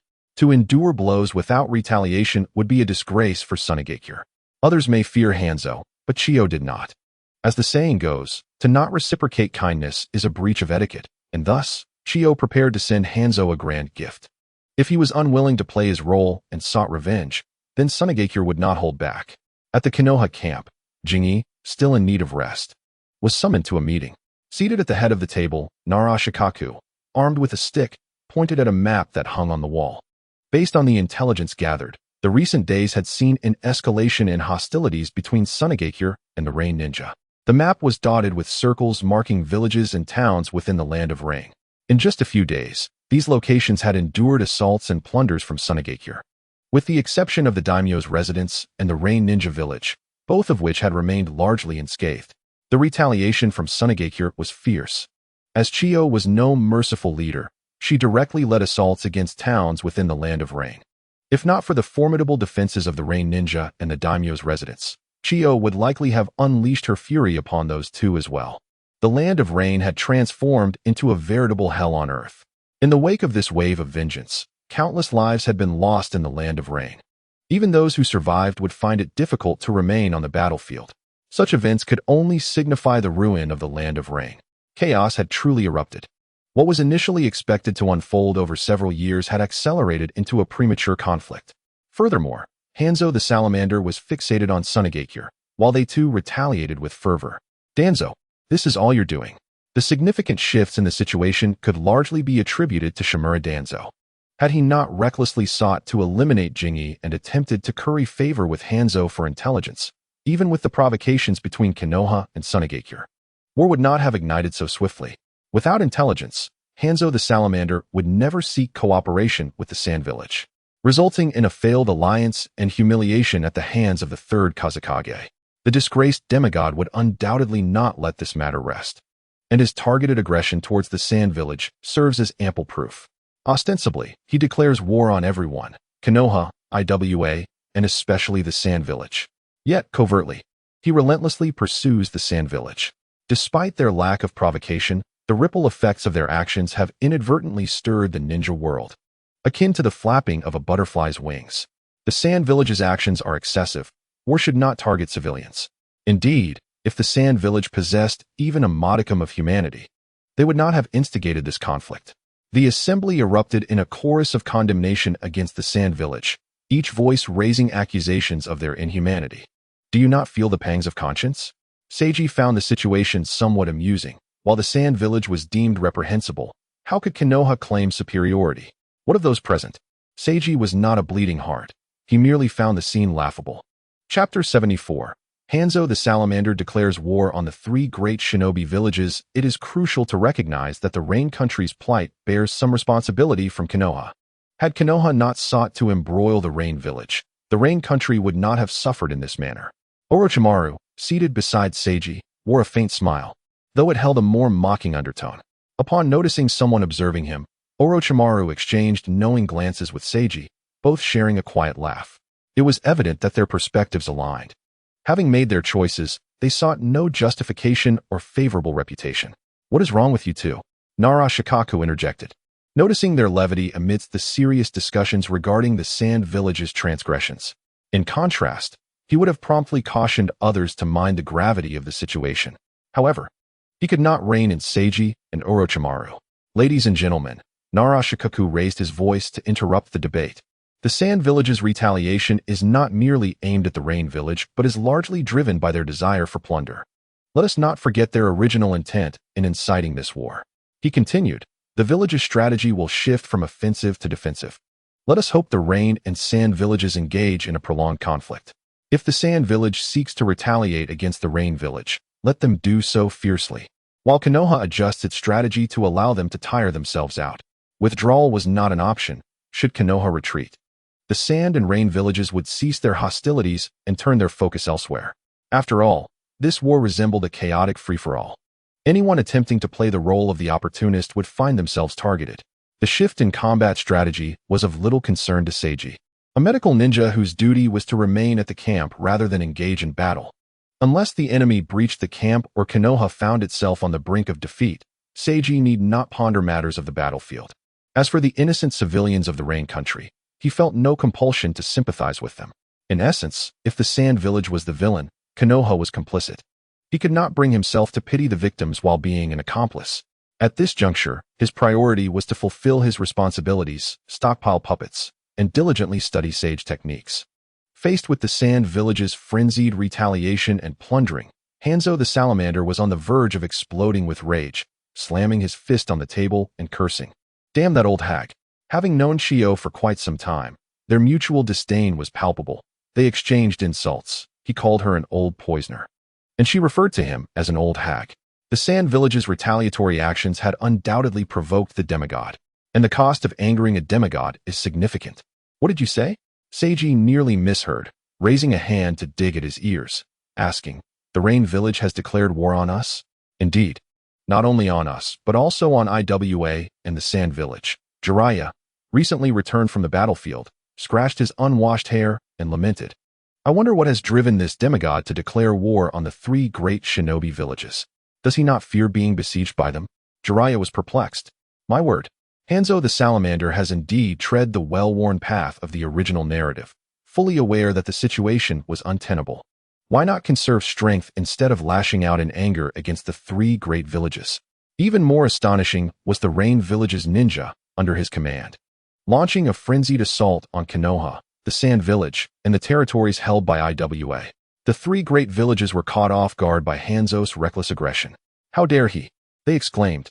The Rain Village was merely a pawn in the eyes of the three great villages. Otherwise, Konoha would not have sought to drag them into this conflict, clearly looking down on the Rain Village as insignificant. Even the so-called demigod, Hanzo, was disregarded, as evidenced by the third Kazekage's humiliation of him. Throughout, the three great villages had never regarded the Rain Village's feelings or reactions. The consequence was that this entity, viewed as a sacrificial pawn by the three great villages, had declared war upon them, not just upon one village, but all three, leading an army against them. What audacity! Does Hanzo truly believe himself to be a god? In the original narrative, Hanzo's declaration of war against the three great villages did not yield such explosive results. It arose from the Rain Village's desperation. By that time, the three great villages had nearly exhausted themselves in their chaotic conflicts. But now, the war had only just begun, and Hanzo emerged with his declaration. Despite the chaos, Hanzo's leadership of the Rain Village in their assault against the three great villages took them by surprise, particularly the Sand Village. Though Chiyo sought to retaliate against the Rain Village, she had not anticipated Hanzo's vehement response, and they were unprepared for the counterattack. Our demigod is indeed brave. Seiji remained silent for a moment, offering Hanzo a commendation for his courage. Beyond this remark, Seiji found himself at a loss for words. Had he been in Hanzo's position, he would have prioritized conserving strength, waiting for the three great villages to exhaust themselves before delivering a decisive blow. After all, the Rain country had already been ravaged. Emerging now would only paint him as a target. The three great villages, wary of becoming the sacrificial lambs, had remained silent in their conflicts. Now, the Rain Village had shattered the tacit understanding among the three great villages, bringing the matter into the open. Once this news spread, the entire ninja world would be astounded. The next move was for the three great villages to respond. If they did not act against the Rain Village's declaration of war, it would be a disgrace to their villages. With a provocateur already in play, the three great villages could now engage in open conflict. Enough about that. Please help me review my manuscript. Jiraiya, unconcerned with the situation at hand, was more focused on the quality of his writing.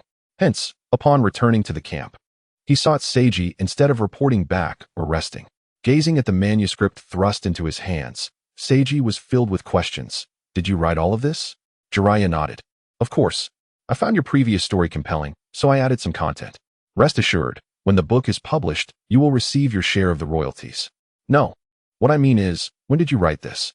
Seiji was not particularly concerned about the royalties. He was merely curious about when Jiraiya had found the time to write, considering he had been on the battlefield, not in the camp writing. Oh, just a little while ago. What is the problem? Jiraiya replied, puzzled. You are incredible. While others risk their lives on the battlefield, you are busy writing. Jiraiya, in his unique manner, managed to write a book even amidst the chaos of the battlefield. And amusingly, he penned a tale about a certain emperor uncle. After completing today's updates, he promised to write additional content shortly. The 75th chapter reveals Jiraiya's belief that his writing must have been exceptionally successful to provoke such ire from Orochimaru. However, the true marvel lies in the fact that, in the perpetually rainy land of rain, there were no tents to provide respite, compelling warriors to rest wherever they could find a moment of peace. Where, then, did he find the time or the place to write? The manuscript remained pristine, untouched by the rain. Jingi couldn't help but admire Jiraiya's dedication. He truly went to great lengths for his craft. Soaked to the bone, Jiraiya returned with a stack of completed pages, leaving Jingi in awe. Amused, Jingi gave Jiraiya a thumbs up, prompting a bashful smile from him. When it comes to brilliance, it's still you, Jiraiya, Jingi said, taking the manuscript to review. After perusing a few pages, he looked up at Jiraiya, then back down at the writing. Jiraiya's nerves began to fray. Was his writing lacking? Was the plot not cohesive enough? He believed he had crafted an intriguing story featuring by Jiejia, a pure-hearted heroine of the ninja world. After a thorough examination, Jingi confidently returned the manuscript to Jiraiya, praising it highly and suggesting he submit it to a publisher, confident it would captivate the ninja realm. Jiraiya, a true expert in writing about Emperor Uncle, had indeed produced a work of considerable caliber, though the first male lead bore a striking resemblance to someone familiar. Really? Jiraiya exclaimed, his heart racing with excitement. Yes, indeed. You must trust in your abilities and my judgment. If you're uncertain, why not show it to Orochimaru? With that, Jiraiya decided to seek out the ever-proud Orochimaru, planning to have someone deliver his work back to the village afterward, though he thought it safer to enlist a frog for the task than a mere courier. Jingy sighed, rubbing his face to regain focus, hoping that Jiraiya would not meet a dire fate. Upon entering the morgue, he found Orochimaru resting. Jiraiya, with exaggerated pride, presented his manuscript, stating, "This is my new book, and Jingy suggested I seek your insights." A new book? But haven't you just returned from the battlefield? Where did you find the time to write? Orochimaru questioned, mirroring Jingy's earlier skepticism. Normally, he would dismiss Jiraiya outright, but given Jingy's request, he reluctantly agreed to take a look. As Orochimaru glanced at the pages, his expression shifted from neutrality to one of intense scrutiny. With a resounding thud, he slammed the manuscript onto the table, exuding an ominous aura. "Explain to me how this male lead, named Orochimaru, came to be." Jiraiya explained, "He is a genius. Much like you, an all-rounder, as Jingy would say, a hexagonal warrior. Only such a formidable individual could capture by Jejia's interest. Isn't that splendid? He is practically a reflection of you. Get out." Orochimaru kicked Jiraiya away. "You dare to use me as a model for your male lead?" Anger surged through Orochimaru, feeling insulted that Jiraiya would choose to portray him in such an unflattering light. "Don't be angry. Just give me back my manuscript," Jiraiya pleaded. "Get lost. Take this thing and leave." Despite the scuffle, the manuscript remained intact. Jiraiya, though battered and bruised, wore a grin. Believing Orochimaru's fury was proof of his literary success, his character portrayal had evidently struck a chord. Hastily, Jiraiya approached the command center, inquiring eagerly, "Elder Lushan, are there any missions for me at this time?" "There are indeed tasks available, but I believe it would be wise for you to rest for a while." Nara Lushan observed Jiraiya's bruised visage and reconsidered his intention to assign him a mission. "How fortunate. I need some time to finish my writing. I shall return now." With newfound time, Jiraiya resolved to complete the remaining pages of his manuscript and send it to the village for printing. Nara Lushan mused. "It appears that the disciple of the Hokage may have lost his senses. Should I report this to the Hokage?" Finding an unoccupied tent, Jiraiya dove in, neglecting to change his clothes, and feverishly wrote down his ideas, feeling an overwhelming surge of inspiration. The land of rain was far from tranquil, and neither was Konoha. With the Rain Ninja Village declaring war, the ball had been set rolling among the three great ninja villages. Initially cautious, the three major villages were now prepared to engage in open conflict. This was a scenario that the Sand Ninja Village eagerly welcomed, while Konoha found itself less than pleased. Already on the defensive, Konoha had been trapped by the notoriety of provoking war, and now, with the Rain Ninja Village breaking the stalemate, the Sand Ninja Village no longer bore the burden of blame. "The Rain Ninja Village has declared war upon us. How shall we respond?" The third Hokage was at his wit's end, losing hair over the situation. What has spurred Hanzo the Salamander to step forward and take the blame for the Sand Ninja Village? With the war erupting, the Land of Rain had become a sacrificial pawn, destined to be ravaged. And the third Hokage was frustrated that Hanzo's actions left Konoha in a precarious position, since the Rain Ninja Village has the audacity to declare war upon us. As one of the 5 great ninja villages, we must retaliate with equal force. The hot-tempered Tsunade could hardly contain her anger. If the Land of Rain is being plundered, why involve Konoha? Do they think we are soft targets to be bullied? I believe the Sand and Rock Ninja villages share similar sentiments. The dignity and boundaries of the 5 great ninja villages must not be trifled with. Tsunade's words found support in Mito's rare interjection, affirming the need for a response. If we do not retaliate, we shall appear to cower before the Rain Ninja Village. The third Hokage turned to Akimichi Choji, who, patting his round belly, chimed in, "Tsunade makes an excellent point. Regardless of the reasons, the Rain Ninja Village has declared war, and we must respond accordingly. However, I suggest we proceed with caution." "What do you mean?" Tsunade retorted, irritated. "Are you opposing us, Choji?" Thus, the discussions continued, rife with tension and determination among the leaders of the great ninja villages. The Sand Village has instigated a war, yet has opted for a covert approach, indicating their reluctance to bear the brunt of public scorn. Now that the opportunity has presented itself, they are unlikely to resist the temptation. On the other hand, the Rock Village has no need to take the lead, although the temperament of Inoki is rather volatile. As Akimichi Kurama articulated clearly, the Sand Village merely wishes to avoid the stigma of being the first to strike. This does not imply that they do not seek an opportunity. With the Rain Village having already taken the initiative as the first to declare war, the circumstances have shifted as long as no formal declaration is made. They will not face significant reproach. Conversely, the Rain Village has boldly declared war against the three major ninja villages, stirring considerable upheaval within the ninja world. With one village stepping forward, the long-awaited opportunity has arrived for the Sand Village, which will surely find it difficult to hold back. Unlike the urgency felt by the Sand Village, Konoha sees no need to hastily rush to the forefront. They can afford to observe the unfolding events. After saying this, Akimichi Kurama discreetly cast a glance at Nara Shikamaru, sighing inwardly.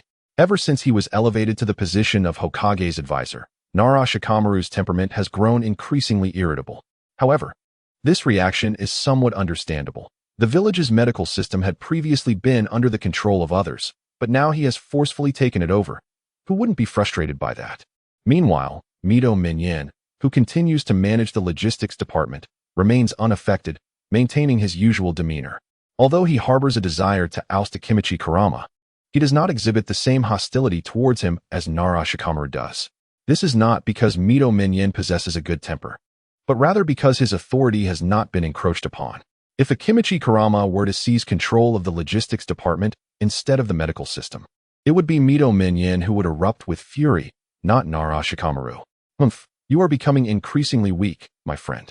Nara Shikamaru begrudgingly acknowledged the validity of Akimichi Kurama's words, though her lips remained pursed in defiance.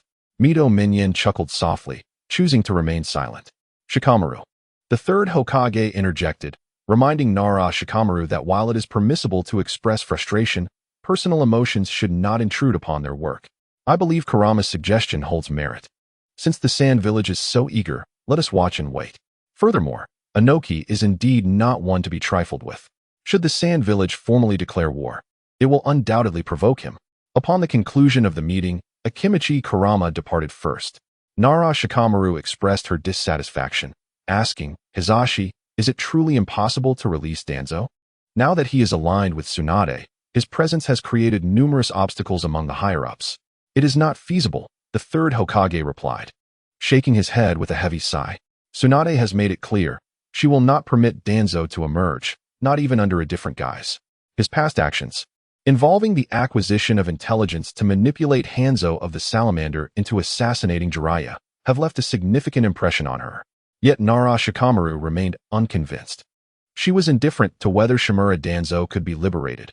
Her concern lay with reclaiming control over the various departments within the medical system. Let it be for now.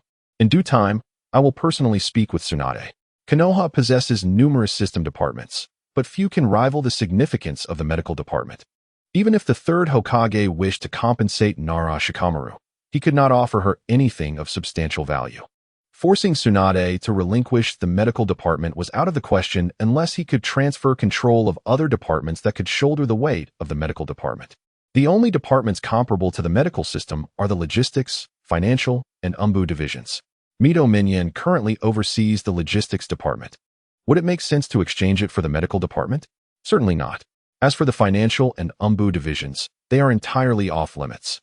The umbu, while manageable, could be transferred to Tsunade, but the financial department is an entirely different matter. Should Tsunade gain control over the financial department, many unsavory dealings would come to light, tarnishing his reputation irreparably. Perhaps a trade with Tsunade could be considered? There are various departments under the medical system. Some could be exchanged with Tsunade and entrusted to Nara Shikamaru for management, serving as her compensation, which would allow her to oversee the logistics department, stabilizing the power dynamics among the higher-ups. The financial department remains untouched, but he could grant Tsunade half of the umbu's authority. The umbu is a direct department under the Hokage's control. Even half of its power in Tsunade's hands would not greatly affect him. On the 5th day following the Rain Village's declaration of war against the three major ninja villages, the Sand Village seized the opportunity to assert itself, concurrently declaring war against the Rain Village, Konoha, and the Rock Village.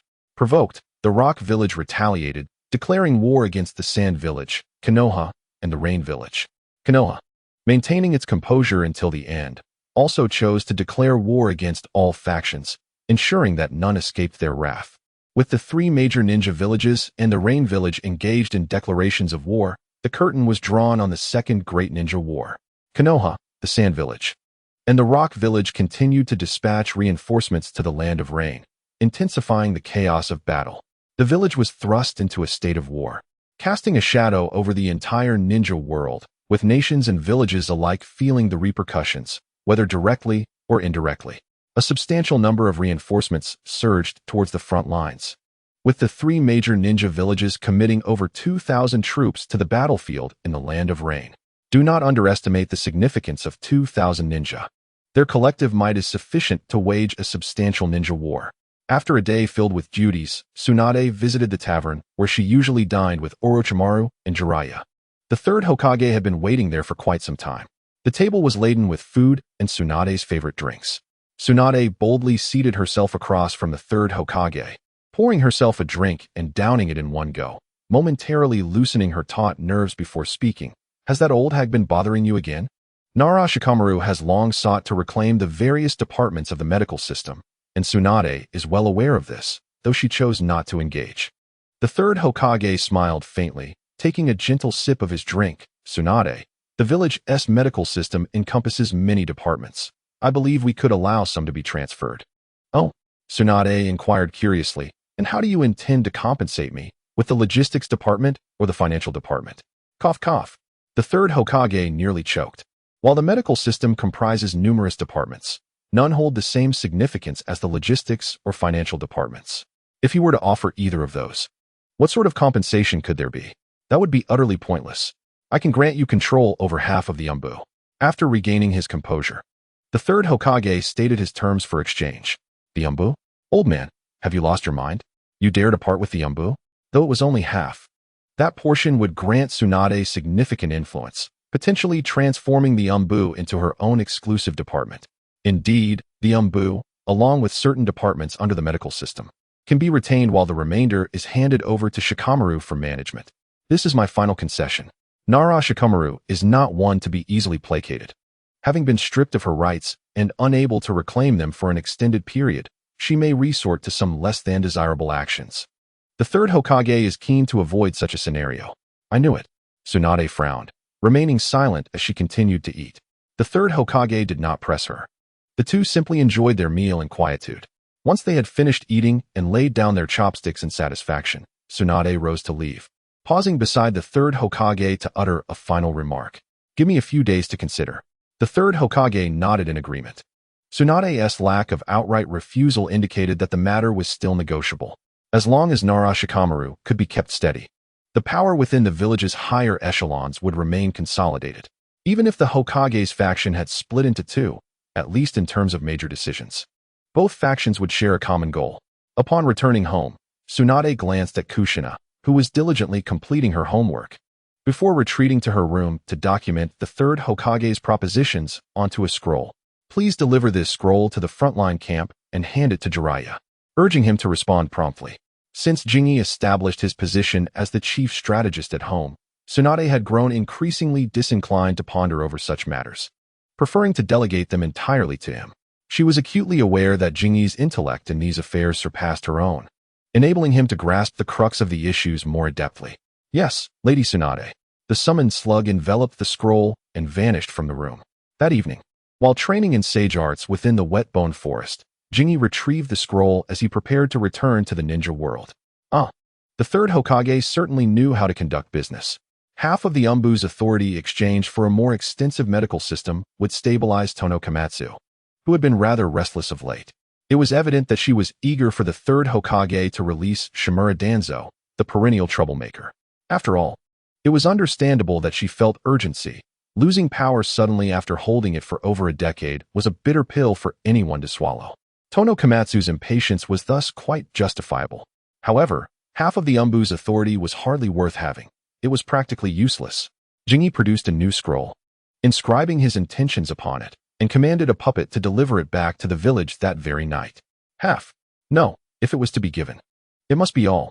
Except for a few small teams dedicated to protecting the Hokage, all other authority must remain firmly in hand. Only then would it hold exchangeable value. and the pharmaceutical department under the medical system must be retained, as it was too critical to relinquish. As for the other departments, they could be handed over to Tono Komatsu. As long as the pharmaceutical department remained under his control, the other components of the medical system would be subordinate, bound to heed the pharmaceutical department's directives. Moreover, Tsunade could discard the burdensome responsibility of training medical ninjas. You enjoy meddling, do you not, Tono Komatsu? Very well. I shall bestow these departments upon you. Let us see how you manage. After all, the most vital pharmaceutical department will remain under my dominion, and you will be obliged to act in accordance with my whims. The third Hokage's decision to distribute the umbu was, indeed, reasonable. As Hokage, his safety was assured as long as he remained within the village. Even if the umbu were dispatched, he retained the authority to summon them for his own purposes. However, those tasks that could not be publicly acknowledged should no longer be entrusted to umbu personnel. Thus, Jingi boldly proclaimed, "If we are to part with the umbu, let it be entirely. Do not speak of half measures. I demand it all." Furthermore, the departments within the medical system would not be entirely surrendered. The critical pharmaceutical sector must remain ours to control. Should this arrangement come to fruition, all parties would revel in satisfaction. Should it falter, everything would revert to the status quo, for it was not they who were pressed for time. Tsunade's command over the entire medical system could indeed unsettle Shimura Danzo. But with her grasp on both the pharmaceutical department and umbu, Danzo would find his capacity to retaliate severely diminished. In dealing with the umbu, one must either possess complete control or relinquish it entirely. Half measures were scarcely distinguishable from none at all. Only by owning the entirety of the umbu could one possess the power to select personnel for its ranks and cultivate new umbu ninjas. Attaining such a position would ensure that the umbu would dutifully follow one's directives and pledge their loyalty. Otherwise, any efforts expended would merely serve to benefit the third Hokage. After dispatching the crow puppet, Jingi reclined upon his bed and soon succumbed to slumber.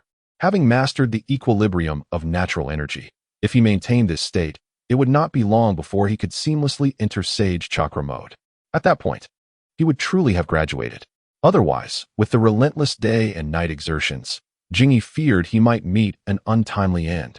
The crow puppet delivered the scrolls to Tsunade at dawn.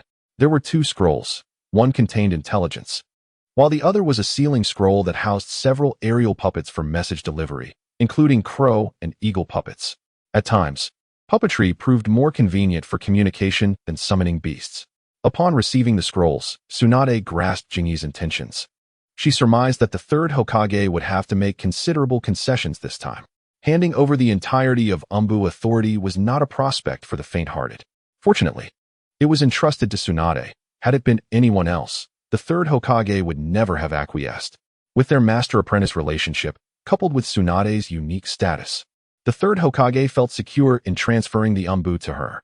With other members of the F4, they could only mobilize the umbu, not command them. It was only during Danzo's establishment of Root that he exploited the authority to manipulate umbu members, while the third Hokage turned a blind eye, resulting in Danzo's substantial accumulation of power. One could argue that Danzo's expansion was fundamentally rooted in the umbu's influence. Without the umbu's assistance, Danzo would have remained insignificant, even if released or if Root were established. Tsunade, possessing the umbu, would undoubtedly prevent Root members from using umbu's name to engage in mischief, let alone don identical attire and equipment, which would tarnish the umbu's reputation. Understanding Jingi's arrangements, Tsunade felt less urgency. After dragging the matter out for several days until the third Hokage could no longer wait and sought her out once more, Tsunade finally presented her terms. Within the medical system, aside from the pharmaceutical department, all other departments could be arranged by her. However, she demanded complete control of the umbu, not half, but all. Hearing Tsunade's willingness to relinquish most departments within the medical system, the third Hokage initially felt elated, but his smile gradually faded as he reached the conclusion. Tsunade's demands were rather excessive. She insisted on retaining the pharmaceutical department while also claiming the entirety of the umbu. It was crucial to understand that the umbu's authority, whether half or whole, held significant implications. Granting half would allow the third Hokage to reclaim it at will, regardless of any personnel Tsunade appointed. However, complete control was a different matter altogether. If Tsunade were to hold sway over the selection, training, and execution of tasks, the Hokage would be left with merely the power to summon them. In essence, the Umbu would effectively become Tsunade's fiefdom. That is unacceptable, the third Hokage exclaimed, visibly agitated. The Umbu is a direct subordinate of the Hokage. Your demands equate to severing them from the Hokage's command, placing them solely under your dominion. And what of it? Tsunade retorted, dismissively waving her hand. If I cannot command the Umbu entirely, why should I negotiate with you for benefits? We could simply revert to the status quo. After all, it was you who approached me first. The third Hokage replied, I initiated our discussion, but I did not anticipate your insatiable appetite. No, it must be half. Very well, if that is your stance, Tsunade responded, her resolve unyielding. This is my bottom line. I will not concede an inch. Should I relent? It would only embolden others to encroach further, aiming for the pharmaceutical department next. These stakes were clearly outlined by Jingyi in the scroll. The bottom line was non-negotiable. The third Hokage's agitation was evident. He was unwilling to yield the Umbu. Tsunade, however, was unfazed. She held a greater affinity for the entire medical system. Wait. As Tsunade prepared to depart, showing no inclination to continue the dialogue, the third Hokage gritted his teeth and said, I can grant you the Umbu, but the pharmaceutical department must be relinquished. That is out of the question. Tsunade slammed her hand upon the table, indignantly declaring, do not mistake me for a fool.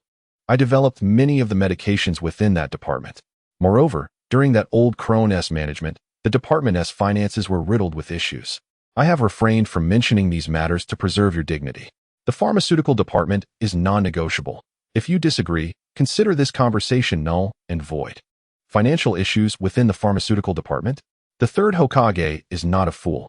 He swiftly comes to a realization. Tsunade, adept in the medical system, along with Shizune, who oversees logistics, undoubtedly seeks to benefit themselves, perhaps for their respective clans. After all, he controls the finance department and engages in similar dealings. Is there truly no room for discussion? When the matter of debts is brought to light, the third Hokage calms down, his tone softening considerably. Tsunade sneers, very well. In the past, I developed various medicines without taking a share from the village.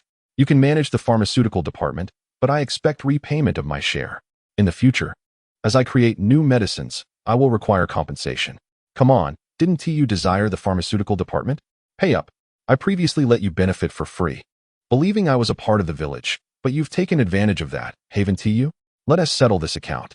Orochimaru generates significant profit from his inventions, while I, Tsunade, receive only a meager bonus for my medicines. How do you explain that? Cough.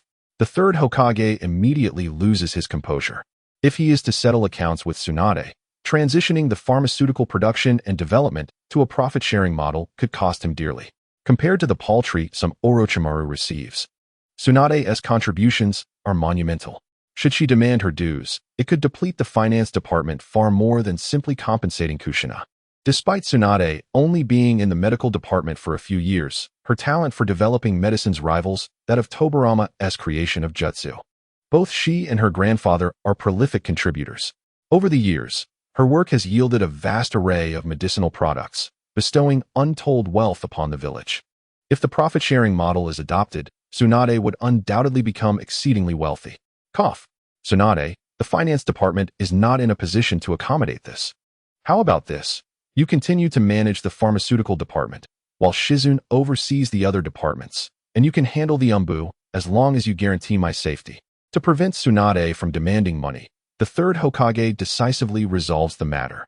He even refrains from mentioning the Hokage Guard. What does it matter? They are part of the Umbu, and he has entrusted everything to her. Watching the third Hokage hastily depart, appearing somewhat flustered, Tsunade scoffs. How did that turn out, Hiruzen? The third Hokage hurriedly returns to his office, where Tsunade's aide and Shizune eagerly await. Sitting in the Hokage's chair, he exhales heavily. He does not immediately respond to his companions, but instead takes a moment to smoke his pipe, shaken by Tsunade's demand for funds. The reality of her seriousness unnerves him. If she pushes the issue, the village might indeed have to part with a substantial sum. Fine, but the pharmaceutical department remains under Tsunade's control. No way. Shizune interjects. You have to be kidding. The pharmaceutical department is mine. The third Hokage, with a stern expression, admonishes, Tsunade is well aware of your past dealings. She nearly brought them to light. You still have your eyes on the pharmaceutical department? I didn't. Shizune retorts, though her voice lacks conviction. Meanwhile, Mito's gaze drifts to the ceiling, pretending not to hear, as managing logistics has not been without its challenges for him either. Have you considered how many medicines Tsunade has developed over the years? If she firmly demands her share of the profits, how much do you think the village would owe her? That's all my money. Mine. You want the umbu? Fine. Want money? None for you. For the sake of funds, the third Hokage is willing to relinquish the umbu. Let us settle it this way. The pharmaceutical department holds too much profit. I can't let it slip away, Shizen thinks, feeling discontented. The key issue lies in not having control over the pharmaceutical department, as the entire medical system would then be at Tsunade's mercy. Though dissatisfied, this is the best outcome they could hope for. Otherwise, if Tsunade were to cause a ruckus, they would all face dire consequences. Yes, the third Hokage resumes smoking, striving to calm his emotions. From now on, the umbu will be under Tsunade's management. You two should refrain from stirring up other matters. Regarding Danzo, I will transfer him to the Konoha prison. The third Hokage dares not leave Danzo in the umbu's prison, fearing for his life. It is better to relocate him to a proper prison. Remember to eat the zongzi. Chapter 79. Seeking Tsunade is not as fruitful as consulting Hinata Shizun. Unless an exceptional opportunity arises, do not mention releasing Danzo again. Each time you do, it will provoke Tsunade. And if you wish to discuss matters, do not approach the overweight or Tsunade. Finally, the third Hokage warns the two. Do not act foolishly, or everyone will suffer. Why? Tsunade holds great power, and Akimichi Choji occupies a supportive role as Hokage's aide. Who else would you consult? The third Hokage's expression is complex. Official matters remain unchanged. Personal matters should be directed to Shizun. Soon, a brief meeting convenes in the Hokage's office. Given Tsunade's capabilities, the third Hokage proposes transferring control of the umbu to her. With the umbu under her purview, she also assigns management of all other departments, except the pharmaceutical department, to Shizun. When the third Hokage announces this news, astonishment fills the meeting room. The significance of the pharmaceutical department cannot be overstated. Even if other departments flourish, a single setback in pharmaceuticals could spell disaster. The umbu, being directly under the Hokage's command, is now entirely entrusted to Tsunade. Tsunade's influence and authority within the village will undoubtedly increase. Among the crowd, only Akimichi Choji remains unfazed. Rather than being shocked, he feels fortunate. He is relieved that the umbu is under Tsunade's control rather than officially assigned to him, as Tsunade operates behind the scenes. Otherwise, Choji would find himself in a precarious position. Now, with Tsunade directly managing the umbu, he can continue to occupy his position as a nominal aide to the Hokage, enjoying a leisurely role. News of the village's shifting dynamics reaches Shizun swiftly. Upon learning that the third Hokage has relinquished even control of the guard, she bursts into laughter. Money truly holds power. Even the esteemed Hokage finds himself troubled by it. The third Hokage is evidently terrified of Tsunade demanding funds. Otherwise, he would not so readily concede control of the umbu and even the Hokage guard, leaving everything to Tsunade's arrangement. Has anything amusing occurred? Orochimaru arrives once more, delivering puppets and laying 2 sealing scrolls on the table before pouring himself a glass of water. Some interesting developments have transpired in the village. Shizun smiles, handing Orochimaru an intelligence scroll to peruse while she carefully stores the 2 sealing scrolls he brought. Excellent. With this batch, her collection of puppets has surpassed 1,500. Once unleashed, the spectacle will surely be breathtaking. Orochimaru proves to be a commendable collaborator. Glancing at the scrolls, Orochimaru exclaims in surprise. The old man actually allowed Tsunade to command the entire umbu? As he continues reading, his expression shifts dramatically upon discovering that the third Hokage fears Tsunade's request for money, leading him to swiftly hand over control of the umbu. Orochimaru cannot contain his laughter. Ha ha ha, this is quite amusing. Indeed, it is rather entertaining. Jingi raised an eyebrow. With the outbreak of war, expenditures are rampant, and the village's finances are undoubtedly less than optimistic. Tsunade demands funds, and our esteemed Hokage must be in utter despair. If it were anyone else, the third Hokage would have dismissed them without hesitation, but Tsunade is different. Her requests for funds are entirely justifiable. The village has profited significantly from the medicines and potions I developed, and you all are well aware of it. Previously, I was indifferent, but now I seek financial support, and you must provide it. Regardless of who handles this matter, none would deem Tsunade unreasonable. It is the third Hokage who finds himself in a precarious position. After sharing a chuckle, Orochimaru set down the scroll and addressed Jingi. Jingi, our collaboration may soon come to an end. The situation on the battlefield in the Land of Rain is unstable, and the old man hopes I can join the fray to lead our village's forces into combat. Orochimaru is indeed a skilled commander, yet at this stage, he has not garnered the recognition of the higher-ups, thus only permitted to command small-scale skirmishes. The overarching strategy still requires the experienced Narashikaku to oversee it. Very well, Jingi replied, not insisting further. After all, with the village's new appointments in place, Orochimaru could no longer remain in the medical unit as a mere assistant, spending his days in the morgue crafting puppets. With over 1,000 puppets at his disposal, he had more than enough. If necessary, he could create more at a leisurely pace. There was no urgency. After all, he did not need to rush to the battlefield unless the war reached a dire situation. Jingi's promise to Tsunade was to ensure victory in the Land of Rain. As reinforcements continued to arrive, the camp grew livelier, though chaos remained relative. Managing the camp had certainly taken its toll on Narashikaku's hair. Are you here to take advantage of the situation? Jingi glared at the three who were voraciously devouring their meal, feeling an overwhelming urge to kick them out. Narashikaku, aiming to foster a good relationship, had granted him the privilege of a special meal, but just as the food was ready, 3 bandits appeared. Orochimaru chuckled nonchalantly, savoring his meal, while Jiraiya sheepishly offered a few apologies, consuming more than anyone else. Only Kakashi felt somewhat uncomfortable, as he was not well acquainted with Jingi. In response to the escalating intensity of the war, Narashikaku implemented a series of arrangements. The most apparent was the formation of an elite vanguard unit, composed of the 3 new generation powerhouses, Orochimaru, Jiraiya, and Kakashi, alongside a select group of elite ninjas. This team would become the primary force on the battlefield, tasked with countering formidable adversaries. In the original story, Konoha also established such a unit, led by Tsunade, Jiraiya, and Orochimaru. Tsunade remained in the village and did not take to the battlefield, her position being filled by Kakashi. Moreover, Kakashi served as the captain, being older and equally capable as both Orochimaru and Jiraiya, which they accepted without dispute. They were able to maintain their positions without conflict with Kakashi. Casting a disdainful glance at Jiraiya, Orochimaru did not hesitate to throw him under the bus. As the team was set to enter the battlefield the following day, Jiraiya suggested gathering for a meal, conveniently as Jingi was preparing food. Cough, cough. Jiraiya almost choked on a mouthful of meat. Today is the Dragon Boat Festival. I must provide extra updates for my fans. Feel free to send gifts for encouragement. I truly appreciate you all. Chapter 80. Chio, why is this Hyuga Jingi even more bothersome than Tsunade? Jiraiya pounded his chest a few times, managing to swallow his food before bellowing at Orochimaru. It was my suggestion, but didn't you agree? Why am I the only one to take the blame? Because your eating manners are the most appalling.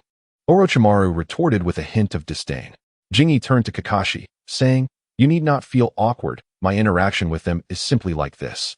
No, I was just Kakashi stammered, attempting to explain, but the words caught in his throat as he harbored resentment towards Jingi. The previous incident had nearly led him to social ruin. Although Jingi had acted to save him, anyone would feel aggrieved in such a situation, except for someone like Jiraiya, who could easily brush off being labeled a pervert and forget it within days. With a smile, Jingi raised his cup. To you, senior, may you achieve great success. Thank you. Kakashi felt a sense of relief wash over him. With Jiraiya's antics lightening the mood, any lingering discontent in Kakashi's heart dissipated entirely.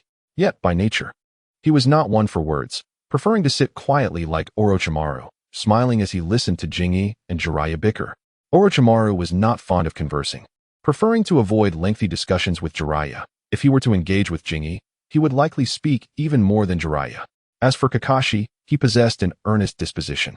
If not for his honest nature, coupled with the so-called samurai spirit, he would not have chosen to take his own life due to a minor scheme by Shimura Danzo and a bit of public opinion, leaving behind his forsaken son to bear the burdens of darkness alone.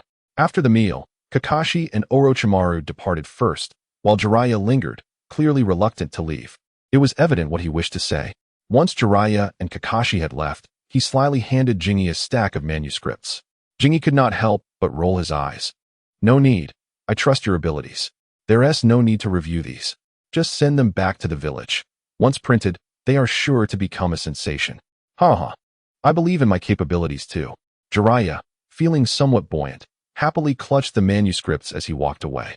To shield them from the rain, he even bent over, resembling a hunchback. After bidding farewell to the three, Jingi produced a blank scroll and began drafting some modifications and plans regarding the Umbu.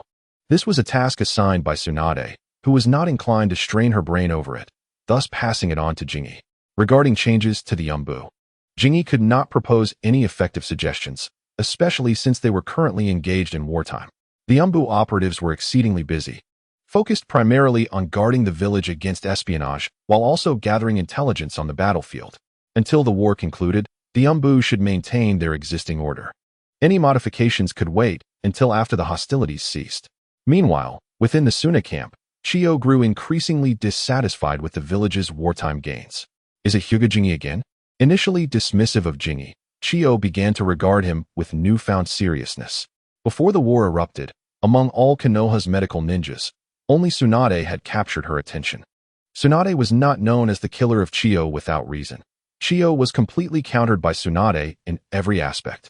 With the war ignited, Tsunade's absence had inadvertently elevated Jingi, who had led to Danzo's downfall, to the forefront. Could he possibly become the second Tsunade? As Chiyo recalled that the various poisons currently utilized by the village had been resolved, and corresponding antidotes were being developed, she felt a surge of irritation. The absence of the threat posed by poisons would significantly diminish the lethality of Suna's puppet forces.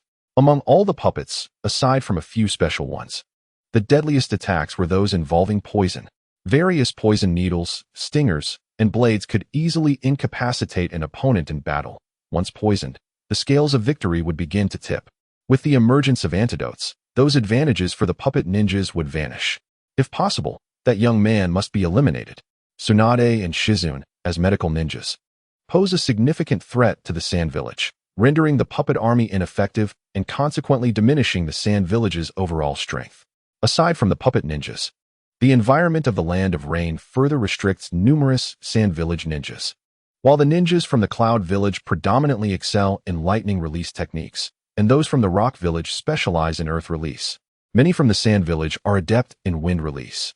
However, in the inhospitable conditions of the Land of Rain, wind release techniques face considerable suppression due to the weather and environment. Chiyo marked an X on Shizune's data and inquired, "How has the Rock Village responded?" The reporting ninja appeared troubled. "Lady Chiyo, the Rock Village has not provided us with any response. A bunch of fools, stubborn and foolish like Inoki." Upon hearing this, Chiyo began to vent her frustration. The battlefield in the Land of Rain is a chaotic melee. Although various factions declare war on one another, such declarations do not preclude secret alliances. Chiyo sought to forge an alliance with the Rock Village to strike a decisive blow against Konoha, but the Rock Village ignored her entirely. They declare war on us and then turn their backs to seek an alliance against Konoha? Where is their dignity? If you wish to disregard your face, stuff it away. You may be shameless, but the Rock Village is not. Chiyo's face flushed with anger as she exclaimed, "Indeed, Inoki's lineage shares the same foul temperament. Equally obstinate. Had any other figure from the Rock Village been in command within the Land of Rain, perhaps Chiyo's covert outreach would have borne fruit. However, the individual who arrived was Kuratsuchi, Inoki's son. Although Kuratsuchi may appear docile in front of Inoki, he exhibits a similar deep-seated prejudice and stubbornness externally. Thus, Chiyo's plans for an alliance were swiftly dashed. Kuratsuchi disregarded her completely. As for the Rain Village, Chiyo took a deep breath, dismissing thoughts of the Rock Village. Since an alliance was not feasible, they would be treated as enemies. The reporting ninja cautiously replied, "Hanzo the Salamander's focus remains on us, likely due to previous retaliations." "Enough. Leave," Chiyo said impatiently, waving her hand to send everyone out of the tent. She needed solitude.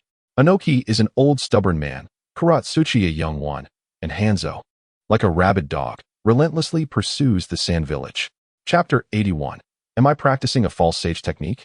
Hanzo the Salamander pursued the Sand Village like a mad dog. A scenario Chiyo had mentally prepared for, given that the Sand Village retaliated against the Rain Village, which in turn chased after them.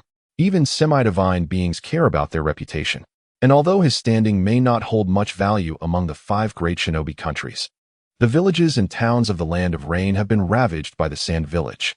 As the leader of the Rain Village, if Hanzo did not demonstrate some action, how could he continue to navigate the ninja world? Regardless of his standing, the feudal lord of the Land of Rain would not spare him.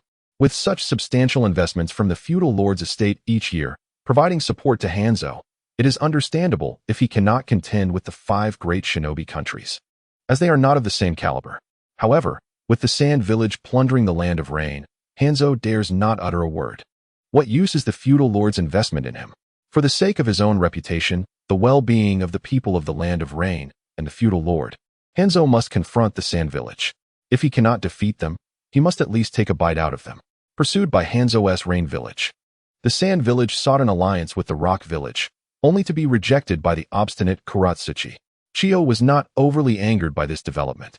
In this chaotic war, the main forces of Konoha adhered to a singular principle: engage any enemy they could confront and retreat from those they could not, so long as they did not lose the territory occupied by their village. However, the Sand Village could not afford to retreat. They must strike hard and meet force with force. If you wish to incite war, engaging in reckless behavior, then I shall oblige you. After cursing for a while, Chiyo gradually regained her composure, realizing that if this continued, the Sand Village's position on the battlefield in the Land of Rain would become increasingly precarious. Facing 3 enemies, while the Rock Village may not be actively attacking, they would not hesitate to retaliate if engaged, and the Rain Village was relentlessly pursuing them. Konoha too had their eyes set on them. The situation could become increasingly awkward for the Sand Village. If they maintained their current pace, they could slowly engage with the Rain Village and Konoha. Yet, the dynamics of war could shift at any moment. Who could guarantee that the Rock Village would not seize the opportunity to join the fray? If the Rock Village, Konoha, and the Rain Village all converged on the Sand Village, their fate would be sealed. In the Wetbone Forest, Shizune sat cross-legged on the ground, absorbing natural energy.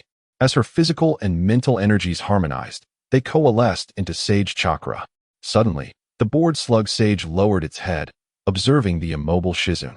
Noticing her seated posture and the absorption of natural energy, a slender line appeared beneath her eyes, which, if not closely examined, could easily be mistaken for eyeliner. Little Shizune, I was right about you. Your talent is remarkable, and your control over Sage Chakra surpasses that of most. You may even outshine the likes of Hashirama. Seemingly oblivious to the praise, Shizune immediately reached for her mirror as she opened her eyes. Those who practice sage techniques often exhibit unique markings or peculiar traits. For instance, the symbol of the dragon cave is a serpent tail, and the distinguishing features of Myobokuzin are the toad-like visage. Shizune was uncertain about the distinctive characteristics of Wetbone Forest, but she certainly did not wish for antennae to sprout from her head or for her body to become damp. Sighing, Shizune gazed into the mirror, initially believing her eyes were deceiving her. Why have I not changed? Am I practicing a false sage technique? No, I've definitely entered the Sage Chakra mode. Panic set in as she began to check her body, hastily inspecting every inch. The large bird remained, allowing her to breathe a sigh of relief. The slug sage, perplexed by Shizune's actions, tilted its head in suspicion, patiently observing her until she completed her thorough check and confirmed everything was in order. Little Shizune, while those with exceptional talent can master Sage Chakra perfectly, they may not exhibit any special traits, it explained. Why didn't you say so sooner? You startled me, Shizune exclaimed, picking up the mirror she had dropped and scrutinizing her reflection. Ultimately, she realized that her lower eyeliner was slightly pronounced if one did not pay careful attention. It would be nearly undetectable, merely looking as if she had applied a light touch of makeup. Unlike others whose faces bore numerous markings, Shizune asked, Slug Sage, am I truly proficient in controlling Sage Chakra? The Slug Sage nodded its large head, responding cheerfully, indeed. The absence of distinctive traits and the minimal lines on your face signify your perfect mastery of Sage Chakra. When Hashirama first entered Sage mode, he transformed into a flowered visage.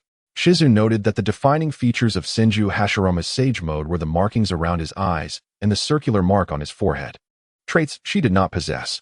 Even when practicing the same Sage techniques, facial markings could vary.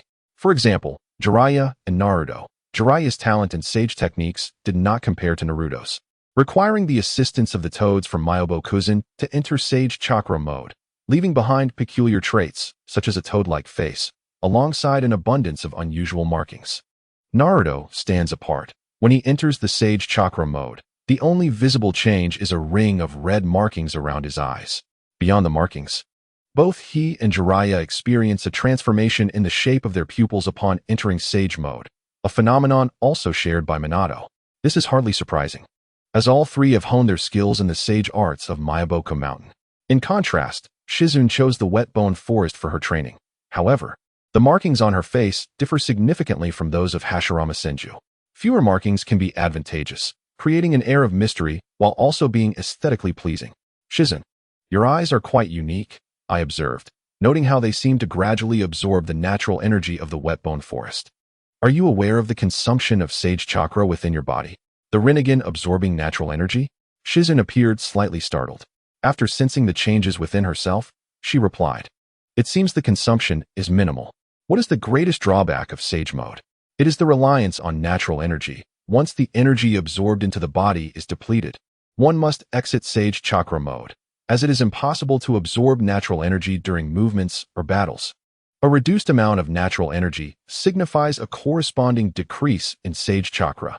When it is exhausted, one must resume the process of absorbing natural energy to replenish it.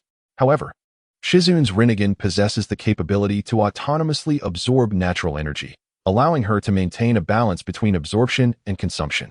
In Chapter 82, titled "The Enemy of My Enemy is My Ally," this means that once she enters Sage Chakra mode, as long as her combat consumption remains manageable, she can sustain this state for an extended duration, unlike others who can only activate it at critical moments, ending it once their energy is expended. The large-headed toad leaned closer to Shizune, scrutinizing her closely until arriving at a conclusion. Shizune, your eyes are remarkably special and well-suited to the sage arts of the wet bone forest. Perhaps your future achievements may even surpass those of Hashirama. Is my limit merely Hashirama Senju? She retorted, somewhat incredulous. Unfortunately, the toad sage was aware of the Rinnegan's uniqueness and power, but remained oblivious to the true extent of its potential. Without dwelling on this matter, Shizune raised her gaze and inquired, "Toad Sage, has my training in sage arts concluded?" "Indeed," he sighed. "You have mastered the sage arts of the wet bone forest faster than Hashirama. Your training here is complete, but for the rest, you must gradually adapt."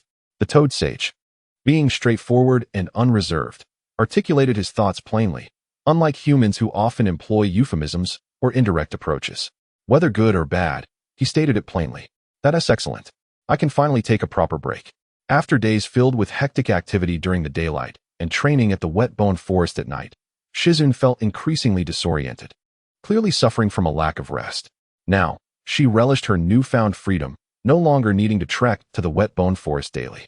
Instead, she could explore and adapt at her own pace within the camp.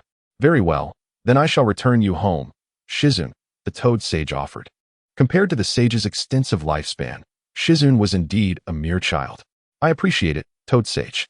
As Shizune dispelled her sage chakra mode, she recognized the need for a good night's sleep and some time to recover from the fatigue she had accumulated. "Senior, one can frighten another to death." Upon returning to the lounge, she was startled to find someone already seated. Once she discerned the person's identity, she grumbled a few complaints. Narashikaku smiled faintly. "Has your courage diminished, Hinata Shizune? It's not that I'm timid. I fear that I might be startled and inadvertently harm you." "Timid? I'm merely concerned I might lose control and accidentally strike you down," Narashikaku remarked. "This fellow certainly lacks courtesy in conversations with seniors. Is there something you require of me, senior?" As he poured himself a glass of water and discarded his damp, slime-covered cloak into the nearby trash bin, Shizune felt liberated. Finally, she no longer needed to train in the wet bone forest. Observing her soiled garments, Narashikaku curiously appraised them but managed to suppress his curiosity, refraining from asking about her sudden appearance or whereabouts. It likely related to the reverse summoning of her spirit beast. After changing into clean attire, Shizune felt a wave of comfort wash over her. She poured 2 cups of hot water, handing one to Narashikaku. "Thank you." Taking a sip, he remarked, "Shizune, some truths may sound harsh, yet I believe you understand. Presently, you and I are allies in this endeavor." "Allies, indeed, though neither side has explicitly stated so." Shizune nodded in acknowledgement of Narashikaku's assertion. "Tsunade has mentioned your assurance that the village can secure victory in the Land of Rain battlefield?" "Indeed. Tsunade, not being the 3rd Hokage, surely shares certain matters with the Inoshikacho trio, so it was no surprise that Nara Shikaku was aware of this. Then our objectives align. Nara Shikaku smiled with satisfaction. I may not know your hidden cards, nor will I pry into them, but I seek your counsel regarding the battlefield's developments. Conversing with such astute minds can be exhausting. Every phrase requires considerable thought. Shizen set down her cup, exasperated. Senior, please speak plainly. There's no need for circumlocution. It is quite tiresome. I wish to seek an alliance, but I cannot persuade the Hokage and the Elder Council, so I need Tsunade's full support, along with her efforts in lobbying for the Hokage and the Elders. Having laid bare his intentions, Nara Shikaku no longer concealed his purpose for approaching Shizen. He sought assistance for Konoha, but found it challenging to sway the third Hokage. He required support. Nara Shikaku recognized that many of Tsunade's actions stemmed from Shizen's suggestions, implying that it would be more efficient to approach Shizen directly rather than Tsunade. An alliance? Shizen paused, contemplating for a moment before exclaiming in surprise, Senior, are you suggesting an alliance with the Rain Ninja Village? As the saying goes, there are no eternal enemies, only eternal interests. As long as the interests are compelling enough, even an adversary like the Rain Ninja Village can become an ally. Conversing with intelligent individuals is indeed refreshing. Yes, indeed, the Rain Ninja Village, Nara Shikaku affirmed. The Sand Ninja Village instigated the war, and until it concludes, reconciliation is impossible. The Stone Ninja Village is indifferent to this conflict. Their focus lies on the Cloud Ninja Village. Thus, the Rain Ninja Village is our only viable ally. How intriguing. They dragged others into the mire, igniting the war in the Land of Rain, only to seek collaboration afterward. If Hanzo the Salamander were to hear this, he would likely be furious. That was in the past. Presently, the Sand Ninja Village is the enemy of both sides. Nara Shikaku remained confident that if Konoha agreed to offer compensation and benefits, he could persuade Hanzo the Salamander. Can Konoha and the Rain Ninja Village truly unite? The answer is affirmative. Despite Konoha's previous attempts to embroil the Rain Ninja Village, leading to the war's outbreak, Hanzo the Salamander would undoubtedly harbor resentment toward Konoha. However, if Konoha were to demonstrate sufficient sincerity in courting Hanzo, a dialogue could indeed be established. As long as the interests are substantial, prior actions would be rendered inconsequential. Senior, you are rather unprincipled, Shizen remarked. You harbor such notions yet refuse to reach out to the Hokage or Tsunade, instead expecting me to persuade her. It is understandable at the higher echelons. But to sway Hanzo the Salamander, we will need the support of the daimyo as well. You are merely speaking. I am the one who must travel extensively. Oh, those capable bear more burdens. After all, you are the most suitable candidate. In Konoha, sufficient compensation and benefits were offered, but if Hanzo of the Salamander remained unyielding, then measures would be taken against the feudal lord, urging the daimyo of the Fire Country to contact the daimyo of the Rain Country. When that time comes, Hanzo would find himself in a difficult position, facing pressure from the daimyo. Chapter 83. Tsunade's intervention in village affairs leads to discontent from Tozuna Shoka. I will give it a try. Persuading Hanzo may not necessitate the involvement of the daimyo, but the village must certainly provide ample incentives. Given the character of the third Hokage, there is a considerable likelihood he would agree to this proposal. He still possessed some authority during this period. Although the Council of Elders posed a significant challenge, particularly the obstinate Tozuna Shoka. Prepare yourself for possible rejection, Senior. Many matters may not succeed, even with Tsunade's involvement. Jinji cautioned Nara Shikamaru. It is better to temper expectations to avoid greater disappointment. Nara Shikamaru rose with a smile. Since I conceived this idea, I have been mentally prepared for refusal. It is worth a try. If it succeeds, that would be splendid. If not, we shall proceed slowly. Make sure to rest well. You seem quite fatigued lately. Training is important, but so is rest. As the head of the Nara clan, Nara Shikamaru was privy to certain secrets within the village, so he harbored no curiosity about Jinji's activities or whereabouts. Take care, Senior. After seeing Nara Shikamaru off, Jinji retrieved a scroll, inscribing the matter upon it and dispatching it to the village via a puppet, leaving the rest to Tsunade. She would undoubtedly not refuse Nara Shikamaru's suggestion. The real challenge lay in the Hokage's office and the Council of Elders. The scroll was sent out at midnight, arriving in Konoha by dawn, smoothly landing in Tsunade's hands. Upon reading the scroll, Tsunade felt a headache coming on. Senior, you certainly know how to burden me with tasks. The suggestion was sound. Yet gaining the support of the third Hokage would not be an easy feat. Tsunade had no choice but to attempt it. Fortunately, Nara, Shikamaru, and Jinji were already prepared for rejection. The proposal being accepted would be ideal, but if it were to be declined, they would simply take their time. The war would not end so easily. In the days to come, there would be much to address.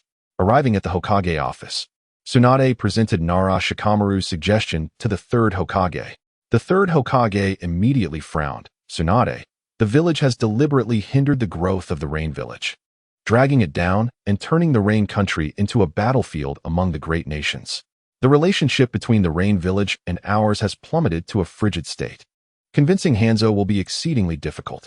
I understand, Tsunade replied, yet difficulty does not equate to impossibility. If we can persuade Hanzo to unite the Rain Village with Konoha, the situation on the battlefield in the Rain Country may shift. I will have Tozuna Shoka and Mito Gate enlist. Let us convene for discussion. After a moment of contemplation, the third Hokage decided to hold a simple meeting, leaving resolutions for afterward. Upon notification, Tozuna Shoka and Mito Gate arrived, along with Akimichi Takufu. With Tsunade, 5 individuals gathered in the Hokage office to deliberate. No way, I refuse. As anticipated, upon learning Tsunade's intention, Tozuna Shoka immediately voiced her opposition. I am not targeting anyone. Everything I say stems from the village's perspective and aims for its benefit. While forming an alliance with the Rain Village may seem advantageous, let us not forget that the battlefield in the Rain Country is not merely a contest among 3 parties. If we expend considerable resources to ally with the Rain Village, what of the Rock Village? Once we unite with the Rain Village, will the agitated Rock Village not ally with the Sand Village? This argument bore merit, prompting the third Hokage and Mito Gate to nod slightly. Akimichi Takufu remained silent for a moment before speaking. The Rock Village's focus lies with the Cloud Village. So, Fat Chance, can you guarantee that the Rock Village will not ally with the Sand Village? Tozuna Shoka interjected, unwilling to entertain such notions. If you can assure me that the Rock Village and the Sand Village will not join forces, then I will represent the Council of Elders in agreeing to negotiations with the Rain Village. I can't guarantee anything, Akimichi Takufu retorted, frustrated. The relationships among villages are ever-changing, especially during wartime. While Konoha seeks negotiations with the Rain Village, the Sand Village and the Rock Village may very well have similar intentions. The Sand Village had already taken actions that were simply rebuffed. Of course, Konoha remained unaware of this information. Konoha's desire to cooperate with the Rain Village not only required persuading Hanzo, but also necessitated concern for the Rock Village's reactions. If the Rock Village felt provoked and allied with the Sand Village, Konoha would be the one to suffer, as the Rain Village could hardly compare to the Rock Village. Even if Konoha ultimately allied with the Rain Village, facing a joint offensive from the Sand and Rock Villages would lead to their downfall. Even if Konoha learned of Chiyo's communications with the Rock Village, the third Hokage and others would not dare to gamble on it. They might even blame Tsunade for suggesting the alliance, which would incite the Rock and Sand Villages to unite against Konoha.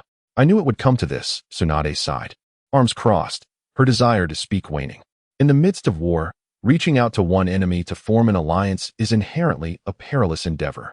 As long as the higher-ups consent, offering ample benefits, I believe Hanzo will acquiesce. The success rate is substantial. If all else fails, we can directly solicit the daimyo's assistance. Yet Tozuna Shoka remains fixated on the Rock Village. Today's meeting has proven fruitless, a sheer waste of time. Fortunately, Tsunade was mentally prepared and thus not overly disappointed. After the meeting concluded, Tsunade and Akimichi Takufu departed ahead. Nijin, what do you think Tsunade intends to accomplish? Tozuna Shoka lamented. Her interference in village matters is increasing. The current war situation is already chaotic. They wish to ally with the Rain Village. If this provokes the Rock Village, the village will be in peril. She manages the medical department and the Umbu. Tsunade's involvement in village affairs is reasonable. However, when a woman refuses to listen, no argument will penetrate, prompting the third Hokage to dismiss the comment. What you say holds merit. Hence, I too believe that negotiations with the Rain Village are ill-advised. The war landscape is ever-shifting, and the current circumstances favor the village. To many, the situation in the Rain Country appeared to benefit Konoha the most. The Rock Village showed little enthusiasm for the war, as they faced a formidable adversary looming nearby, thus maintaining their focus on the Cloud Village. While the Sand Village and Konoha remained at odds, The Rain Village steadfastly engaged the Sand Village. Compared to the Sand Village's trials, Konoha's position is not unfavorable. At least for now, that is the case. Hence, the F4 team remains reluctant to take risks. Even if they could persuade the Rain Village, concerns about the Rock Village's reaction would linger. Exiting the Hokage office, Akimichi Takufu sighed. I wonder if it's age catching up. The old man lacks the former decisiveness. The council's interference in village matters has become excessive. Who can blame him for the traps he laid? Tsunade scoffed. Chapter 84. The team of Hatake Tsukumo faces an onslaught from the Earth Release Legion. Under normal circumstances, the Council of Elders would not possess such considerable authority. During the First Shinobi World War, the third Hokage, in an effort to solidify his position, allied with the other members of the F4 team, bestowing numerous benefits and powers upon them. Retracting such privileges now is a formidable challenge. I will have Jinji notify Senior Nara Shikamaru. If the suggestion is not approved, he should not waste further effort on it. However, even if Tsunade could persuade the Council of Elders, the key issue remains the third Hokage's reluctance to take risks. With the Council and the third Hokage combined, Tsunade's attempts to intervene are fraught with difficulty. News from the village reached the frontline camp that very day. Jingi had the intention of visiting the command center. But after some contemplation, he decided to send someone to notify Narashika to come over. It seems that Tsunade's words held truth. Your culinary skills are indeed commendable. What a fortunate coincidence. He poured the vegetables into the simmered meat broth and brought the pot to the table, inviting Narashika to take a seat. Ha! I shall not be modest today, Narashika chuckled. Typically busy and not particularly greedy, he held a pragmatic attitude towards food. Satisfaction was enough. Given the limited conditions in the camp, simply being full was a blessing. There was no need to fuss over details. Only Jingi had the luxury of preparing special meals. While no one would oppose Narashika cooking, he would not take such liberties. Is this cured meat? Well marinated, it tastes exquisite. After savoring a piece, Narashika felt something was missing. Jingi presented a bottle of sake, and upon realizing the absence of alcohol, he exclaimed, "Ah, with sake and meat, the flavors truly come alive." The two enjoyed their meal for a while, and as they neared the end, Narashika inquired, "Was it the village that rejected us?" "Indeed," Jingi replied, having finished his meal and wiping his mouth. The Hokage's stance is wavering. The elders deemed this course of action too perilous, fearing that a Wagakure might retaliate by allying with Tsunagakure, hence their firm refusal. Although he had prepared himself for this outcome, Narashika still felt a twinge of disappointment. Then we shall take our time. Without the support of the village, even if Narashika were to personally meet Hanzo of the Salamander and persuade him, it would yield no results. Struggling to convince others while promised benefits and resources remain elusive would only provoke anger, turning the attention of a Wagakure towards Konoha instead of Tsunagakure. After sending Narashika off, Jingi changed into his uniform and routinely began his patrol in the medical ward. Jingi-sama. The medical ninjas and staff greeted him with smiles upon his arrival. "Thank you for your hard work," Jingi responded with a warm smile. After a thorough inspection and confirming everything was in order, he returned to the break room, where he promptly fell asleep, eager to recuperate the rest he had lost during this period.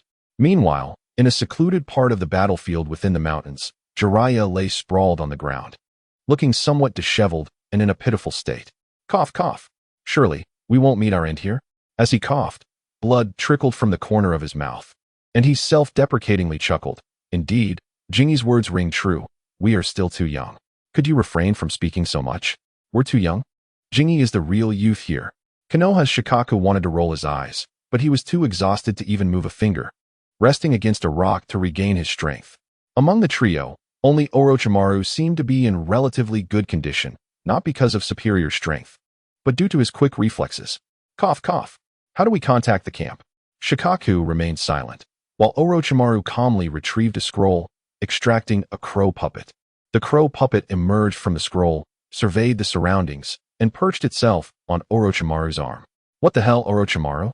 At a time like this, you still have the presence of mind to play with a summoning beast? Shikaku, who had been resting with his eyes closed, opened them curiously to observe Orochimaru. Their situation was dire. While pursuing the ninjas from Tsunagakure, they had fallen into an ambush from a Wagakure. No one anticipated that a Wagakure, which had seldom targeted Konoha, would deliver such a surprise. Fortunately, their strength allowed them to break free from the encirclement. Shikaku had sustained serious injuries and was no longer combat capable, while Jiraiya fared even worse, his body riddled with wounds that continued to bleed. Ignoring Jiraiya's incessant prattle, Orochimaru focused on the crow puppet in his hands. "Can you contact your master?" Jiraiya interjected, while Shikaku remained silent.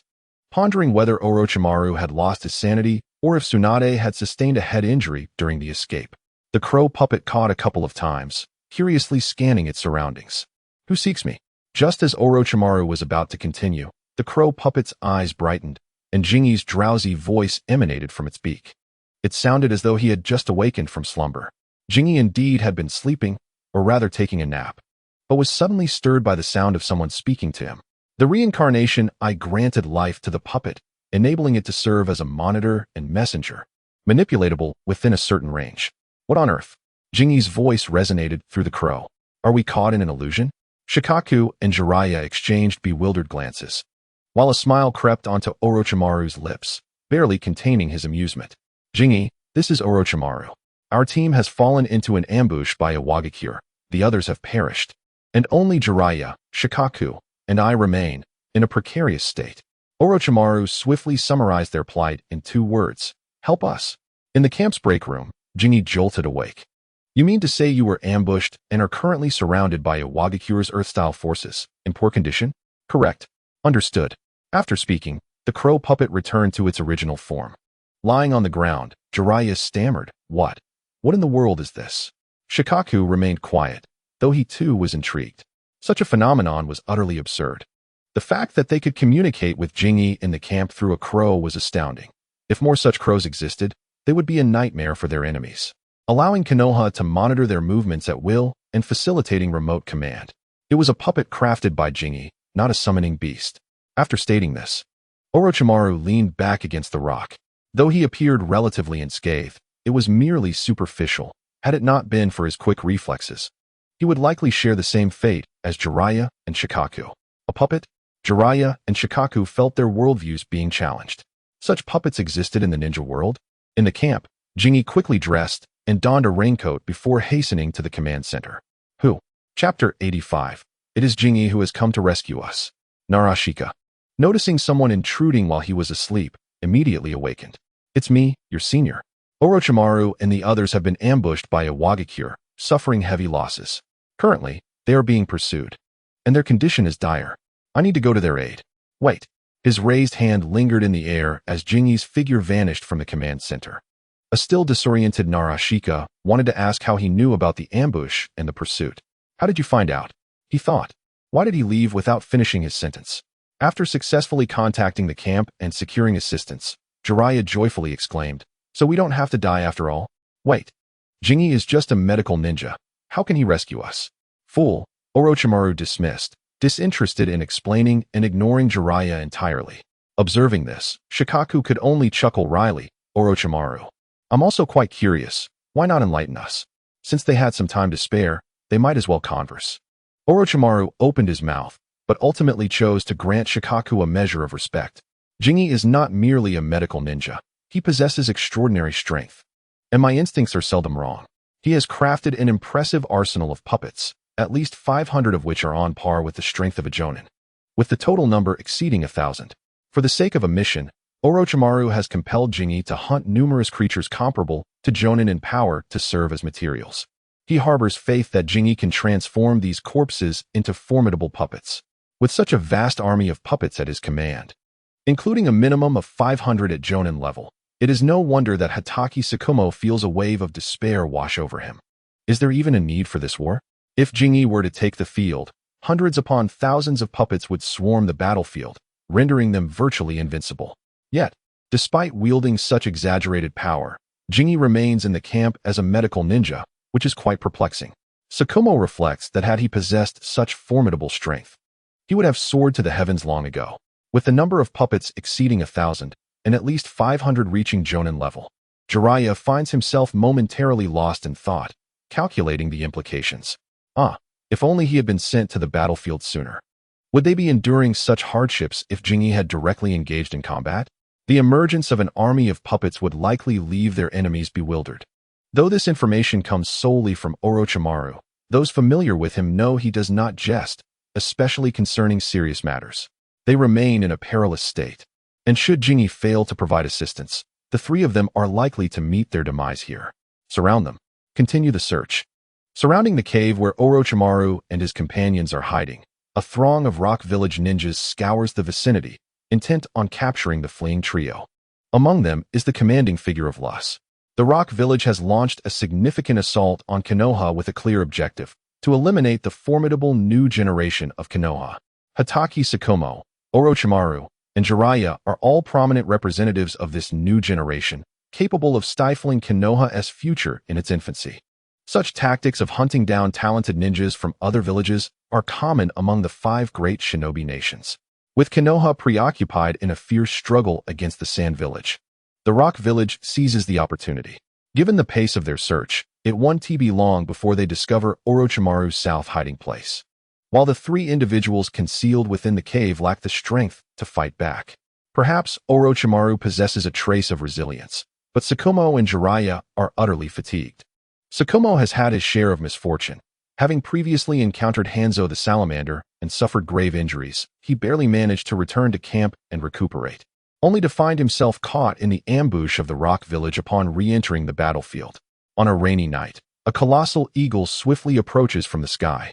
Utilizing the position of his puppets, Jingi pinpoints the location of Orochimaru and his companions. Observing the swarm of figures below, Jingi cannot help but chuckle. The Rock Village is indeed ruthless. They either refrain from action or aim to eliminate their targets entirely. This is clearly an attempt to wipe out Konoha's new generation of strong ninjas. It seems that in the original narrative, Tsunade and her companions faced a similar ambush. Had the Konoha rescue forces not arrived in time, the legendary 3 ninjas might never have existed. Ironically, with Tsunade stationed in the village, Tsukumo taking her place, and Orochimaru still falling victim to an ambush, one might muse that sometimes a great reputation can be a double-edged sword. Having locked onto the location, Jingi commands his puppets to descend swiftly. Lus exclaims, "There's something in the sky." The giant eagle's rapid descent captures the attention of the enemies, prompting the Rock Village ninjas to abandon their search and shift their gaze skyward. "I have arrived, come forth." Inside the cave, the eyes of the puppet crow gleam once more. Orochimaru wears a relieved smile. Aid has arrived with astonishing swiftness. He supports Tsukumo and hoists the motionless Jiraiya, quickly heading toward the obstructed cave entrance. Prepare for battle. Lus furrows his brow as he gazes at the sky, anticipating that their pursuers are indeed enemies, possibly intent on capturing the very trio they are hunting. The rain pours heavily from the sky, and Jingi, uninterested in engaging with the enemy, casually tosses a scroll, directing the giant eagle toward Orochimaru and his companions. Be cautious. The ninjas of the Rock Village, possessing keen eyesight, remain vigilant as they observe the descending scroll. As it wobbles toward the ground, it suddenly shatters. In an instant, dozens of figures appear on the battlefield, their eyes glowing with an eerie blue luminescence amidst the darkness. What on earth is this? Konoha ninjas? It doesn't seem so. Who among us can emerge from a sealing scroll? Puppets? Wait, aren't those garments from our Rock Village ninjas? Bastards. Lus narrows his eyes, realizing that some of the figures are clad in Rock Village attire. And he comprehends the grim truth. They are no longer comrades. The enemy has transformed their corpses into puppets. As this revelation sinks in, the ranks of the Rock Village erupt in chaos. Chapter 86. Do you wish to see the fairy scatterflowers? However, before they can react, dozens of puppets surge toward them like phantoms. Lus shouts, "Everyone, be careful. The enemy's puppets are upon us." The human-shaped puppets wield kunai, which are standard issue, inexpensive, and perfectly suited for use with humanoid puppets. Jingi is reluctant to equip them with more costly weaponry, viewing them merely as expendables. Die. One Rock Village ninja tightens his grip on his kunai, engaging in combat with the foremost puppet. The force of their collision sends shockwaves through him, causing him to stagger back, while the opposing puppet remains unfazed, lunging forward to pierce his heart with the kunai. With a successful strike, the puppet shows no signs of slowing down, rushing toward its next target. Defend yourselves. Defend yourselves. The battlefield descends into chaos as dozens of puppets recklessly charge into the ranks of the Rock Village, mercilessly attacking those around them, heedless of their own safety. What proves most troubling is that even if a puppet's head is severed, it can still wield its weapon, delivering a fatal blow. The battle begins with a swift reversal of fortunes, a scenario Lus had not anticipated. As he raises his hands to prepare his hand seals, he watches in dismay as the puppets rush toward the larger mass of enemies, unable to suppress his curses as he charges forward with his kunai. The giant eagle lands atop a small hillside, where a rock is pushed aside, revealing Orochimaru, who supports Jiraiya while assisting Tsukumo. I arrived just in time. Very timely indeed. Orochimaru chuckles as he tosses Jiraiya onto the eagle's back, expressing his relief. I merely approached with a spirit of experimentation, and to my surprise, I was able to contact you through the puppets. Your puppets can be controlled remotely, correct? You truly are remarkable, Orochimaru. Jingi laughs heartily, giving Orochimaru a thumbs up. To be fair, Orochimaru's capabilities in research are indeed impressive. Haha. Receiving high praise from Jingi, Orochimaru shares a laugh. Enough laughter, the enemy is approaching. As Jingi unleashed dozens of puppets, although they fought relentlessly, the sheer number of ninjas from Awagakure allowed them to swiftly dismantle the puppets one by one.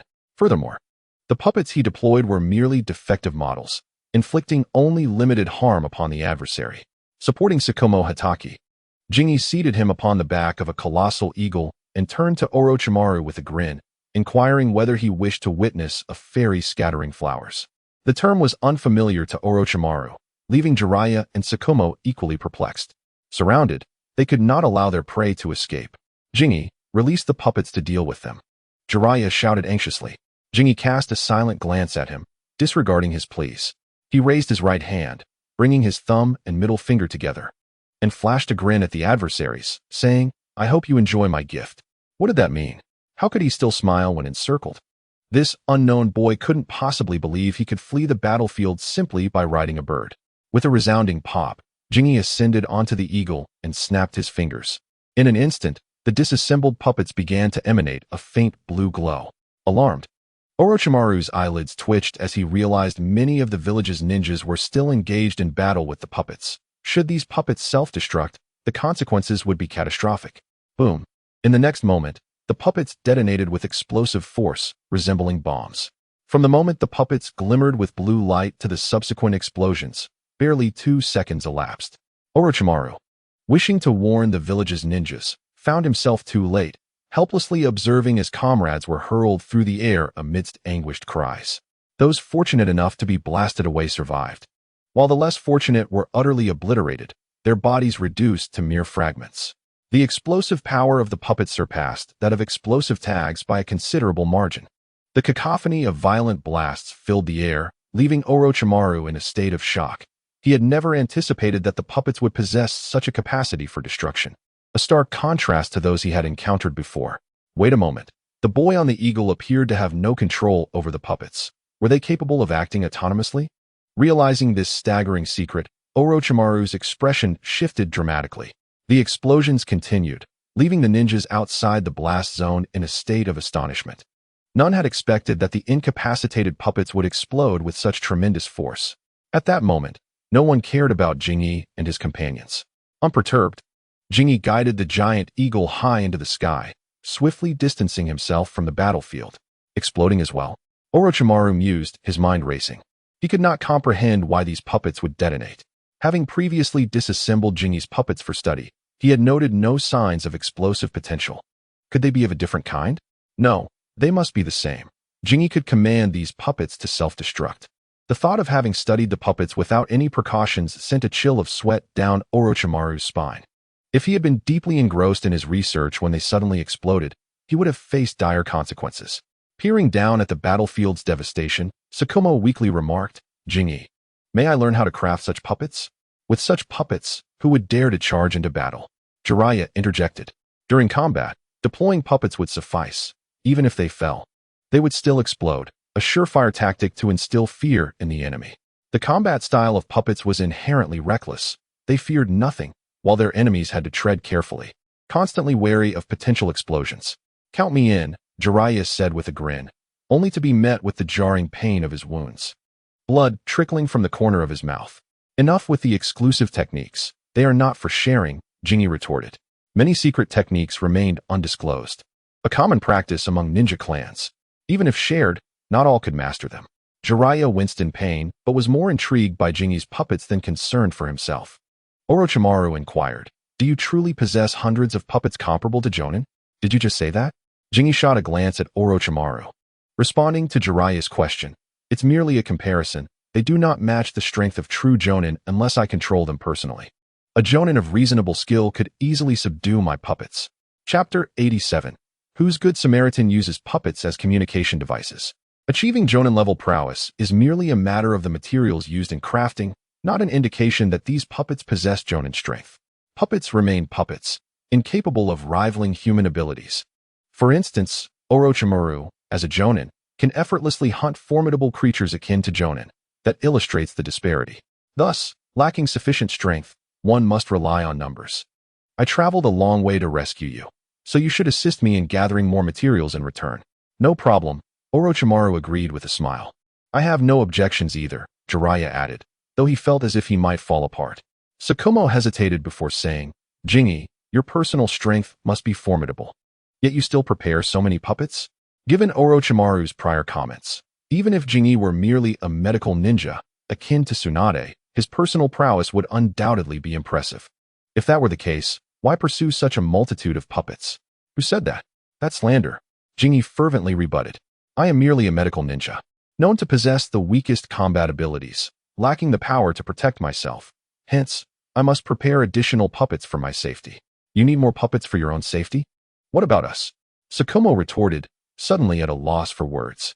Consider the material gathering as my contribution, Jingi stated, since he had traveled a great distance to aid them. Such a request for puppet-making materials was hardly unreasonable. In the ninja world, powerful creatures were plentiful. The giant eagle soared swiftly toward the camp. Along the way, Jingi spotted small dark figures on the ground. He lifted his foot, and the eagle slowed its pace, descending gently from the heights. To his surprise, they were villagers. Realizing this, Jingi instructed the eagle to transport them, as they were not far from the camp and there was no need to waste time stopping. The eagle's speed was remarkable, and soon they arrived at the camp. Unfamiliar flying creatures approached from the sky, raising alarms within the camp. Orochimaru was the first to fire a signal flare, notifying the camp to prevent any misunderstandings. Upon seeing the village's signal, the camp's ninjas relaxed their guard, clearing a space for their arrival. The eagle landed gracefully in the designated area. Once everyone disembarked, Jingi retracted the puppets. Jingi, Lord Nara requests your presence at the command center immediately. Understood, I will head there at once. At this moment, Nara Shikaku surely had a multitude of questions. Jingi entrusted Jiraiya to Orochimaru and made his way to the command center. Inside the command center, Nara Shikaku was engaged in a solitary game of chess. Upon hearing footsteps, he straightened up and put away the chessboard. Is everyone all right? You arrived just in time. Had you been any later, we would have been left to collect the bodies. In the Rock Ninja Village, there are plans to bury the new generation of strong warriors, fundamentally weakening us. Jingi removed his outer coat and entered the adjacent resting area. Quickly changing into a clean outfit, drenched in wet clothing, he felt utterly uncomfortable. As Jingi stepped into the resting room to change, Narashika's lips twitched slightly.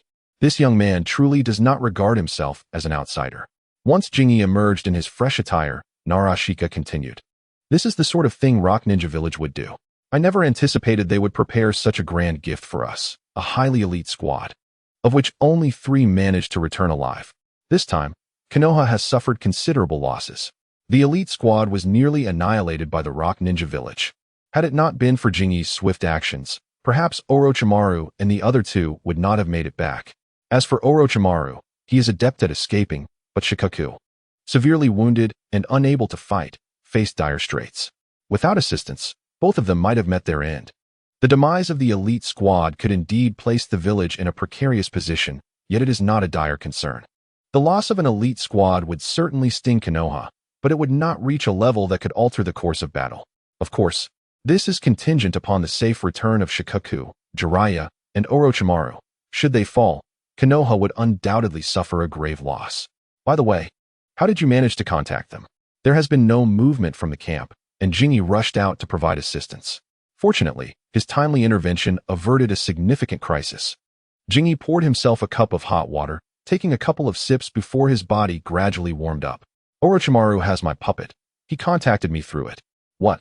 If Jingi had claimed that Orochimaru utilized a summoning beast or other means to reach him, Narashika would not have been surprised, as the ninja world is rife with peculiar jutsu and abilities. But what is this puppet nonsense? Are you jesting with me? For specifics, you may inquire directly with Orochimaru. I am fatigued and must take my leave. Jingi had no time to regale Narashika with tales. The rescues were accomplished, and he needed a proper rest. Initially, he had been enjoying his slumber, but now, thanks to Orochimaru's unexpected method of communication via puppets, Jingi found himself quite impressed by the ingenuity of his approach. Were it anyone else, they would likely scoff at the notion of Jingi's puppets serving as communication devices. This young man certainly harbors an increasing number of secrets. As Jingi busied himself with sleep, Narashika allowed him the respite, knowing that Orochimaru remained an informed party. Orochimaru's injuries were not severe, and after a brief treatment, he was able to depart. In contrast, Shikaku needed to stay in the medical room for a period of recuperation, while Jiraiya would not be leaving the medical facility for at least 10 days to a fortnight. After receiving treatment, Orochimaru encountered Narashika's envoy upon exiting the medical room. The obliteration of the elite squad was a burden that Narashika and Shikaku could not escape. One was the squad leader, and the other the frontline commander. Meanwhile, Orochimaru and Jiraiya found themselves in a relatively unscathed position, as the blame for this incident would not fall upon them. "Please, have a seat," Narashika said. His forehead creased with concern as he perused the report. Despite the light-hearted conversation he had just had with Jingi, the annihilation of the elite squad indeed had significant implications for the battlefield dynamics. Orochimaru took a seat, unbothered, as he began recounting the ordeal of the elite squad. Shikaku's command had been flawless, and Narashika's operational plan was sound. None could have anticipated that the Rock Ninja Village had concocted such a formidable strategy, catching everyone completely off guard. Alas, Narashika sighed, I never expected that Rock Ninja Village would target you all. They do not care about the elite squad. Their focus lies on the geniuses of Konoha.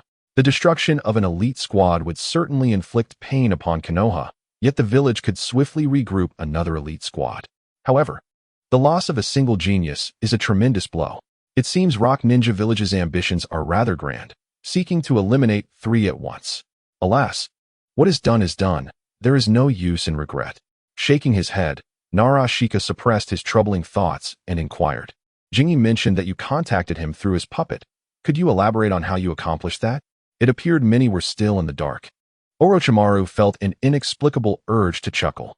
Having disassembled and studied Jingi's puppet, he found it remarkable that it could be imbued with life.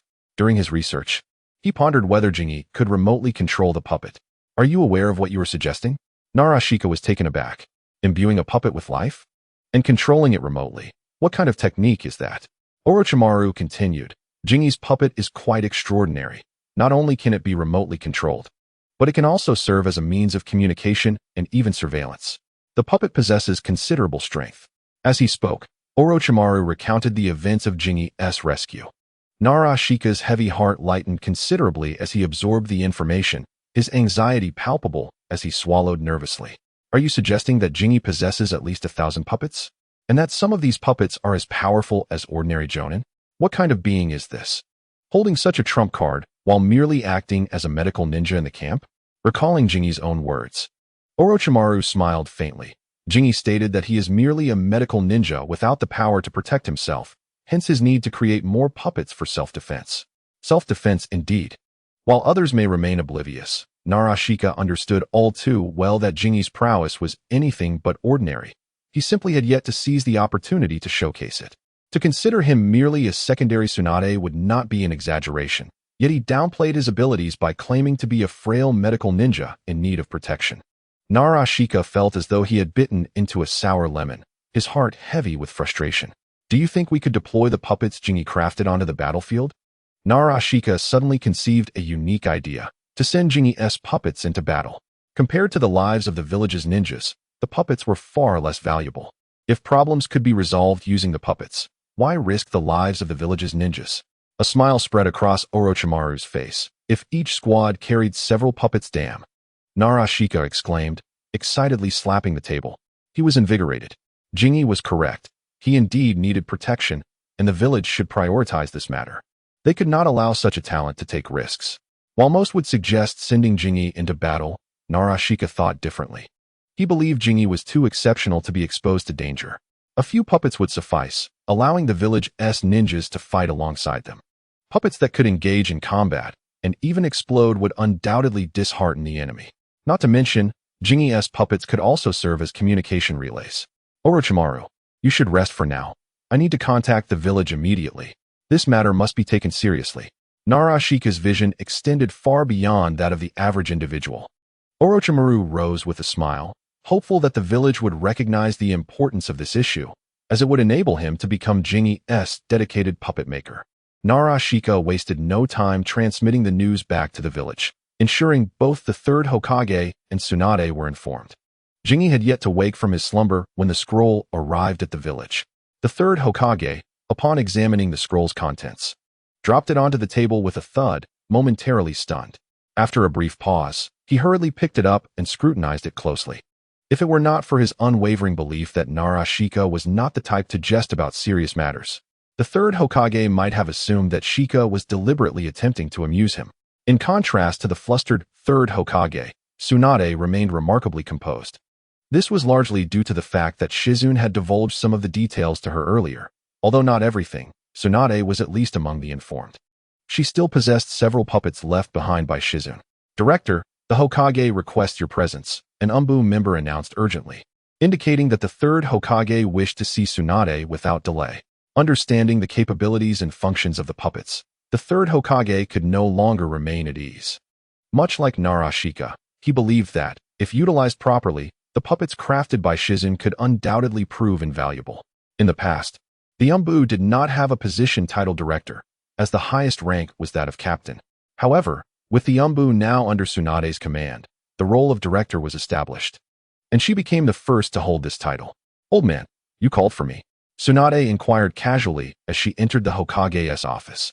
Immediately taking a seat on the nearby sofa, the third Hokage gazed at Tsunade with a complex expression, convinced that she was well aware of Shizune's affairs, though she had never openly acknowledged them.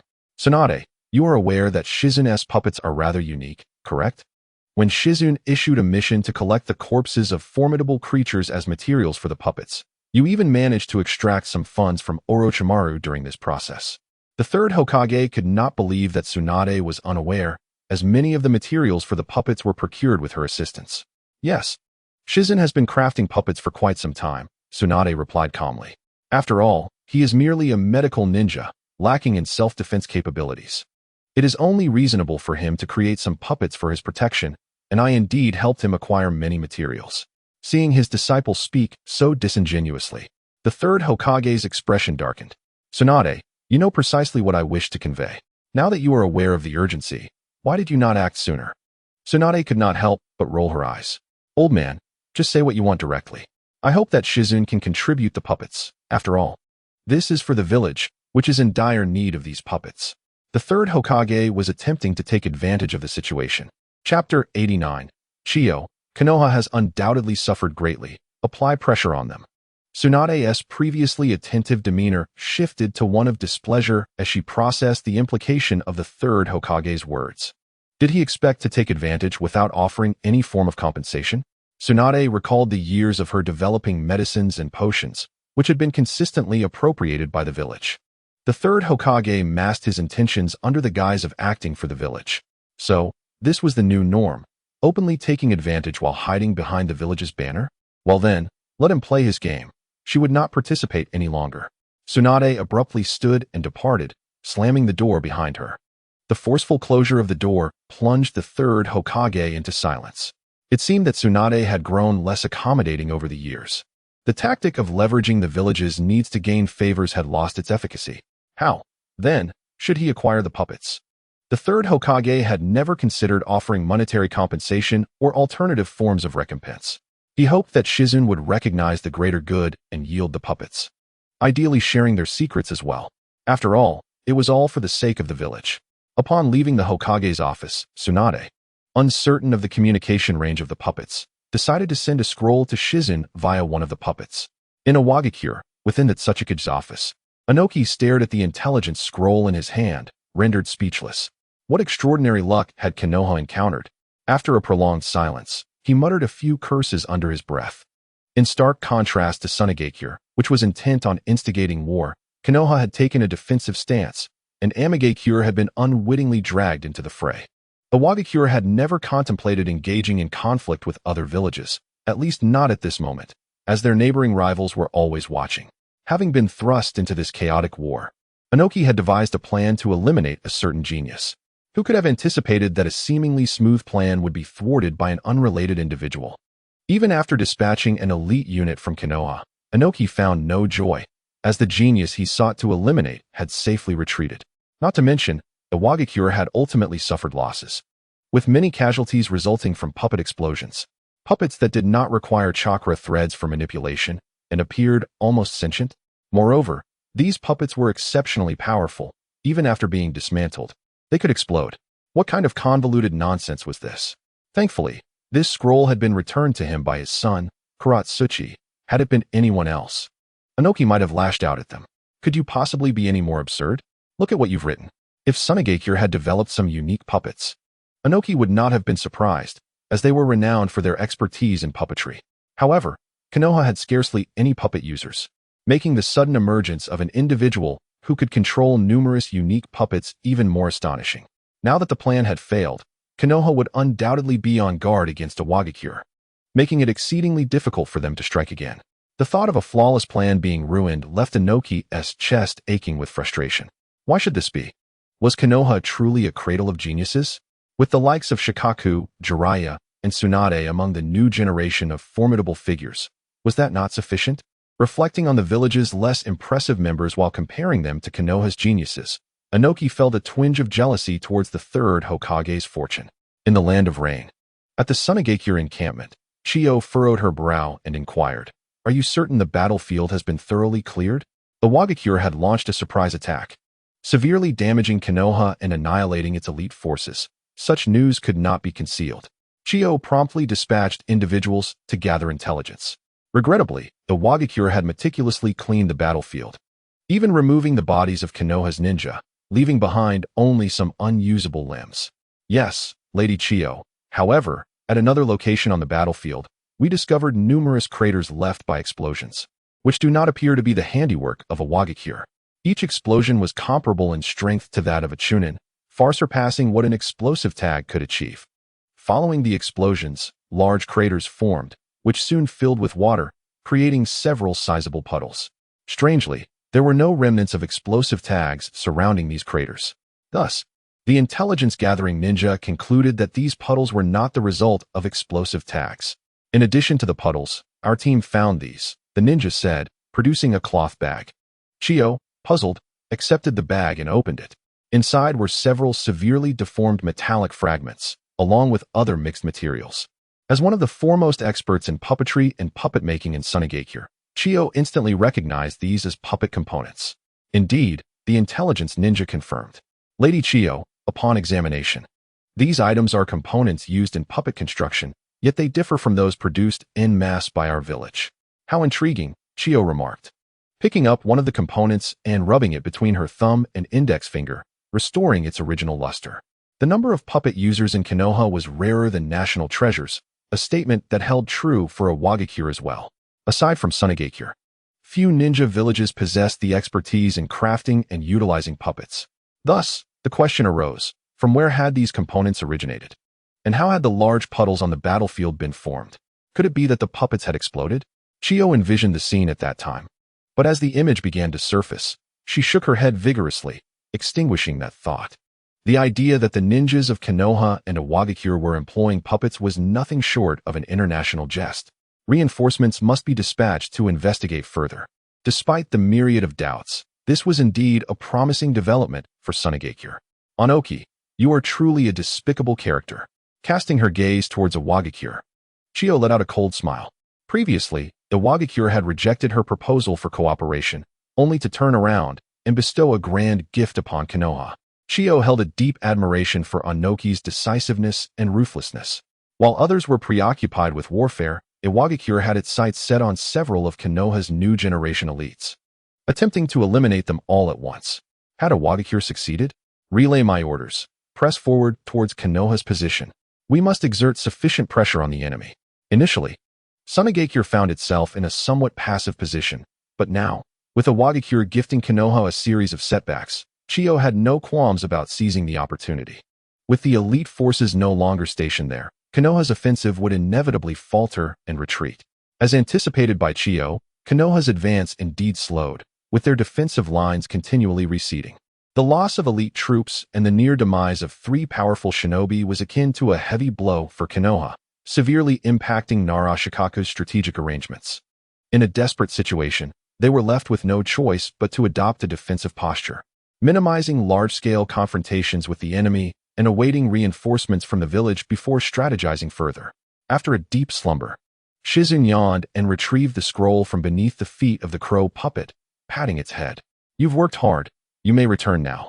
With a joyous caw in response to her praise, the crow puppet soared into the night sky, vanishing into the rain curtain. Shizun lit a candle and poured herself a cup of water, laying the scroll open on the table. Upon reading the contents, the water she had just taken a sip of spewed out several meters away. This was utterly outrageous. Shizun could not fathom how the third Hokage could have the audacity to claim that everything was for the village.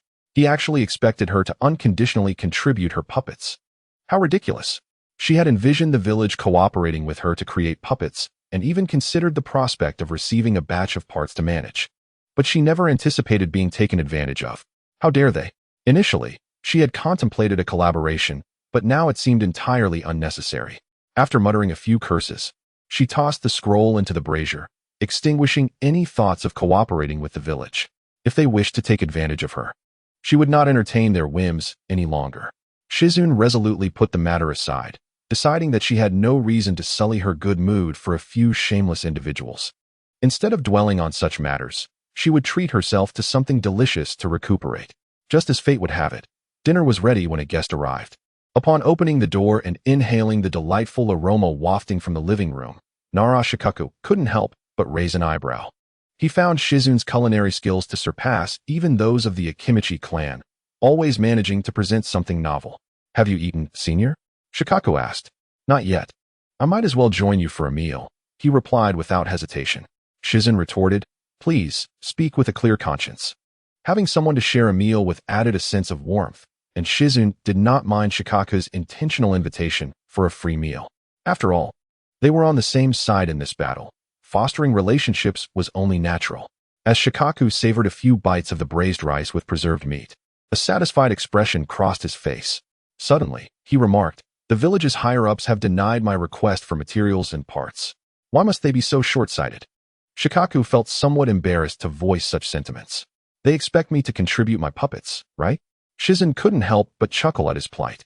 Shikaku awkwardly nodded. Fortunately, he was merely a messenger, and being aligned with Shizun meant he felt less embarrassed about delivering the message. However, he still had to convey the village's orders, regardless of how humiliating it might be. "Absolutely not. Not a single one. I am merely a medical ninja. Matters of combat are not my domain," Shizun rejected firmly, leaving no room for negotiation. At this point, not only was she unwilling to contribute her puppets, but even if the F-14 changed their minds and offered materials and parts for collaboration, she would not be interested. "I offered you an opportunity, but you did not cherish it. Why are you still seeking me?" Shikaku coughed lightly at Shizun's resolute refusal. "Can we discuss this?" he ventured. "No. Please relay my exact words back. Tell the Hokage that I initially intended to collaborate with the village to create puppets, but now I have changed my mind. There are no puppets, thus cooperation is impossible." This effectively closed all avenues for negotiation. Shikaku silently cursed a few times, not at Shizun, but at those who wished to take advantage of her. Why not cooperate properly? Why do they have to shamelessly try to take advantage? Why not contribute their family's wealth instead? After finishing his bowl of rice, Shikaku stood up. "The elite forces we assembled have been decimated, and the village is under considerable pressure. I shall not disturb your rest any longer." "Understood. Take care," Shizun replied, her tone not particularly warm. Yet her harsh demeanor was directed not at Shikaku, but at those who sought to exploit her, while Shikaku was aligned with her. At that moment, he represented the F4 team in their discussions, which prompted her cold attitude. Regardless of how reluctant he felt, Shikaku could only report back truthfully. "Orochimaru, is there really a need for concealment? Surely, my senior has noticed you." Shizun was not the only one who had visitors. Orochimaru had also come, though Shikaku had arrived first. It seems my stealth skills need refining, he mused. As Shizun revealed Orochimaru's presence, the latter casually entered, unfazed. Sitting in the seat Shikaku had just vacated, Orochimaru crossed his arms and lamented, "It appears our cooperation is at an end. I would prefer otherwise. But some are simply too greedy, forsaking all dignity." Unperturbed, Shizun continued her meal without raising her head, reminding Orochimaru, "I hope my puppets do not fall into the hands of a third party." "Of course not," she replied, firmly rejecting the third Hokage's request. Orochimaru would not relinquish the puppets in his possession either. He required them for research and did not wish to offend Shizun over this matter. "Want puppets? Go to Shizun. Do not seek me." The collaboration that was on the verge of commencing was abruptly terminated due to the greed of the F4 team. After expressing his stance, Orochimaru swiftly departed. In the Hokage's office, the atmosphere was palpably tense. The third Hokage remained silent, smoking a cigarette, while Mito Minyan wore a grim expression, and Tsunade was positively livid. To be precise, the situation had erupted the moment Narashikaku's scroll arrived at the village. What did this mean for them? Did he not understand that the village was in dire need of those puppets? As a member of the village, he should contribute those puppets. What did he mean by saying not a single one, and then boasting that he would not cooperate with the village? What on earth was Hyuga Shizun planning? Tsunade, like an irate hen, squawked incessantly. Since becoming a representative of the village's elder council, she had not been this incensed in a long time. Even when faced with Tsunade's scorn, the anger she felt from Shizun's outright refusal was far greater. However, in the eyes of Tsunade, Sakura Haruno perceived her as one belonging to the same echelon, a peer within the Hokage faction, where mutual discord was to be expected. It was reasonable to address such matters behind closed doors. Thus, even when confronted by Tsunade, although Sakura felt anger, it was not to the extent of losing her composure. Conversely, Shizun's situation diverged significantly. Beyond Tsunade's backing, her status as a lower-tier ninja, marginalized by her clan and afflicted by bloodline degeneration, placed her at a disadvantage against the F4 group. Chapter 91. Third Hokage. The Hyuga clan will intervene. How can he refuse? The village requires the puppets you create, and thus you ought to dutifully contribute your creations, including the secrets behind them. Enough, Sakura. The third Hokage interrupted, unable to bear the escalating frustration. Anger serves no purpose. If the puppets crafted by Shizun indeed possess the qualities ascribed by Orochimaru, it is imperative that we seize control of them. How do we accomplish that? Sakura retorted angrily. Tsunade will undoubtedly not support us, and that boy Shizun has already opted to refuse our demands for the puppets. Possessing the puppets means grasping their core secrets. Otherwise, our efforts are futile, merely allowing us to utilize the puppets temporarily. The third Hokage and others surely wish to acquire the secrets of the puppets directly. Only in this manner can the village consistently produce puppets on its own rather than relying on Shizun. As for the rest, the F4 group had not contemplated. Since Shizun could create such puppets, he must hold the core secrets. Once those secrets are obtained, we too can replicate such puppets. I will devise a plan. Exhaling heavily, a dense fog of smoke enveloped the Hokage's office. Seeking Tsunade's assistance was futile, having been outright refused by Shizun for the puppets and their core secrets. Alternative routes must be pursued, such as involving the Hyuga clan. That night, the third Hokage once again ventured to the Hyuga clan's territory due to Shizun. His previous visit had served as a warning to the Hyuga clan. This time, he sought to leverage their influence to acquire the puppets and their secrets. While the third Hokage could not guarantee success, he believed that with the Hyuga clan's involvement, even a reluctant Shizun would be compelled to relinquish what was sought. After all, the fate of the branch family rested in the hands of the main family, and the possibility of offending Tsunade, inciting her wrath, was a risk the third Hokage was willing to take. The value of the puppets was too great. Even incurring Tsunade's ire was a price worth paying for their acquisition. No one knew what transpired between the third Hokage and the clan leader. Perhaps he promised certain benefits. As the next day, the Hyuga clan dispatched a team to accompany the reinforcements heading to the front line. Among this team was a member of the main family. Their involvement aimed to pressure Shizun. Should he remain obstinate, the caged bird seal would be utilized. In exchange, the third Hokage had promised the Hyuga clan numerous advantages. Aware that Shizun possessed a unique type of puppet, even the village higher-ups were intrigued. It was disingenuous for the Hyuga clan not to be interested. Yet they were reluctant to offend the third Hokage and the entire F4 group. Should the F4 unite against them, the Hyuga clan's existence would become precarious. The fate of the Uchiha clan served as a stark reminder that similar measures could be employed against the Hyuga clan. Thus, the Hyuga clan leader acquiesced to the third Hokage's proposal for cooperation. Tsunade and Shizune remained unaware of these developments. Although Tsunade had ascended to the position of head of the Umbu, controlling them entirely before the reorganization was challenging. Furthermore, the third Hokage had ventured to the Hyuga clan's territory alone, without even bringing Umbu members, to prevent any reports to Tsunade. The third Hokage was fully prepared. Once the Hyuga clan succeeded in their endeavor, he would offer certain benefits to appease Tsunade. He believed that despite her anger, she would not cause a significant uproar during wartime. 2 days later, the reinforcements arrived at the camp. Upon their arrival, the Hyuga clan's team swiftly separated from the group, heading towards the medical room. Inside the exclusive resting area of the medical room, Shizune was engrossed in a book procured from Orochimaru. Creak. The door to the resting area swung open, revealing several figures at the threshold. Shizune instinctively raised his head. Goodness, they are undeniably approaching me. A single glance confirmed his suspicion. A small team from his clan, led by a member of the main family. The appearance of the main family on the battlefield could not be for the purpose of combat. Rather, they were likely seeking refuge. Since they were not here for warfare, the outcome was all too evident. Hyuga Seishi entered the resting area with an impassive expression, followed by the branch family members who promptly closed the door. With the door shut, business could commence. Hyuga Shizune, why do you not rise and show respect? Hyuga Seishi strode into the resting area, only to find Shizune unmoving, with no intention of standing. Anger surged within him. According to clan rules, branch family members must greet and bow to those of the main family. Are you a fool? Apologies, but I do not possess such a habit, Shizune replied, his gaze teasing as if regarding a simpleton. You, a branch family member, dare to look at me with such disdain? Hyuga Seishi faltered momentarily. Regaining his composure, he felt his pale face flush with a mix of anger and embarrassment. It was imperative that this insolent boy be taught a lesson. Accustomed to his elevated status, Hyuga Seishi was encountering such rudeness and audacity from a branch family member for the first time, leaving him feeling humiliated. Thus, he resolved to make Shizune suffer a little before completing the task assigned by the clan leader. The main family utilized the caged bird seal to bind the branch family, and they all knew how to exploit this seal to control their kin. Kneel. Just as Hyuga Seishi attempted to activate the seal to teach Shizune a lesson, he suddenly heard the command to kneel. He felt his body stiffen as he raised his hand.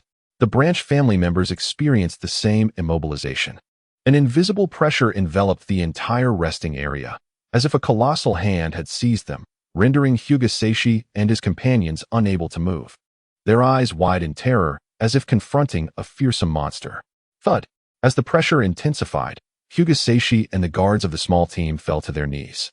A slender finger pressed against Hyuga Seishi's neck, lifting him off the ground. Gripping his neck, Shizune raised him high, a smirk playing on his lips as he remarked, Indeed. The main family members have grown complacent. A wretch like you can only lead a comfortable life under the guise of the main family. The weather changes too rapidly. Fragile Qianqian has caught a cold again. With a splitting headache this afternoon, I took medicine and fell asleep, resulting in this delayed update. My apologies, dear readers. Chapter 92, Nara Shikamaru. Have you ever encountered a member of the Hyuga main family? Never. What do you intend to do? You should release me. Or else, Hyuga Seishi stammered, attempting to struggle, but his body betrayed him. Shizune's finger pressed harder, forcibly interrupting his incantation. Wretch. The term reverberated like thunder in Hyuga Seishi's mind, his white pupils dilating in shock as he dangled like a marionette in Shizune's grasp. Shizune, release Seishi, let him go. The branch family members assigned to protect Hyuga Seishi could hardly fathom how the situation had escalated to this point. They were oblivious to the actions of Jingi, which struck them with terror akin to encountering a fierce flood or a ferocious beast, rendering their bodies unresponsive. Even more alarming was Jingi's grip on Hinata Seishi's neck, as if intent on strangling him. Could those from the branch family truly seek to eliminate a member of the main family? Such a notion would have been laughed off in the past, yet now, mirth was absent. Was it possible that this fool, Hinata Seishi, was unaware of the incantation for caged birds? Ignoring the branch family members, Jingi casually released Hinata Seishi, who promptly collapsed to the ground.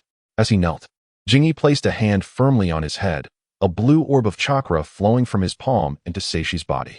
"Who sent you?" he inquired. "It was the clan leader," Hinata Seishi replied, as if a marionette pulled by strings. His response is slow and fragmented, prompting a frown from Jingi. "Enough. I will investigate myself. This may hurt a bit, so bear with me." A blue glow enveloped Hinata Seishi, causing him to convulse, while Jingi closed his eyes, images flashing rapidly through his mind.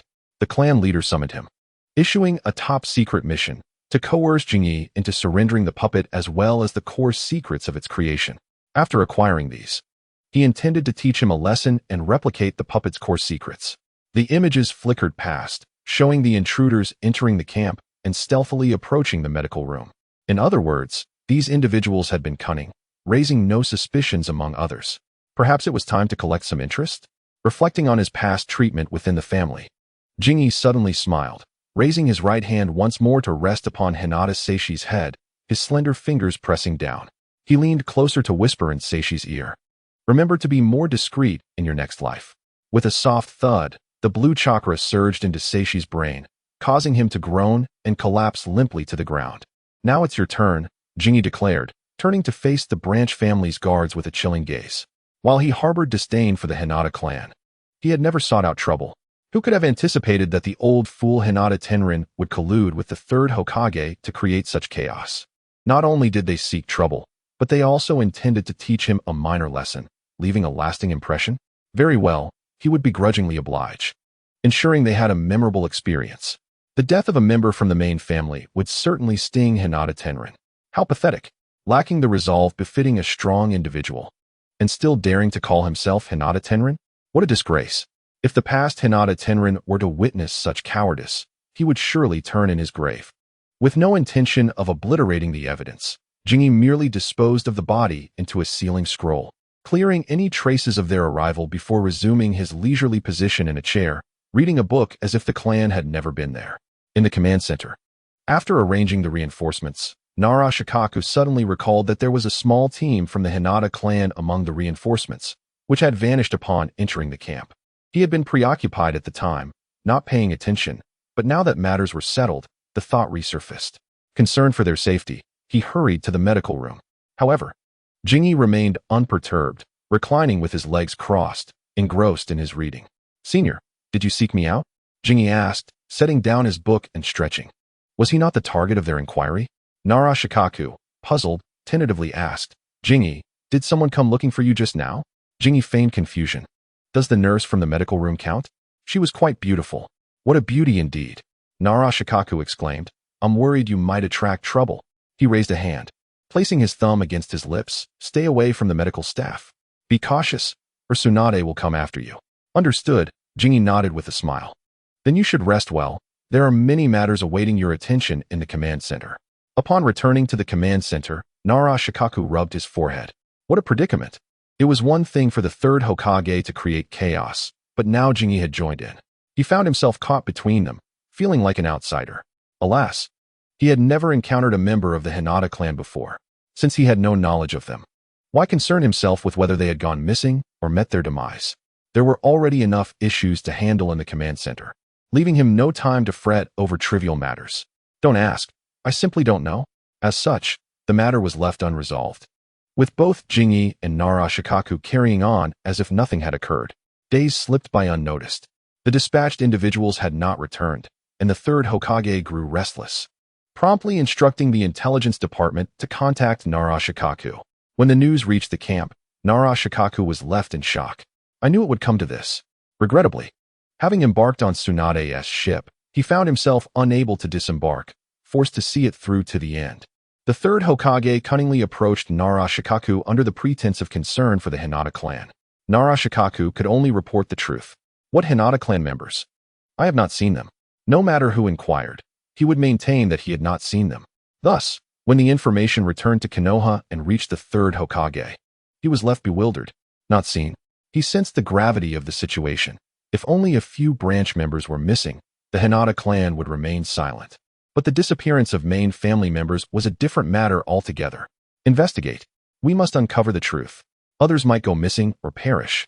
But not those from the Hinata main family, especially since they had embarked on a clandestine mission to the frontline camp. Now that they were unaccounted for, the third Hokage was compelled to provide an explanation to the Hinata clan. They had to see the living or the dead. Instinctively, the third Hokage dispatched Umbu members to the camp to investigate, yet he had forgotten that the Umbu of today was no longer the same as in the past. Chapter 93, Third Hokage, Am I no longer able to command the Umbu? Even though Tsunade had not been in control of the Umbu for long, and despite the inopportune timing for reorganizing the Umbu during wartime, her ascent to the position of Umbu leader had introduced new protocols. For instance, any significant missions undertaken by the Umbu required her approval, even if the orders originated from the Hokage's office. Thus, the Umbu members found themselves redirected to Tsunade. Upon learning the origins of the mission, Tsunade decisively declared, I refuse to execute this mission. During wartime, every Umbu team has critical responsibilities. Let the Hinata clan handle their own investigation. The Hokage had ordered them to mobilize immediately for the mission. However, the Umbu team, already prepared to depart, found themselves bewildered by the minister's refusal to execute the task, leaving them uncertain about whom to obey. I am the Umbu minister. Anyone who defies orders and leaves the village will be expelled from the Umbu. Tsunade slammed her hand on the table, startling the Umbu members and making their hearts race. The ninjas of Konoha took pride in working for the Umbu, and being expelled without cause would be a great source of shame. Consequently, the investigation task fell into limbo. The third Hokage believed the Umbu team was in action, while they hesitated due to Tsunade's orders, resulting in a stalemate. By the time the third Hokage realized the situation, 10 days to half a month had already passed. If not for the Hinata clan leader seeking an audience with the Hokage's office, the third Hokage would have remained in the dark. The Umbu had not taken action. Upon learning this news, the third Hokage nearly choked. In the Hokage's office, the third Hokage's beard trembled with fury. Beside him, the Hyuga clan leader wore a grim expression. In pursuit of the third Hokage's directives, the clan had dispatched a member from the main house along with a contingent of branch house guards to the border camp, only for them to vanish without a trace. While the loss of the branch house guards was unfortunate, the disappearance of a main house member was far more critical. What was most infuriating was the complete lack of response from the Hokage's office. Was it too much to expect acknowledgement when the Hyuga clan had gone to such lengths on behalf of the third Hokage? They had sent a member of the main house, and now they were either missing or worse, yet the Hokage's office remained silent. Was this insubordination? The third Hokage felt as though his very essence was being obliterated. He was mortified, especially with the Hyuga clan leader present. He had confidently assured him that he had dispatched Umbu agents to investigate, only to discover upon summoning them that no such action had been taken. His face burned with humiliation. An Umbu ninja, feeling aggrieved, glanced at the stoic Hyuga leader and quietly explained, Lord Hokage, we would never dare disobey orders. But the minister decreed that since the Hyuga main house member was missing, they should investigate on their own. Anyone who attempted to undertake this mission would be expelled from the Umbu. It is not that we are insubordinate, we simply lack the courage. Caught between the Hokage and the minister, they found themselves in an exceedingly uncomfortable position. The Hyuga clan leader interjected, so, it is not the Umbu's defiance, but rather Tsunade's prohibition against them executing this mission. Who would dare disobey? Given the circumstances, who would risk undertaking such a task? Tsunade harbored no favorable opinion of the Hyuga clan, having once faced their cold treatment. Her words had been rather harsh. This was utterly absurd. The third Hokage slammed his hand on the table, exclaiming, I am the Hokage. Of course, you are the Hokage, replied the Umbu ninja. But we are currently hindered by a minister. What can we do? If you are displeased, please address the minister directly and spare us your wrath. We are already in a difficult position as it is. The Umbu members fell silent, choosing to become invisible, preferring to avoid unnecessary ire. Besides, the minister was not incorrect. Since a member of the Hyuga clan had gone missing, it was only logical for them to conduct their own investigation. During wartime, the Umbu were already overwhelmed with duties. The third Hokage, realizing the Umbu were no longer the same as before, understood that with Tsunade as the minister, all missions had to pass through her. Once she imposed a blockade, the Umbu could not act freely. This was indeed distressing. The Hokage's direct forces were beyond his command. Ironically, he had caused this predicament himself. In his attempt to placate the troublesome Tsunade, He had transformed the Umbu into their current state. He regretted not being firmer with Tsunade to prevent this escalation. At this juncture, the third Hokage found himself in a state of limbo, unable to move forward or backward. Very well, you may leave, he gestured dismissively. And the Umbu swiftly exited, eager to escape the uncomfortable atmosphere. Once the Umbu had departed, the Hyuga clan leader spoke. Lord Hokage, you must provide the clan with an explanation. The situation regarding the main house member is of immense consequence to us. It is one thing for a branch house to perish, but the loss of a main house member is entirely different. The White Eyes are at stake. If they were to fall into the wrong hands, the ramifications would be dire. Thus, it was imperative that the third Hokage offer a satisfactory response. Given that the Hyuga clan had assisted him, I shall provide you with an explanation. Please allow me some time, the third Hokage replied. Understanding the necessity of pacifying the Hyuga leader. With the Umbu unreliable, he would have to rely on other resources for the investigation. Ideally, he could have simply ordered Nara Shikaku to seal off the camp for inquiries, but some matters required discretion. Given the unreliability of the Umbu, the third Hokage chose to enlist the clan's forces. Mobilizing clan ninjas for this task would entail certain risks and complications. Umbu ninjas focused solely on task completion, whereas clan ninjas were bound by familial obligations. Additionally, Umbu missions required cooperation from the village, a privilege not afforded to ninjas from the Sarutobi clan, who had to seek alternative means. The third Hokage's regret deepened as he contemplated the disparity. 2 days later, 3 teams composed entirely of Sarutobi clan ninjas arrived at the Rain Country camp and located the camp commander, Nara Shikaku. Lord Shikaku, this is a directive from the Hokage for you, said Sarutobi Katsu, handing over the scroll. To conduct their investigation, they required Shikaku's approval. Shikaku opened the scroll and asked, puzzled, shouldn't this task be handled by the Umbu? Since the disappearance of the Hyuga clan members, he had anticipated the Umbu's arrival, thinking simply that he would not know anything. I cannot provide information. Investigate as you see fit, just do not involve me. Given that Tsunade had become the Umbu minister, he assumed they would not dare to trouble Giant. To his surprise, rather than the Umbu, it was the Sarutobi clan members bearing the third Hokage's orders that had arrived. We are not quite sure about that, Sarutobi Katsu replied candidly. As Hokage, the third's inability to mobilize the Umbu was a matter of disgrace, one that neither he nor the Hyuga clan leader would disclose. Should this information leak, it would severely offend the third Hokage, and the Hyuga clan would inevitably find themselves targeted. Could Tsunade be the one pulling the strings? Shikaku pondered for a moment before putting away the scroll. Since you come with the Hokage's orders, I will cooperate to the best of my ability. Shikaku's willingness to cooperate relieved Sarutobi Katsu, who feared that Shikaku might adopt a non-committal stance. They needed to conduct their investigation without hindrance. Thank you for your support, Lord Shikaku. Of course. Shikaku responded with a smile. I merely said I would cooperate. To what extent is beyond my discretion. Sarutobi Katsu could not overtly conduct the investigation, as it was a request from the Hokage. Fortunately, with Shikaku's assistance, their inquiry progressed swiftly. Several ninjas who had seen the missing individuals were interrogated discreetly, and all signed confidentiality agreements afterward. Before long, all information pointed toward the medical room. Someone had reportedly seen the Hyuga clan members head directly there upon their arrival at the camp, although whether they actually entered remained uncertain. Excellent, Sarutobi Katsu remarked. All the intelligence points to the medical room, thus simplifying the subsequent investigation considerably. We shall simply bring in the suspects for questioning. Sarutobi Kaido is not a member of the Umbu and lacks the authority to apprehend and interrogate individuals directly. He must seek assistance from Nara Shikashin.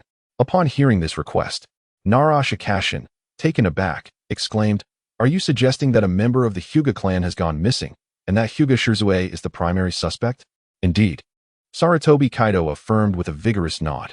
Lord Shikashin, all the intelligence leads to him. It appears the missing Hyuga clan members were specifically targeting him, which raises my suspicion regarding his significant involvement in their disappearance. I implore you, Lord Shikashin, to detain him for our investigation. What? Nara Shikashin stood in astonishment. Sarutobi Kaido, perplexed, inquired, Why are you so surprised?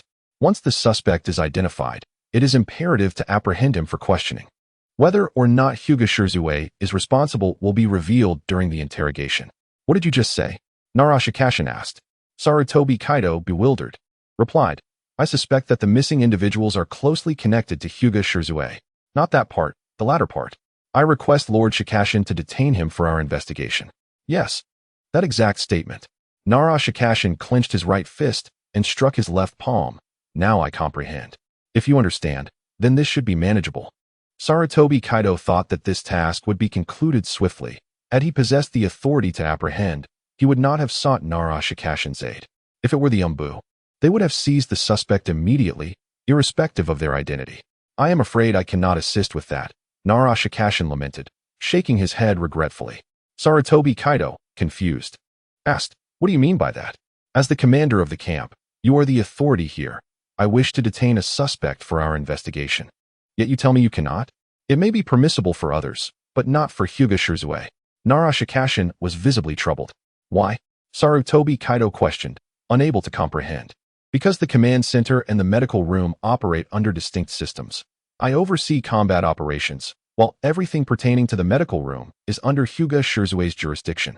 Even though my authority exceeds his, I cannot command him, let alone detain him for questioning." Nara Shikashin's discomfort grew as he spoke. "I advised the Hokage against this arrangement, but he disregarded my counsel. Is this reasonable? Is it reasonable? What nonsense." Sarutobi Kaido felt a wave of frustration.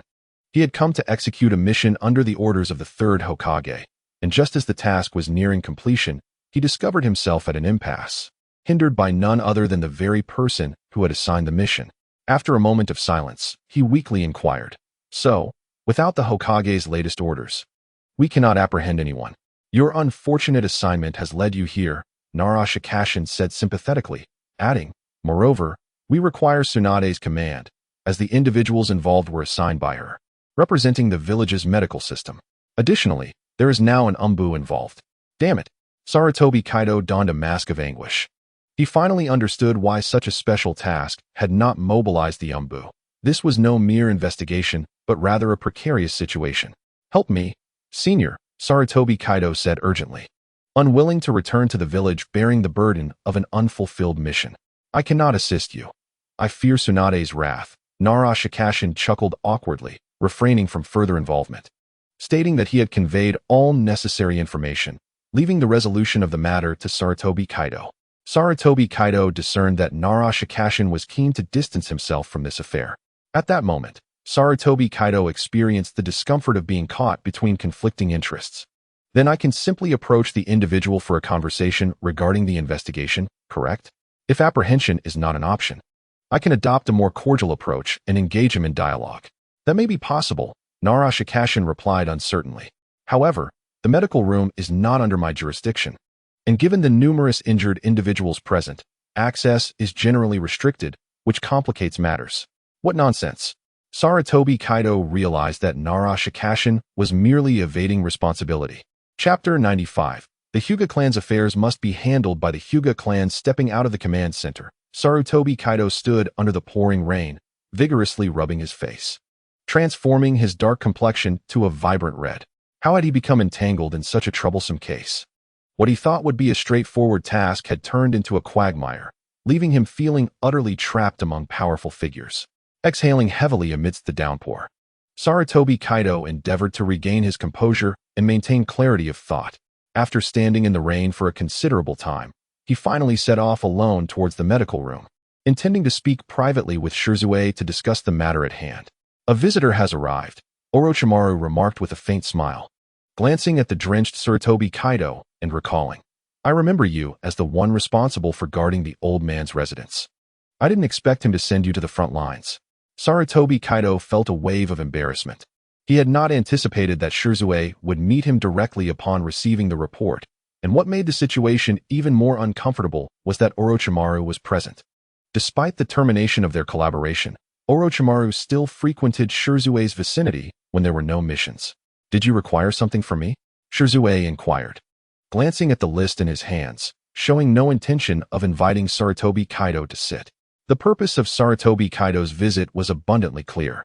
Given the circumstances, there was no need for pleasantries, especially since Orochimaru had already clarified his identity. The individual responsible for ensuring the safety of the Hyuga clan's territory was essentially the family's private force.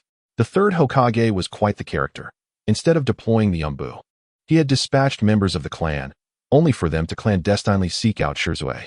It seemed that Shirzue was also experiencing the discomfort of being caught in the middle. Sarutobi Kaido sighed inwardly, vowing never to accept such troublesome missions again. A team from the Hyuga clan had vanished from the camp, including a member of the main family. And the Hokage required an explanation from the Hyuga clan, which was why I was assigned to investigate this matter. Interesting, Shirzue raised an eyebrow.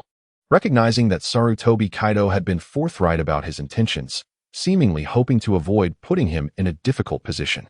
A member of the Hyuga clan has gone missing, including someone from the main family. Orochimaru noted with intrigue. The old man had managed to send someone to the camp, indicating that this incident was indeed connected to Shirzue. Is that so? Shirzue expressed surprise. There are numerous branch family members at the camp. I believe you might inquire with them for any valuable information. Gazing deeply at Shirzue, Sarutobi Kaido said, I appreciate your insight. He then decisively took his leave, while Orochimaru commented with a smile, he is quite clever. I suspect he will soon depart the camp and return to the village to report. Indeed, a wise individual, Shirzue nodded, acknowledging the validity of Orochimaru's observation. Given the constraints from all sides, if every avenue is blocked, then what is the point of continuing this investigation? Nara Shikashin seems to be playing the fool, and I shall do the same.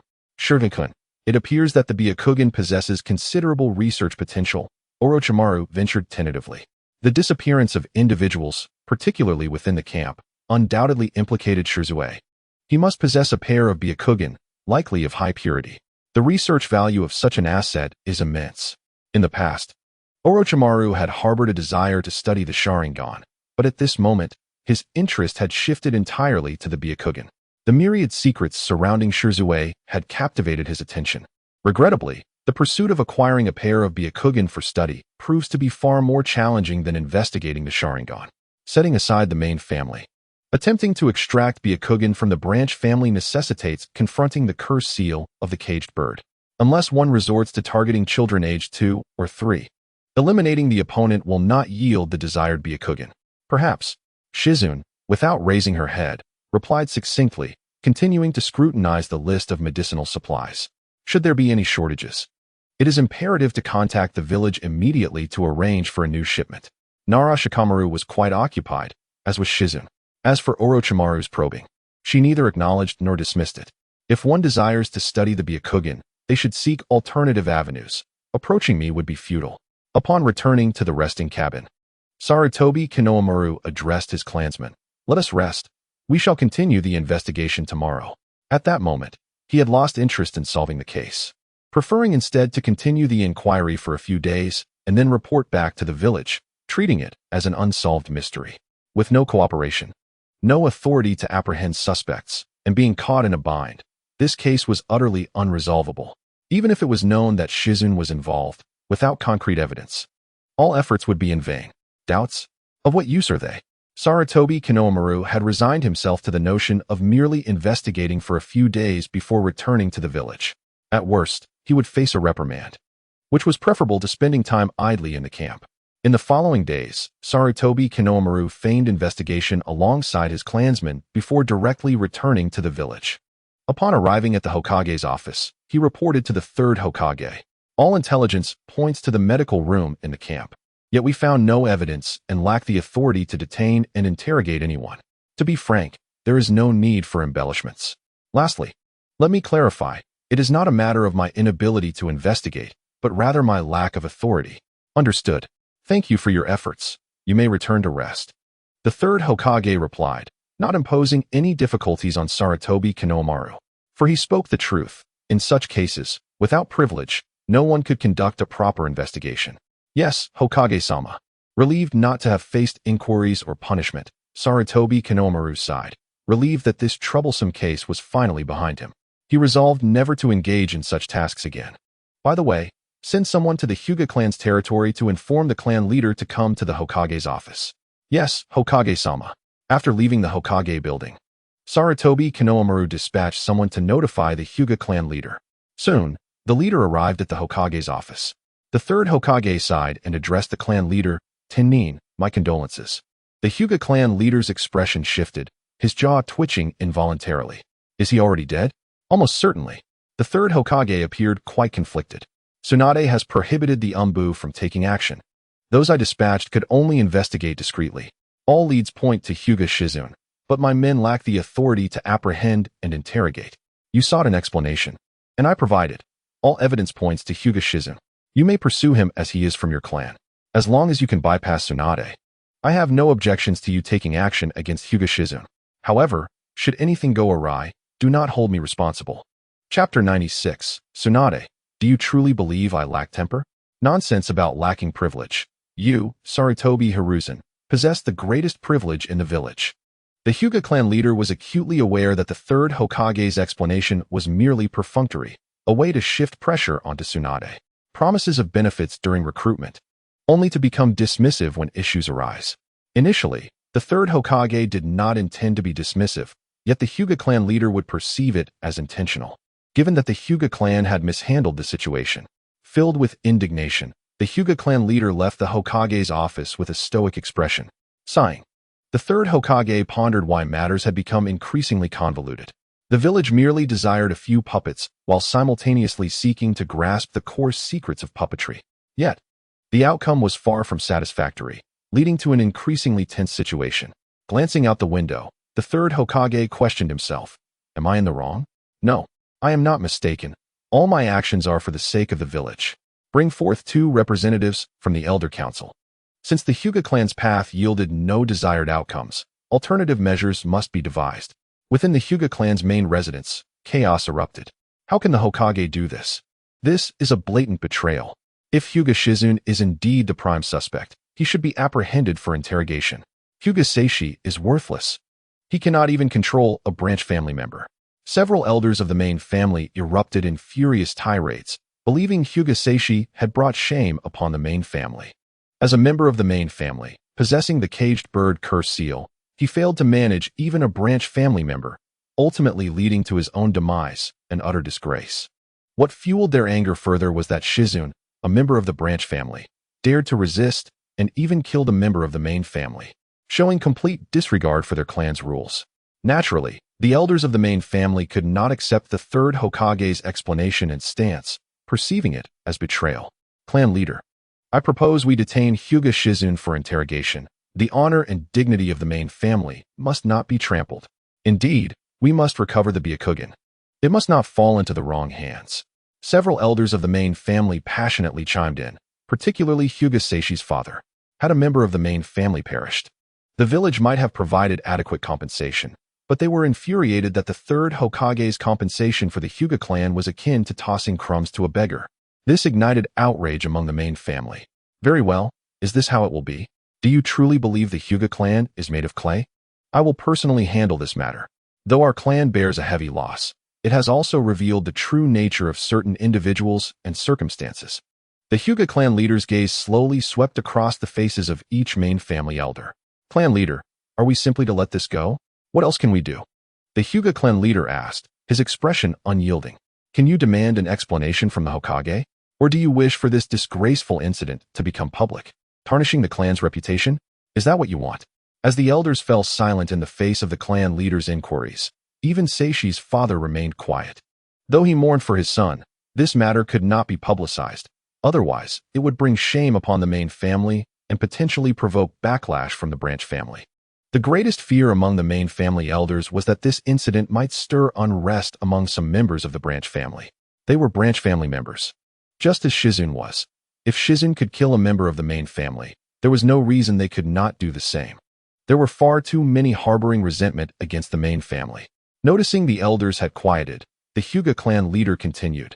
Let us not forget the deep-seated enmity and conflicts between the main and branch families. Should anyone attempt to imitate this, it will bring us endless troubles.